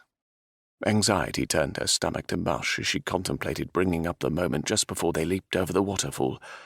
She wasn't even sure she should dwell on it, because everything else seemed to fade away in its shadow, and she was so close to achieving justice, so close she could taste it. He stared wordlessly at her, his eyes probing her. They were troubled almost, their dark orbs reflecting sadness. She shifted under his scrutiny and struggled to pose the question uppermost on her mind. "Merrick," she began, her voice barely above a whisper. When we were about to jump over the waterfall—" She broke off, her courage faltering. Why was he saying nothing? "What I mean to ask, that is, did you—" She nearly screamed in frustration when she was cut off by Father Ling's return. "Your Highness, it is time." He hurried over to her, his robe billowing out behind him. Merrick stood up and offered her his hand. She rested her fingers atop his wrist and rose gracefully. "I'd like Lord Merrick to accompany me to the palace." She looked to Merrick for confirmation, but he stared straight ahead. "As you wish. The carriage awaits you inside the gate." Father Ling's voice lowered, and he inclined his head toward her. "Montagna has returned to the palace. I've arranged an escort for you. Normally we would ring the bells to signal your success, but in this case I think secrecy is of the utmost importance." "Is there an armed contingent to see to the princess's protection?" Merrick interjected. "The royal guard stands ready to escort Her Highness to the palace." "But are they loyal to the princess?" he persisted, his arms wrapping protectively around her shoulders. Father Ling gazed sharply at him. "The royal guard is comprised of the nation's most honorable men. They stand ready to die for their future queen. You may be assured no one will touch the princess." "And where were these intensely loyal men when her parents were murdered?" Merrick asked pointedly. Father Ling stared serenely at Merrick, his eyes registering approval and respect. "Your devotion to Her Highness is very admirable, my lord. I can see you have only her best interests at heart. I merely want to make sure she is safe." "And she will be," the monk said sagely. "I know you find it difficult to trust beyond your own instincts, but the royal guard will not allow the princess to come to harm. They will defend her to their own deaths." Merrick nodded, evidently satisfied by the monk's assurances. Once again he offered his arm to her, and she tucked her hand over the crisp material of his coat. His other hand closed over hers and squeezed. "Are you ready?" he murmured close to her ear. She nodded, and they walked after Father Ling into the small courtyard in front of the monastery. As they stepped out into the deepening twilight, she smiled as she saw the royal carriage waiting. How many times had she ridden in this same carriage with her parents? 2 men sat in the driver's seat high above the ground, their plumed hats waving in the breeze. Soldiers on horseback formed a double line in front of and behind the carriage, and one was posted at each of the 4 corners. Merrick handed her into the carriage, then climbed in beside her. Father Ling leaned in and looked at Isabella. "Be on your guard, Your Highness. Much is not as it seems." As they lurched forward, the awful knot in her stomach grew. His cryptic words gave her a sense of foreboding. She twisted her hands nervously in front of her and peered anxiously out the window. They moved more swiftly than she remembered travelling before, but then there was a threat of attack. The soldiers rode with swords drawn, constantly assessing the landscape around them. She sat back in her seat, forcing herself to relax. "It's almost over," Merrick said. "Yes," she replied. She turned to look at him, seizing their last opportunity to be alone before arriving at the palace. "Merrick, What you said before we jumped, did you mean it? He looked away as if reluctant to discuss the matter. You don't have to answer, she said in a rush. In a lot of ways it would be easier if he didn't confirm his earlier declaration.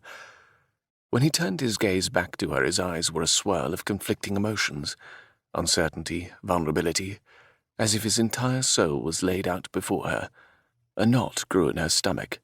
She wouldn't purposely hurt this man for anything in the world, but some hurts were inevitable, as they had both come to realize. He continued to stare at her, every ounce of feeling burning in his eyes. "I meant it," he said finally. Had he waged a private war with himself over whether to make such an admission? Unable to bear his scrutiny any longer, she turned away before she lost every ounce of resolve she possessed. After Jacques was captured, she promised herself, when her parents were avenged, she would address the matter between them. The carriage halted, and she blinked rapidly, then looked eagerly out the window. The door opened, and Merrick stepped out. He held his hand back to her, and she slowly descended the steps. She was home. The palace stood before her, nestled in the bosom of Soleil Mountain. Tears brimmed in her eyes, but she would not allow them to come, not yet. Drawing herself up, she ordered in a clear, loud voice, "Bring Montaigne to me!" The soldiers rushed forward into the palace gates, 6 remaining behind to escort her within. She shrugged away Merrick's hand and strode forward. She entered the great hall, her skirt swinging around her as her determined steps sounded on the highly polished floor. Members of the court, high-ranking officials, lords and ladies alike, gasped in astonishment when their eyes lighted on her. She trailed up the red carpet to stand before the high table, her fists knotted at her sides. "Where is he?" she demanded, her voice echoing across the hall. The Lord of the Order, a man appointed by her own father, stood from his seat, the gavel slipping from his hands. "Princess Isabella," he gasped, "we thought you dead." "As you can see, I am very much alive," she replied. "Now tell me, where is Montaigne?" Silence fell over the hall. Lord Hellwedge cleared his throat nervously. "I do not know, Your Highness. He left not a few minutes ago. We were about to take a vote on whether to change the rule of succession so that a ruler could be crowned without producing the relics." Rage boiled over her. "Well, as you can see, I have returned to assume the throne and to carry out my father's legacy. I have been into the caves, and I have recovered the relics. Tomorrow, according to the supreme laws of Lodore, I shall be crowned your queen." A gasp went up from the room, and the excited buzz of chatter sounded in her ears. "Yes, of course, Your Highness," Lord Hellwedge said shakily. He rubbed a hand over his forehead, then sat heavily in his chair. She whirled around to face the occupants of the room. "Listen well and heed my words. Anyone associating with or supporting Jacques Montaigne will be branded a traitor and dealt with accordingly." She turned back to eye Lord Hellwedge. "I fully expect you to apprise the rest of the court and army as well that their leader is no longer Jacques Montaigne." "Yes, Your Highness," he said, rising once more and bowing. Simon watched from the back of the room. She was clearly in her element and born to rule. She allowed no one to interfere in her sworn objective, not even him. His heart lay heavy in his chest. Kirk's betrayal weighed mightily on him. His love for Isabella consumed him. Thoughts of his brother tortured him. Simon had killed Edward. He was responsible for his brother's death. If he hadn't been so consumed with proving his worth to his father, he would never have joined the agency. His unwillingness to be the invisible spare had led to the deaths of both Edward and his father. His longing for a family had driven him, and he'd found solace in the camaraderie of the service. Kirk had been a brother to him, the sort of brother and relationship he had longed for within his own family. He closed his eyes, recrimination beating a steady rhythm in his head. That same selfishness had nearly cost Isabella her life as well. He'd been a fool to admit his love for her. The look in her eyes when he had said he meant it told him his admission was just one more burden she would have to bear, in a time when she needed as few as possible. Once he saw her safely on the throne on the morrow, he would slip quietly back to England and continue his work in solitude. "Lord Merrick," a soldier stood before him. "Yes, what is it?" he asked, looking around. "Her Highness wished me to escort you to your chambers so that you might rest. She would enjoy your company for breakfast in the morning." He slowly followed the soldier down the hall. Though ludicrous, his hope was to have spent one more night with her. But of course it wasn't possible. They were in the palace, and she was hours from being crowned queen, hours from saying goodbye. "Your Highness, Montaigne has been detained." Isabella spun around in her chamber to face the captain of the royal guard. Where is he now? "He's being held under guard in his chambers. We await your direction." Her lip curled in disgust. Remove him from his chamber at once. He doesn't deserve such luxury. Place him in the prison cell as you would any other criminal. I will face him tomorrow when I am queen and fully able to mete out punishment according to the law. "As you wish, Your Highness," he said with a bow. He turned and left the throne room, his steps echoing across the empty room. She watched as he disappeared, then turned back around, wrapping her arms tightly about herself. Her gaze wandered over the dimly lit room her father had spent so much time in, and where he and her mother died. She closed her eyes as hot tears slipped down her cheeks. The memory of that day played over and over in her mind. In slow motion, she saw her mother's body slip lifelessly to the floor beside her father. Her head snapped up as she heard herself scream, heard David cry out. The room spun crazily around her. She could see Jacques' smile of satisfaction, see Stéphane's bloody hand as he held it out in triumph, hear the guards as they closed in around her and David, feel their evil touch. She opened her eyes and looked over to where she had last seen her parents, afraid that she would see their blood still on the floor. But the marble gleamed under the shine of a fresh polish. It was as if they had never been there. I will avenge you, she whispered, her words reverberating softly over the quiet room. He will pay for what he has done. I will not let you down, father. Her only answer was deafening silence. She walked slowly to the entrance where 2 guards attended her safety. She closed the door softly behind her. Have someone seal this room, she said to one of the soldiers. It will no longer be used. She walked down the hall to her chambers, her spine stiffening, her shoulders squared. She had laid to rest her parents' memory, and now that Jacques had been captured, she felt the horrible weight begin to dissipate. When she was queen, she would have a memorial service for her parents and brothers, one fitting to their station. She paused outside the chamber she had reserved for Merrick, wanting desperately to go within. She placed a hand on the door, then slowly let it slide down the wood surface. Her heart heavy, she turned away and hurried down to her own quarters. Chapter 25.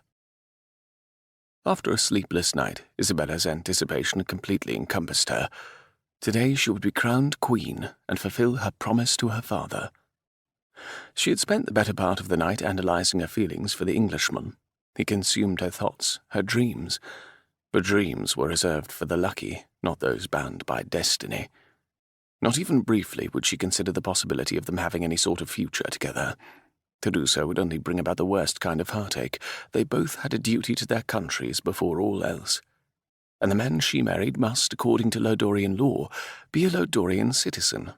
Any man not born of her country would have to renounce his loyalty to the country of his birth and swear allegiance to Lodor. Such an easy obstacle in theory, but she knew well Merrick's devotion to the English crown. His sense of duty ran deep. Add to that, he had an English title and an obligation to his dead father to continue the line. The chances of him being willing to relinquish all of that, even for her, seemed non-existent, nor would she accept it. She rose from her bed, shoving all thoughts of Merrick aside. Too much was at stake this day to allow her personal desires to interfere. She was immediately besieged by a bevy of maids as she exited her bedchamber and walked into her sitting room. A flurry of activity erupted as they washed her, dressed her, and did up her hair. As she sat before the vanity while they pinned the last of her curls, she ran her hands over the smooth silk of her dress. "What time is the coronation?" she asked the lady who had temporarily been posted as her secretary. "In 3 hours, Your Highness." 3 hours. Plenty of time for her to breakfast with Merrick before the ceremony. She turned to her secretary. "Arrange for my breakfast to be taken here in my private sitting room. Send word to Lord Merrick that I should like his presence." "Of course, Your Highness." Isabella dismissed her maids and waited impatiently for Merrick to arrive. Several minutes later, 3 members of the kitchen staff arrived with trays of food. She watched as they finished arranging the food, then sat down, waiting for Merrick's appearance. Her head snapped up when the door opened, but her hopes were dashed when she saw her secretary reappear. I was unable to locate Lord Merrick, Your Highness. He was not in his chamber. She laughed nervously. Perhaps he is breakfasting in the dining hall, or maybe taking a walk about the gardens. Send one of the guards to search for him. She waited until the secretary left, then slumped into an armchair. Where was he? She tried to calm her jittery nerves. There was no reason to assume the worst, but it stuck in her mind, refusing to be silent. Had he departed for England? Did he regret his words? Did he truly mean them? Her fingers massaged her temples as the aching in her head increased. How could she rejoice in her success if Merrick wasn't here to share it with her? She leapt out of the chair when a knock sounded at the door. When she opened it, she saw the 2 guards posted outside cross their swords over the entry in a protective manner. A messenger stood before her, and he extended a missive to her.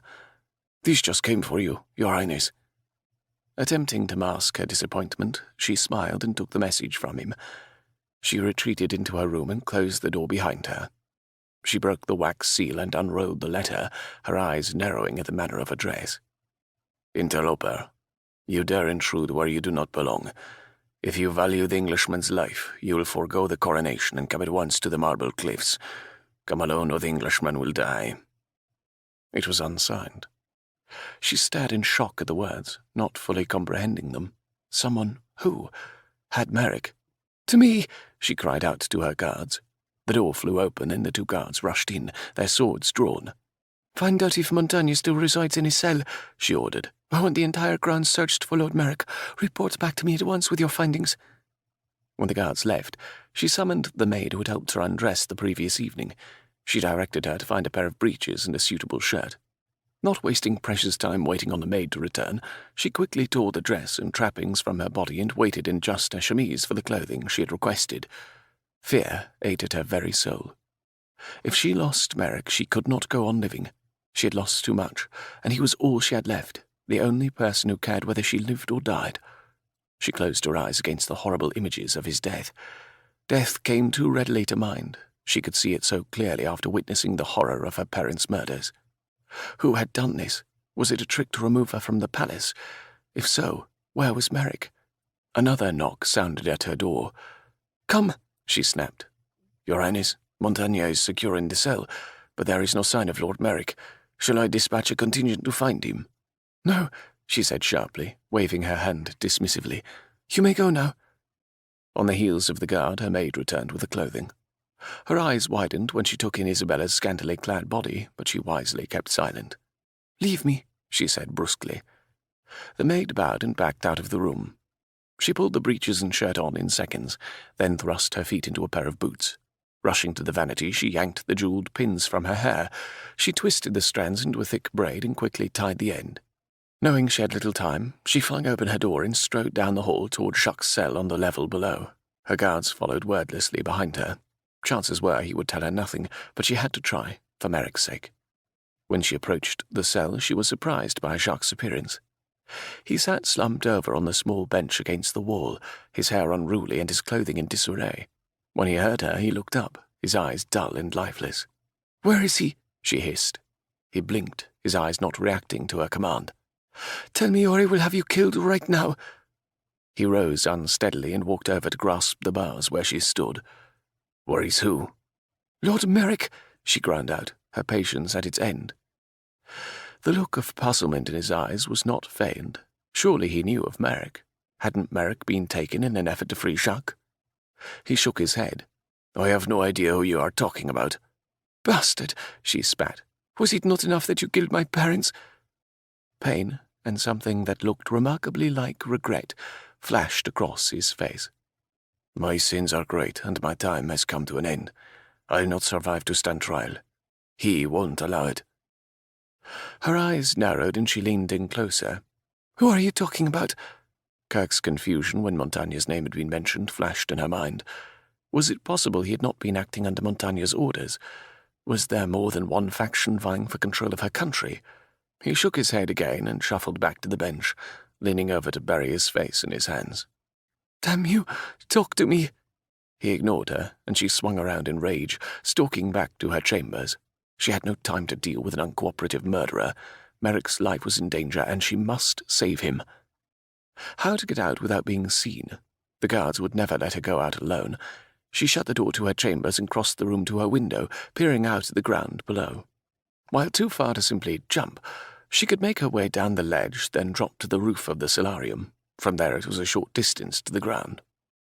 Shoving the window open, she threw her leg over the sill and ducked out. Minutes later, she dropped to the ground and crept stealthily to the stables. Would her prize mare still be there, or would Jacques have ridded the stables of the horses belonging to her family? She bent over and sidled down the stalls, praying the stable-master wouldn't hear her. To her relief, she found Zora in her stall, and the horse neighed and stamped in greeting when Isabella held out her hand. She threw herself on the horse's back and urged her out of the stable. They bolted past a surprised groom, the horse's hooves beating against the ground. They thundered down the mountain and toward the western cliffs. The wind blew cold over her, but she only felt the heavy regret in her heart. Regret that she had never allowed herself to simply love him in return. Regret that she had looked away as he laid his heart in her hands. "I love you." "I do," she whispered, the words spilling from her mouth and disappearing into the wind. God, what a fool she had been. She couldn't countenance a future without him. Future. The word inferred hope, and for the first time she had little. She had castigated Merrick for his lack of faith, but now, in the face of living life without him, she felt hers flagging. God, let him be alive. A short distance from the cliff, she halted the horse and slid from her back. She raced forward, her gaze darting over the terrain, looking for any sign of Merrick or his abductors. As she topped the slope of the cliff, she saw him, bound in a kneeling position on the very edge of the cliff. His arms were pulled behind him and a gag stretched across his mouth. Her relief nearly made her hasty. She pulled up and carefully scanned the area, looking for any signs of danger. The only sound was the ocean crashing below the cliff. Unable to keep from Merrick any longer, she bolted forward. When he saw her, he immediately began twisting, his eyes warning her to stay back, but she couldn't leave him. She dropped to the ground in front of him, her heart nearly bursting with relief. Yanking her dagger from her boot, she reached behind him to hack at the ropes binding him. His muffled protests flooded her ears, and she sat back. "Of course, how stupid of me," she berated herself. She reached up to free his mouth from the cloth. "Isabella, get out of here," he rasped. "Leave this place at once." "I won't leave you," she said fiercely. She reached around to cut the ropes at his arms, but froze when she had a sound behind her. The slow, methodical clapping of hands echoed across the cliff top, and she whirled around. As she took in the man walking from behind a pile of rocks, she swayed, her legs threatening to collapse beneath her. "Well, well, well, baby sister. How nice it is to see you again." Chapter 26. Shock, then euphoria, shot through Isabella. Her brother was alive. "Stefan, how did you—" She broke off, her gaze flitting over his hands, both of which were perfectly intact. "I don't understand," she said numbly. He reacted with no joy to see her alive. On the contrary, his eyes glittered malevolently as he slowly sauntered closer to her. He looked haggard, as though he hadn't slept in days. "I underestimated you, sister dear. I never expected you to become such a problem." She stared dumbly at him. "What are you talking about?" The world moved slowly around her, her befuddled mind straining to make sense of the scene before her. She should be shouting to the mountains, yet everything about this stunning revelation troubled her. "Poor Isabella, you really have no idea, do you?" He smiled snidely, stopping a few feet in front of her. Warning bells clanged loudly in her head. Something was terribly wrong. But seeing her brother alive, realizing that she wasn't alone, clouded the awful truth. It couldn't be. She couldn't believe what stared her in the face. Jacques' strange behavior, Kirk's adamancy that Jacques had nothing to do with his betrayal of Merrick. "Why don't you tell me?" she whispered in a ragged voice. He laughed abrasively. "Surely it is obvious to you." "Why?" she asked, the dread so thick in her voice she nearly choked. "It really doesn't matter why. All that matters is that I take the throne. Montagna put into motion all I needed to set aside the old ways, but you ruined it by appearing with the relics. Relics that should have been mine," he ground out. "Don't be so certain of that," she said softly. He looked oddly at her. It matters not. Now that you have so graciously retrieved them for me, I can ascend the throne as its rightful heir." She gazed at him in agony, searching her memories for some small clue to his betrayal. "I loved you, Stefan. Mother and Father loved you. Father was so proud of everything you did.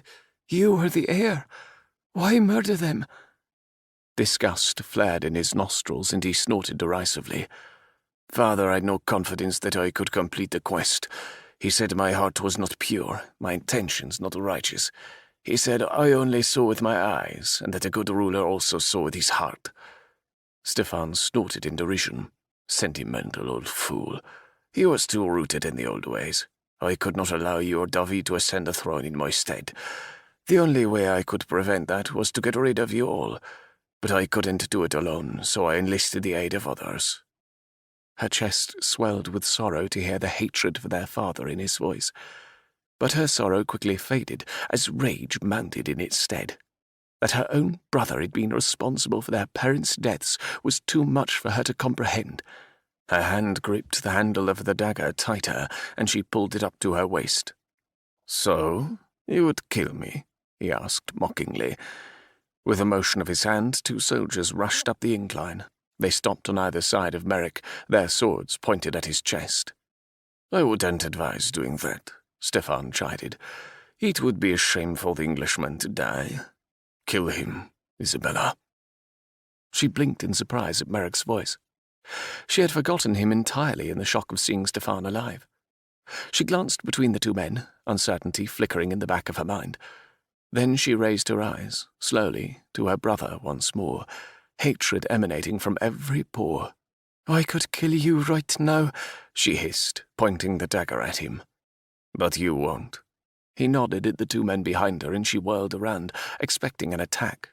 To her horror, one of the soldiers planted a foot in Merrick's chest and sent him toppling over the side of the cliff.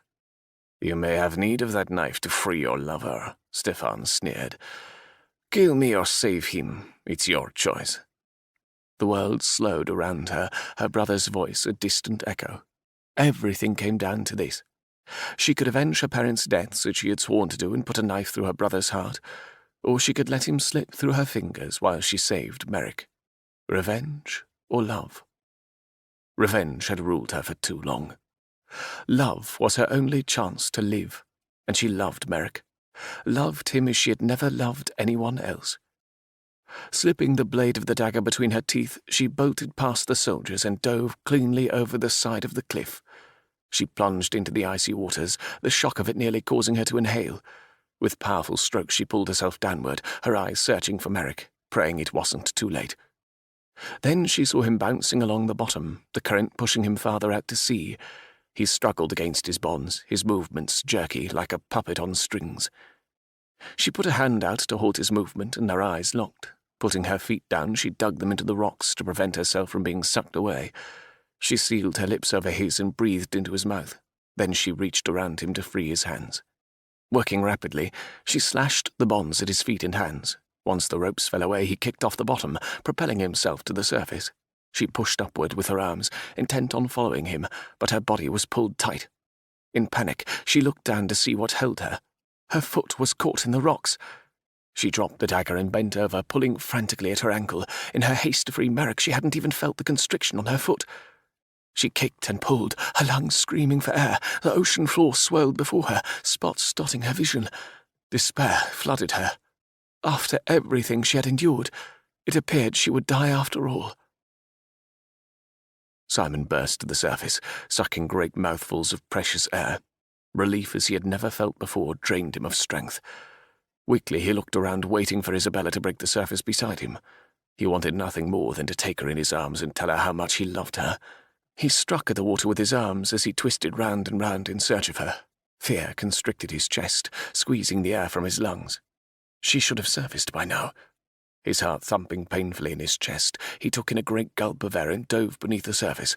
He swam quickly down, looking for sign of her. She was where he had left her, her braid floating eerily about her head. She struggled weakly, pulling in vain at her foot.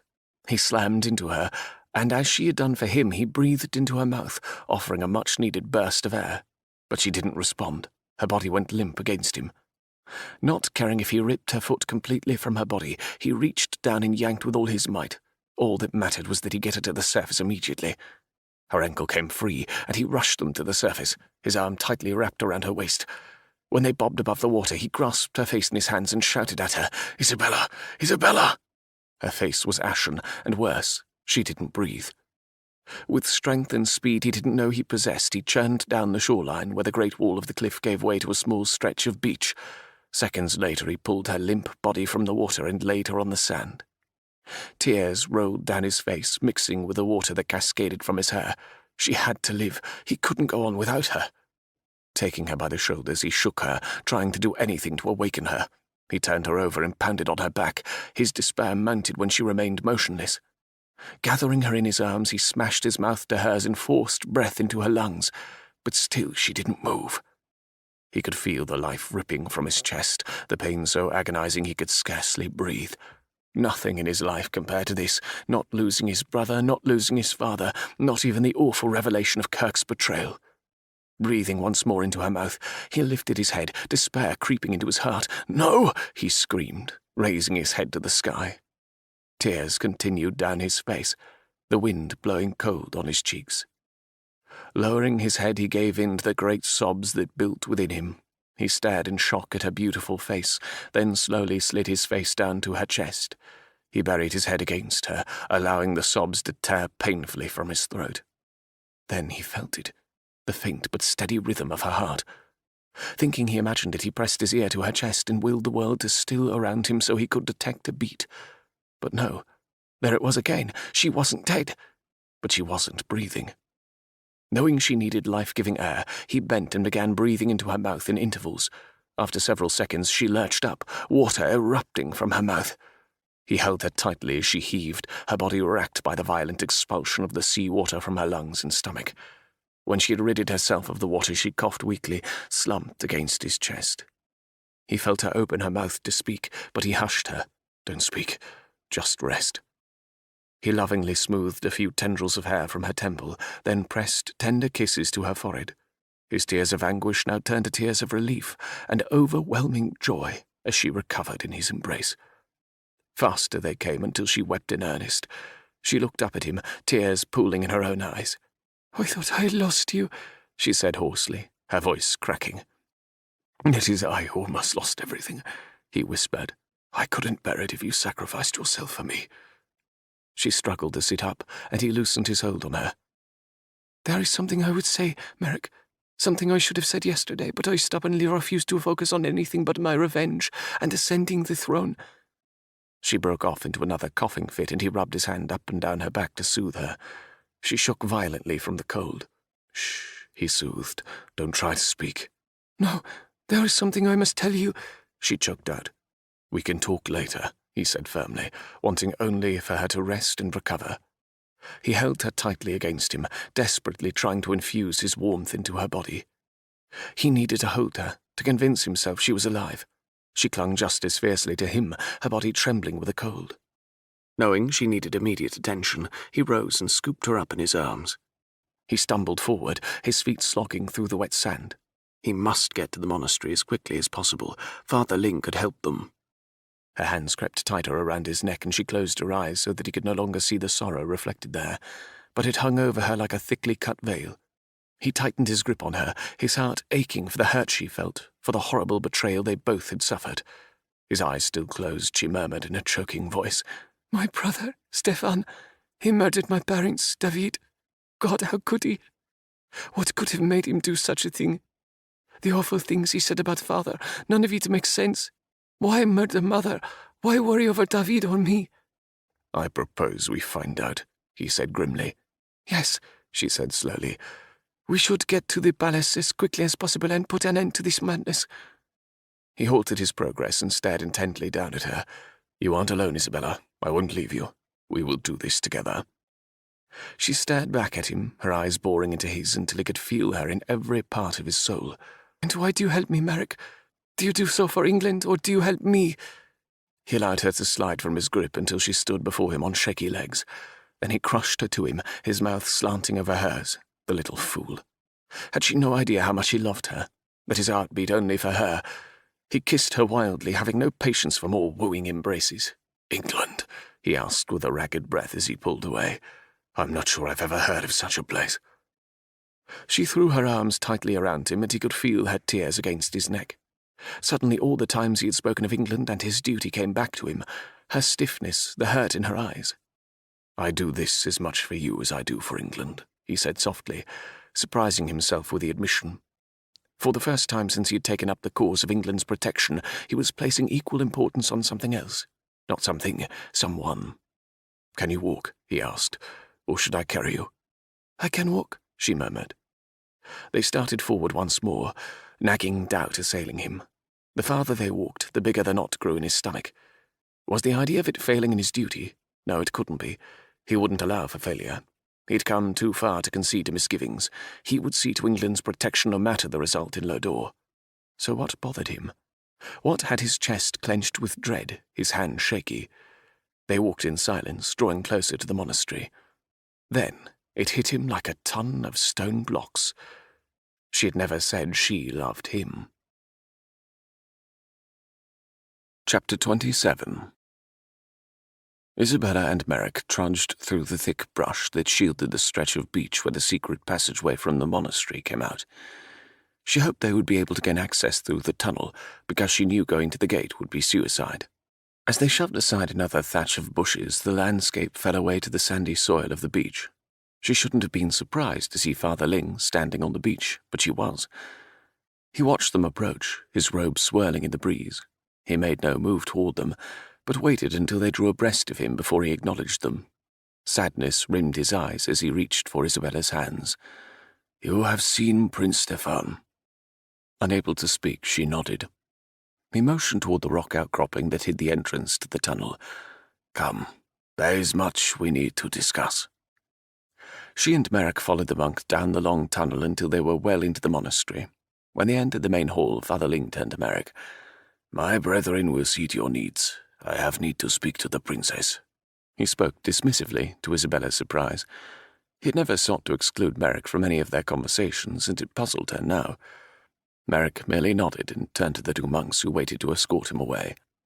Father Ling motioned her forward, and they walked into a small chamber she believed must be his private quarters. She sank wearily onto the silken pallet in the middle of the room and waited as he sat cross-legged in front of her. Her mind swam in a crazy pattern, her head throbbing with each movement she made. So much had happened since she set foot back on her home soil. She wondered if she had stepped into some bizarre nightmare, and if she had, when would she wake up? Father Ling probed her with his all-knowing eyes. "I am sorry for your pain, Your Highness." The knot grew bigger in her throat. She would not cry. She would not. Thank you, she croaked. "Your father had concerns about Prince Stefan," he said gravely. How long? She asked, unwilling to believe she was the only one not to have seen Stefan for who he was. "For some time." She blew out her breath in a long puff. I don't understand. "He worried for your and David's safety," Father Ling added, watching her closely. She opened her mouth and closed it in rapid succession. Father suspected Stefan might do something horrible? She shook her head in silent denial. Why? Even though he had done more than horrible, how could any one word describe the atrocities he had committed? But that anyone might have suspected, it was more than she could imagine. "Your father was ill, Your Highness. He didn't want you or David to know. Not at first." "Ill? How ill?" "Sick enough that he knew he would not be able to perform the duties of the crown for much longer," Father Ling said quietly. "He sent Stefan here to secretly seek the relics in the sacred quest.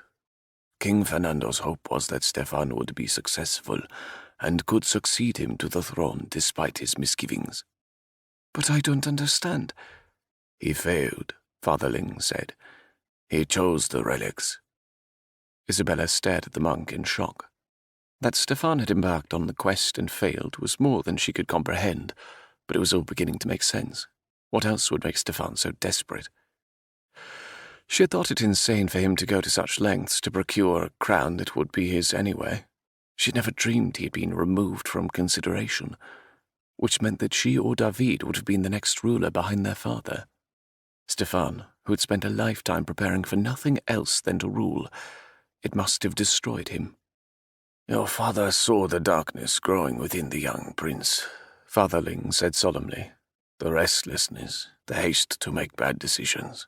Your father had hoped he was wrong, but in the end he was proved right when Prince Stefan failed in the quest. After his failure, the prince was unapproachable. He sequestered himself for days, refusing to see anyone. Your father realized he would have to do something to ensure the safety of the rest of the family. But before he could act, he broke off. You know the rest, he said quietly. Isabella knotted her fingers into a fist and pressed her knuckles to her lips. If only she had known, she could have prevented the deaths of her parents. You could not have prevented that which was fated to be, Father Ling said softly. She looked up at him, the knowledge burning in his wise old eyes. Tell me, Father, what is fated to be? Will I be queen? He looked sadly at her. You know I cannot reveal the future, even if I knew such matters.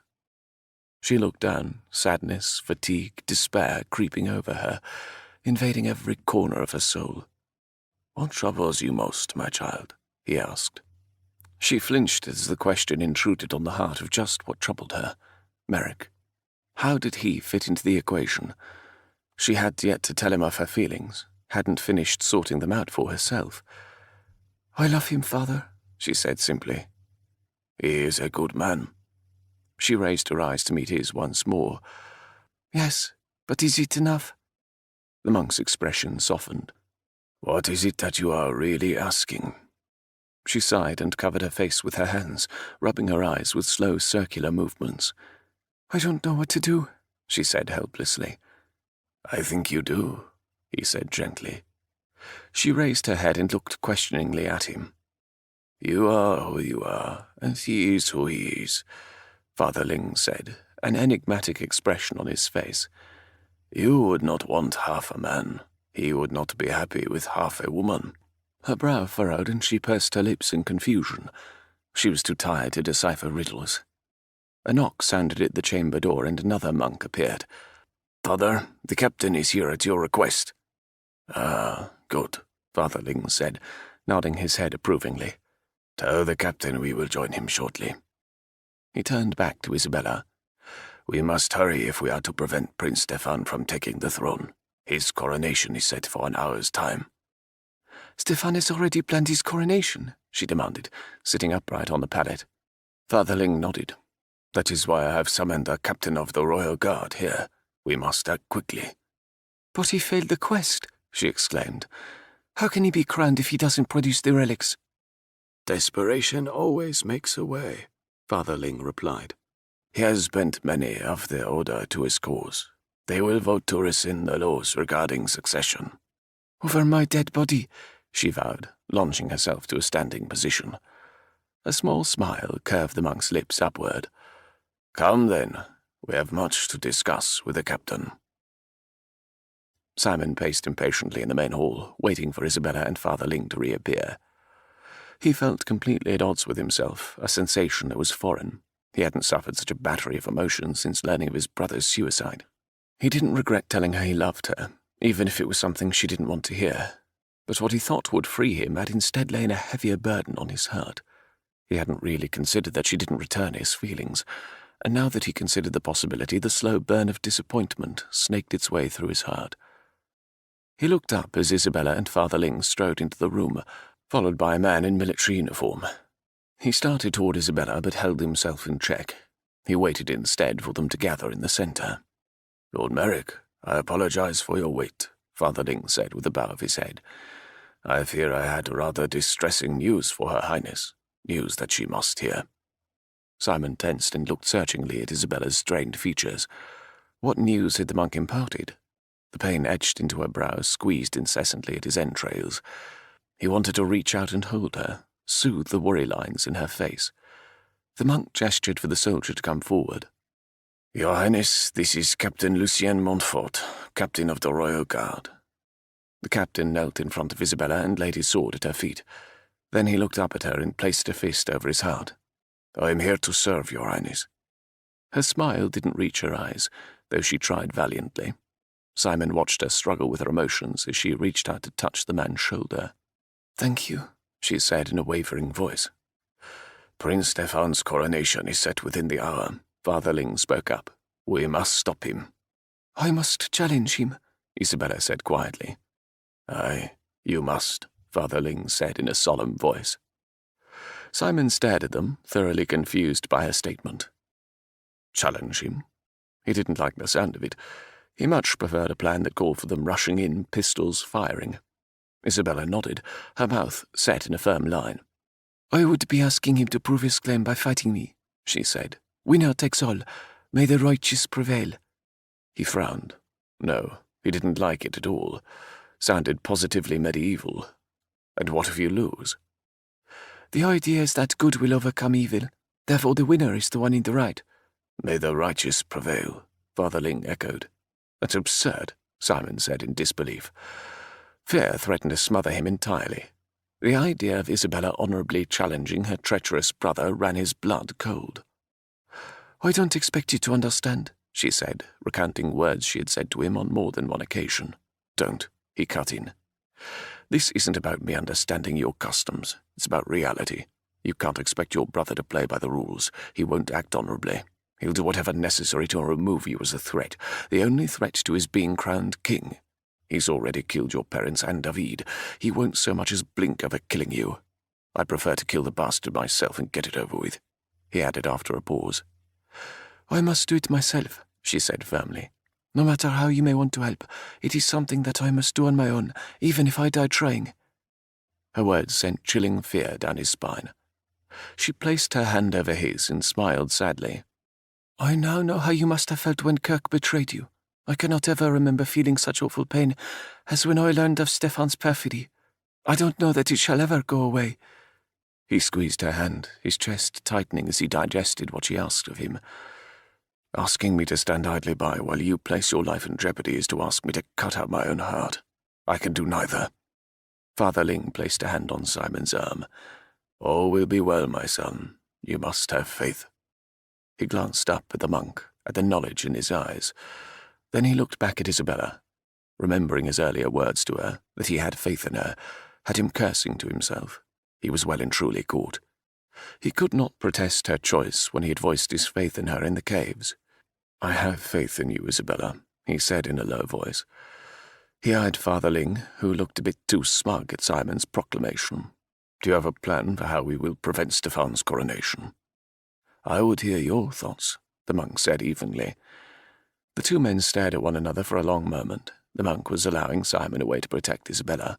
He nodded at the monk, then focused his attention on the matter at hand. "Where is the coronation to be held?" Simon asked. "In the town square. The townspeople will be summoned so that he may gain their support," Father Ling replied. Simon rubbed his chin thoughtfully and glanced over at Isabella. She was pale, but determination sparked in her eyes. Her gaze sought his as she waited for him to speak. "How large a contingent do you command?" he asked the captain.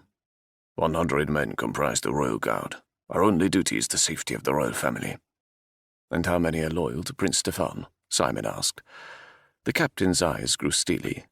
"My men follow me. I follow Princess Isabella." Merrick nodded, impressed by the man's loyalty. "Can you plan a large distraction, Father?" The monk smiled. "Of that you may be certain." "Captain, direct your men to protect Stefan as they would if he were the rightful heir. Only when Princess Isabella makes her appearance do you let your allegiance be known. Then see to her protection at all costs." The captain nodded. "It will be done." He turned to Isabella. "If you are set on challenging your brother, it must be after all other threat has been eliminated. The royal guard will be responsible for evening the odds." "I won't fail," she said, determination flooding her voice. "I know you won't," he said softly. He looked around at the others. "We haven't much time." The captain bowed to Isabella and hurried from the room. Father Ling swept after the captain to gather the other monks. The only two remaining were him and Isabella. He gathered her hands in his and pulled her closer. He was at a loss as to what to say to her. The task ahead of her was enormous, and though he had faith in her abilities, madness had a way of empowering an individual. Her brother would not be easy to defeat. I would thank you, Merrick, she said softly. Irritation surged through his veins. Frustration. It's not your thanks I want, Isabella. She looked away, turned away from him, her expression uncertain. Guilt plagued him. She should be focusing on her upcoming challenge, not be distracted by his needs. Forget I said anything, he murmured. You should direct all your energy to the upcoming challenge. He motioned for her to precede him from the room, and they trailed after Father Ling. Relief shadowed her face, which only served to darken his mood. Chapter 28. Their path to the platform in the middle of the town square was impossible. Guards lined the perimeter, making it difficult for anyone to come from the crowd. Intermixed in the throng were several soldiers, all keeping a keen eye on the villagers gathered for the coronation. Isabella stood anxiously beside Merrick, awaiting the distraction the monks had planned. She surveyed the platform where the royal guard stood at attention. At the forefront stood Stefan, his expression triumphant. Anger shook her when she saw he wore the same ceremonial robe her father had worn at his coronation. Merrick's hand closed over her arm, soothing her wrought nerves. Her eyes narrowed when she saw the members of the order standing shoulder to shoulder behind Stefan. Isabella stiffened. Were they there to proclaim that the old ways would be done away with? Not if she could help it. She glanced around anxiously, wondering when the distraction the monks had planned would take place. It won't be long, Merrick murmured beside her. My fellow countrymen, O citizens of Lodore, gather around and hear me. Isabella whirled back around to face the platform as Stefan spoke. He stood with his arms raised, trying to quiet the crowd. I have grievous news and a story to tell as well. Several months ago, King Fernando and Queen Marie-Claire were ruthlessly assassinated. My mother and father, he said in a choked voice. The assassins tried to kill me as well, but I escaped. I've remained in hiding all these months in an attempt to find and punish the ones responsible for throwing our country into turmoil. And, he said, drawing out the last word, to my shock and horror, I discovered that Princess Isabella, my beloved sister, was behind this sordid plot. The crowd erupted in a frenzy of shouts, questions, and exclamations of disbelief. Isabella clenched her fists and tried desperately to control the red-hot rage that rolled over her. Beside her, Merrick's arm tightened about her, and she knew he sought to contain a rash reaction. She conspired with the Prince Regent in a plan to hand over Lodore to the English. Indeed, when my brother, Prince David, went to England in an attempt to stop her, he was killed as soon as he set foot on British soil. The crowd became angry, many shouting insults against the English, others cursing Princess Isabella for her treachery. Again Stefan held his hands high. Fear not, for you have all been avenged this day. As she met her English partner outside the palace to seal their agreement, she fell to her death from the marble cliffs. I, as the rightful heir to the Lodorian throne, am here to take the crown. We will band together with our brothers the French and repay England for the injustices that have been carried out against us. Isabella gasped. This was a disaster. Not only had he turned the entire country against her, but now he proposed to throw them into war against England, a pawn in Bonaparte's egotistical aspirations of glory. She stole our sacred relics from the cliffs in an attempt to gain the throne. I have gathered the order so that we might begin a new day in Lodorian history, break free from outdated traditions. Will you support me and accept me as your king as we forge our way into a new era? The crowd roared their approval, shoving fists into the air and letting loose a series of whistles.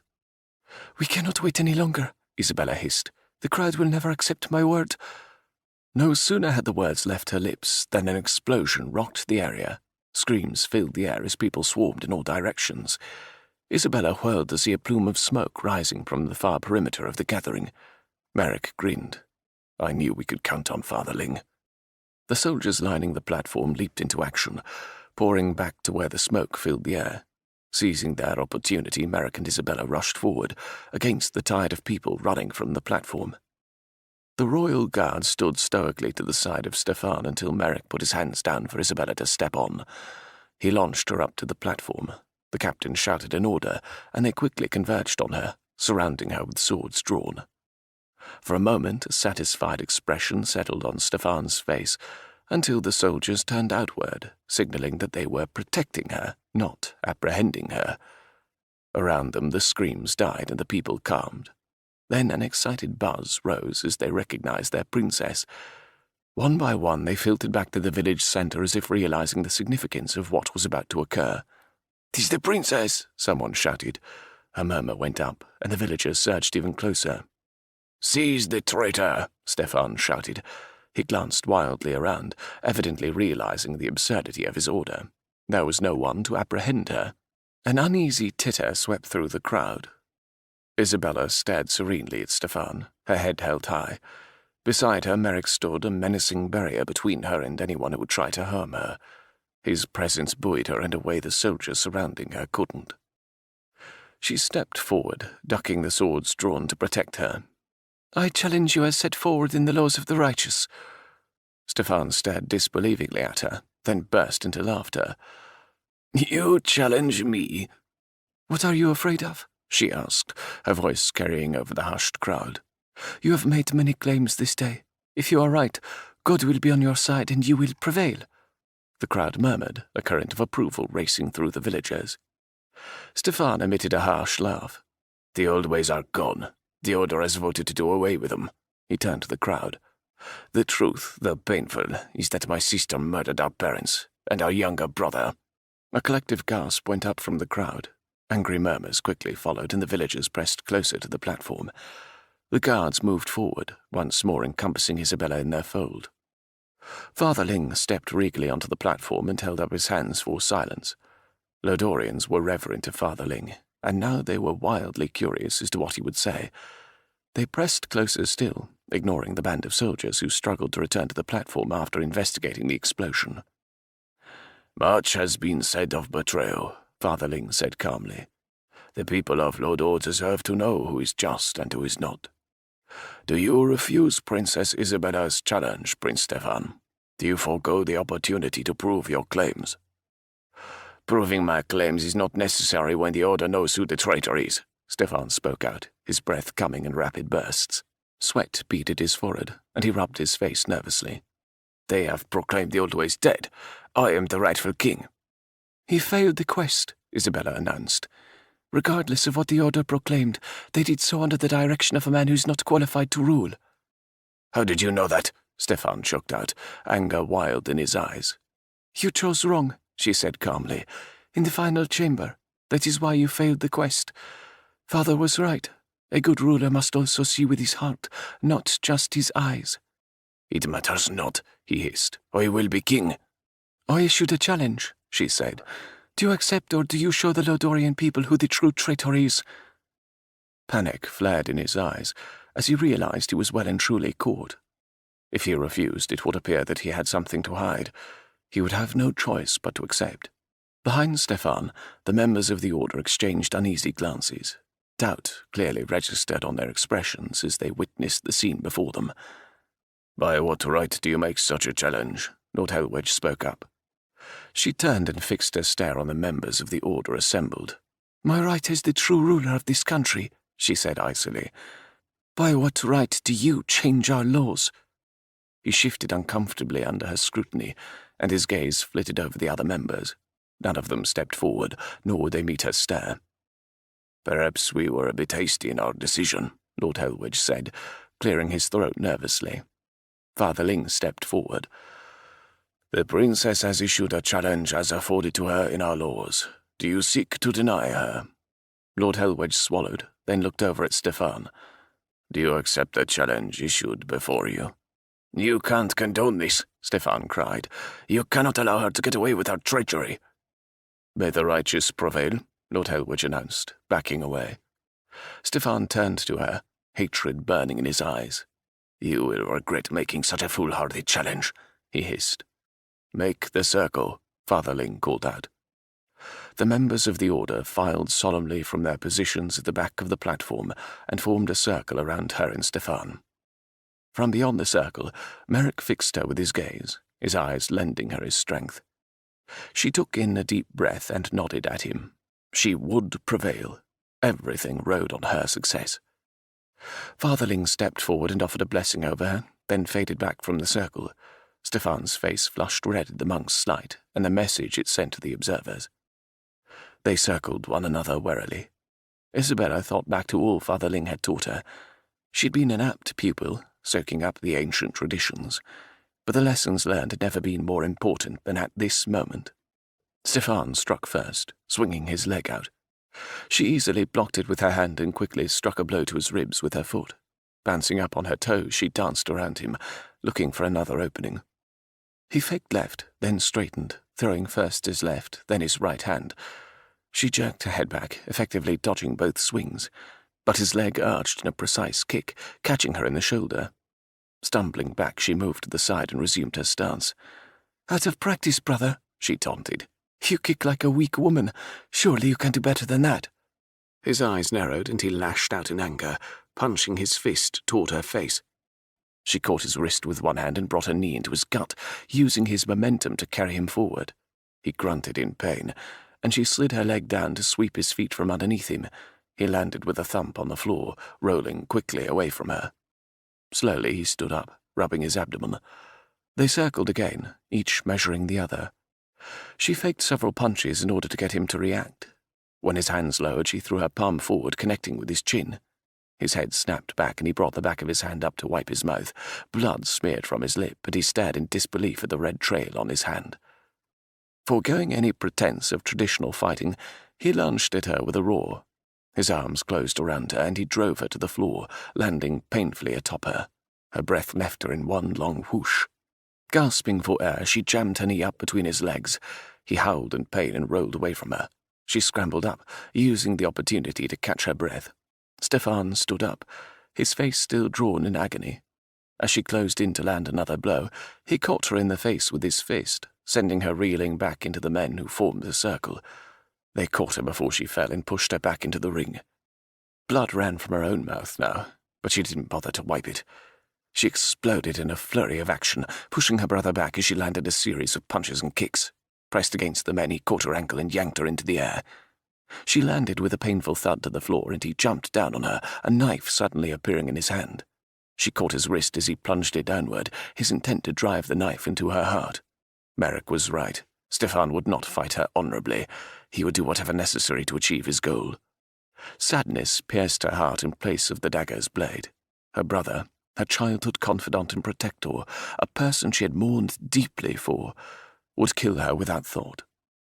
Sweat poured from her face as she struggled to keep the knife from descending into her flesh. But he was just as determined to end her life as she was to stay alive.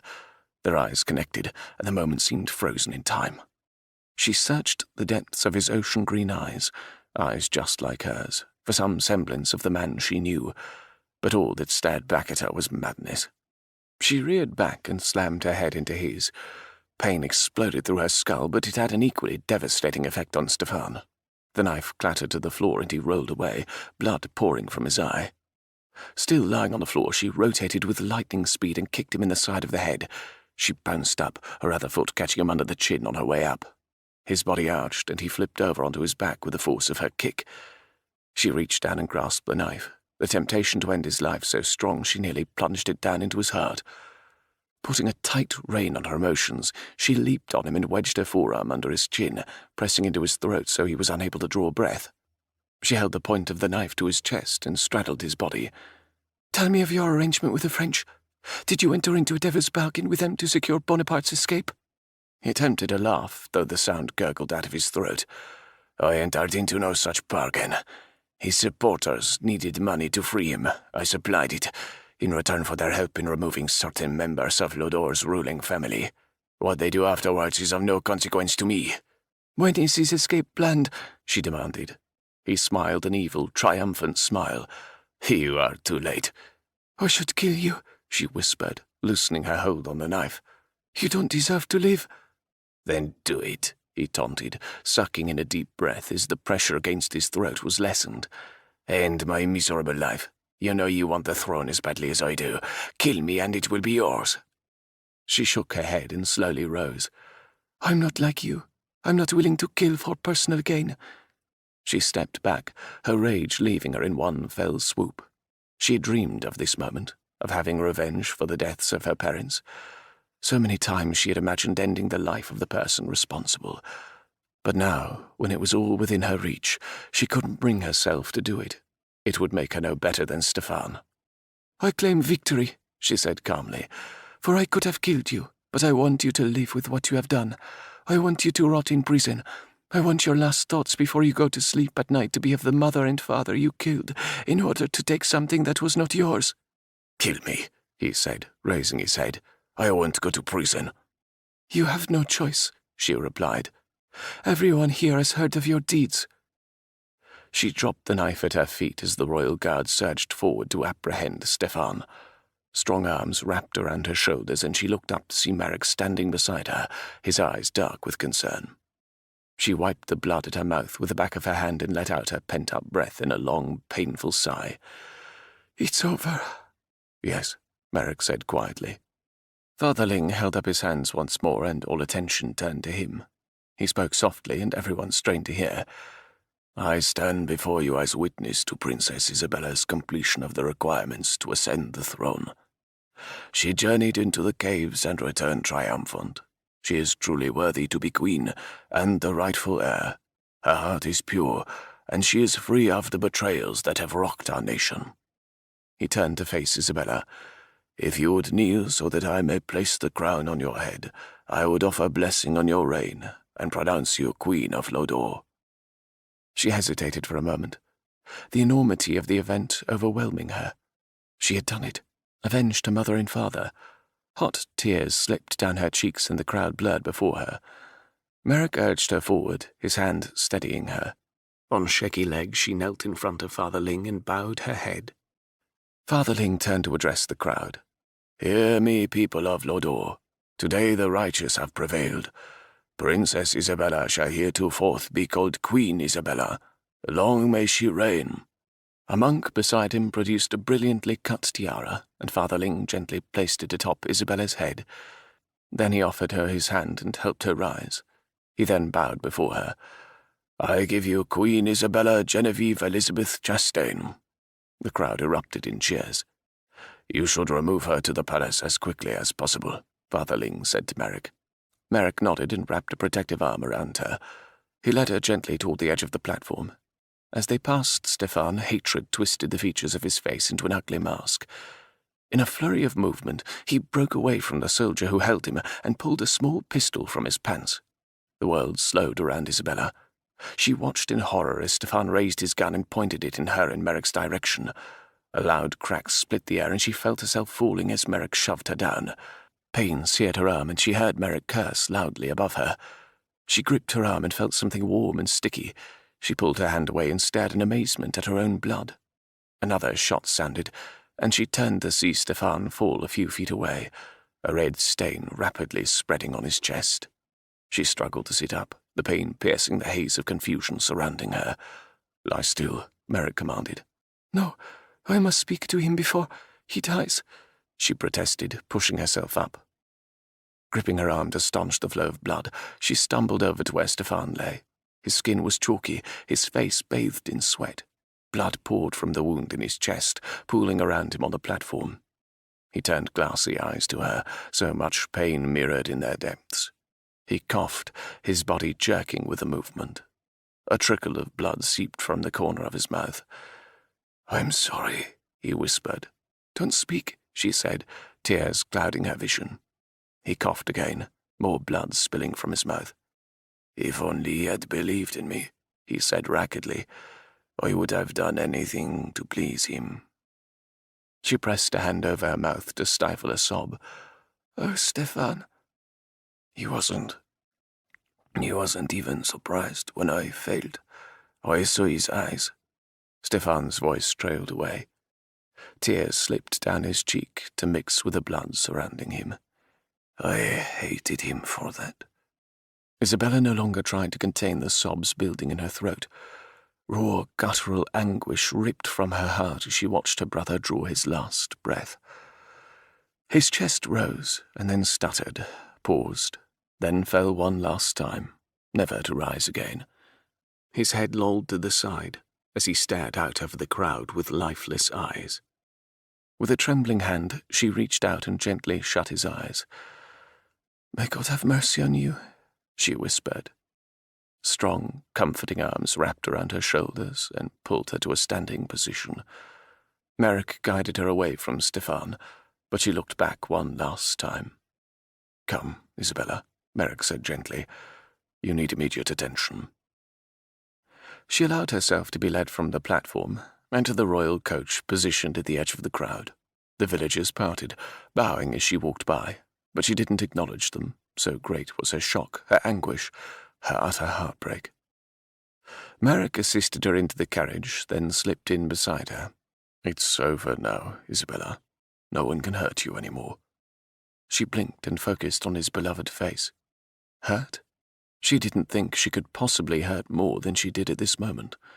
She nestled against him, ignoring the throbbing in her arm. It was a short ride to the palace. She would enjoy the precious few moments in his arms. Chapter 29. Isabella sat in her private quarters, the room chaotic around her. The royal guard had fanned out and secured the palace, banning the members of the order from returning. Servants rushed back and forth bearing water and bandages in response to Merrick's barked orders. He looked so fierce, completely in command of the situation. Yet when he focused his attention on her, his demeanor changed completely. "Hold still," he directed. He gently pulled the sleeve of her shirt away from her wound. "It's just a graze," he said as he began washing the blood away. He had insisted on seeing to her care himself, shunning offers to summon the royal physician. His touch warmed her, comforted her in a way no doctor could. She winced slightly as he wrapped a dressing around her arm. "Are you all right?" he asked, and she knew he wasn't only asking about her injury. She nodded, not trusting herself to speak. His eyes glowed with concern as he leaned in, capturing her lips in the softest of kisses. He seemed to realize that with only the slightest provocation she would shatter into a million pieces. Featherlight, his lips skimmed across hers, then to her cheek, where he captured a tear that trailed down. "Your Majesty, I bring news," Lucien Montfort announced from the doorway. He bowed when he looked up. She motioned him over, and Merrick moved to sit beside her on the settee. "Jacques Montaigne was found dead in his cell." Isabella blinked in surprise, remembering Jacques' earlier prediction that he wouldn't live. "How?" she demanded. "Suicide. He hanged himself." She shook her head. Either he hadn't been able to live with his guilt, or he realized Stefan had not been successful in his bid for the throne. "That's not all, Your Majesty. We found a letter of confession in his cell. He requested ink and paper not an hour before he was found dead." "What does it say?"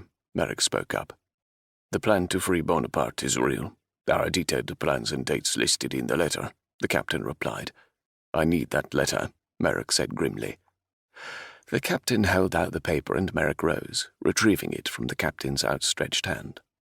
Isabella watched the transformation from her gentle protector to a man with the defense of his country uppermost on his mind. He spoke in low tones to the captain as they studied the letter. She should be listening, planning with them. As queen, the protection of her own nation should be at the forefront of her thoughts. Instead, her entire being was focused on Father Ling's words. "He is who he is. You are who you are. You would not be happy with half a man." She closed her eyes, her heart screaming a litany of no's. Father Ling was right. What she hadn't understood then was crystal clear to her now. She opened her eyes and balled her fingers into fists. Nothing in her life, not the deaths of her parents, not Stefan's betrayal, had prepared her for what she must do now. "You must return to England," she said softly, careful to keep the tremble from her voice. Merrick turned to her, his eyes heavy with regret.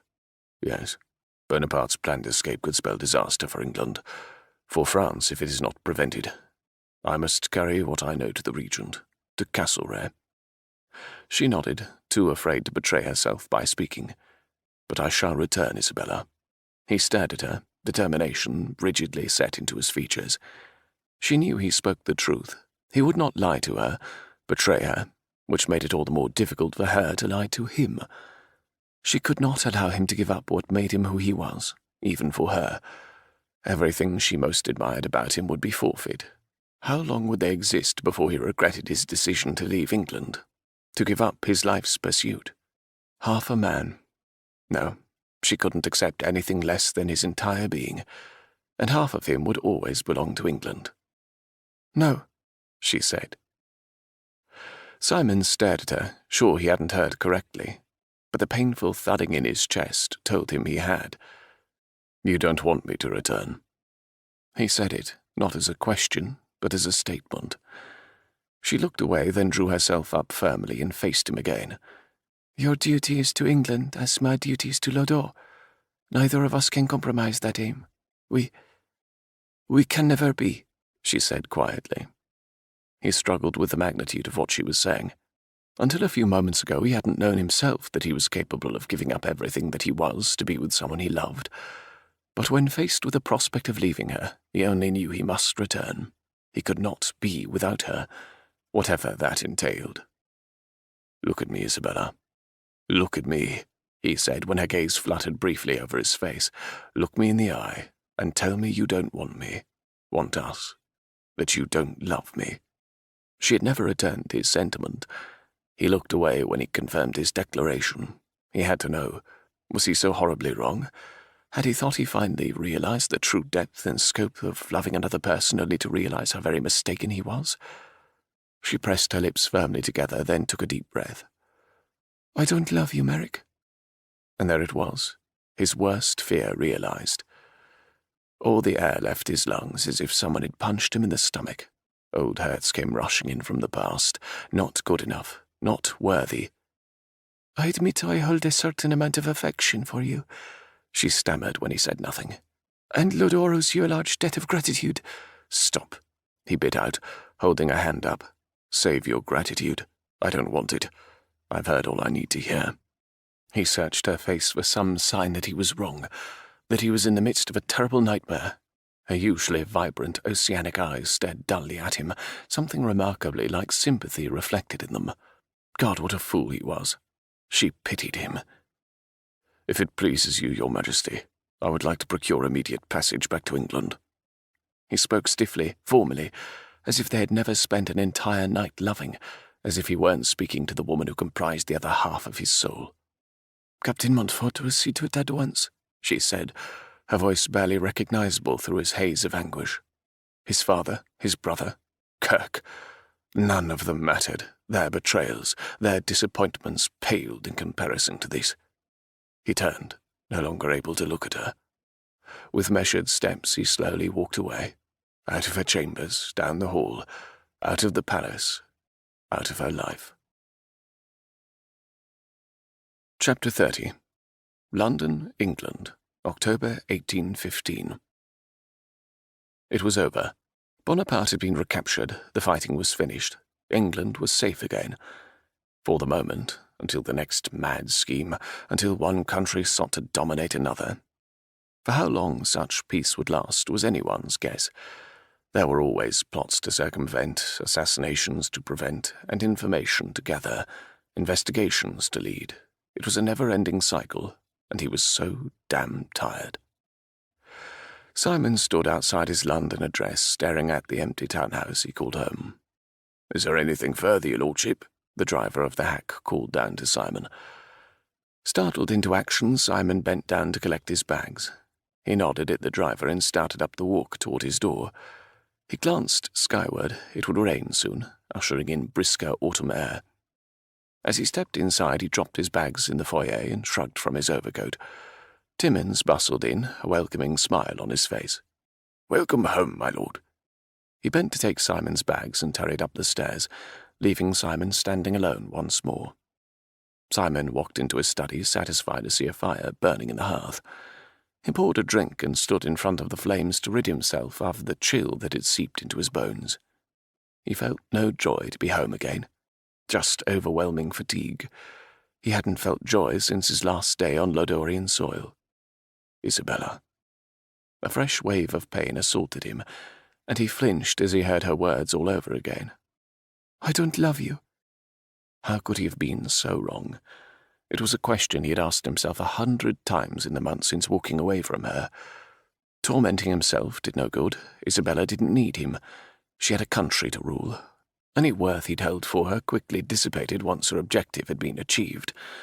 But the pain would not feel so fresh, so raw, so new, if he didn't love her still. He turned away from the fire, his gaze flitting over the window. It was raining, the perfect accompaniment for his mood. He shuffled to the sideboard and poured another drink. It had been a long time since he had indulged heavily in spirits, but an evening spent in his cup seemed the perfect homecoming. Maybe then he could forget the past year, forget he ever met Queen Isabella Genevieve Elizabeth Chastaine. The hours passed, the drinks blurred, and so did his pain. Simon slumped in his armchair and stared unseeingly into the dying fire as he downed another glass of brandy. He started to pour another, then looked in disgust at the empty decanter in his hand. "Timmons!" he bellowed. He needed another bottle. Somehow the contents of this one had disappeared. "My lord, you have a caller," Timmons said from the doorway. "Send them away," Simon grumbled, waving his hand dismissively. Timmons hesitated, and Simon focused unsteady eyes on him. "Who the bloody hell is it?" he demanded. "I don't know, my lord," Timmons replied, a perplexed expression on his face. "He's a peculiar-looking man, dressed as a monk." Simon bolted upright in his chair. "Monk, you say?" His heart hammered in his chest. Could it be Father Ling? Had something happened to Isabella? He could come up with no reasonable explanation for the monk to be in London. "Send him in at once," he ordered. He rose from his chair as Timmons left and hastily straightened his rumpled clothing. He ran a hand through his mussed hair in an effort to make himself more presentable. Harsh stubble abraded his hand as he rubbed his palm over his jaw. He hadn't shaved in days. A few moments later, Father Ling walked into the study, his brown robe plastered wetly to his body. His hood was pulled back, and his normally serene features reeked of fatigue. Simon crossed the room to greet him. "Father Ling, this is a surprise," he said as he took the monk's arm and guided him toward the fire. "Have Mrs. Turnbull prepare Father Ling some hot tea," he directed Timmons. "I am happy to find you well, Lord Merrick," Father Ling said as he stood, warming his hands by the fire. "You say that as if there had been some doubt," Simon said dryly. "These have been troubled times," the monk said solemnly. "You have risked much in the past months." "How is Her Majesty?" Simon cut in. He had no desire to discuss the last few months. He was more interested in why the monk was here and if Isabella was all right. "She is well," Father Ling said slowly. "What brings you here?" He voiced only one of the 100 questions swirling around in his mind. "I have come to correct a wrong." Simon's brow furrowed in puzzlement. He turned as Mrs. Turnbull bustled in with a tray of hot drinks. "Please sit," Simon said, motioning for Father Ling to rest in the armchair closest to the fire. Mrs. Turnbull pressed a cup into the monk's hand, and casting a curious glance, she retreated from the room, leaving the two men alone. "I have made a serious misjudgment," Father Ling said quietly, surveying Simon over the cup he held to his lips. He took a sip before continuing. "I fear that neither you nor Queen Isabella would be happy as half a person, nor would you be content with only half of your mate. What I did not see at the time is that both of you are only whole when you are together." Simon's mind raced to comprehend the cryptic statement. "I'm not sure I understand." "Isabella sent you away because she thought it the right thing to do. At the time, so did I." Regret filtered over his features. "I underestimated the depth of your love for one another." "She does not love me," Simon said flatly. "I appreciate what you are trying to do, Father Ling, but Isabella made her feelings very clear to me before I took my leave." Father Ling's face softened. "Ah, but she does, my son. Does the sun not rise in the east and set in the west? So too is her love as constant." He looked down at his cup. "She is as unhappy as you are. I travelled here because I see two dying souls, two halves of a whole that can only live if they are together." A buzz began in Simon's ears, and became louder as he sought to contain the overwhelming flood of pain that rushed over him all over again. Try as he might, he had been unable to put Isabella from his mind in the last 6 months. No matter that he told himself she didn't love him, that she had used him and discarded him like yesterday's rubbish. If he closed his eyes, he could still smell her soft feminine scent, a mixture of jasmine and inner strength. Could feel her touch, the satiny smoothness of her skin, the silken waves of her hair. He shook his head and eyed Father Ling, careful to keep a check on his emotions. All she had to do was say the word, and I would have never left her side. Father Ling set aside his cup and leaned forward, his usual calm replaced by agitation. She died that day. She became a shell of her former self. She sent you away, lied about her love so that you would not be forced to choose between her and everything that made you the man you are. Simon's face twisted as his incredulity grew. Are you saying that she lied to me in order to make me leave? Tell me, Lord Merrick, if she had professed her love for you that day, would you have left her? I would have come back, of course, he said hotly. He began pacing in front of the chair where Father Ling sat, his anger rising by the minute. She should have had faith in me, damn it. Let me make my own decision. Instead, she made us both damn miserable. Aye, she did, Father Ling admitted. I fear I am partly at fault for giving her guidance when I shouldn't have. The monk's expression was bleak, and Simon felt a twinge of sympathy for his plight. I'm sure you did as you thought best at the time. Good intentions are not any solace when the result is pain, the monk said wryly. How is she? Simon asked softly. He needed to know anything about her, to be able to reach across the miles and feel as though he was near. She is a strong woman, but she grieves for you, Father Ling said quietly. Our country has already prospered under her leadership, but she is unhappy. Simon blew out his breath. I appreciate you coming all this way to tell me these things, but I'm unsure of why you came. If she truly wanted me, he stumbled over the words. If she wanted me, would she not come herself, send a personal letter? Does she even know you are here? The monk smiled sadly. She still feels she did the right thing, and even though her sorrow grows with each passing day, she refuses to place her own desires ahead of what she feels is best for you and your country. Then what do you want from me? Simon asked. It is up to you to make her see she was wrong, he said simply. You will have such an opportunity sooner than you think. It is up to you to seize the chance. I merely wanted to give you the motivation to do so. Simon gritted his teeth. Oh, no, you don't. Not this cryptic prophecy again. You cannot come all this way to dangle a carrot in front of my nose only to snatch it away at the last possible second. The monk smiled. Patience is a virtue, my son, and it is rewarded. Think on the things I have told you so that you may make the proper decision when the time comes. He rose and walked forward to clasp Simon's hands. Go with God, and may you lead a long, prosperous life, no matter the path you choose. He paused and stared piercingly into Simon's eyes. I hope that our paths cross again, soon. His eyes twinkled as he let his hand slide from Simon's. I will take my leave now. Wait, Simon called as the monk started to walk from the room. The hour is late. May I at least offer you a place to rest for the night? Father Ling stopped and turned to face Simon. You are generous, my lord, but I find I am quite enjoying your fair country. There are many interesting sights to behold as I travel. I will seek my rest beneath the stars this night. Simon shook his head as the monk disappeared in a swirl of robes. The man was enough to inspire violence. He sagged into his chair and rubbed his hands over his face. There was no hope for him to sleep now. Thoughts of Isabella consumed him. He ached for her. He needed her. She was the only person who could complete him. And yet, had she really sent him away to prevent him from having to choose between his country and the woman he loved? A curl of anger stirred to life within him. How could she not have trusted him enough to allow him to decide for himself? A person in love does not always see so clearly. Father Ling's voice whispered in his mind. Simon sat straight up, searching for the source of the voice. Had the monk not departed yet? He strained to hear, but the house remained eerily quiet. Was he losing his mind? Why not? He'd already lost his heart. Surely his sanity wasn't far behind. Love is a madness all in itself. Stop it, Simon muttered. He shook his head as he heard the echo of Father Ling's soft laughter. Clearly he'd had one drink too many. I'm going to wake up in the morning and this will all have been a dream. He waited for the monk's response, but silence reigned.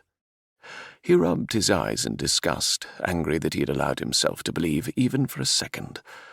Tomorrow he would feel very foolish indeed. Simon sat at a table in the far corner of the room waiting for the Duke of Ardmore. He checked his timepiece, wondering if he had misunderstood the time of their meeting. He drummed his fingers on the mahogany table as his eyes scanned the room for his grace. He'd awoken this morning to Timmins delivering an invitation from the Duke to dine with him at White's, which could only mean one thing. Simon would be given another assignment. His lips curled into a half-smile as he remembered a similar meeting nearly a year ago, when he first learned of the atrocities in Lodore, and set out on a course that would forever change his life. Footsteps approached, and Simon looked up to see the Duke come to a stop across the table from him. Though several years older than Simon, his grace was still an imposing figure. He was tall, and only slightly greying around the temples. His broad shoulders and barrel chest contributed to his commanding presence. "Merrick," he said with a nod of his head. Simon rose and offered a polite bow. "Your Grace." The two men sat, and the Duke waved a footman over. "Would you care for a drink?" he asked Simon as the footman hovered, waiting to fulfill their request. A wave of nausea rolled through Simon's stomach, and sweat beaded his forehead. The mere mention of spirits was enough to make him blanch. He held up a hand. "Nothing for me, thank you." The Duke waved the footman off, then pinned Simon with a stare. "I'll come straight to the point of our meeting. His Highness has followed your progress this past year and has been very impressed with your service, so much so that he is bestowing upon you the title of Duke of Mulbane." Simon raised an eyebrow in surprise. This was not what he had expected from this meeting. "That is very generous of His Highness." The Duke leaned back in his seat. "The Regent has studied the situation in Lodore with great interest. He feels you may have underestimated their worth to us as an ally. He'd like to correct such an oversight with all haste." Simon nodded. "Lodore would make a very worthy ally to England," he said slowly. His head pounded a bit more, and he could no longer blame it on the brandy he'd consumed the evening before. He was being punished for what he didn't know, but clearly, the idea of being able to forget Isabella, Lodore. It was fantasy. "Yes, His Highness completely agrees.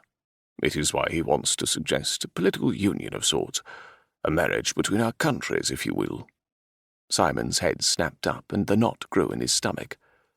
"As the Queen has yet to marry, the Regent wants to suggest a union with an Englishman." Simon closed his eyes and clenched his jaw. Absurd, really, to allow the idea of Isabella with another man to cause him so much pain. He knew she would eventually marry. There were heirs to produce, a dynasty to grow. He attempted to relax his features. "Queen Isabella is not so easily led," he said lightly.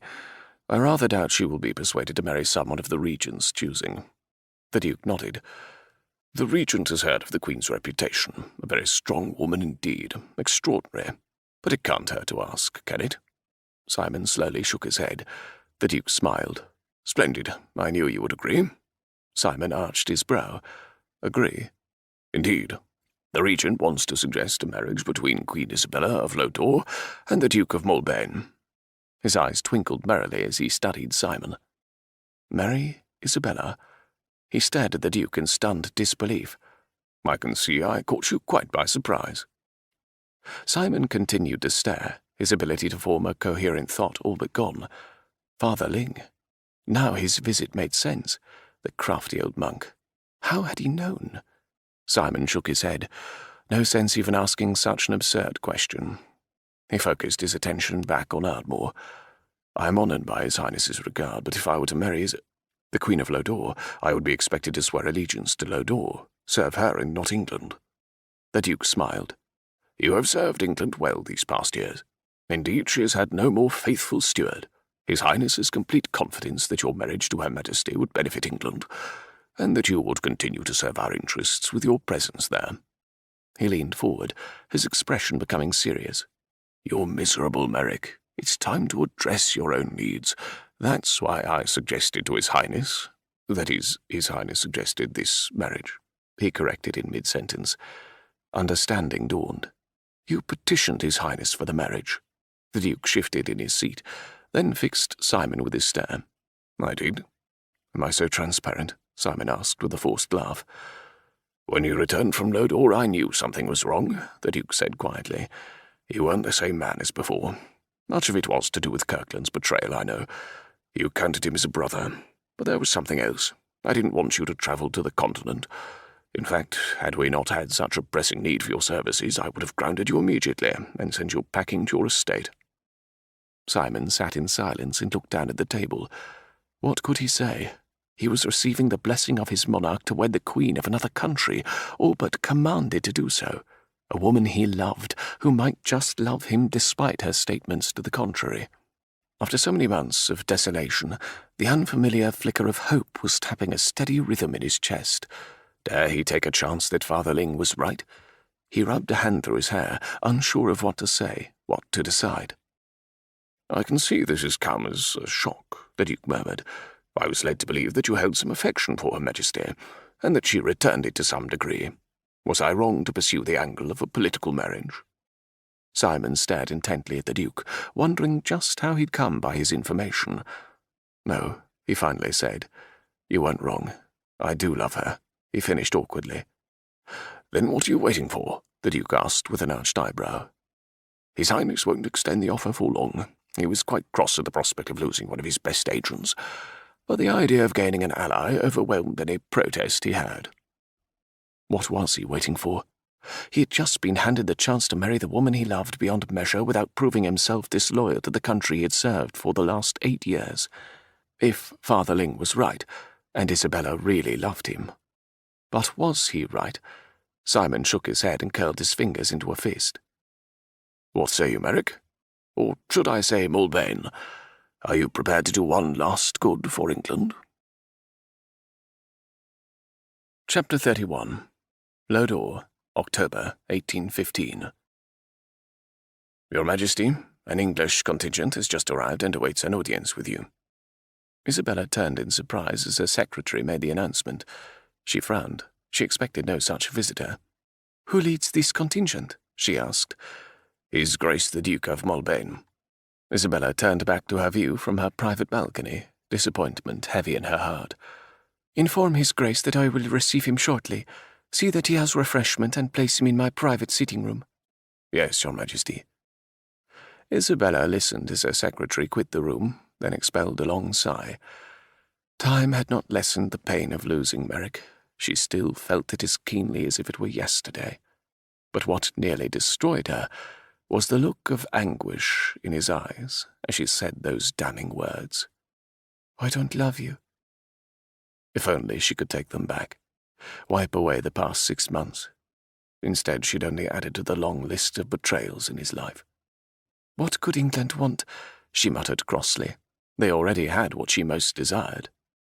In a whirl of skirts, she turned and strode from her chamber, her lips firmly set. Whatever the Duke of Mulbane wanted, he would be advised to present his case quickly before she sent him packing back to England. She was in no mood for diplomacy. 2 guards stepped in beside her and escorted her down the hall to her sitting room. She paused outside the door and drew in a breath before throwing it open and gliding inside. Across the room a man stood, a very familiar-looking man. He stared directly at her, and the world stopped around her. "Merrick?" The room tilted crazily beneath her, and for a moment she feared she would do something extremely silly, like faint. She glanced around the room, searching for who had accompanied Merrick here, but besides the guards, no one else was present. She waved her guards away, and they backed from the room. "Isabella," Merrick said in greeting, his voice low and cautious. It took every ounce of restraint she could muster not to launch herself in his direction and throw herself in his arms. "Merrick, what are you doing here? I was told the Duke of Mulbane requested an audience with me." He smiled crookedly. "Risking one's life for his country has its rewards, I suppose. I've been awarded the title of Duke of Mulbane by His Majesty the Regent." "Congratulations." She continued to stare at him, hating the awkward silence between them. Had she stood here and stiffly offered congratulations as if he were a soldier in her ranks who had just been promoted? Finally, he cleared his throat and drew out an official-looking document from his breast pocket. He was dressed in accordance with his station, formal breeches and waistcoat, stiffly tied cravat, polished hessians. He looked every inch the statesman, but she missed the Merrick she had spent so much time with, the torn and ragged trousers, the threadbare shirt, his bare feet when his boots had been stolen. As she looked beyond his outer finery, she was shocked to see how haggard he appeared. He was thinner than she remembered, and tiny lines creased the corners of his eyes, tired-looking eyes. But to her starving gaze he never looked better. "I come bearing a proposal from His Majesty the Prince Regent of England," Merrick began formally. "He believes a union between our countries would benefit our governments and our people. To seal such an alliance, he suggests a marriage." He stared directly into her eyes. "Between Queen Isabella Genevieve Elizabeth Chastaine and an English nobleman." Blood rushed to her cheeks and she froze. How cruel was this situation? Merrick arrived to arrange her marriage to a high-ranking member of the English aristocracy? Anger at the regent's presumption followed closely on the heels of her initial surprise. "And who, pray tell, does your regent propose I marry for the good of England?" she asked icily. "Me." Her mouth fell open, and her gaze flew to his face. Read the sudden vulnerability that flashed in his eyes as he made the simple proclamation. "I don't understand," she began lamely. He closed the distance between them until he stood a breath away. She closed her eyes and inhaled his scent. Her hands itched to touch him, to reassure herself that she wasn't dreaming after so many nights of waking to an empty bed. She could not countenance that he was here, standing before her, proposing marriage. He reached out and placed his hands on her shoulders. Then he moved one hand to cup her chin, and gently tilted her face to look up at him. "There is something I must know, Isabella. Something I've travelled all the way from London to find out." She blinked and waited for him to finish. "Do you love me, Isabella? Tell me the truth this time. Don't allow our countries, our duty, what you might feel is best for me to interfere this time. Right now there is only you and me. Nothing else matters except your answer to this question." Hope, anguish, fear, anticipation, they all burned in his eyes. She could no longer lie to this man, the man she loved more than she had ever loved anyone else in her life. With a small cry, she threw herself into his arms and buried her face in his chest. She gripped him tightly as he now held her. He stroked her hair and pressed kisses to the top of her head. "I would hear your answer," he murmured against her hair. She drew away, moisture forming in her eyes, blurring his image before her. "I love you, Merrick, more than I can possibly express." His expression softened and relief flickered in his eyes. "And I love you, Isabella." She lost the battle to keep her tears at bay as they slipped down her cheeks. He thumbed one away, his fingers achingly gentle on her face. "Why did you send me away?" he asked. Her heart constricted. "I could not bear for you to give up everything for me." She still couldn't stand such a prospect. "Don't you realize you are everything to me?" His hand slipped behind her neck, and in one swift motion he pulled her to him, crushing his lips against hers. This was no gentle, loving kiss. It was the kiss of a man starved for a woman, the kiss of reunited souls. She wrapped her arms tightly around his neck, her lips melting against the pressure of his. She sucked his bottom lip between her teeth and nipped gently. His hands tangled in her hair, ran the length of her back, and pulled her even closer to his body until they formed one seamless shape. "I'm never letting you go again," he rasped as he pulled slightly away. She gazed up at him, hopeful and yet fearful. Her original concerns were still there, unresolved. How could she allow him to give up his life for her? How could his regent? "What is this talk of marriage?" she asked as he took her hand and led her over to the settee. She forced a note of lightness to her voice, but inside, her heart was pounding thunderously against her chest. He sat down and pulled her down to perch on his lap. The regent suggested a political marriage, a union between our countries, an expression of goodwill. "Did he now?" She could no longer keep the worry from her voice. "And you just happened to be the one he chose to sacrifice?" "Sacrifice? I would have started a bloody war if anyone else had been chosen."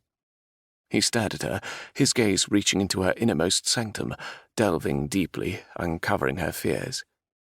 "What is it that worries you, Isabella?" She sucked her bottom lip between her teeth and bit firmly into the flesh. "How do you feel about all this, Merrick? I cannot allow you to be used as a pawn by your regent. I could not bear for you to be unhappy. You've made your life protecting your country, and you do it very well." He smiled tenderly at her, understanding lighting his eyes. "Rest assured, my love. If I didn't want to be here, I wouldn't be. The Regent was quite cross at the prospect of losing me. The fact is, Isabella, I cannot be happy without you, and I'd like to think I could make you happy as well." He cupped her chin and looked piercingly into her eyes. "You've agonized over a choice you feel I would be forced to make should we want to be together, but there is no choice. There never was.